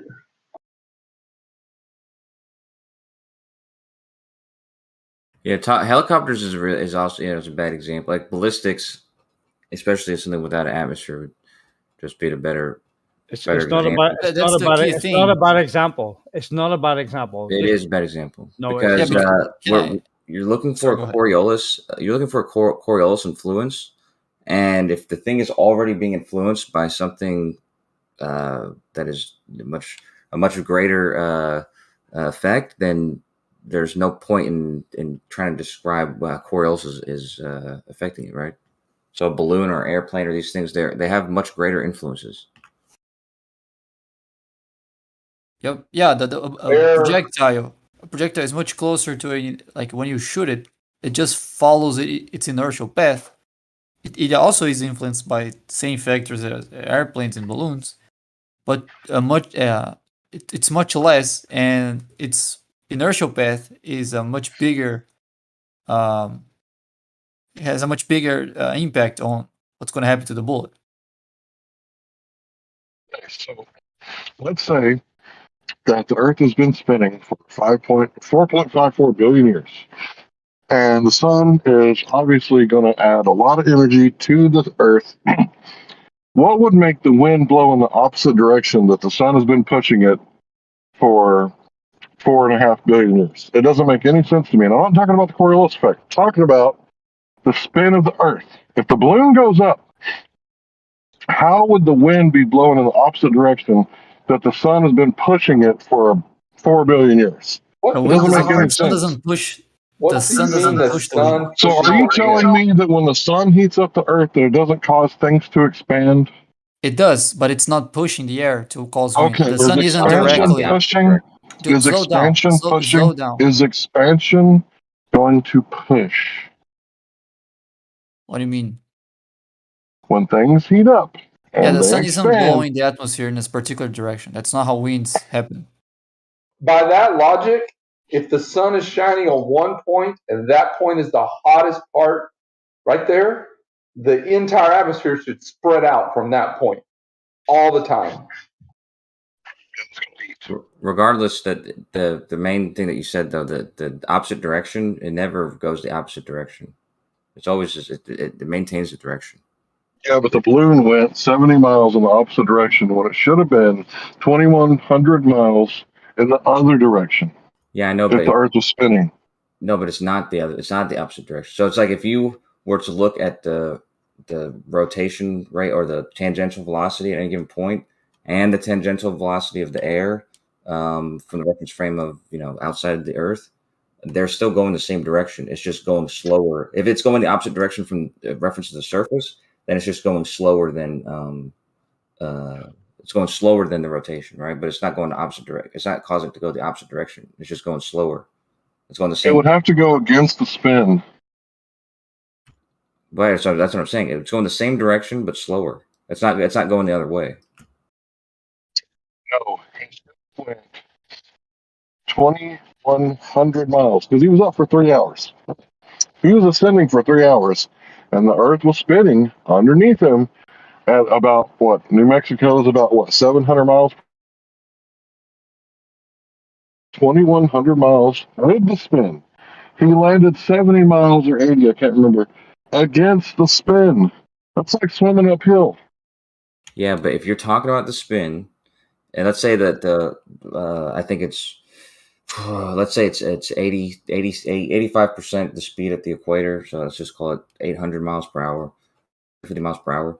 If that's the speed that the surface is going, and he's going in some speed the opposite of that, so he's going in the opposite direction in reference to the surface, then he's actually still going that same direction, just a slower speed.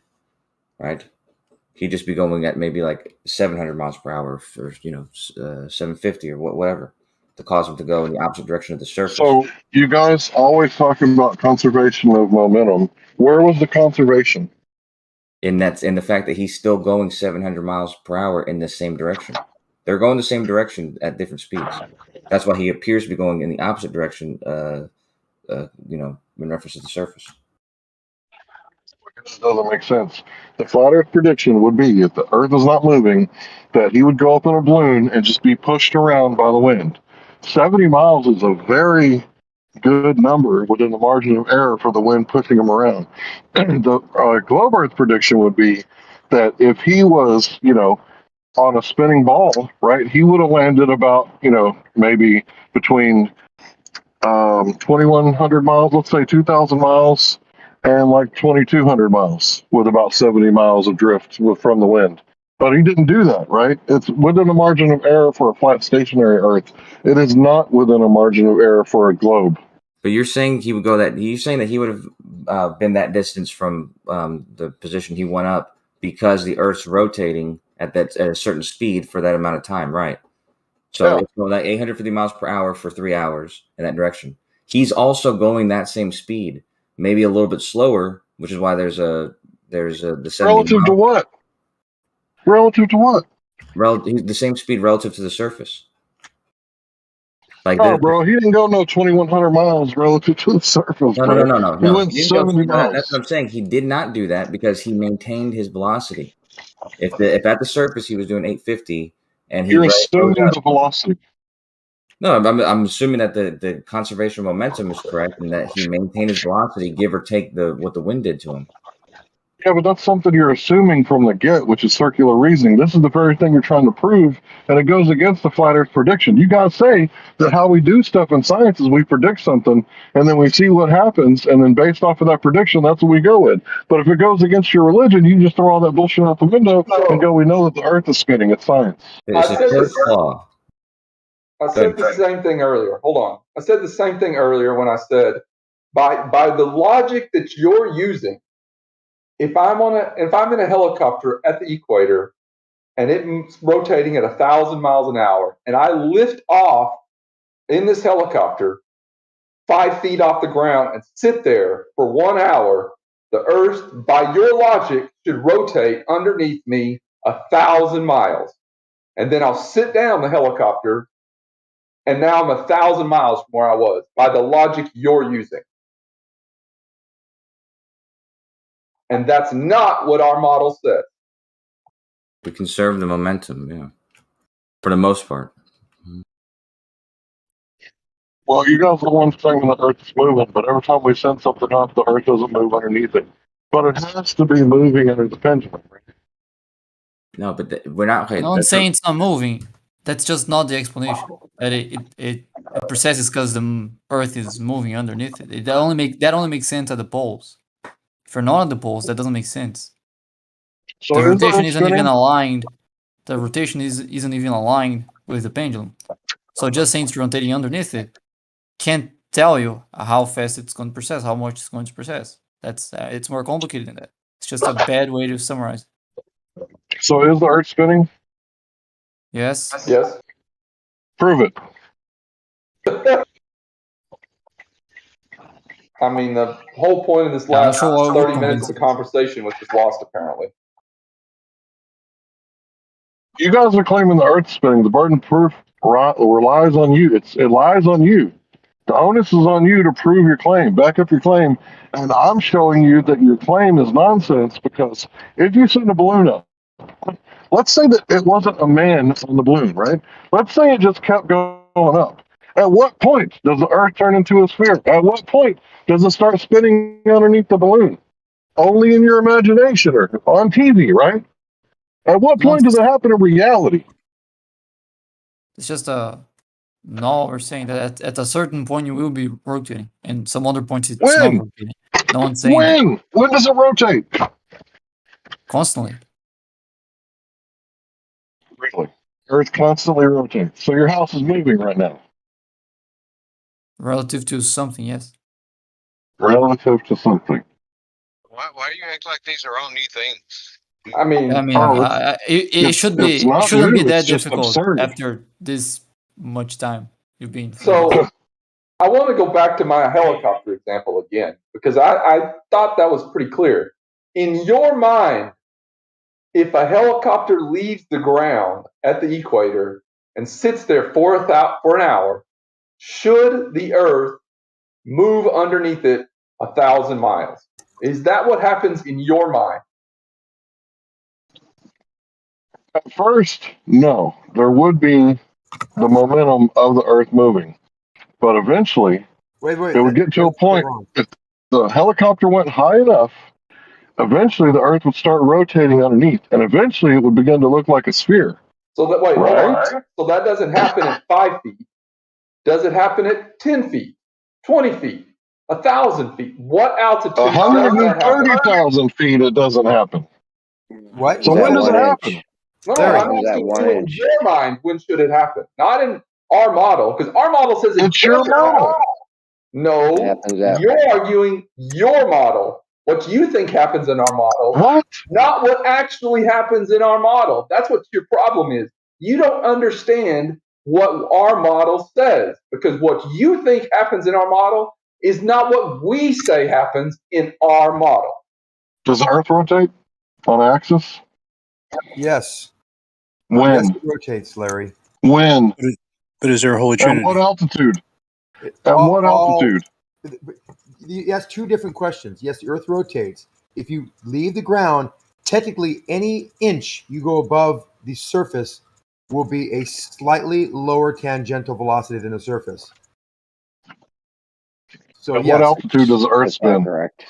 That's an ill malformed question. That's a weird question.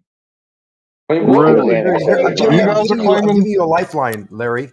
Okay, let me give you a lifeline. Let's say the Earth is spinning. Where, when, how can I see it? Thanks. By using a Foucault pendulum. Okay, so you can detect the rotation of the Earth when you swing a pendulum. You know people use that to hypnotize people, right? That's also a malformed response. And no, it's not, because I've literally hypnotized my friend with a pocket watch when I was a child. When I was a child, sir. Non sequitur, illogical fallacy. What does that have to do with the pendulum and the Earth rotating? What does hypnotizing have to do with the pendulum? Think about it real hard, guys. What does hypnotizing someone have to do with the pendulum? You really want to make an argument out of this?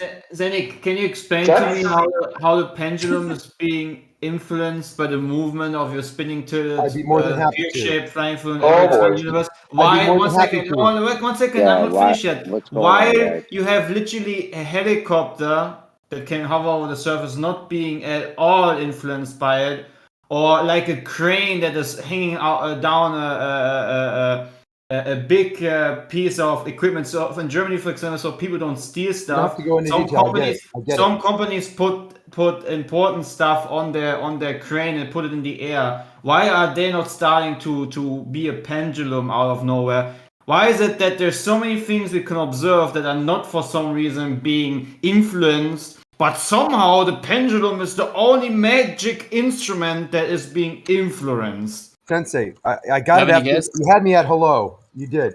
I get it completely. That's a common question. In fact, a student asked me that yesterday at school. So let me respond. Yeah, now you're teacher. Can I respond? Right? Let him respond to that. Man, so that's a great question, and I get that asked all the time. In order, first of all, you have to understand how Coriolis works. It has to be something in motion in the rotating reference frame. So something sitting there in one spot is not in motion by definition. It has to traverse the surface at some point, go from one point to another. So this crane or anything standing there, a helicopter, if it's not moving in the reference frame, there's no deviation. However, if something is swinging back and forth, it establishes a plane. And so anywhere on this Earth, let's go to the North Pole, for example. If it's swinging on top of the North Pole back and forth, that plane is fixed. So the Earth rotating will move, and there will be no movement of this inertial established swing of the pendulum in the inertial reference frame. All it will do is you'll see the base move underneath that swinging plane. Now, if you're on the Earth, what you see is something called precession. And precession is the appearance that the swinging plane is actually moving around the clock, because you don't know your surroundings, everything, you're standing on it. So you don't see that. But what is actually happening is that the precession is the moving from your perspective. Are you finished? 1, 2, 3, 4, up to 12, right? Now, if you put that pendulum, I'll finish here with this because I don't want to go too long. In the middle of the sphere, going toward the equator, it'll precess less. And then you get to the equator, it won't precess at all. Now, the helicopter above the surf, let me stop there if you have any questions. I think it took too long for you to give him that space. Can I ask a question towards your explanation? Sure. Okay. So, first of all, who makes the pendulum start moving? You can have it hanging from as you see on YouTube videos and all sorts of other descriptions, you can have it hanging, and then you can break the hang, being suspended, and it wants to move toward the vector down, toward the plumb line. You can use a lighter and break the string that's holding it, and then there's no influence on any direction. Not that it would matter much, but that's just who makes it start. Who makes it start moving? Again, someone with a lighter, it breaks the swing, or you release it with some kind of mechanism that just releases the ball. It's a human being or a mechanism that makes it start moving, right? Well, human being will actually it doesn't start moving on it. It doesn't start moving on its own. Is that right? Well, you have to pull. The pendulum would have to be pulled back, and it's being held by something, and whatever. I'm just Zenik. Can I finish the yes sentence? Or no? Can I finish the sentence? Always explaining it so much. My question is not towards you explaining me the exact mechanism or what you do. It's just, is it initialized by someone making it move? Thank you. Yes. Okay, so now I can go to the next thing I want to ask you, okay? I appreciate that you're trying to explain it to me in detail, but I know this, okay? I know the stuff that you're already saying. That's why I go to the next step. I want to make you look at it in a different way. Well, can I make a quick comment? One second. Okay, has there ever been two pendulums right next to each other showing us to have the same outcome, exactly the same outcome, because they're both being manipulated the same way? Has that been ever done? I have no idea. Okay, so how can you be sure that whatever you see there in the pendulum as an outcome to be correct? Because wherever we go on the globe, there are pendulums swinging today, and you can go look. Some of them are live. Let me finish. And so if you go to those, they will actually depict exactly the latitude that they are swinging from. And by the way, your question in the beginning was very detailed, much more detailed than I need to, about how you don't understand the reason that something just above the surface wouldn't have the earth move underneath it versus the pendulum does. You asked that question. It took a long time to ask it. So don't tell me to be brief, because you have not been. Okay, again, you just diverted from what I actually made as a point at the end, and it's good that you at least intellectually honest and said that there is no experiment or anything we can do to be 100% sure what we observe to be the case.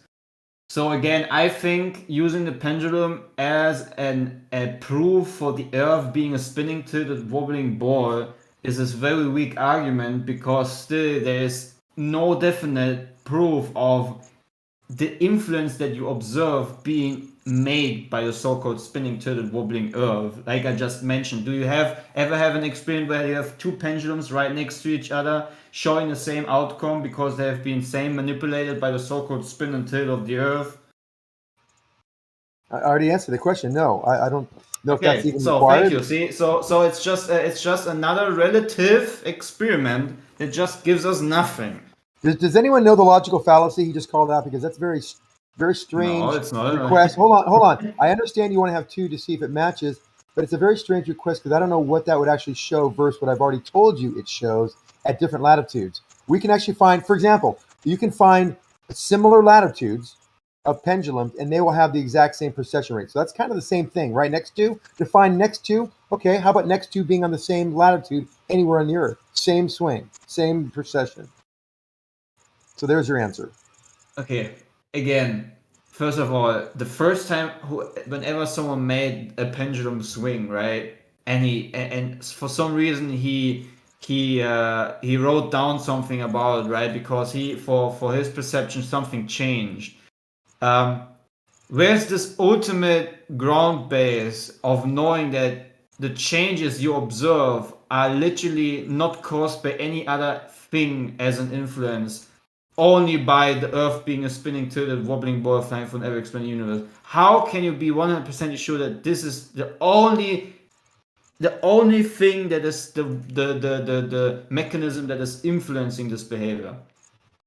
You isolate those variables very easily. You make sure that, and you can actually start doing some by making sure when you release it is in a straight line.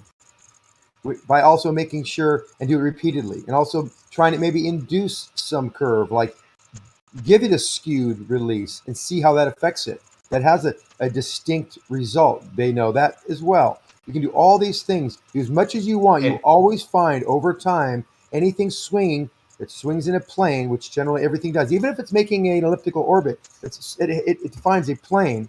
It will always precess at a rate compatible and related to the latitude of the Earth.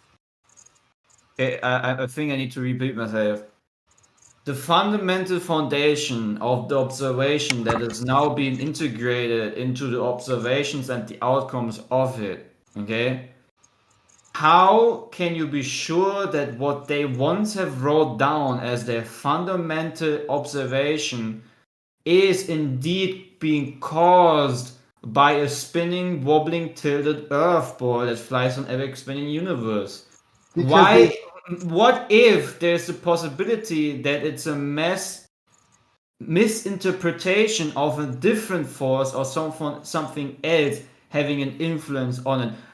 If I just come up with a certain type of explanation or story, one second, explanation or story, and then I just write it down as being the factual cause of something, how can you You've asked the question 5 times already.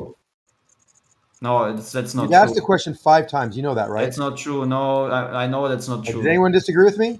I don't know, but let's just keep going because I know you're going to say something, Zanuck, but I was just going to disagree and say that that's true that you don't know that there's not some other mysterious cause, but it matches this one, and it's the only the evidence shows that it's the only thing we know of that's doing it.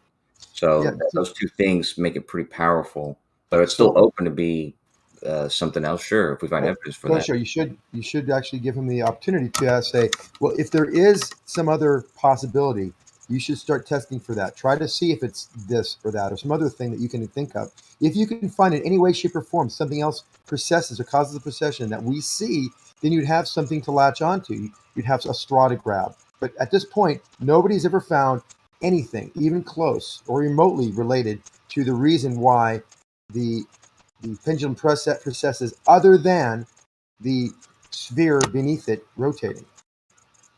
Nobody. Right. And so it matches perfectly to predictions, and also there's no other explanation for it. So I still don't understand how you can use the pendulum as being the only as being the reason to show an effect that for some reason when we had the Felix Baumgartner jump or we had other things going on high altitudes, that just for some reason that these things are not being influenced by the Earth spinning and tilting. Didn't I already tell you? Hold on. Yeah, that was already explained. Yeah, Didn't I already tell you what that reason was? Real quick? Something happened real quick before you go. I'll just 5 words. I told you at the very beginning that something to see this deviation, whatever this deviation may take in shape and form, has to be moving from point A, a coordinate system. Some point 25. It has to move. Baumgartner was not moving. I know it wasn't 5 words. I get it. It has to move in the rotating reference frame. Otherwise, there's no deviation. Felix And Larry started Baumgartner out with wasn't something. moving. Huh? Felix Baumgartner wasn't in a moving object. Not with relation to going up, leaving the very closeness to the inner core in your paradigm that creates the gravitational field. Zanuck doesn't really know about that because when he said earlier, he said when you go up, you lower your tangential speed. You know what it sounds like for me? You know what this all sounds like for me? Inconsistency. That's right, Jeremy. Good point. You know, it all sounds and looks like inconsistency. Like no, at one he's point moving. yeah. Well, you got it wrong. Helicopters. One second. Your paradigm claims that you have a pendulum that is like right above the ground being put in motion, and then because of the difference in motion that appears to be happening, you have the proof of the Earth being a spinning tilted ball. Why we have moving objects that go extremely high above the ground, and for some reason they are not influenced by these crazy forces. Let me respond. I get the question very clearly. I'll respond very briefly as well. Remember, I talked about moving, and technically, yes, you're right. If Baumgartner jumps out, that is movement in the rotating reference frame, and there is a Coriolis effect. That Coriolis effect is the difference tangential velocity of 128,000 feet above the surface versus the surface, and that would be deviated. They've done these through deep tunnels through the Earth straight down, or buildings even with like mine shafts and things. But what you're saying is not what you said earlier. You said, why do things just like a helicopter hovering, why doesn't the Earth move underneath that? I said, because it has to move in the rotating reference frame. So you understand the difference between those two things you asked. And again, you also agree that Felix Baumgartner was moving. He was going up. Yes, in his there is a deviation. His capsule was being pushed by the wind properly and so forth. So why is it that the effect, for some reason, like, wouldn't the effect get at a certain potential of like let's say getting further away from the very attractiveness of the gravitational forces created by the inner core of the Earth? Wouldn't these forces also change to be more extreme and easier to observe? They get weaker as you go higher. Yeah, but can I jump in now for just a second? The vector doesn't change. The strength, the magnitude does. Yeah. 5 words, Zanuck. That was 5 words. Just 5 minutes ago, dude said get in. You said 5 words. You said 50 words. Thanks, I just wanted Clay. I'm going after Napalm. I'm just trying to say, going after Napalm. Zanuck, can you hear has a me? clear picture of what's going on. I'm after Jeremy. We have a clear picture. I'm after that guy.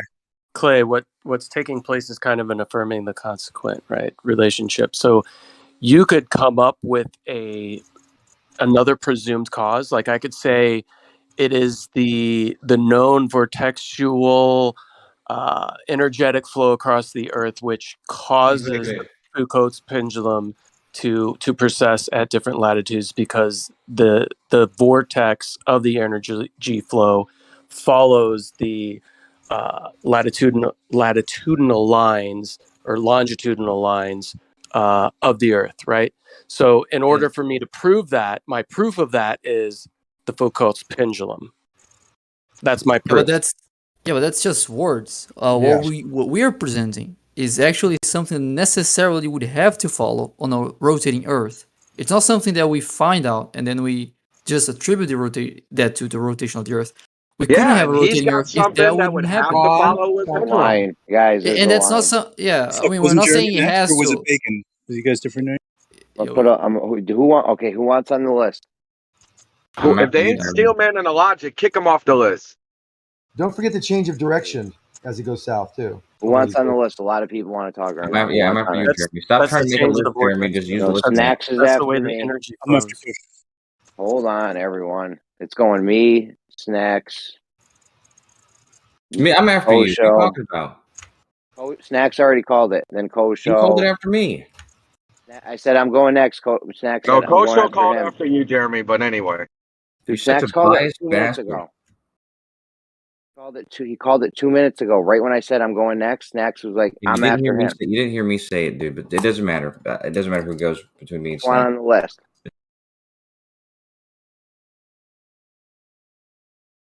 All I wanted to say was Zanuck got it wrong when he said you go up and you lower your tangential speed. That was wrong. All right, go ahead. I didn't say that. If I said that, literally said that, we could run a tape back. We know it's much higher when you go higher. I'll put you on the list, bro. Zanuck, I'll put you on the list. That's not, dude. You can't spend Put your me on the turn list, please. saying somebody was wrong and then. Yeah, You I'm know, gonna you know, use my turn to say I think Was he Jeremy's right, correct. Kosho? Is that right? Yeah, well, it doesn't. Regardless, yeah, it's my turn. I don't know what he said, so I'm not going to say whether he was right or wrong because I didn't hear him say that. Tangent velocity, Regardless, always higher as you go higher. It's very obvious. I didn't yeah, I say was it. If going I to said say. that, it was mistaken. Yeah, You must have misspoke or something. I was going to say But that. you said it wrong. Yeah, Coriolis would be Then I said occurring. it wrong. Yes, Jeremy. If I said that, I don't think I did, but I was speaking pretty quickly to get it over with. Holy moly! Coriolis would be existing in this balloon, in Felix Baumgartner's balloon. However, as we said, because there would be some, traveling horizontally, and there's definitely traveling vertically, and both of that's going to create some sort of Coriolis. However, any of that Coriolis is going to be very easily hidden and masked by the influences of the wind and, the balloon's lift, which are going to be much more much more control, not the lift, but the buoyancy, much more controlling what the movement of the balloon is doing. So the Coriolis may be present in that example, but it's not going to be something that you can identify. And which is why in Foucault's pendulum, there's Coriolis, and you can identify it because it has it's you're allowing it to be influenced by almost nothing else. What if you minus the wind out, Kosho? What if you knew the wind was doing and you minused it out? If you were to do that, then you might identify the Coriolis. But that's not an easy task. So that would be difficult in the atmosphere. Yeah. If you had some sort of sensors all over the balloon and you can perfectly sense the exact force of the wind, and then you could cancel it all out, yes, I'm sure that you would identify Coriolis. But you only have that in reference to the balloon. What do you mean by that? In reference to the ground. So if you put sensors on the balloon, you're only measuring how much the wind is affecting the balloon, how much force is being applied to the balloon for the balloon, right? Right. Yeah. So, for example, if the wind happens to, let's say, match Coriolis, you would get 0. You wouldn't detect Coriolis there, because if the Sure. Yeah. So, but you could you're not go going to from the detect North Coriolis Pole. with putting. You could do the North Pole to the equator. You could either mechanically minus it out, and then you'd assume, okay, well, the Earth is spinning because we're going around, whatever, the speed's mismatched. You still would have to assume it's the Earth spinning, or you could just do your journey, add up what the wind was supposed to be, where you were supposed to land, and you can map that shit out, backtrack it, and see if you matched or not. I'm just going to give you. It's not hard. Yeah, my favorite example, and the flat earther's least favorite example, but my favorite example is the International Space Station, which is taking a great circle route. Once you account for Coriolis, you can see that you can predict its path perfectly by just making a great circle path, which is a straight line along the surface of the sphere. It's very curvy. And then just account for Coriolis. That's similar.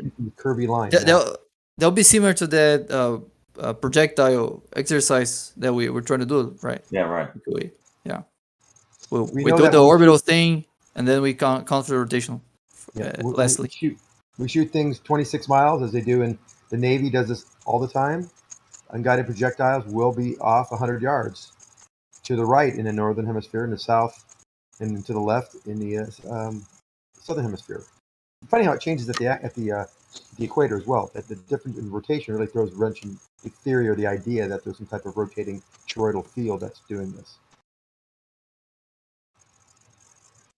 What exactly is happening with the pendulum, you guys think? Is the Earth turning underneath it? Or is your imaginary Coriolis affecting the pendulum itself? What would you answer to that? I want to know when they've tested their claims That's kind about of a Malfam question. I'm curious. What do you guys think? If you're in the poles, then the answer is whatever those two you pick. Like those two are the same thing for the poles. What do you mean, same thing? Yeah, let's say you're doing a Foucault pendulum in the North Pole. The Earth is rotating underneath it, and you have the Coriolis forces making the pendulum precess. It's the two things. It's just a shift in reference frame. If you look at it from an inertial reference frame, you see the Earth rotating underneath the pendulum. If you look at it from the reference frame on the surface, you see Coriolis forces making a pendulum precess, but it's just the same thing. Correct. It's the same thing. I like that. That was pretty awesome. Yes. But at the equator, SC, there's no precession whatsoever. No precession whatsoever. And yet the Earth is still rotating underneath it.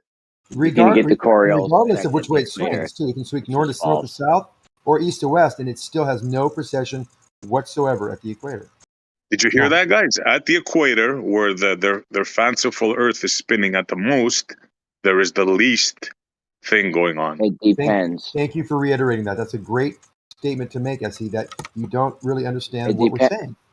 It depends on how you put it, because there could be the most at the equator, or it could be none. That's why. Could it be none? How? That's why. the greatest. That's why you don't deal with this verbally.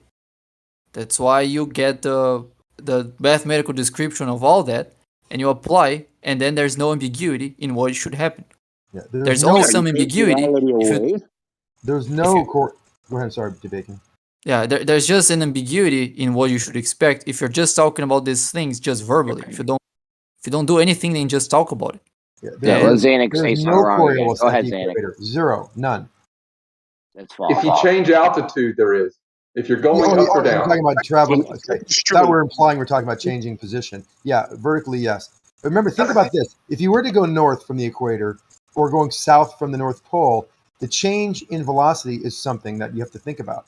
If you go, and let's keep in mind. Hold on. If you go, this is your wheelhouse, and the conservation momentum. It's your specialty. Stop for a second. Just for a second, real quick. If you went from 0 tangential velocity at the North Pole and went just a little bit down where you're going to some point where there's a 10 mile an hour tangential velocity change, that'd be a difference between 0 and 10. That's a huge change, right? But if you went a 10 mile an hour difference from the equator going north, that'd be 1,000 divided by 990.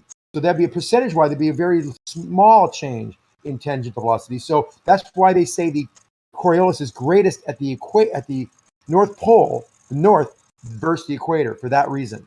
Percentage change in miles per hour. Said it a few times. Got it. Now it's my turn.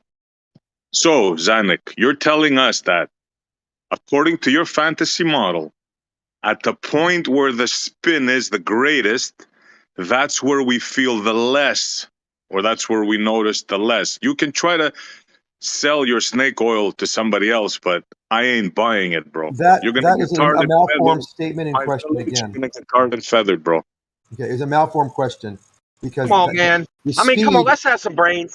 We know that this effect is supposed to be a mismatch, and at the equator there's no mismatch. It's a uniform area. I mean, let's just not waste time feeding, letting them think we're stupid at all. Please, SC.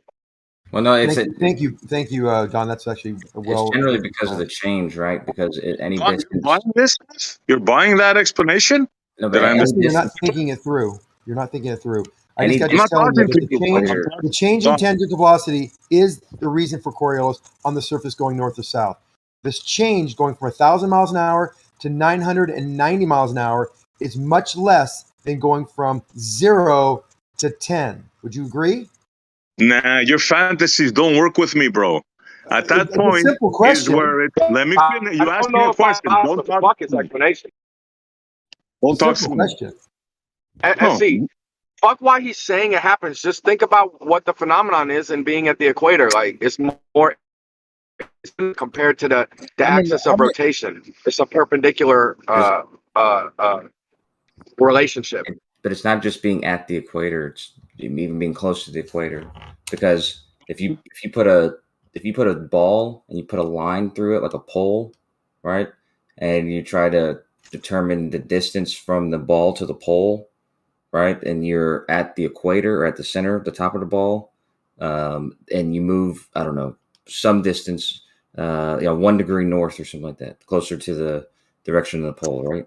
The distance between the ball and the pole are still relatively they're still very close distances. Like the distance is relatively the same.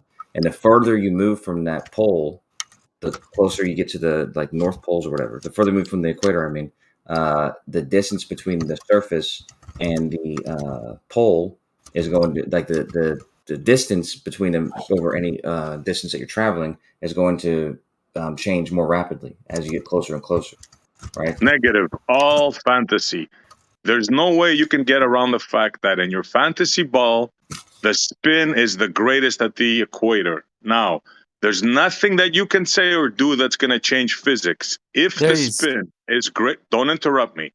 If the spin is greater at the equator, that's where the forces, the so-called pseudo forces, should be felt. There's nothing that you Why? can say or do that can change that. But Absolutely nothing. that's the Unless you There's a problem. change, reason. unless you change It's pseudo physics. force. There's Yeah. a reason why people don't do physics using just words. The tangential velocity is the same, but the vertical axis of the pendulum is 90 degrees to the axis of rotation. The more parallel they are, the bigger is going to be the effect. The more perpendicular they are, the smaller is going to be the effect. If the vertical of the pendulum is perpendicular to the axis of rotation, then it should be zero, because the effect there, the axis of rotation there is perpendicular to the axis to the vertical of the pendulum. That Only in just your fantasy brain could no, that happen. that's If something is traveling at 1,000 miles an hour, you place an object on it, it's gonna feel the force. There's nothing. we're not talking Hey, about look, the. they're all gonna jump in. They're not gonna let me finish the That's a sentence different because they topic. know how Because you're just devastated. being Look at dumb. them. Listen to them. They won't let me finish. Just But let Xanax SE admitted finish that they'll if he's feel that wrong. Hold on. That's different not time force. for you to jump in, Don. Let SE finish, and then somebody can correct him later if they think he's wrong. Yeah, they can't let it get out, Jeremy, because they know Your it's point was devastating. heard. You Let's see, go The ahead, force there is it is. greatest at You the see? equator. You need it As soon explained as I now. It's start your turn to talking. listen, man. Your point is heard by everybody in the room. So, like I was saying, it is physically impossible using words or demonstrations to say that at the fastest point of this spinning fantasy ball of yours, we feel the less effect.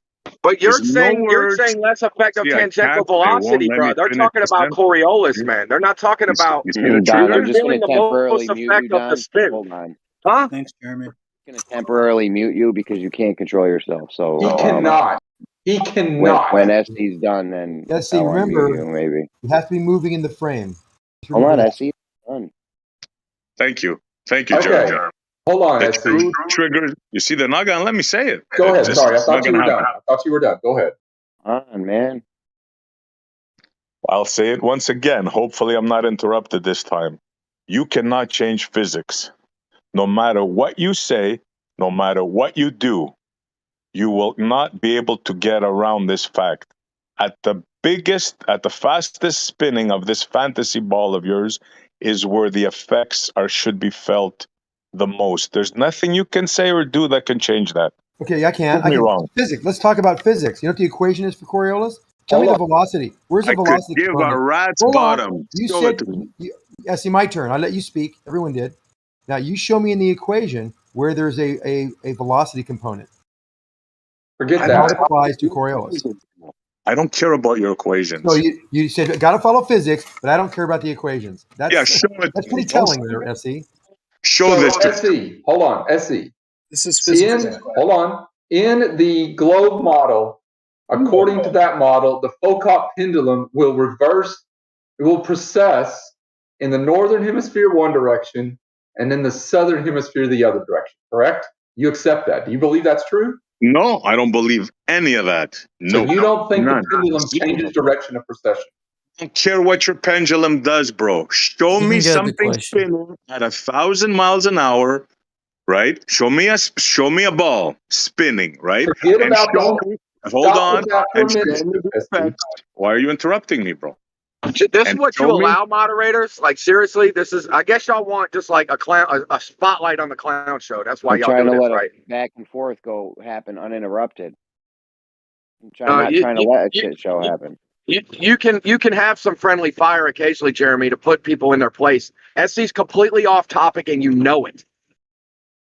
If he's off, these guys will set him straight. All right, They're so where's setting the us, Earth man, curve? please, Jeremy, whatever. Fuck it, it's a joke, dude. That's tax then. Where's Earth Hold curvature? on, let me go a couple of minutes with Don if he's so passionate about this. Is that okay with everybody? Because he seems to think he Oh, I has think the that's a great idea. beat on Don, it. have at it, Don. Good job.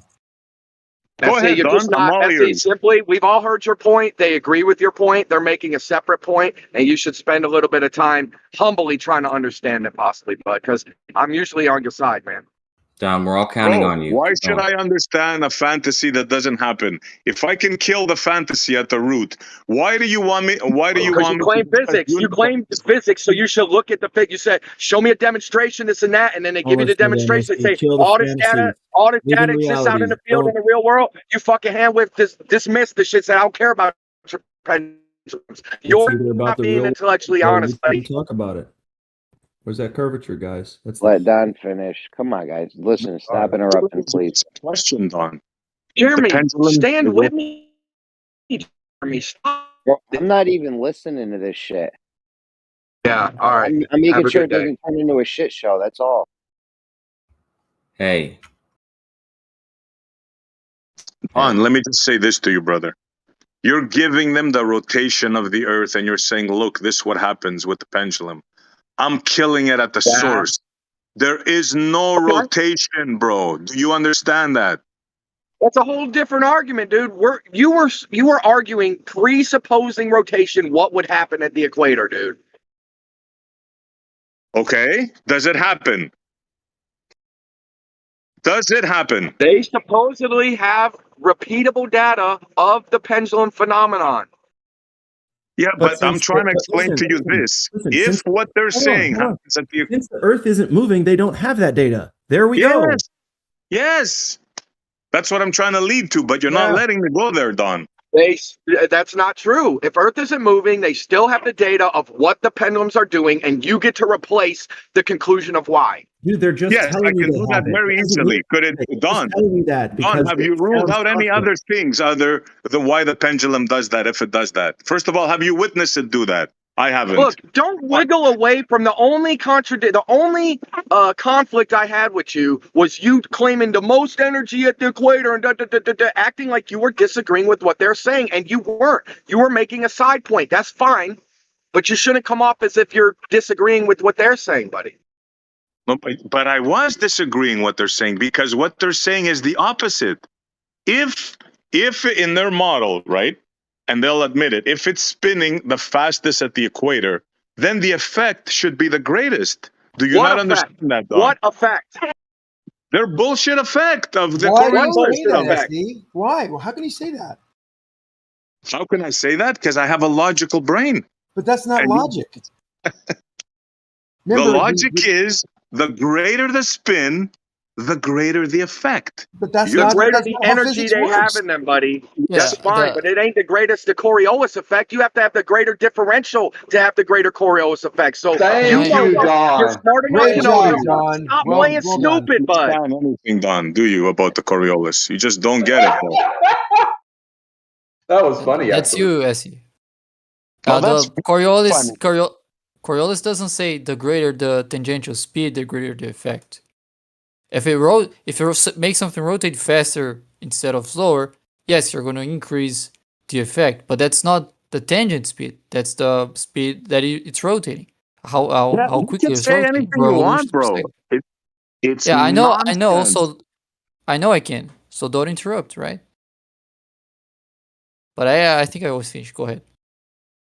Yeah, I thought so too. That's why I said, and I'll say it again. It's nonsense. You can say as loud as you want to anybody you want, except me, that the greater the rotation, the smaller the effect. You say that to me, I'm gonna call you out, and I'm gonna show you that what you're saying is impossible. Why? Yeah, but as you go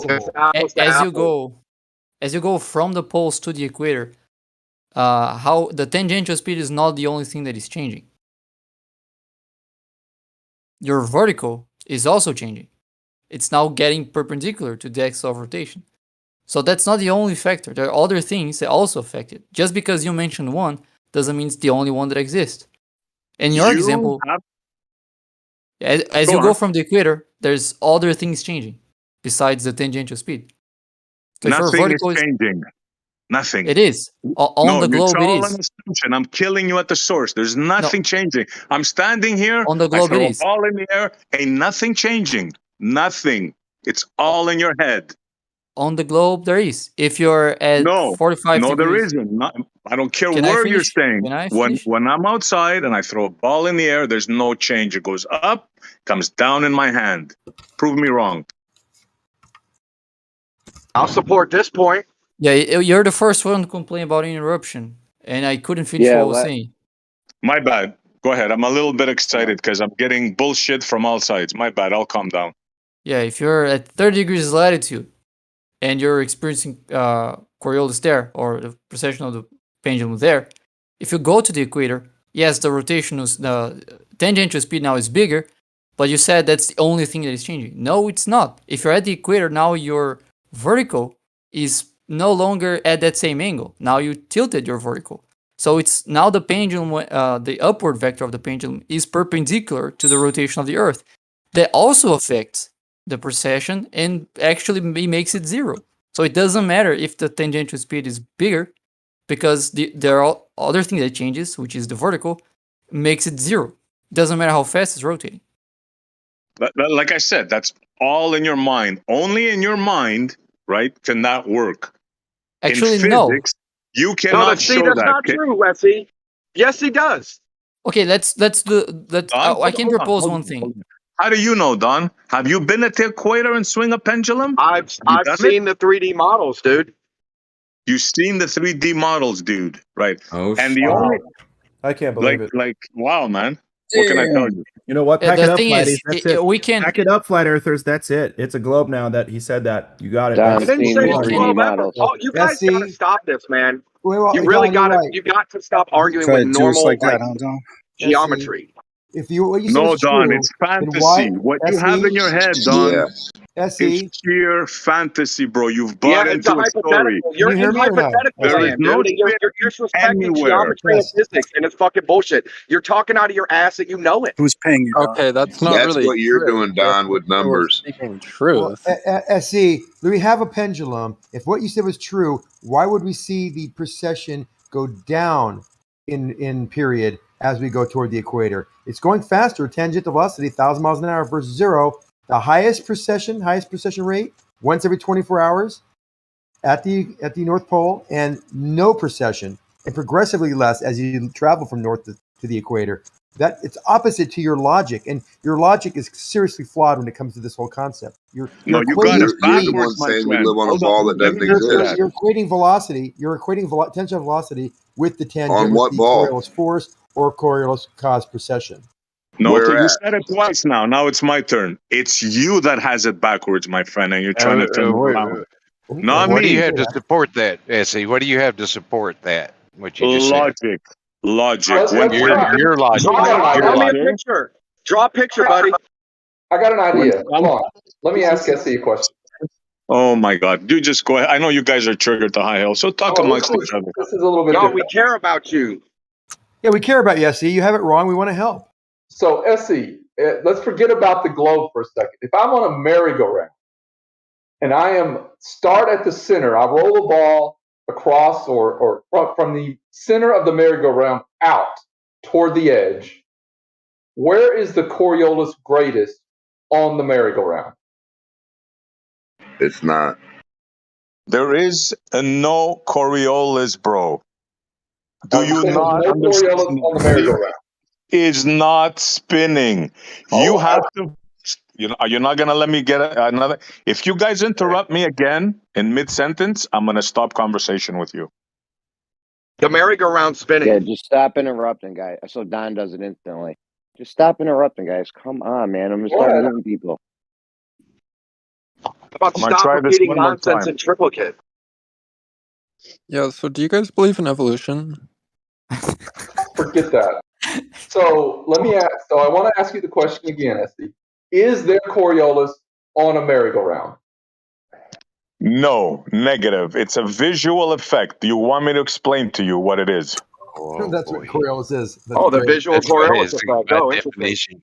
Do you want me to explain it to you? Yes or no? Please. This keeps on getting better. Yes, I want to hear it. Yes, No. by all means, let's hear it. So we got a yes, no. Yes. It's yes. Don's a little frantic right now. Just don't mind. I vote yes. Okay. Yeah. What the hell is wrong with you I guys? vote yes too. Go, Okay. Essie. Thank you. So the Coriolis, as you want me to explain it on a merry-go-round, very simple. It's a visual effect. Two people, one person throws the ball travels in a straight line, but the person on the merry-go-round sees it curving. No Coriolis, it's just visual. There you go. Very simple. Damn. Okay. That is Coriolis. That is Coriolis, Odysee. You Can need I to try educate differently? people. That's their definition, buddy. I think extremis is a good point that we can get to. So if you let's put a pendulum at the edge of the merry-go-round, and then put a camera also on the merry-go-round pointing at the pendulum, so we can see how the pendulum looks from the point of view of that camera. If we set the pendulum swinging while the merry-go-round is rotating, is the pendulum going to process for that camera on the merry-go-round? Yes. That's for SE. Why are we using a flat merry-go-round and not a I'm sphere? sorry, buddy. I'll just explain to you that in Can order you answer the question? Hold on. In order for you to see Yes or Coriolis, no? what? I don't know. I never tried it. It doesn't matter. Why are we using This shows that you have no intuitions on the say what subject. Earth's doing? Why are you using a merry-go-round, a flat disc pizza? Why are you using a flat disc that spins? You guys mute them To all. show us what a globe does. We heard you, Hello? Democ. Why are we using a flat disc for an? We're using it for an example now. No, shh. Let him go. Give them Carry some on. leeway, man. Yeah, mute the muck. Mute your mom. Yo. Okay, SE. I think you were speaking, right? Go ahead. Yeah. First of all, you have to prove rotation. And I ask you this. If you throw a ball straight up in the air on your example of the merry-go-round, will the ball go up and down like it does when you go outside on the sidewalk and do it? Or will you move underneath the ball? Please answer that question. Yeah, I'm not going to ignore the fact that you ignored my question, which is crucial because I was trying to make a point. So I'm just going to go back to it. And when you said you don't know because you haven't tested it. But when you were saying that the effect should be greater at the equator, you said that you knew that based on logic. You just logically deduced it. So I'm asking you to do the same for this other example, right? So we can logically get somewhere. So if we put a camera on the merry-go-round, put a pendulum swinging in the merry-go-round, what would the camera see the pendulum doing? Is it going to go back and forth, or is it going to process for the camera? Where is the pendulum hung on? You wanna do scenarios? Where are you hanging your pendulum? In something that is connected to the mag. Yeah, it's just those portable pendulums. It's just it's connected to the merry-go-round. Where is the base of the pendulum? Where the thing that it's hung on? Yeah, where is it resting? Where it's its base? On the Merry-go-round. merry-go-round in the center. No, in the center of in the the edge, merry-go-round. at the edge. Both At the edge of pendulum. the merry-go-round. Okay, what Yes, do you both. think if you have a pendulum there at the edge? You think it's going to swing back and forth What do freely? you think, man? I'm asking you. So, Man, I think it's going to process to the edge of it, man. process to Why the don't edge? you That just doesn't even show make us and sense. shut What do up? you No, think? really. You guys aren't thinking this through at all, are What do you? you think, Don? Yeah. I'm pretty sure it's Hold gonna on. process. Victor's there's a big cage over the Hold on, cares? Zanuck. Shut the fuck up, Zanuck. Wow. Don, what do you think is going to happen? I'm pretty sure no matter which direction you start that thing, it's gonna process. Which way, Don? It doesn't matter. Yeah, it's Oh, it like doesn't matter now, huh? I got you guys by the cojones, right? And it doesn't matter now, right? I can answer. That's fine, You but it's guys are as irrelevant to the point I was man. making. It's a waste of time Everything talking you to say is I irrelevant think it because kind you of. have I nothing think to back it. it's You like just here, say. like if the merry-go-round spinning clockwise, I think the pendulum path kind of will go counterclock. Like I'm not totally sure about it, but I think it works like gears. Yeah, you think? Isn't it going to Hey swing man, I'm outward? not scared to say I get like you go from saying you don't know to you fucking know. That's a problem. No, you're triggered, bro, because every step of the way I'm showing you how absurd this is, but somehow you're going with the ballers and you're telling me I'm wrong. Well, buddy, I got news for Everybody's you. with the ballers You're on this. wrong. Everybody but you. Your own side is with the Okay, ballers let's on start this. over. I only hear you No, talking. I'm It not wouldn't be with the them on first this. time, I'm not though. with no ballers on this. You But yo, are. SC, you really Demox gotta with all the say no ballers. homo. Let's start over though. Hold on a second. SC, you don't think the effect's even happening. So show the effect happening at the equator, above the equator, and below the equator, and then we can move on. Because as of right now, Yeah, you that's a don't good believe point, that's happening. Jeremy. Yeah, Well, that's show us what it I'm happening. saying. I don't think Well, a what do guy you who mean? doesn't believe in it's going Actually, to show you no. it happening. That's not what you were saying. You were saying that the effect should be greater at the equator. I mean, That's you're it. the way you would test for globe rotating in such a way that satisfies you wouldn't match your observation if the Earth was rotating, because you already have the wrong expectations. And that's what we're trying to address. Show me what you're saying, bro. You're just talking now. Show Jesse, me a do you ball believe this? spinning. Show me a ball spinning and show me the effects least at the equator. I challenge any one of you, flat earther or ball earther. I Exactly. Yeah, challenge You're you. gonna eat your foot, right? SE. You're gonna eat your foot, Donny boy, because No, what are you're you gonna do? going with What are you dollars on gonna this do if one, you're wrong? and Let's you're bet gonna on it. crash and Let's bet burn. on it, buddy. Guys, come on. You're gonna Stop. crash and burn in a baller's ass, bro. Okay. Watch. Okay, listen. Kosho, The no baller's one's ass. eating Kosho's ass. Now You listen, say no do homo. you believe this effect? Very briefly, very quickly. Astrophysics. Very, cause I got a lot of things going on over here. Okay, but very briefly, I made a picture. I'm very busy with other stuff, but I made this picture for you, SE. I just want to take a look at it for a second, okay? Okay, because it's got Coriolis in respect to two different phenomena, okay? So if you consider the pendulum, for instance, the pendulum would be like arrows, okay? You see the arrows, and the equator is that red line. That gray line is the pole of the rotation, right? And if those arrows are parallel with the pole, then you're going to experience more of that the Coriolis effect in as far as the pendulum goes, the precession goes, because the pendulum is actually in the same axis as the rotation. I've never seen a diagonal pendulum, Kosho. That's the bottom line. Joke, man. What? There's one other principle here. What kind of cartoons you got going on here, Hold on, dude? Show me just the diagonal There's one pendulum or other- the horizontal one one. other principle Hold here. on, let Kosho finish. One other principle here, and that's the Coriolis, like if you shoot a bullet or something like that, right? So, the Coriolis happens because of the different tangential velocities at different latitudes. And you can see that if you're closer to the equator, the change in distance from the pole, so the difference in tangential velocity, is going to be very small. If it's completely negligible, versus somewhere further north or south, where that difference is a much greater slope, as you can see, and so you're going to get a much greater effect. So for both those reasons, whether you're seeing Coriolis with a pendulum or a bullet, the effect's going to be much less, if non-existent, at the equator, versus greater and greater as you get to the poles. Mean like the greatest lie you just told right now? Where's the ball show that at? Let's do this on a ball. Let's get a ball instead of your cartoon and your fucking cartoon arrows. Let's get a ball and demonstrate. Because everything you just said is bullshit and didn't make any fucking sense and was wrong about everything. That's a great response, Timo. Yeah, that was a good response. So hold on, SC, do you agree that the effect happens on Earth? No. No. SC, not Demok, SC. No. Yo, can you SC, mute do you them believe on? this effect happens Mute on this Earth? guy's mom. Dumont is just making noise in the background. No, Yeah, I'm answering the question you fucking pussies don't want to answer. SC, the No is the question's not answer. for you. SE. Stop being pussies and learn to answer for yourself, guys. Demok, I you're know, I a know. private liability. Wax. There we go. You didn't hear me say SC? Is my mic fucked up? No, that was I heard you, Demok. Jeremy. Did that you was guys hear me someone- saying SC? No, We did. SC. Your mic's not messed up, just your ears and your eye. Ask the question again. Okay, come on. Ask it again.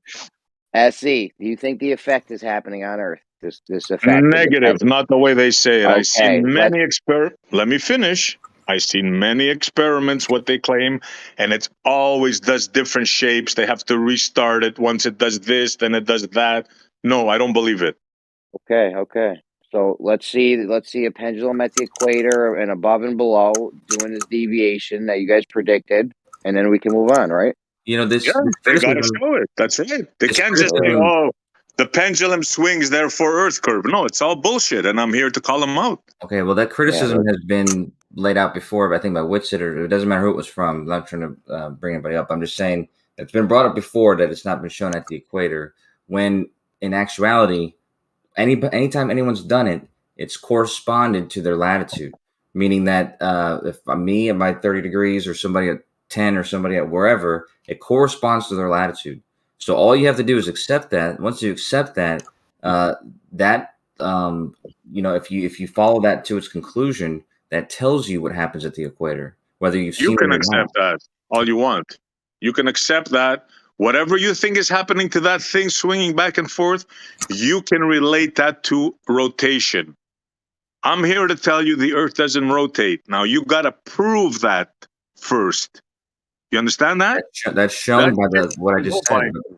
As a thing that rotates back and forth and makes up a pattern. That doesn't work. So you got video of the effect. No, yeah, but that shows in the correspondence of the location versus the precession. That follows from it. And it's just any above and below the equator. Do you have this effect on camera? Yeah, I don't have it there, and I don't have it at 65 degrees north, but I have it a lot of other places, and it corresponds. That follows that when I do it at 65 degrees north. Just show SE2 the corresponds to that. spots. SE2, show him 2 spots so we can fucking move on. Well, I did it at my house, and it was, and I've seen it at the South Pole. There's videos all over the place. Show this happening or not? So what? He wants video. And you guys, He wants video. You're not. He's not going to accept it until there's video of it. That's all he's asking. Mantra. That's all they do. They just repeat the mantra. Yeah, I can show it at Houston. In Houston, yeah. Show SE the effect happening below and at the equator, and then we'll move on. I posted one video of it. I don't remember the latitude. 20-something, 23. And I posted the France one, which is 38 degrees. What you think, even if you have this video, you think just showing it of one video, and that means the Earth is spinning? Like, seriously, that's all it takes for you guys. It just means the effect is, hold on, guys. Jesus Christ. It just means the effect is happening. Then we can move on from there. What we're trying to show is that it changes with latitude. Why would you say anything after that? Because I'm expounding on what you just said. We're trying to show. Doesn't need a counting. But that's not what that's not the only thing we're trying to show. We're trying to show that it happens, and we're trying to show that the precession is greater toward the poles and less toward the equator. That's the other thing we're trying to show. Me, or is it? He always sounds like he's about to laugh. But he's got a fundamental confusion of what's actually happening because he keeps on attributing this to the velocity. And I gave him the equations I put in the chat. He probably didn't look at them, but he says he wants to use logic, and using knowledge of physics, as he said, he made this judgment call on where the correlate should be the greatest based on his intuition. And it's obviously wrong. Whitted had the same mistake when talked about if something was on the North Pole and it was just hanging there, that there'd be precession. If you had he said, quote, an independent frame of reference established by a perfectly effective gimbal, which had no friction whatsoever. He said, if that was the case, the pendulum, even if it wasn't swinging, would rotate on its own axis, and that's also incorrect. And I tried to correct him on that, but he never quite got that either. Look, Zanuck and ballers, look, there's no way around this, right? You can't get around this. Okay. Now I ask you, if I go outside, I throw a ball straight up in the air, it falls back to my hand. You say yes. Then you say the Earth, where I'm at in Canada, is spinning at 800 miles an hour. Then we go to the merry-go-round, and I ask you, when we throw a ball up in the air while it's spinning, will it come back to my hand? And you say no. You have to say no. Well, no. So right there, your model dies. Right there, man. No, it's game over. The answer would be yes if you, because you're throwing a ball on the Earth and you're throwing it on the merry-go-round. If you rotate the merry-go-round as slow as the Earth is rotating, the answer would be yes. You'd be able to catch it pretty easily. Slow? 1,000 miles is slow? The reason why the angular ball speed comes down. Your angular velocity is still the same. Everything's angular velocity is still the same anywhere on the Earth. The angular velocity doesn't change. Yes, you know that, right? So, is this new science? Did somebody find out Earth rotation and they proved it? I think Jeremy was trying to say. That's very old. Yeah. I'm sorry, what? It's very old, and Jeremy was trying to talk. Just trying to. I don't even remember what I was gonna say. Go ahead, guys. Go ahead. He's got the Did you see the memory. effect happen, Essie? Did you see the effect happen at least? Substitute No, I didn't teacher. see anything. I've seen, like I told you, Jeremy, I've seen various videos. Some show an effect. some don't show it, and you see a guy restarting, goes, "Oh no, it didn't work out like that. Let me try to do it this way." It's how you let go of it. It's a joke, man. Yeah, If you believe a ball on a string proves Earth rotation, I mean, they got you, man. They got you. We're just trying to make sure that the effect happens. Let me tell you for the fourth time. I'm not sure No about one's the saying effect. no one's saying it's Earth rotation. No one's saying it's Earth rotation. Well, these guys are. I'm not. But the effect, you can see it happen. No, you can't. Because when I looked for it, I saw various things. It's the fifth time I'm going to say it now. Lay it out for us, man. Search it for yourself. You're going to see various results. You're not going to see always when they let that ball go, it doing the same thing. So no, I'm not convinced, Jeremy. All right, can we see a Coriolis paper that he wants to refute? That's very reasonable what you just said. The effect happens, but it's all crazy, all over the place, not consistent. Yeah. I mean, he said in the videos he saw, but I had to ask you this, Essie. You know why they use heavy weights, right? I'll just tell you so we don't have to go on. They use heavy weights because you can be more sure the heavier the weight, the less it's going to be influenced by smaller things like wind or fucking disturbances in the way you let it go, shit like that. And that's also why they make sure it's let go in an unbiased way as well, because you don't want that to affect it. So there's that stuff goes into consideration, when doing it correctly. And if you watch videos of people making mistakes before they got it right or something, that's probably why. That's what happened with me, at least, whenever I was doing mine. Which one is the right, Kosho? How do you know which one is the right? How do you know which one is the mistake? And how do you know which one is the right? By correcting the mistakes that you were making to begin with. So if you were using a light weight to begin with and then used a heavier one and got a better answer, the correction was the correct answer. Well, you misunderstood the question. Yeah. You have this apparatus, right? You have sand on the bottom trailing or whatever, ink, and you notice three different patterns. You let it go 3 times and you notice 3 different patterns. Which one of those 3 is correct and which one is not correct? Did you do the same thing each time, or did you do exact same thing? Yeah, exact same thing. You burned it. Yeah. Well, then you didn't have a correct. None of them would be correct. I wouldn't trust any of them. What was it? Was it dropping sand? You said. Yeah. Which whatever. Is what did they do? Sand or they drew ink? Whatever they drawing the pattern in the sand is what he's talking about. Yeah. How long did that last? Either way, the point of what SE was saying was Kosho said he tried it a couple times and he wasn't. It was incorrect, so he was correcting his error. So SE was trying to say, how did you know it was incorrect in what you were doing? What are you comparing it to? And he's alluding to Kosho already knows what he should be getting based on his longitude. So he's trying to get the results that match that and throw out any outliers that don't. No. Correct. Well said. That was not well said. It's not what happened. What happened was I was getting inconsistent answers, and that was because of the how crude my thing was, and so inconsistent to each other and making it less. Just to crude. make that clear. So what? Sorry, I just wanted to make clear that they were inconsistent to each other, not to the globe or any prediction.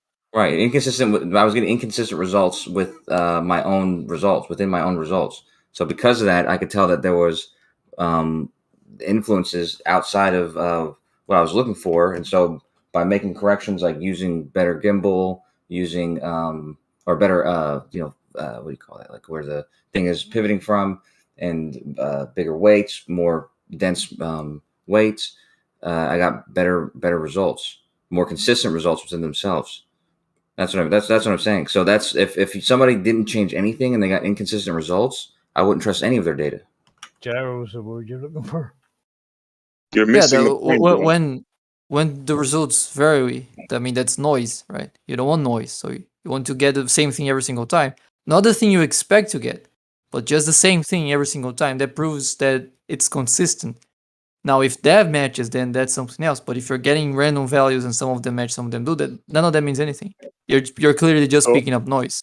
So you're saying out of the 10 times you do it, 7 it comes one way and 3 other ways, so you'll go with the 7, is what you're saying. No, I'm saying you should realize what you're doing to make the to get same thing 7 times in a row. Because if the other 3 you're getting like just different things, then you have to correct for something. So you get the 7 ones that are consistent. So that thing that you removed that stopped making the results fluctuate was introducing noise. What are you doing? What if you're doing it wrong on the 7 ones and the 3 are the ones that are correct? But No, we're talking about consistency. When you get it right, you get 10 out of 10. Yeah, but you never get 10 out of 10, right? Well, let's say with this.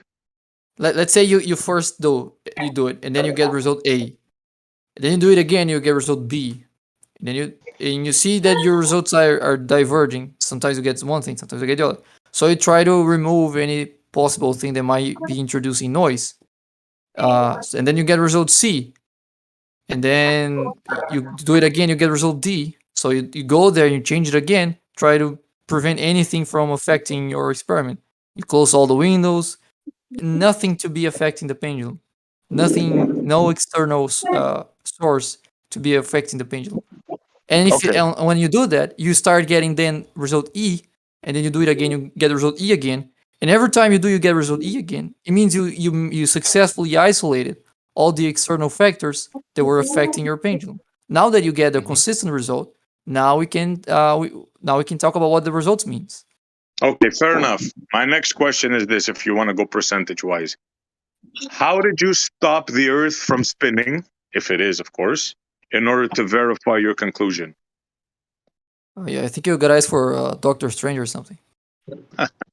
It's all nonsense, man. What you're saying is all nonsense, can be proven. It's just hearsay. Okay? There's no way on hell that you can convince anybody with a sound mind and like a brain in their head, right? That because you swing something back and forth, it makes a shape, or you think it does, and that means the Earth is spinning. Dude, that's as logical as saying that you have to watch gay porn to know that you're not gay. It's like you don't have to stop the Earth from spinning to know it's spinning. You just look for the evidence that it's spinning. Right. Okay. Okay, fair enough. Okay, we'll try another one. Last one, because I gotta go. Last one. So you have this pendulum isolated in a room. And then Coach has got to watch gay porn. My bad. Yeah, we'll let him go. Who cares what I watch, dude? Go ahead, Essie. So this is the scenario now, right? We'll go to your room. You eliminated all the variables, and you deduce that it's Earth spinning that's causing the pendulum to rotate. Correct? Sure, is that correct? That's for the most part. Sure, go ahead. Okay, perfect. So now imagine this: we get a balloon. We fill it with just enough helium so it doesn't rise all the way to the top of the ceiling, but it floats in the middle. You're with me? You guys are with me? Neutrally buoyant balloon. Right. Now, according to what you're saying, according to what you guys are saying, well, let me ask you, let me not say it. Let me ask you guys. When we look at that balloon, we're looking at it, right? It's right above us. What's going to happen to that balloon over time? They're going to sit there. It's not going to process in any way, shape, or manner? Why would it? Balloons? You guys hear that? How would a balloon process? What do you mean by that? There goes the end of their fantasy right there. What? Well, what do you think procession is? Oh, you tell me. No, you did tell me what it is. You said I don't think that the Earth is moving underneath the pendulum. I asked you that question first. I mean, procession is when the don't pendulum is ask me swinging. questions, Sunshine. Don't ask me questions, Sunshine. You said that the Earth Sunshine travels. Because you're trying to skirt the thing. You said that the Earth travels under the pendulum, correct? I said only at the poles. There it is, guys. I'm done with them. As you can see, they're double speaking. They're making no Well, sense. They're it's not changing their necessarily thing true. as it It goes. rotates, I it mean, rotates underneath the Earth it's everywhere. And evident. all you have to do, see, can I say something? I haven't said anything for a long time. All you have to do is take the latitude and get the sine of that trigonometric function, and have that divided by the 24-hour, the rate of angular rotation, which is 24 hours. So 24 divided by the sine of that latitude will give you that rate of precession. And everywhere you go, that precession is the Earth, in effect, rotating underneath the pendulum. Everywhere. Notice a Except the pattern here. equator. When I ask them what happens, they go to math. When they're stuck and they know they can't show this in reality, they know their brain just went like Scooby-Doo. They gotta go into math. Well, I just said you can also go. There's one actually in Paris right now. You can go to the museum that is rotating right now. The precessing, this pendulum is swinging, and you see a precession. That is exactly the sine of the latitude of the place in Paris, and that would be 24 hours divided by the sine of that latitude. That would give you that rate of precession, and it's exactly what they see every day. It doesn't ever change. If it wasn't for these kids and their pesky math. Why do I see a guy holding a sign that says latitude? Guys, we just went from a perfectly good example of a room which you guys eliminated all the variables. Then I put a balloon in and I shattered your whole fantasy. One balloon. All you do is show us that you don't understand Coriolis, and it's okay. Right. Now we're going to go to the you don't understand. Shout out No, to you've Buster. shown He made a us song, you know. Actually you've said yourself, using physics and logic, that your Coriolis force would be the least at the equator where the velocity, the tangential velocity is going the greatest. That shows me you don't understand it. That's so simple. You're changing from the room of doom, right? You know I have you, right? You're don't have changing from the anybody, room of doom, which you guys eliminated all the variables. You like that one, huh? Yeah. That's the room of doom. That's where the Coriolis died today, in the room of Coriolis doom. just doesn't happen at the equator. All we're saying. I mean, as far as traversing up or down, east or west, you can have a Yodvos effect, which is derivative, and also have going up and down, which can be a Coriolis at the equator. But just going from one point to another on a sphere, that Coriolis effect does not exist. Xanic, can you prove motion? You prove motion? Can you prove motion in the Earth? Yes, I just got done telling you how we do that. No. Oh, I mean around the sun? I think it just said motion, period. Yeah, I mean, motion means going from a point to another point. A change in position. So, first derivative of velocity with respect to time. So you're telling me that scientifically people have proven that the Earth is in motion? Hold on. Real Do you allow that? quick. Drunk. What? Mac. So you're saying that if we have point A and point You're breaking up, Jeremy. B, we got point. You're breaking up, Jeremy.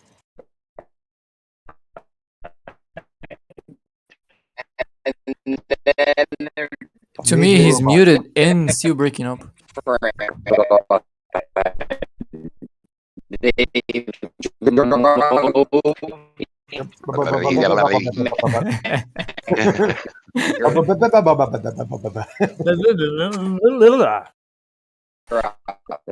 Yeah, I'll take that opportunity. Xanic. Yeah. Oh, I think Jeremy's back. Maybe. There, Jeremy.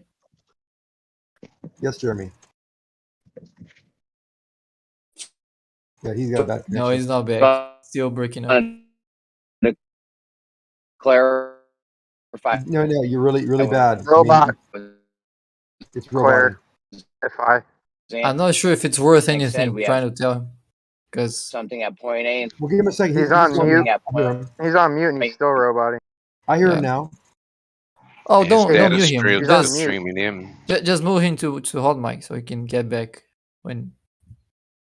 Well, he can unmute himself, right? So never. He was talking. I could hear him, and then you guys were talking over him, but I couldn't. Now he's gone. In the meantime, are you there, Kosho? Still there?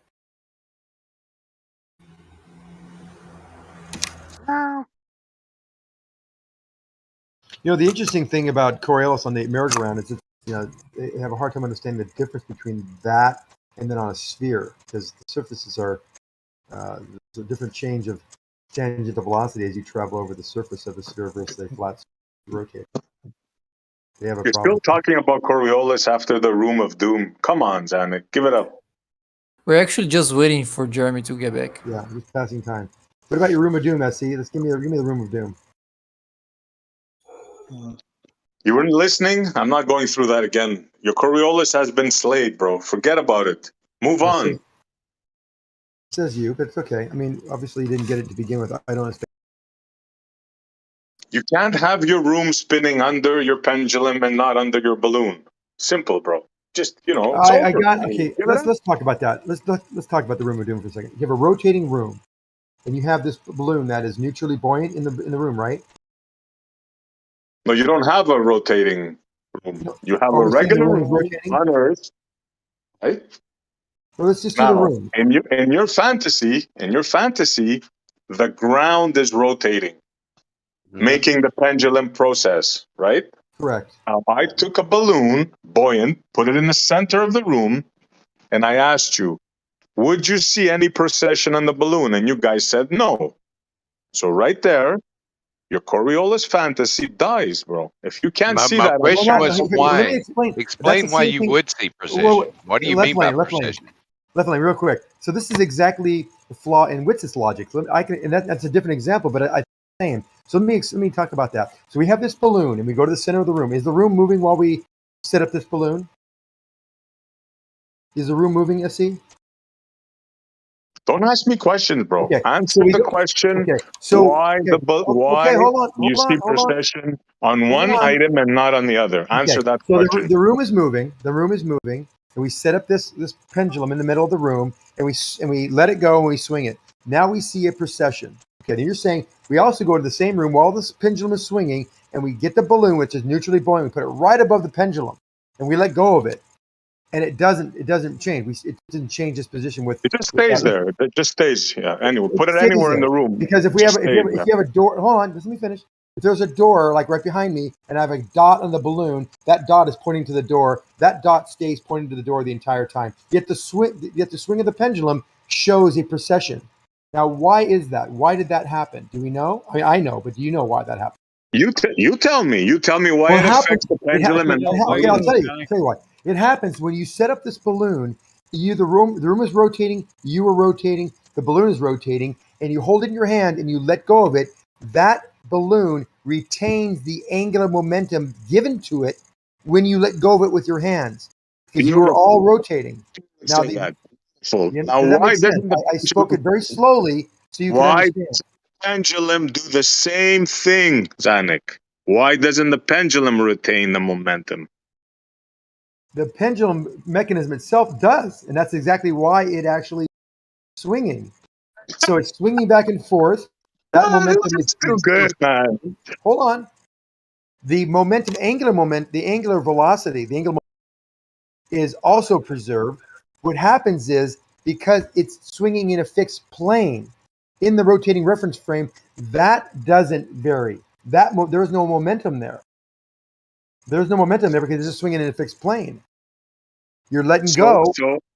So there's one motion for the balloon, and there's another motion for the pendulum that the Earth is doing. Two different motions. So let's take I think I might fix the problem here. Now we take the pendulum, it's swinging, we see the precession, and we take the pendulum, we stop it, and we put it right on the center point. And now we see no precession. So why is that? Because it's not swinging anymore. Remember I told you before at the beginning of this that something in a rotating reference frame has to be moving in it for Coriolis effect to occur. And the movement would be the swing. Once it's not swinging, there is no Coriolis. So that pendulum would just stay flat and flush. Let's say it's a medallion like on a grandfather. And let's say it's pointing directly to the door like the dot on the balloon was pointing to the door. It would stay pointing at that door. It would not precess at all. Now, once you pull it back, almost done. Once you pull it back and let go of it, you've established a plane that cannot be acted upon by anything according to Newton's first and third laws. It will have that plane established and it will not move. Now you'll see the precession again. Oh my God! I'm glad this is on recording. The plane doesn't precess.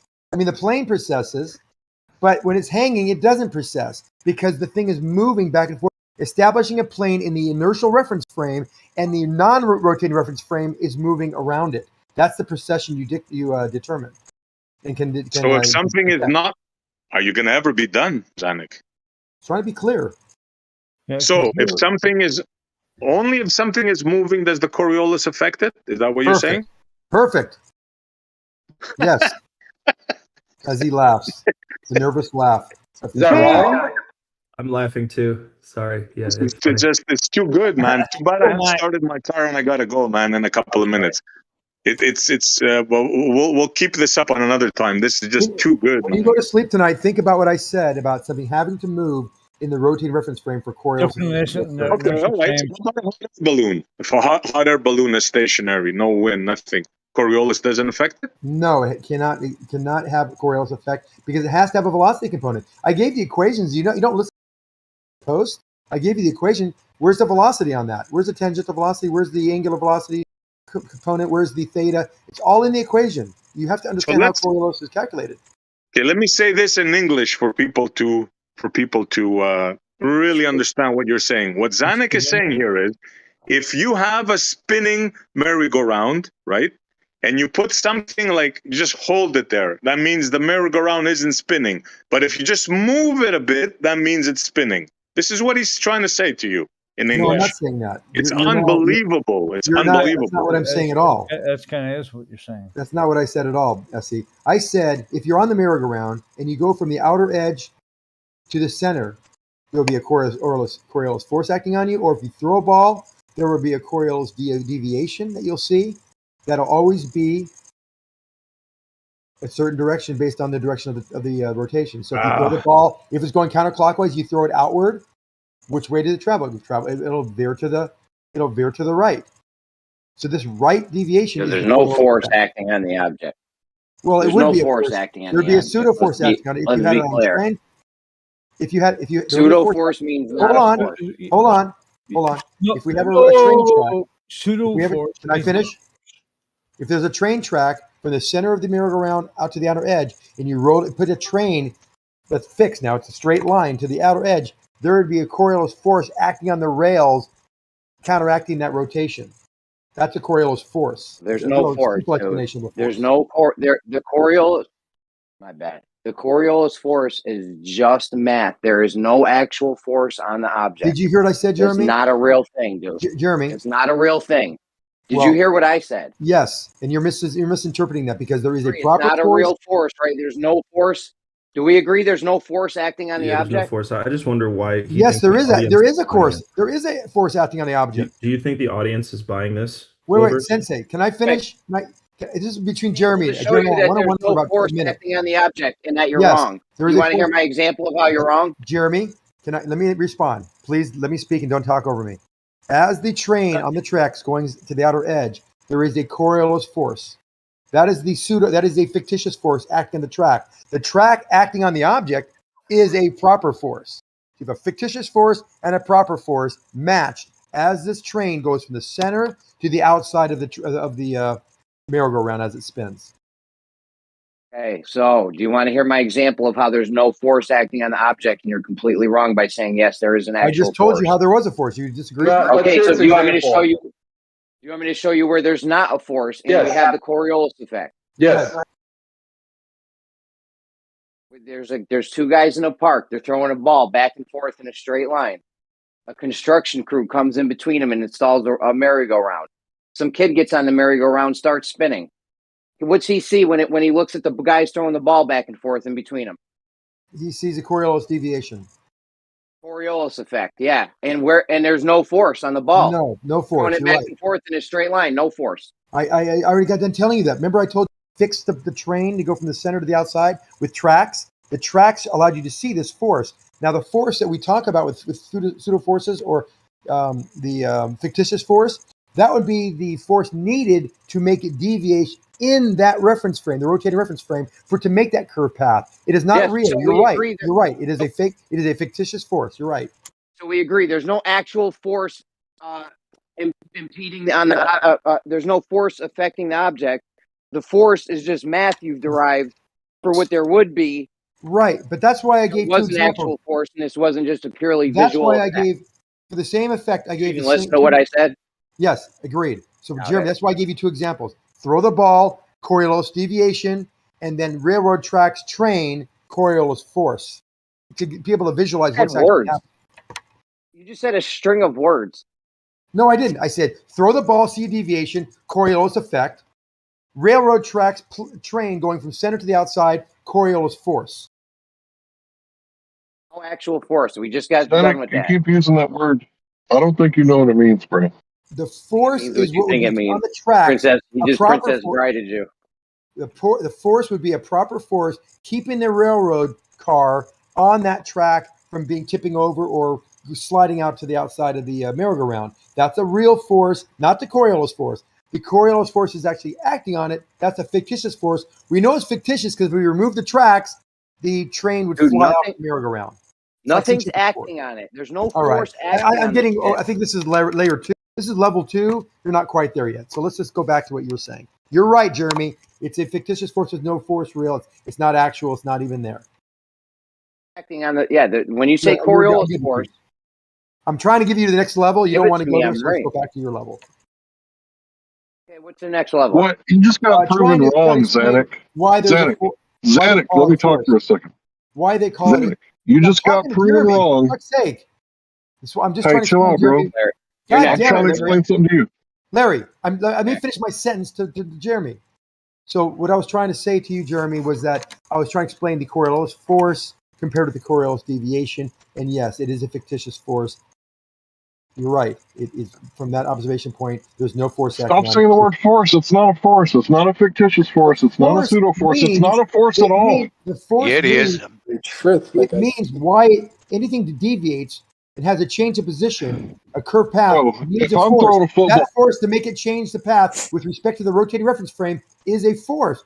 It's a pseudo force or a fictitious force, reference frame but is it is a force nonetheless. a What work reference can it frame is a do? force now, Zanuck? No, Exactly. What Larry. work can we do with that We force? saw a curved path. Every curved path needs a force. It's a That's the reference Coriolis force. force, okay? It's a reference force. Listen, My I'm throwing a God, football with my it's a son, force right? without a source. It's a Zanuck, can reference you frame shut up, dependent. bro? Like a horse, of Zanuck. course. So, if I'm throwing the football with my son, the only force on that football is the forces that are related between me and my son and whatever else is going on with the atmosphere, right? So, if you add a spinning merry-go-round with a camera on it, none of the forces have been changed. There is no Coriolis force. It's the Coriolis effect. And if you say Coriolis force again, I'm going to interrupt you and tell you that you're wrong and stop saying bad stuff. Don't Right. don't spread let fake me respond news. to you, Larry. Okay. Let me respond to you, Larry. So yes, you're right. That object, when it leaves your hands, is inertial. There's no forces acting on it. But from this rotating reference frame, we see curve deviation. And in physics, for something to curve, there needs to be a force acting on it. That'll be exactly required for the deviation that it makes in the rotating reference frame, Larry. And that is what they call a Coriolis force. It's effect acting on your imagination. Mathematical. It's just a mathematical thing of what would be there if there was a force there, but there's not actually a force. Can I ask? Nice job, Jeremy. Can I ask what force? What does the word force mean in physics? Imagination. For Zanuck. Shut the fuck up. It's defined You as shut the fuck up, loser, bitch. It's defined as the acceleration, for force times acceleration. It's defined as what is required to make a mass accelerate. It's refined as nothing because they say there's no Defined as force nothing. anywhere in Yeah, space. very good. So what the Nice fuck are you addition there, talking about? Defined as nothing. You say it again. Yeah, something you haven't shown yet. It's an equal and actual. It's an equal and actual. Come on, boss. You know this shit. Yeah, it's a ball we don't have say it spinning again. nowhere. Yeah, Sorry, cool. we're not gonna get nothing yeah. done now. Yeah, we're never gonna get any. Truth, seek the flat earth. Somebody muted him. Nice work, whoever did that. So, can you just say what a force is in physics again? Is what required. It is what is required. It is what is required to make a mass accelerate. No, it's not what required. Wait, Zanuck, come on now. You know this. Okay, so it's what's required to make a mass accelerate. So we got a mass, but there's no actual force on it because it's not accelerating in any different direction or anything. Is the path curved in the rotating reference frame, Jeremy? It's a visual, it's an optical Yeah, effect. optical. But Dr. Bob, yes, the you're right. science guy, he described it. Bob, the science guy, he described it as that example with two guys in the park and a merry-go-round. He described that as an optical illusion. Yes. That was an illusion because there's no force on it. It's all optical. I know, and I'm agreeing with you. I'm not disagreeing at all with you, Jim. But the optical illusion we see is a curved path, is it not? The illusion, isn't it curved? It's a curved path, but there's no force making it curved. Stop saying that. Just talk with me it's like a true. normal Why human. stop saying that? It's true. Okay, I agree with you. I'm not disagreeing with anything you're saying. Okay. So you say the optical illusion is this curved path. It's an optical illusion. This curved path. So the force required to make this optical illusion is an illusionary force called a fictitious force. Okay? We're good? Jeremy, are we good? A fictitious force? Yes, that's illusionary, what it is. bro. A fictitious force to make not this, real. to make this How about optical saying not illusion real curve. force? How about saying not a real force? Sure, not a real force. What about a fake force? Fake force. Ooh, I like that fake force. For fake illusion. Yeah, I consider You like that, do you? It's a real illusion. Well, it's not a fake, it's not a real illusion. It's not a fake illusion. It's a real illusion. What about a faux force? Let's go with the faux force. It's a faux force. There we go. This is a fake No, that's force. It's a too faux confusing. force to Let's make call it something vicious look like lies. it's a faux force to make something look like it's curving. How about a that, faux Jeremy? farce? By the way, it's the same thing I said from the very beginning. It's a fictitious force. It's reference frame dependent, and it has no origin. We're all saying the same thing. Why can't we just all get along? I don't know. Here we are all getting. I'm not saying the same thing, to be honest with you, because I consider fictitious forces to be a subset of forces. So What does that mean? My God. it means that it's Show. like fictitious forces are forces, but with the caveat. You need an acceleration to move a mass. It's not happening here. It's not real. That's not happening. Well, like what Kosher might bring up next is if you're in a car, which is also force when this turn is made and you go flying into the door and you stop and you hit your head on the window or something, there is a proper force stopping you, which is the door, but the fictitious force actually made you run into the door.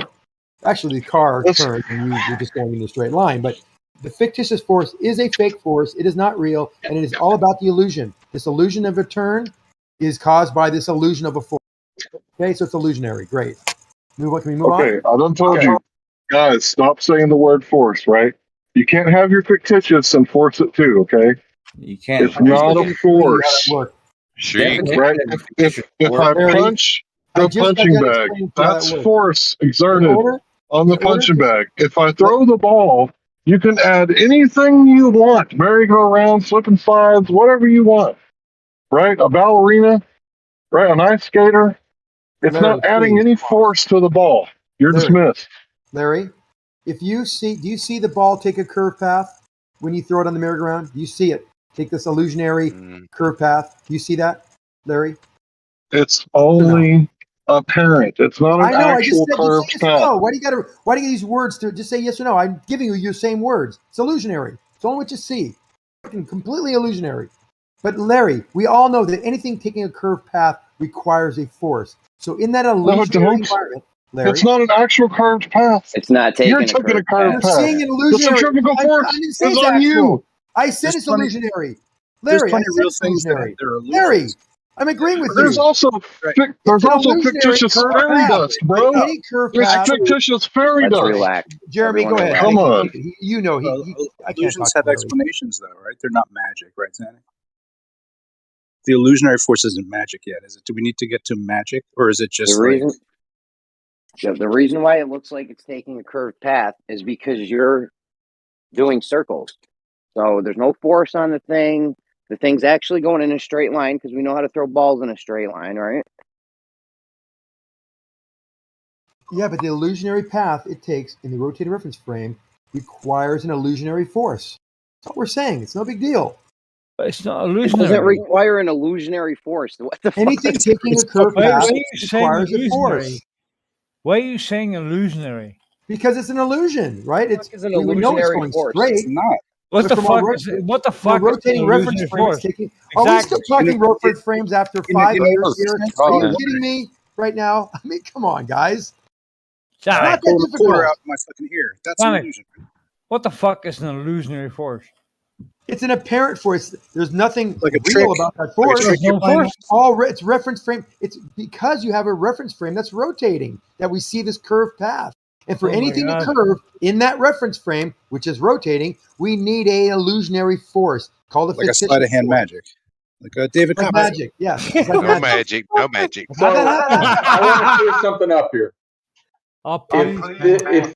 If this is a fake curve, whatever, pretend curve, and if we're on a merry-go-round and you draw a straight line from me to the other side, you're on the other side, and I put a brick wall between us on this straight line so that I cannot get you to the ball on a straight line, we now spin the merry-go-round and I roll the ball and it reaches you around the brick wall, but there's still a brick wall on the straight line. Did it take the straight line path to get to you? Nobody followed that. Do what? Nobody followed that. I kind of did, but then I'm drunk. So No. Anyone follow what Extremistus just said? It was No. you used Yes. way too many of the same words, or something happened. I don't know what you did wrong. Okay, I'll try that again. I'm on one side of the merry-go-round, you're on the other. Now there's a straight line between us. And so if we throw the merry-go-round's not spinning, we throw the ball back and forth, it goes in a straight line. Right? So you're We agree on that. around it. Okay. Now I build a brick wall in the middle along the straight line path. I can no longer throw or roll. Okay, so I can no longer get you the ball because there's a brick wall in the way. Now we start the merry-go-round spinning. I can now spin. I can now try to throw you the ball straight, but because of the spinning path, the ball will take a path around the brick wall and get to you in a curved path.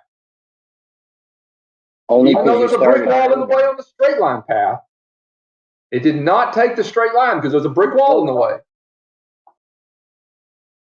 Does that make sense? Did I explain it better that time? No. Then never mind, I give up. Did you like bring in a brick wall? Was that not? That wasn't in the first one, was it? He's saying that it goes around the brick wall. How did it do that? If it's an illusion and it's going in a quote around the brick. Right. Do you know how hard it is to throw something around a brick wall? Fine illusion. Hold on. I have an answer for this. I understand what he's saying. It only goes around. You broke up. Ball goes in a straight line, but the brick wall is now moved out of the way. It's on the. Nobody understood her. Am I still roboting? You better try it again. Can you hear me now? Yes. Okay, the brick wall is on the merry-go-round and it's spinning with a merry-go-round, right? Yes. Okay, so the only reason why the ball can get around the wall is because the brick wall moves. You throw the ball, it's in the inertial reference frame. The brick wall's not, and it moves out of the way of the ball going in a straight line path. But the brick wall didn't move. Still there in the middle between us. It's spinning, but it's still there. It's still there on the straight line path between the two of us. It's spinning in a circle, but it's still between us, blocking the straight line path. No, it's not blocking the straight line path. Dude, this ball goes in a straight line path. The only reason it gets around the wall is because the wall is not out of the way because it's rotating. Okay. Did you What do hear you mean? he said? Okay, is that right or no? I give up. Is what that was a concession of I surrender. Well, dude, is the wall rotating? Does the wall rotate out of the way? The wall is rotating. Yeah, and so the ball went the guy around throws the ball. the ball went around the brick wall. Yeah, the guy throws the ball. It's now in a different reference frame. It's now in the inertial reference frame. So now the ball's on its straight line path. The wall moves out of the way of the straight line path, and that's how the other guy can get the ball, or that's how it goes straight. Okay. The other guy wouldn't catch the ball because it would have deviated. But okay, you're right. Good answer. That was a horrible waste of time. It's a shame. So wait, if he's right, do you admit that the Earth is flat? No, don't make that concession. By the way, Jeremy, I'm a little bit upset because you know that SC was wrong on that. You know he's arguing the wrong thing, and you're not correcting him. I'm sorry, bro. I was busy earlier. I'm a very busy guy. I got a lot of stuff going on. I'm delegating things. All right, there's only so much time in the day. Extremist, what was the SE wrong about? Everything. I don't know about Seriously, that. everything? I was I don't barely know, listening, man. so You should have seen. You shouldn't have seen he talking about humps and drops. I didn't understand the balloon thing in the room. That really didn't. I didn't The thing that understand that one. actually I want to ask him next time is, so we went to the whole merry-go-round thing, which didn't really work out the way I wanted. But anyway, we went to it, and he just flat out said it doesn't exist, like it's a visual effect. And I don't understand why he's saying if it's a visual effect on a merry-go-round and it's not real, then why doesn't he just say it's not real on the Earth either, as opposed to correlating the Coriolis to the linear velocity? I mean, it's like that's two different things. Hold on, I'm not done. Wait a second. Right. To me, to be consistent with what he said, he just should say, well, on the merry-go-round, it's not real. It's a visual effect. And on the Earth, it's not real, and it's a visual effect. I don't understand why he would just switch his position, sort of. I'm sorry, Jeremy. He was saying it doesn't happen on Earth. He doesn't believe that the effect happens on Earth. No, he does. He doesn't think it happens, but he relates it to the tangential velocity, which is not true, by the way. But on a merry-go-round, he just thinks it's a visual effect. So I don't understand why he wouldn't just use the same on both. How's it not related to the tangential velocity? That's the only thing that gets you Coriolis on the Earth is you change your tangential speed. Yeah, exactly. But he's thinking that if you're at the equator, the pendulum should process more than in other places, like the poles. That's his understanding, purely based on the magnitude of the tangential speed, which is obviously not what drives the precession. Yeah, and that's not what the globe model says, but somehow he says it's what the globe model says, and we're all wrong.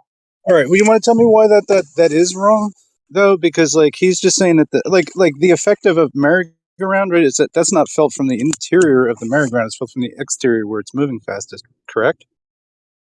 Well, or what am I I was wrong? going to try to explain. No. Am I correct or am I wrong? Just tell me. I can handle it. Repeat what you said. Say it again. All right. Say it again. The effect of a merry-go-round is felt most strongly at the outer perimeter of it, not in the center.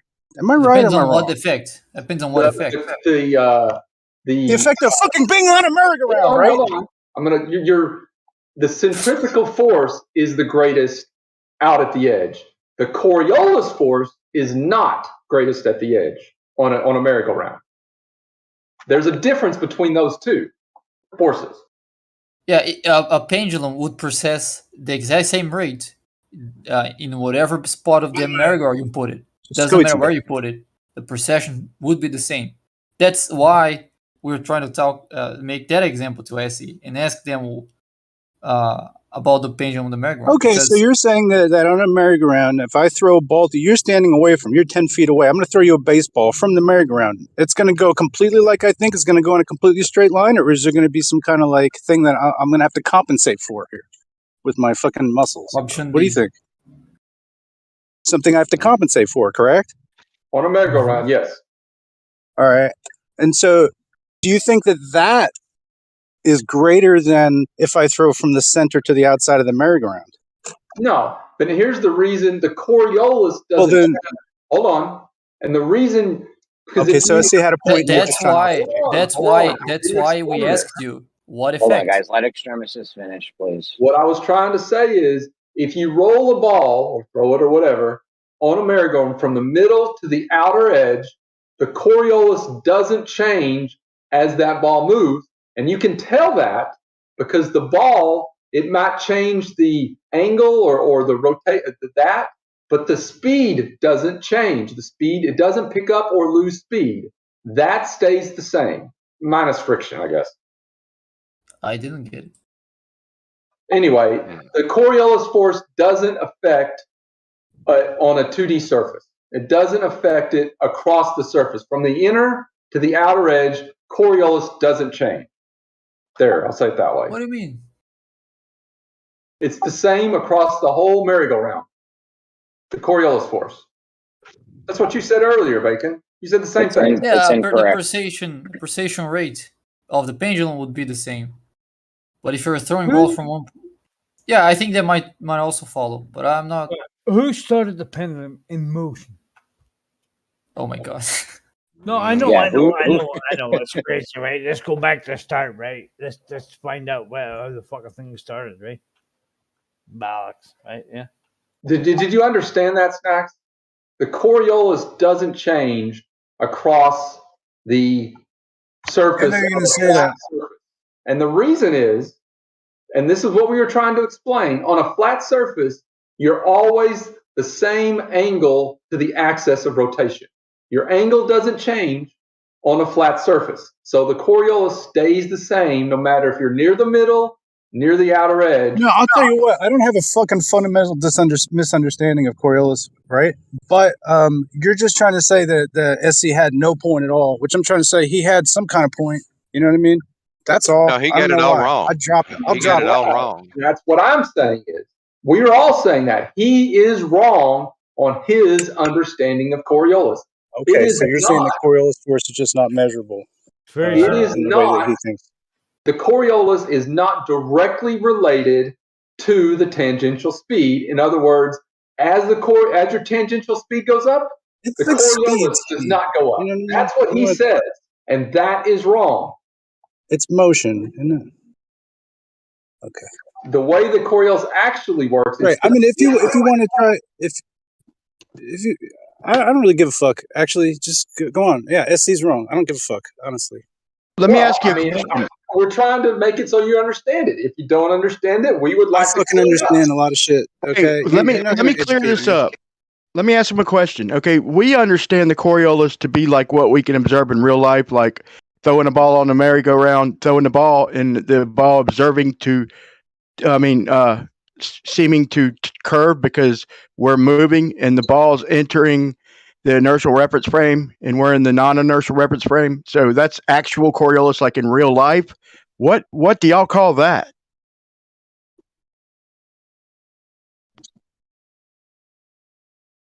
What do you mean? What do we call that? Why would we not call it actual real life Coriolis, observable Coriolis? What is that called? Okay.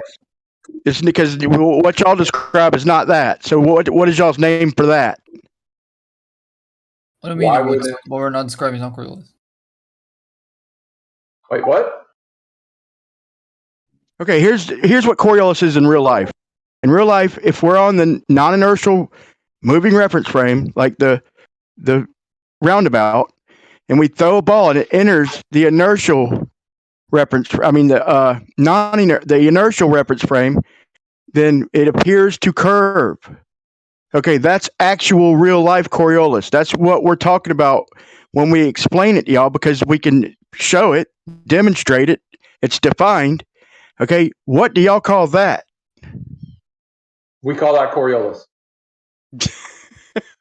So, yeah, it's just a slightly different scenario. So instead of having a single plane in which the rotation of the axis of rotation is the same everywhere, now we have a sphere, so it's no longer a plane. So depending on where you are What? The axis of rotation of that sphere is tilted compared to yours. I'm sorry. What? So it's a different scenario, but it's still the same effect. Yeah. You have a merry-go-round rotating, or you have a basketball rotating. What's rotating? Yeah, changing the scenario changes Yeah, the but it's outcomes, apparent. but It's apparent. Stick to the ball. It's apparent. It's not real. It's not. It's apparent only. well, The it's ball's- apparent because it disappears if you're in a inertial frame. But I mean, if you're Inertial? actually spinning, then we're not in an inertial frame, so we No, would no, see no, it. no, no. You got to be in a non-inertial reference frame to experience it. Period. That's what I'm saying. If you're in an inertial frame, the effect disappears. That's why it's called apparent. So if the Earth is rotating, then our reference frame is actually non-inertial. So we would be Right. able to experience it. You're contradicting yourself, bro. Think about what How? you're saying. How? You You- guys are you lucky I'm driving. Wait till I get home. Wait, this is not over yet. I heard you. I heard you guys. Wait. You No, better no, hurry yeah, up. I think yeah, I gotta leave yeah, in half an hour. Repeat what you just said if you didn't catch your contradiction. Right. The effect is observed from the non-inertial reference frame. So if you're saying, okay, you're contradicting me then. So you're saying it's from the stationary reference frame? No, the non-inertial. That's the the moving reference frame then. Okay, now keep Non-inertial. going. Okay, keep Yeah, going. they both can be moving, but like inertial doesn't mean not moving. It means not accelerating. Moving. But yeah. I mean, yeah, non-inertial moving. Okay. Yeah, And then so- you went on to say you started off with inertial, then you said non-inertial. Oh, I said if it's called apparent because if you see it from the inertial frame, it disappears. That's why it's called apparent. But if the Earth is rotating, then our reference frame is not inertial. So if we are in a non-inertial reference frame, then it's not going to disappear. We're going to see it. Okay, can you show me Coriolis? Can you show me Coriolis from an inertial reference frame? Yeah. No, it doesn't exist in the reference frame. Is it okay? Can you show me Coriolis the way you describe it in a non-inertial reference frame? Throw a ball in a rotating reference frame. Curved path is the Coriolis. Yeah, No, that's real, right? That's real Coriolis. I'm talking about y'all's Coriolis, the way y'all describe it. It's Can you all show Coriolis. that? Coriolis. Coriolis is just looking at an object moving in a rotating frame, and that path that it takes defies standard Newtonian mechanics and physics. That in itself is called Coriolis. There's no either it is or it isn't. Okay, so you're saying that's the same. So the way we hold on, let me finish. You will see Coriolis. So the way we describe it, the way we demonstrate it, and the way that it's only apparent, it's not physically moving. Okay, that's how it's defined. That's how we demonstrate it. But they're reference frame dependent. No, actually, no. It can still be moving in both frames, but it's going to take different paths. So the path is going to look differently in both frames. In the example of the merry-go-round, that's the simplest possible example. So in the inertial frame, it's just a straight line.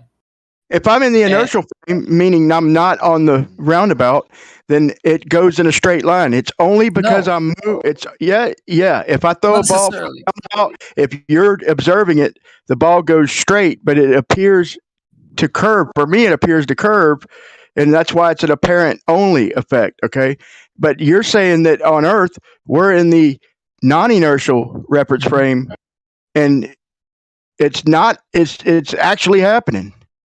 So it sounds great. It's a great story, but it's not demonstratable in any way by the term, by definition. Can you show it any other means? Can you demonstrate it the way we demonstrate it with anything in reality besides just a story? Like the pendulum? Not the pendulum, man. Why not? I'm talking about. Why not? You're talking about like throwing a ball? Because with the pendulum, you don't know what's causing it. Right? That's the thing. We're talking about cause and effects. Show us the reference frame, right? That's rotating. Because you guys are claiming the Earth is a non-inertial reference frame. You can't claim the pendulum. Sorry. Yeah, because you don't know what's causing the pendulum to assess. Well, that's a different also, you can't That's claim not the what I was asking pendulum. for. you can't claim the pendulum because the way we demonstrate it, there's no place on that roundabout where it won't appear to deviate. And you're saying like at the equator, there's no free. I mean, so that's Yes, not a that, that's not the same example, man. That's no, of uh, course, Earth isn't a roundabout. So if you want an example that it matches the roundabout, exactly, then Earth would also have to be like a roundabout. It would have to be like a rotating disc. So yeah, but we can it's have the moving in exact real same. life, bro. The pendulum's moving in real life, though, right? Right. So now here's the definition from the non-inertial moving reference frame, we get apparent drift. Okay, not actual drift, apparent drift. Okay. Yeah, it's just if you're considering the inertia as the correct way to look at it, then yeah. But it's fine to describe things from the non-inertial. Sure. Like I said, it's a good Wish we story, had a man. But rheostat I know y'all can come up.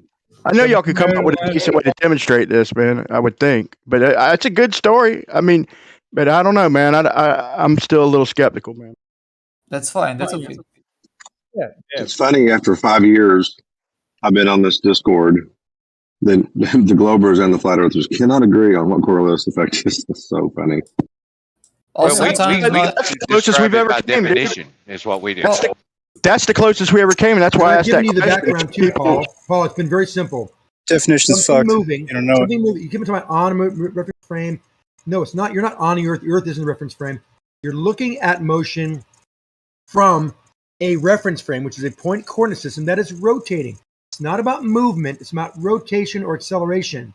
So when you're looking at any object that is moving, the motion of that object moving in a rotating reference frame, you will observe a deflection from where you think it should be going.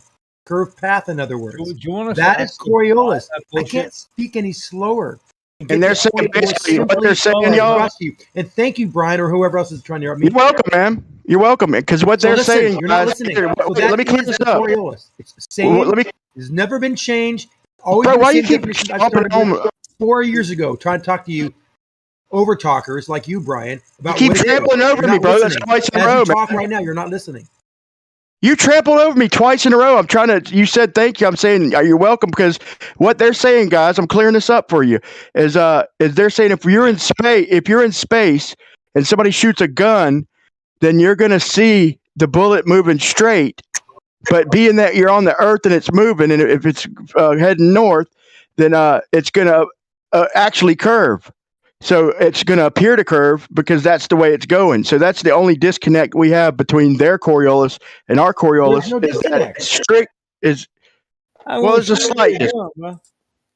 There's no disconnect, Brian. You shoot it, it curves because you're looking at it from the surface of the Earth, and you're looking at it from a non-inertial reference frame, a rotating reference frame. Sonic, did you ever see the flyovers of the Earth? Did you ever see the flyovers of the Earth? You know, the ones that they took video of? Flyovers. What flyovers? Listen, bro. Like, you're not dumb, right? Do you understand what I mean by flyovers? It means like they flew over. A jet flies over, a meteor flies. Listen, don't play dumb, bro. But if you want to play dumb, that's cool. No, I really don't know what you're Well, did you ever see the flyovers of the Earth that they did? talking about. Flyovers. Can you just add one more word and give me a description? No, flyovers from satellite. Oh, yeah. Okay, one more word. Satellites, huh? ISS, right? Oh, the ISS. Okay, yes, ISS flyovers. Did you ever see one fucking airplane and one of them fucking flyover? I've seen the ISS flyover, yes. Yeah. Was there one fucking airplane on? I've seen satellites fly over as well. No, it's a yes or no question. Did you see any fucking airplanes in the flyovers from the NASA video of the Earth? One fucking airplane? Wow. Have I seen any flyovers of NASA fucking video of airplanes flying? I don't think you'd be able to. I don't think it's possible. What? Oh, he wants to know if he sees the airplanes underneath the ISS. Oh my God. Jesus Christ. You should go to see at least the chemtrails. That's probably just $5. No. I'll send you the 2 stones. What? Right, okay. I'm not, so yes or no? It's a question.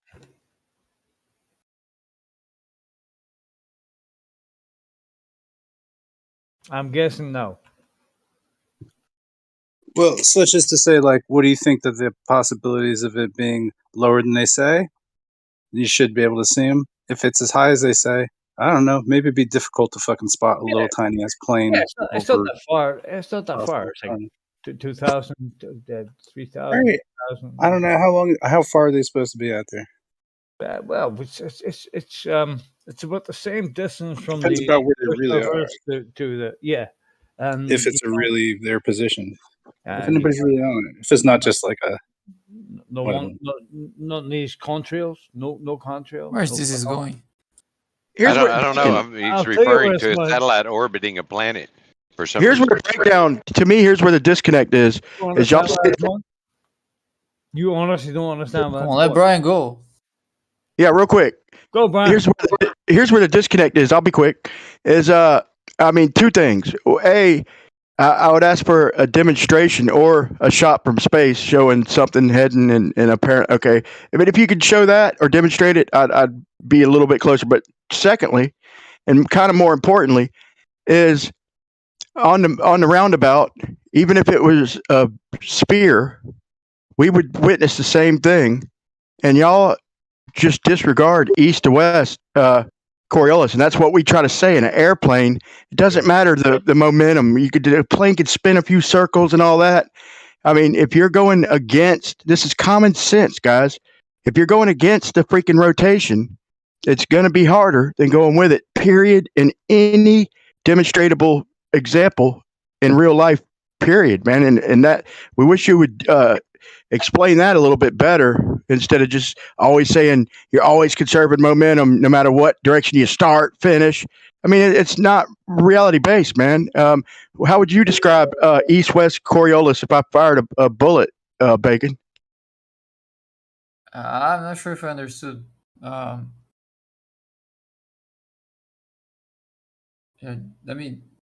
there's something you said. I'm trying to remember. Like if I fired a bullet east and or a projectile, and let's just say it was underneath the tangent line the whole way, and what would I expect? What would Coriolis do? Because if I'm on a roundabout, it's still gonna curve. You're at the equator shooting east. Yeah. It will deviate upwards. And then what if I shoot west? Then downwards. You'll hit low. Yeah, that's what we would expect.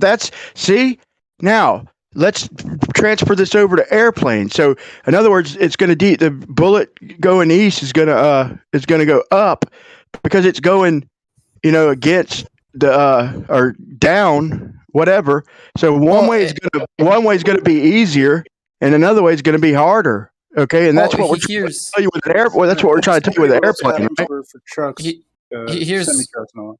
what happens to the bullet. If you shoot east, the bullet becomes lighter. It's going toward it's going over the surface of the Earth faster than the surface. 3,000 miles per second. It has more. What? It has more. It has So that more means centrifugal. that means a plane flight would be quicker because just like you're saying, the bullet is rising up. Lighter. It will be lighter. Yeah, it will be slightly lighter, just like the bullet. Bullet is slightly lighter. That's why we say that airplane rides should be shorter, man, because we have more energy because we're going against the curve. So the Earth should be coming at us while we're traveling into it. But the amount that the airplane gets lighter, we can predict that how much it should get lighter, and then from that difference in weight, you can then maybe get the difference in fuel. And if that difference is significant, we can, if that difference is at least measurable. It's not about fuel. We can then it's not check. about fuel, bro. It's not about fuel. It's about the time it takes. But it wouldn't affect the time it takes. It would So just make the airplane lighter. So to you, if I compare it to a roundabout, then that would be like me firing and you at the equator. That'd be akin to me firing a bullet straight up in the air. In other words, it wouldn't curve left or right because you're at the equator the way you're looking at it. But like you said, it would get lighter and curve up, man. I think that would have implications, bro. There is no analogy to the equator on a roundabout. Well, yeah, firing straight up in the air. It wouldn't curve right or left, right? Or no. Right. No, you'd have to What fire. about straight? No, that wouldn't be If you were akin. dead tap in the middle of it, yeah, it's not. What about straight? Yeah, in the roundabout, the rotation, the axis of rotation is parallel to gravity, right? To where things fall. At the equator, it's perpendicular. So things fall in one direction, and the axis of rotation is perpendicular to that. So the effect is completely different. So if I fire a bullet perpendicular to the east-west, and then I fire another one to the west-east, you're gonna get the same result? Sorry, what do you mean? If you fire a bullet, how? If you fire it north, it should go east. East, yeah, or south. If you're at the equator and you east. shot, yeah, it does. Yeah, north or south. If you're at the equator, you should north or south. That don't work from space, bro. Okay, because when it hits the equator, it changes direction. So if I fire from south to north and it curves to the right, and then it crosses the equator, and then goes to a separate way. If I'm up in space, that's a bad example because it's not the equator. I mean, shit. If I'm up in space, it's not going to change directions. But that's how y'all describe it, as changing directions at the equator. So if any bullet is fired on the ground, or any bullet is fired, is the Earth moving or rotating or moving underneath that bullet? That depends. And the Earth is always rotating. I'm not sure exactly what you're saying when you say because no. Sorry, no. That's exactly. The Earth is not always rotating. No, that's what we're trying to determine, not assume. Yeah, but I thought you were asking under this idea of a rotating Earth. Because if you're asking what you're missing if you're the point, one second. Can I say No, something? you can't. No, we're trying to figure it out, bro. No, I'm clarifying something because that was in the context of the conversation. It wasn't me trying to provide evidence that this effect is real. It was me trying to say what would be the implications of this effect if the Earth was rotating. So he cannot complain about me assume the Earth's rotation because that's the context of the conversation. No, but that's what we're trying to determine. And what it wasn't. What you're doing, hold on, what you're doing. It wasn't what we were trying to do. You're giving an example of the Earth. I mean, in your example, in the context we're talking about, the Earth is rotating, and it's rotating independently of something that's above it. No. Yes. No. So you're arguing right now. You're arguing. You are. No, Bacon. So what are you saying? That's not happening, or that is happening? Yeah, I'm saying the way you're phrasing is incorrect. That one thing is moving independently of the other. But if you're trying to oversimplify the problem like this, you're not gonna get the right answers. You're just what about this? Hold on, bro. How are we oversimplifying? How am I oversimplifying anything right now? Because it's not just that one thing is rotating independently of the other, right? When you have a bullet, that's what Coriolis is. Something is above something that's moving. That's just the simplest It's example. not the way they describe it, though. But I got a good one. So what if I'm at the equator and I'm traveling against Earth rotation? I'm traveling east. Trust me. The answer to your question, bro, is that's not the way they see it. That's why I was trying to use space to describe it. But hold on, this will get somewhere. So what if I'm traveling 1,000 miles per hour east at the equator to where I'm not moving at all in free space, and then I fire a trajectile north, like 500 miles. Then what's it going to do? You're at the equator going 1,000 miles. I think you meant west, right? In other words, I'm now the non-inertial. I mean, I'm the inertial reference frame now because I'm not rotating. I'm traveling against rotation at the same exact pace that it's rotating. Then I fire north. What's the bullet going to do? It's going to come back. To you, it's going to go straight north. But for the people that are on the surface, it's going to deviate west. So no matter what. So no matter what, in your example, I get a curving bullet. No matter what, bro. You don't get a curving bullet. For your frame of reference, like if you're at the equator, going westwards 1,000 miles an hour and you shoot north, to you the bullet just goes straight north. That's it. I mean, let's ignore the atmosphere. Then the bullet's just going to go straight north. What is it? So is the bullet is moving in a straight line, right? And No, the Earth under it is moving out of. Not a straight line. It's curving with the surface of the Earth because it's also falling, right? Right. So a bullet doesn't travel in a straight line. No, it falls. It makes it Well, variable. no, we're not talking about up and down drop of Coriolis is not about up and down. It's about left and right deviation. But that can only be like that only can be used on a plane. If you're on a sphere, only left like if you're trying to use like planar coordinates to deal with Coriolis, you actually get to the wrong results. And I realized that by running simulations. Like I did the thing you're trying to do, and then I simulated it, and my simulated was slightly different because I was doing the simulation. Hold on, real quick. I think we're so far off the right page. Right? Can we observe the Coriolis effect on a playground on a merry-go-round? Yes or no? Sure. Okay, and why do we observe? Why do we observe? What do we observe happening, and why do we observe it? The Coriolis effect. Can you describe the scenario? Like you're talking about the ball being thrown? It's like giving somebody a high five from the merry-go-round is what I think. Yeah. That's the ball. The most direct example of the freaking Coriolis effect is the ball on the merry-go-round. Mm-hmm. No. Right? No. It's going in a straight line while you rotate underneath it. Right. No, there's no physical contact. So that's the not a ball really good. I know. Fuck. That is a good. How are you trying? I mean, but why? Why is that a good example?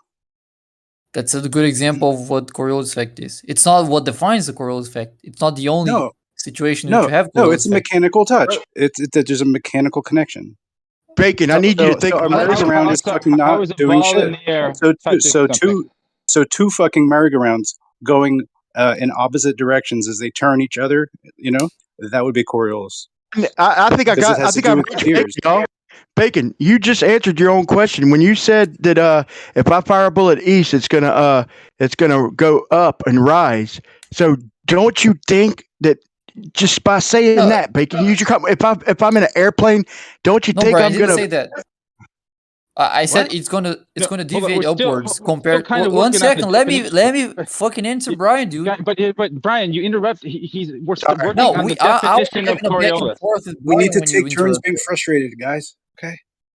Yeah. But you're arguing into the weeds on when the. No, I'm having a conversation with Brian, and I intend to continue that. If you want to join, you're welcome to join. But at least I'm trying to be on this. I am. I'm trying to be on the same page as to what y'all are talking about, of what actually is going on here. Yes, go ahead. Go ahead. Okay, so good luck. I didn't say the bullet is gonna go up. The bullet is still falling. It's just falling slower. So compared to where you would hit if there was no Coriolis, the deviation is gonna be upwards. Not because the bullet is actually gonna go higher. It's still gonna fall. It's just gonna fall less. The deviation is upwards, but the bullet's still going downwards, just slower. It's going to go further with less or less energy, whatever way you want to look at it. So that's why I say a plane flying east is going to need less energy, just like the ball. It's going to go further, or it's going to go, less energy, however you want to put it. No further. If you're shooting at a wall, it won't go further. It's just going to hit the same wall. Bacon. If I fire at the same time. Why'd you introduce a wall, bro? You said it's going to curve up, so then it's not going to hit the ground. It's going to travel further. Right, but the speed is the same. That's the point. The speed is the same. But it's less energy. Oh my God! So if I fire bullets east to west and west to east, it's going to do the same thing? No. No. Why not? Because the Earth is rotating towards east. So if you shoot west to east, you're shooting with the rotation of the Earth. You get more. That translates. Why? Even though it's proven that if I fire a bullet from east to west and west to east, it's going to do the same thing. It's going to go 3,000 miles. It's actually demonstrated that's not the case. Right, but here's how that translates, Howard. Is this translates no matter how you want to say it. If I throw a ball or fire a bullet west, it's going to not go as far. So this translates to more energy or less energy east. What do you mean no? If I fire a projectile and it goes further. Yeah, but it isn't going further because it has more energy. It's just going further. But it translates to energy.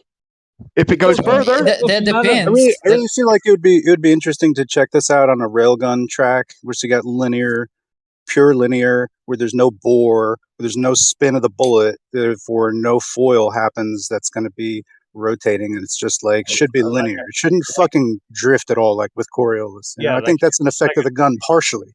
Like a sniper rifle. Like if I take one, I point it east to west. With like just a mini railgun, where it doesn't even have to be powerful enough to hurt anything. Yeah, but I got them cornered, guys. If y'all give me just a second, man. If I fire a projectile with the same amount of energy east and the same amount of energy west, and east goes further because it's curving up or however you want to put it, it's going to go further. So that translates, however you want to put it, that still translates to less energy. If you had a left-hand borehole fucking gun and a right-hand borehole gun, they're going to spin different. Yeah, I'd realize that, bro. I'm trying to catch him. One's going to go high, though. I'm trying to catch them in their own shit, dude. And I got them, dude, because this is the first time I've ever made it. No, whether you can explain your way out of it or not, it still is going to translate to would you agree that it translates to need more energy to fire further on Earth? If you're using the same gun, the same load bullet, same weight bullet, you fire east, you hit the target high. You fire west, you hit the target low. Okay, so I need to attribute that to something besides energy, besides different rotations. It's the surface of the Earth. The bullet into so I can use less energy firing east, right? So I can use less energy to get the same distance east, right? No, the distance is not going to determine. The distance is not going to determine how far it's going to go. Mm-mm. Because if you shoot east, that makes the bullet lighter. If you shoot west, that makes the bullet heavier. So it's not related to the amount of energy you're putting on it. Is the Earth where the bullet hit? Hold on, dude. Hold on, man. Hold on. Tell you what, if all that's true, like we need to bet on golf. All right. No, dude, this is not. None of this is true. But here's where I got him. Okay, he just said it's going to hit the target high if I fire east, and it's going to hit the target low if I fire west. So if it hits the target high, it's going to go further before it hits the ground. Before it hits sea level, it will go further. That means I can fire east by their own translation. By their own translation, I can use less energy and get the same distance firing east. Okay, thank you. So if I use the same energy in an airplane going east is the same energy going west, I'm going to get there faster going east. We're not shooting the airplane. Airplanes to bullets. Now the honesty factor comes in. Well, you're not shooting the airplane. The amount it takes for the airplane to get there, or how far the airplane is going to go, isn't related to the airplane's weight. That's not what determines it. What does determine? Can you clarify why the bullet hits high or hits low? Why is the Earth moving underneath you make any difference, bro? What are you talking about? What are you talking is it because the target is moving away from the bullet and therefore it hits low because it's moved out of the way? No, so that's Earth is not rotating underneath the bullet. What do you mean underneath the bullet? The bullet's in the air. Is Earth moving underneath it? Like is it rotating? The Earth is rotating, yeah. No, it's always rotating. No, it's not. Okay, so it's not. No, in this example. Then why are you talking? You're just going to deny it. We just proved the point. Well, aren't you baking the question? The bullet hitting low on the target is because the target would have moved further away from the shooter. No, it has nothing to do with that. It has nothing to do with that. Low. That has nothing to do with that. This is It's just actually your misunderstanding of how it works. Bacon, this is actually a really good point. If I point a rifle east to west and I shoot it and it moves 300 miles per second, and I point the same rifle at the other direction, west to east, and it moves at 3,000 miles. Say that again. I didn't get what you said. Right. Sorry. Am I speaking English? If I point a rifle east to west, okay, and it moves at 3,000 miles per second, and I turn the rifle around and I point it in the opposite direction, and it's still moving at 3,000 miles per second. I think if you can shoot a bullet at 3,000 miles per second, it's going to leave the Earth's orbit in both ways. You know, let him finish the question. That's not the point. Okay, go ahead. What is the difference if I point a rifle in one direction and it shoots 3,000 miles per second, and I point it in the opposite direction, it does the same thing? He just told you, but he's wrong. Where is the Coriolis? Where is the movement? Yeah. If you want me to use that speed, then I don't think it's going to hit the ground in either case. You said it's going to go higher east, but that's exactly backwards, man. Because I mean, that's what your definition of Coriolis says it'll do. But technically, if I fire east, the ground is coming towards me and up, and so I'm going to hit the target lower. Actually, but energy-wise, I'm going to hit the target higher, bro. Everything about it says a plane flight's going to be faster going east, bro. You're trapped. No. I wrote a Coriolis simulation. I can just simulate the scenario and see what happens to the bullet. Can I ask you a question then, Bacon? Hold on. Can I ask you a question? Yeah, let's do that. When you fire a bullet north, do we see the bullet deviate from a straight path? You are north? Hold on. We're at the equator setting and we're shooting south or north. Do we observe Coriolis effect? Yeah, eastwards, yeah. You do? Okay. So what is that Coriolis effect will happen? What is it that makes that bullet deviate from going south and north? If it's not Coriolis, you said, or if it is Coriolis? Can I answer that, Bacon?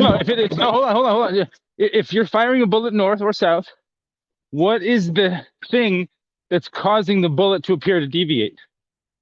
It's tangential speed not being the same as the surface. Let me answer that. So the surface of the Earth is moving underneath that bullet?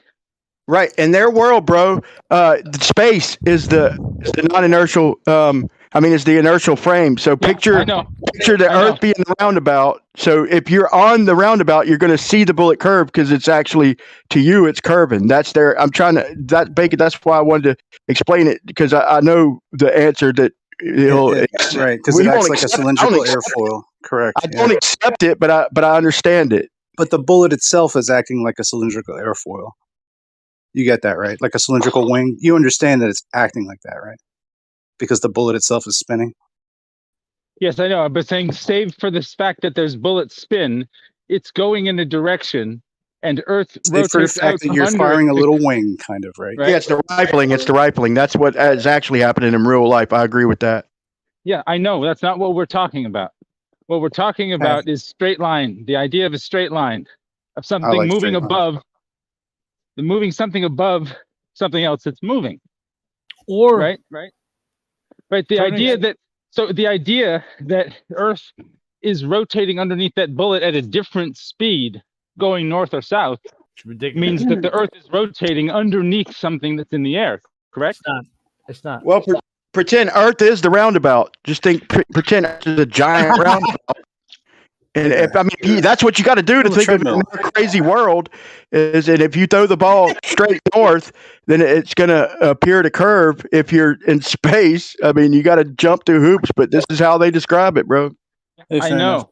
Can I ask? Like, does anybody know? Did Coriolis write a book on rifles? Did he like start packing them? Was he making his own shells? You're really missing the point. You're really missing the point. If you that's think what so? you're concerned about. Do you think I do. so? Okay. All right. Because you're the very subject of the argument, the very. Too many people talking. Wrong. You're arguing. Too many people talking. I know. You're arguing for snipers being wrong. I can self-modulate. Moderate yourself, or I'm gonna get your ass. This is where the whole thing breaks But down. I'm aware, but there's a little bit of push that's necessary sometimes when somebody's just talking right past you. But it's Yeah, okay. I just ran the simulation shooting east and west, and there's a difference of 8 milliseconds for a bullet shot 10 meters from the ground. That's good. That's Where just can I see simulation. that? So if you apply Newtonian laws, that's what happens. So that's So the less correct energy. So implication. definitely less energy going east. Okay, but here's where your ship. Okay, it's not much. Okay, but it translates to that. But here's where your shit breaks down even more than that. Let me tell you, I ain't even told you yet. Okay, if y'all say, okay, y'all have already agreed that on a cylinder that there'd be no Coriolis because everything's rotating. The bullet's entering a frame that's rotating at the same speed. So I argued that if I fire up, then it would be reverse Coriolis until it dropped down. But here's the thing. Wait, I didn't know that. The thing you just said that we say, I don't know what you just described there. Would there be About the Coriolis on cylinders. it? Okay, well, let me get to the point, and then I'll ask you. Okay, here's the problem. If I'm up in space, it doesn't matter if I fire up, down, it's going to do the same thing. But so wait, are you saying that there would be Coriolis firing north on a cylinder, Bacon? I don't understand what the thing about the cylinder is. That's why I try to stop you. Your version of Coriolis is the bullets entering. know why we're talking about a cylinder. Your Coriolis is always described as bullets entering a frame of reference that's moving faster, and so on a cylinder, the frame moves at the same rate. So there would be no north to south Coriolis if it's all moving at the same rate, right? What do you mean? If the Earth was a cylinder? Yeah. Yeah, That's I think what it's so. mapped to. That's the only map that we have that we're using. So if you fire north of that cylinder, Yeah, if you I mean, fire up, the only map we have is a cylinder. If gravity is always perpendicular to the surface of the cylinder. Sure. So then yeah, maybe that's true. I'm not sure, but I'll go with that. So now, if I'm on Earth, a regular Earth, and I fire above the tangent line from the equator represents the cylinder. So now I fire anything above at any upward angle whatsoever, I'm actually the bullet's entering a frame of reference that's now spinning faster instead of slower, because the tangent line represents 0 from my feet from the equator pointing north. But if I fire above that tangent line, then it was going to be reverse Coriolis because I'm entering it's moving faster instead of slower, because anything above the tangent of my feet is going to be, is the further out you go, the higher you go, the faster spin. Try to start again, but go slower. So if I get lost, I can interrupt you, and then you don't have to go all the way to the end and then start again. Let's say I'm at the equator, and the tangent line for my feet to the North Pole represents the cylinder. Okay. If I could turn around south, and the tangent line, so that makes the cylinder. Okay. Now erase the cylinder out of your head, but remember that tangent line represents the cylinder, so that represents 0 Coriolis. So if I fire a magic bullet exactly along that tangent, I'm going to get no Coriolis because the bullet is staying in the same frame of reference. It's not going faster or slower. You with me? No, because when we say that there's a deviation on Earth, that's reference to the surface, right? And the difference between the cylinder and the sphere is that as the bullet gets away from the initial point in which it was shot, the circumference of the cylinder is still the same, right? But what if I'm firing uphill? Why else would you fire up? Like if I'm firing up at a target that's if I'm firing from sea level from a ship and I'm firing up a cliff or up the shoreline up higher, and then you see what I'm saying? It's going to be an artillery a little different setup, a different rig than shooting a bullet. That'd be reverse Coriolis, right, Bacon? If the bullet never came down below the tangent. I think it'd be the same if it was lobbed or if it was shot in a straight line. I don't think it'd make any difference. Well, that's why I didn't expect you to understand it, Howard. How about if we're on a Okay, spinning good pineapple? dig there. Good I'm dig just there. joking, bro. How about if just we're on a before you- spinning pineapple instead of a cylinder? I mean, are you guys serious or what? What happened here?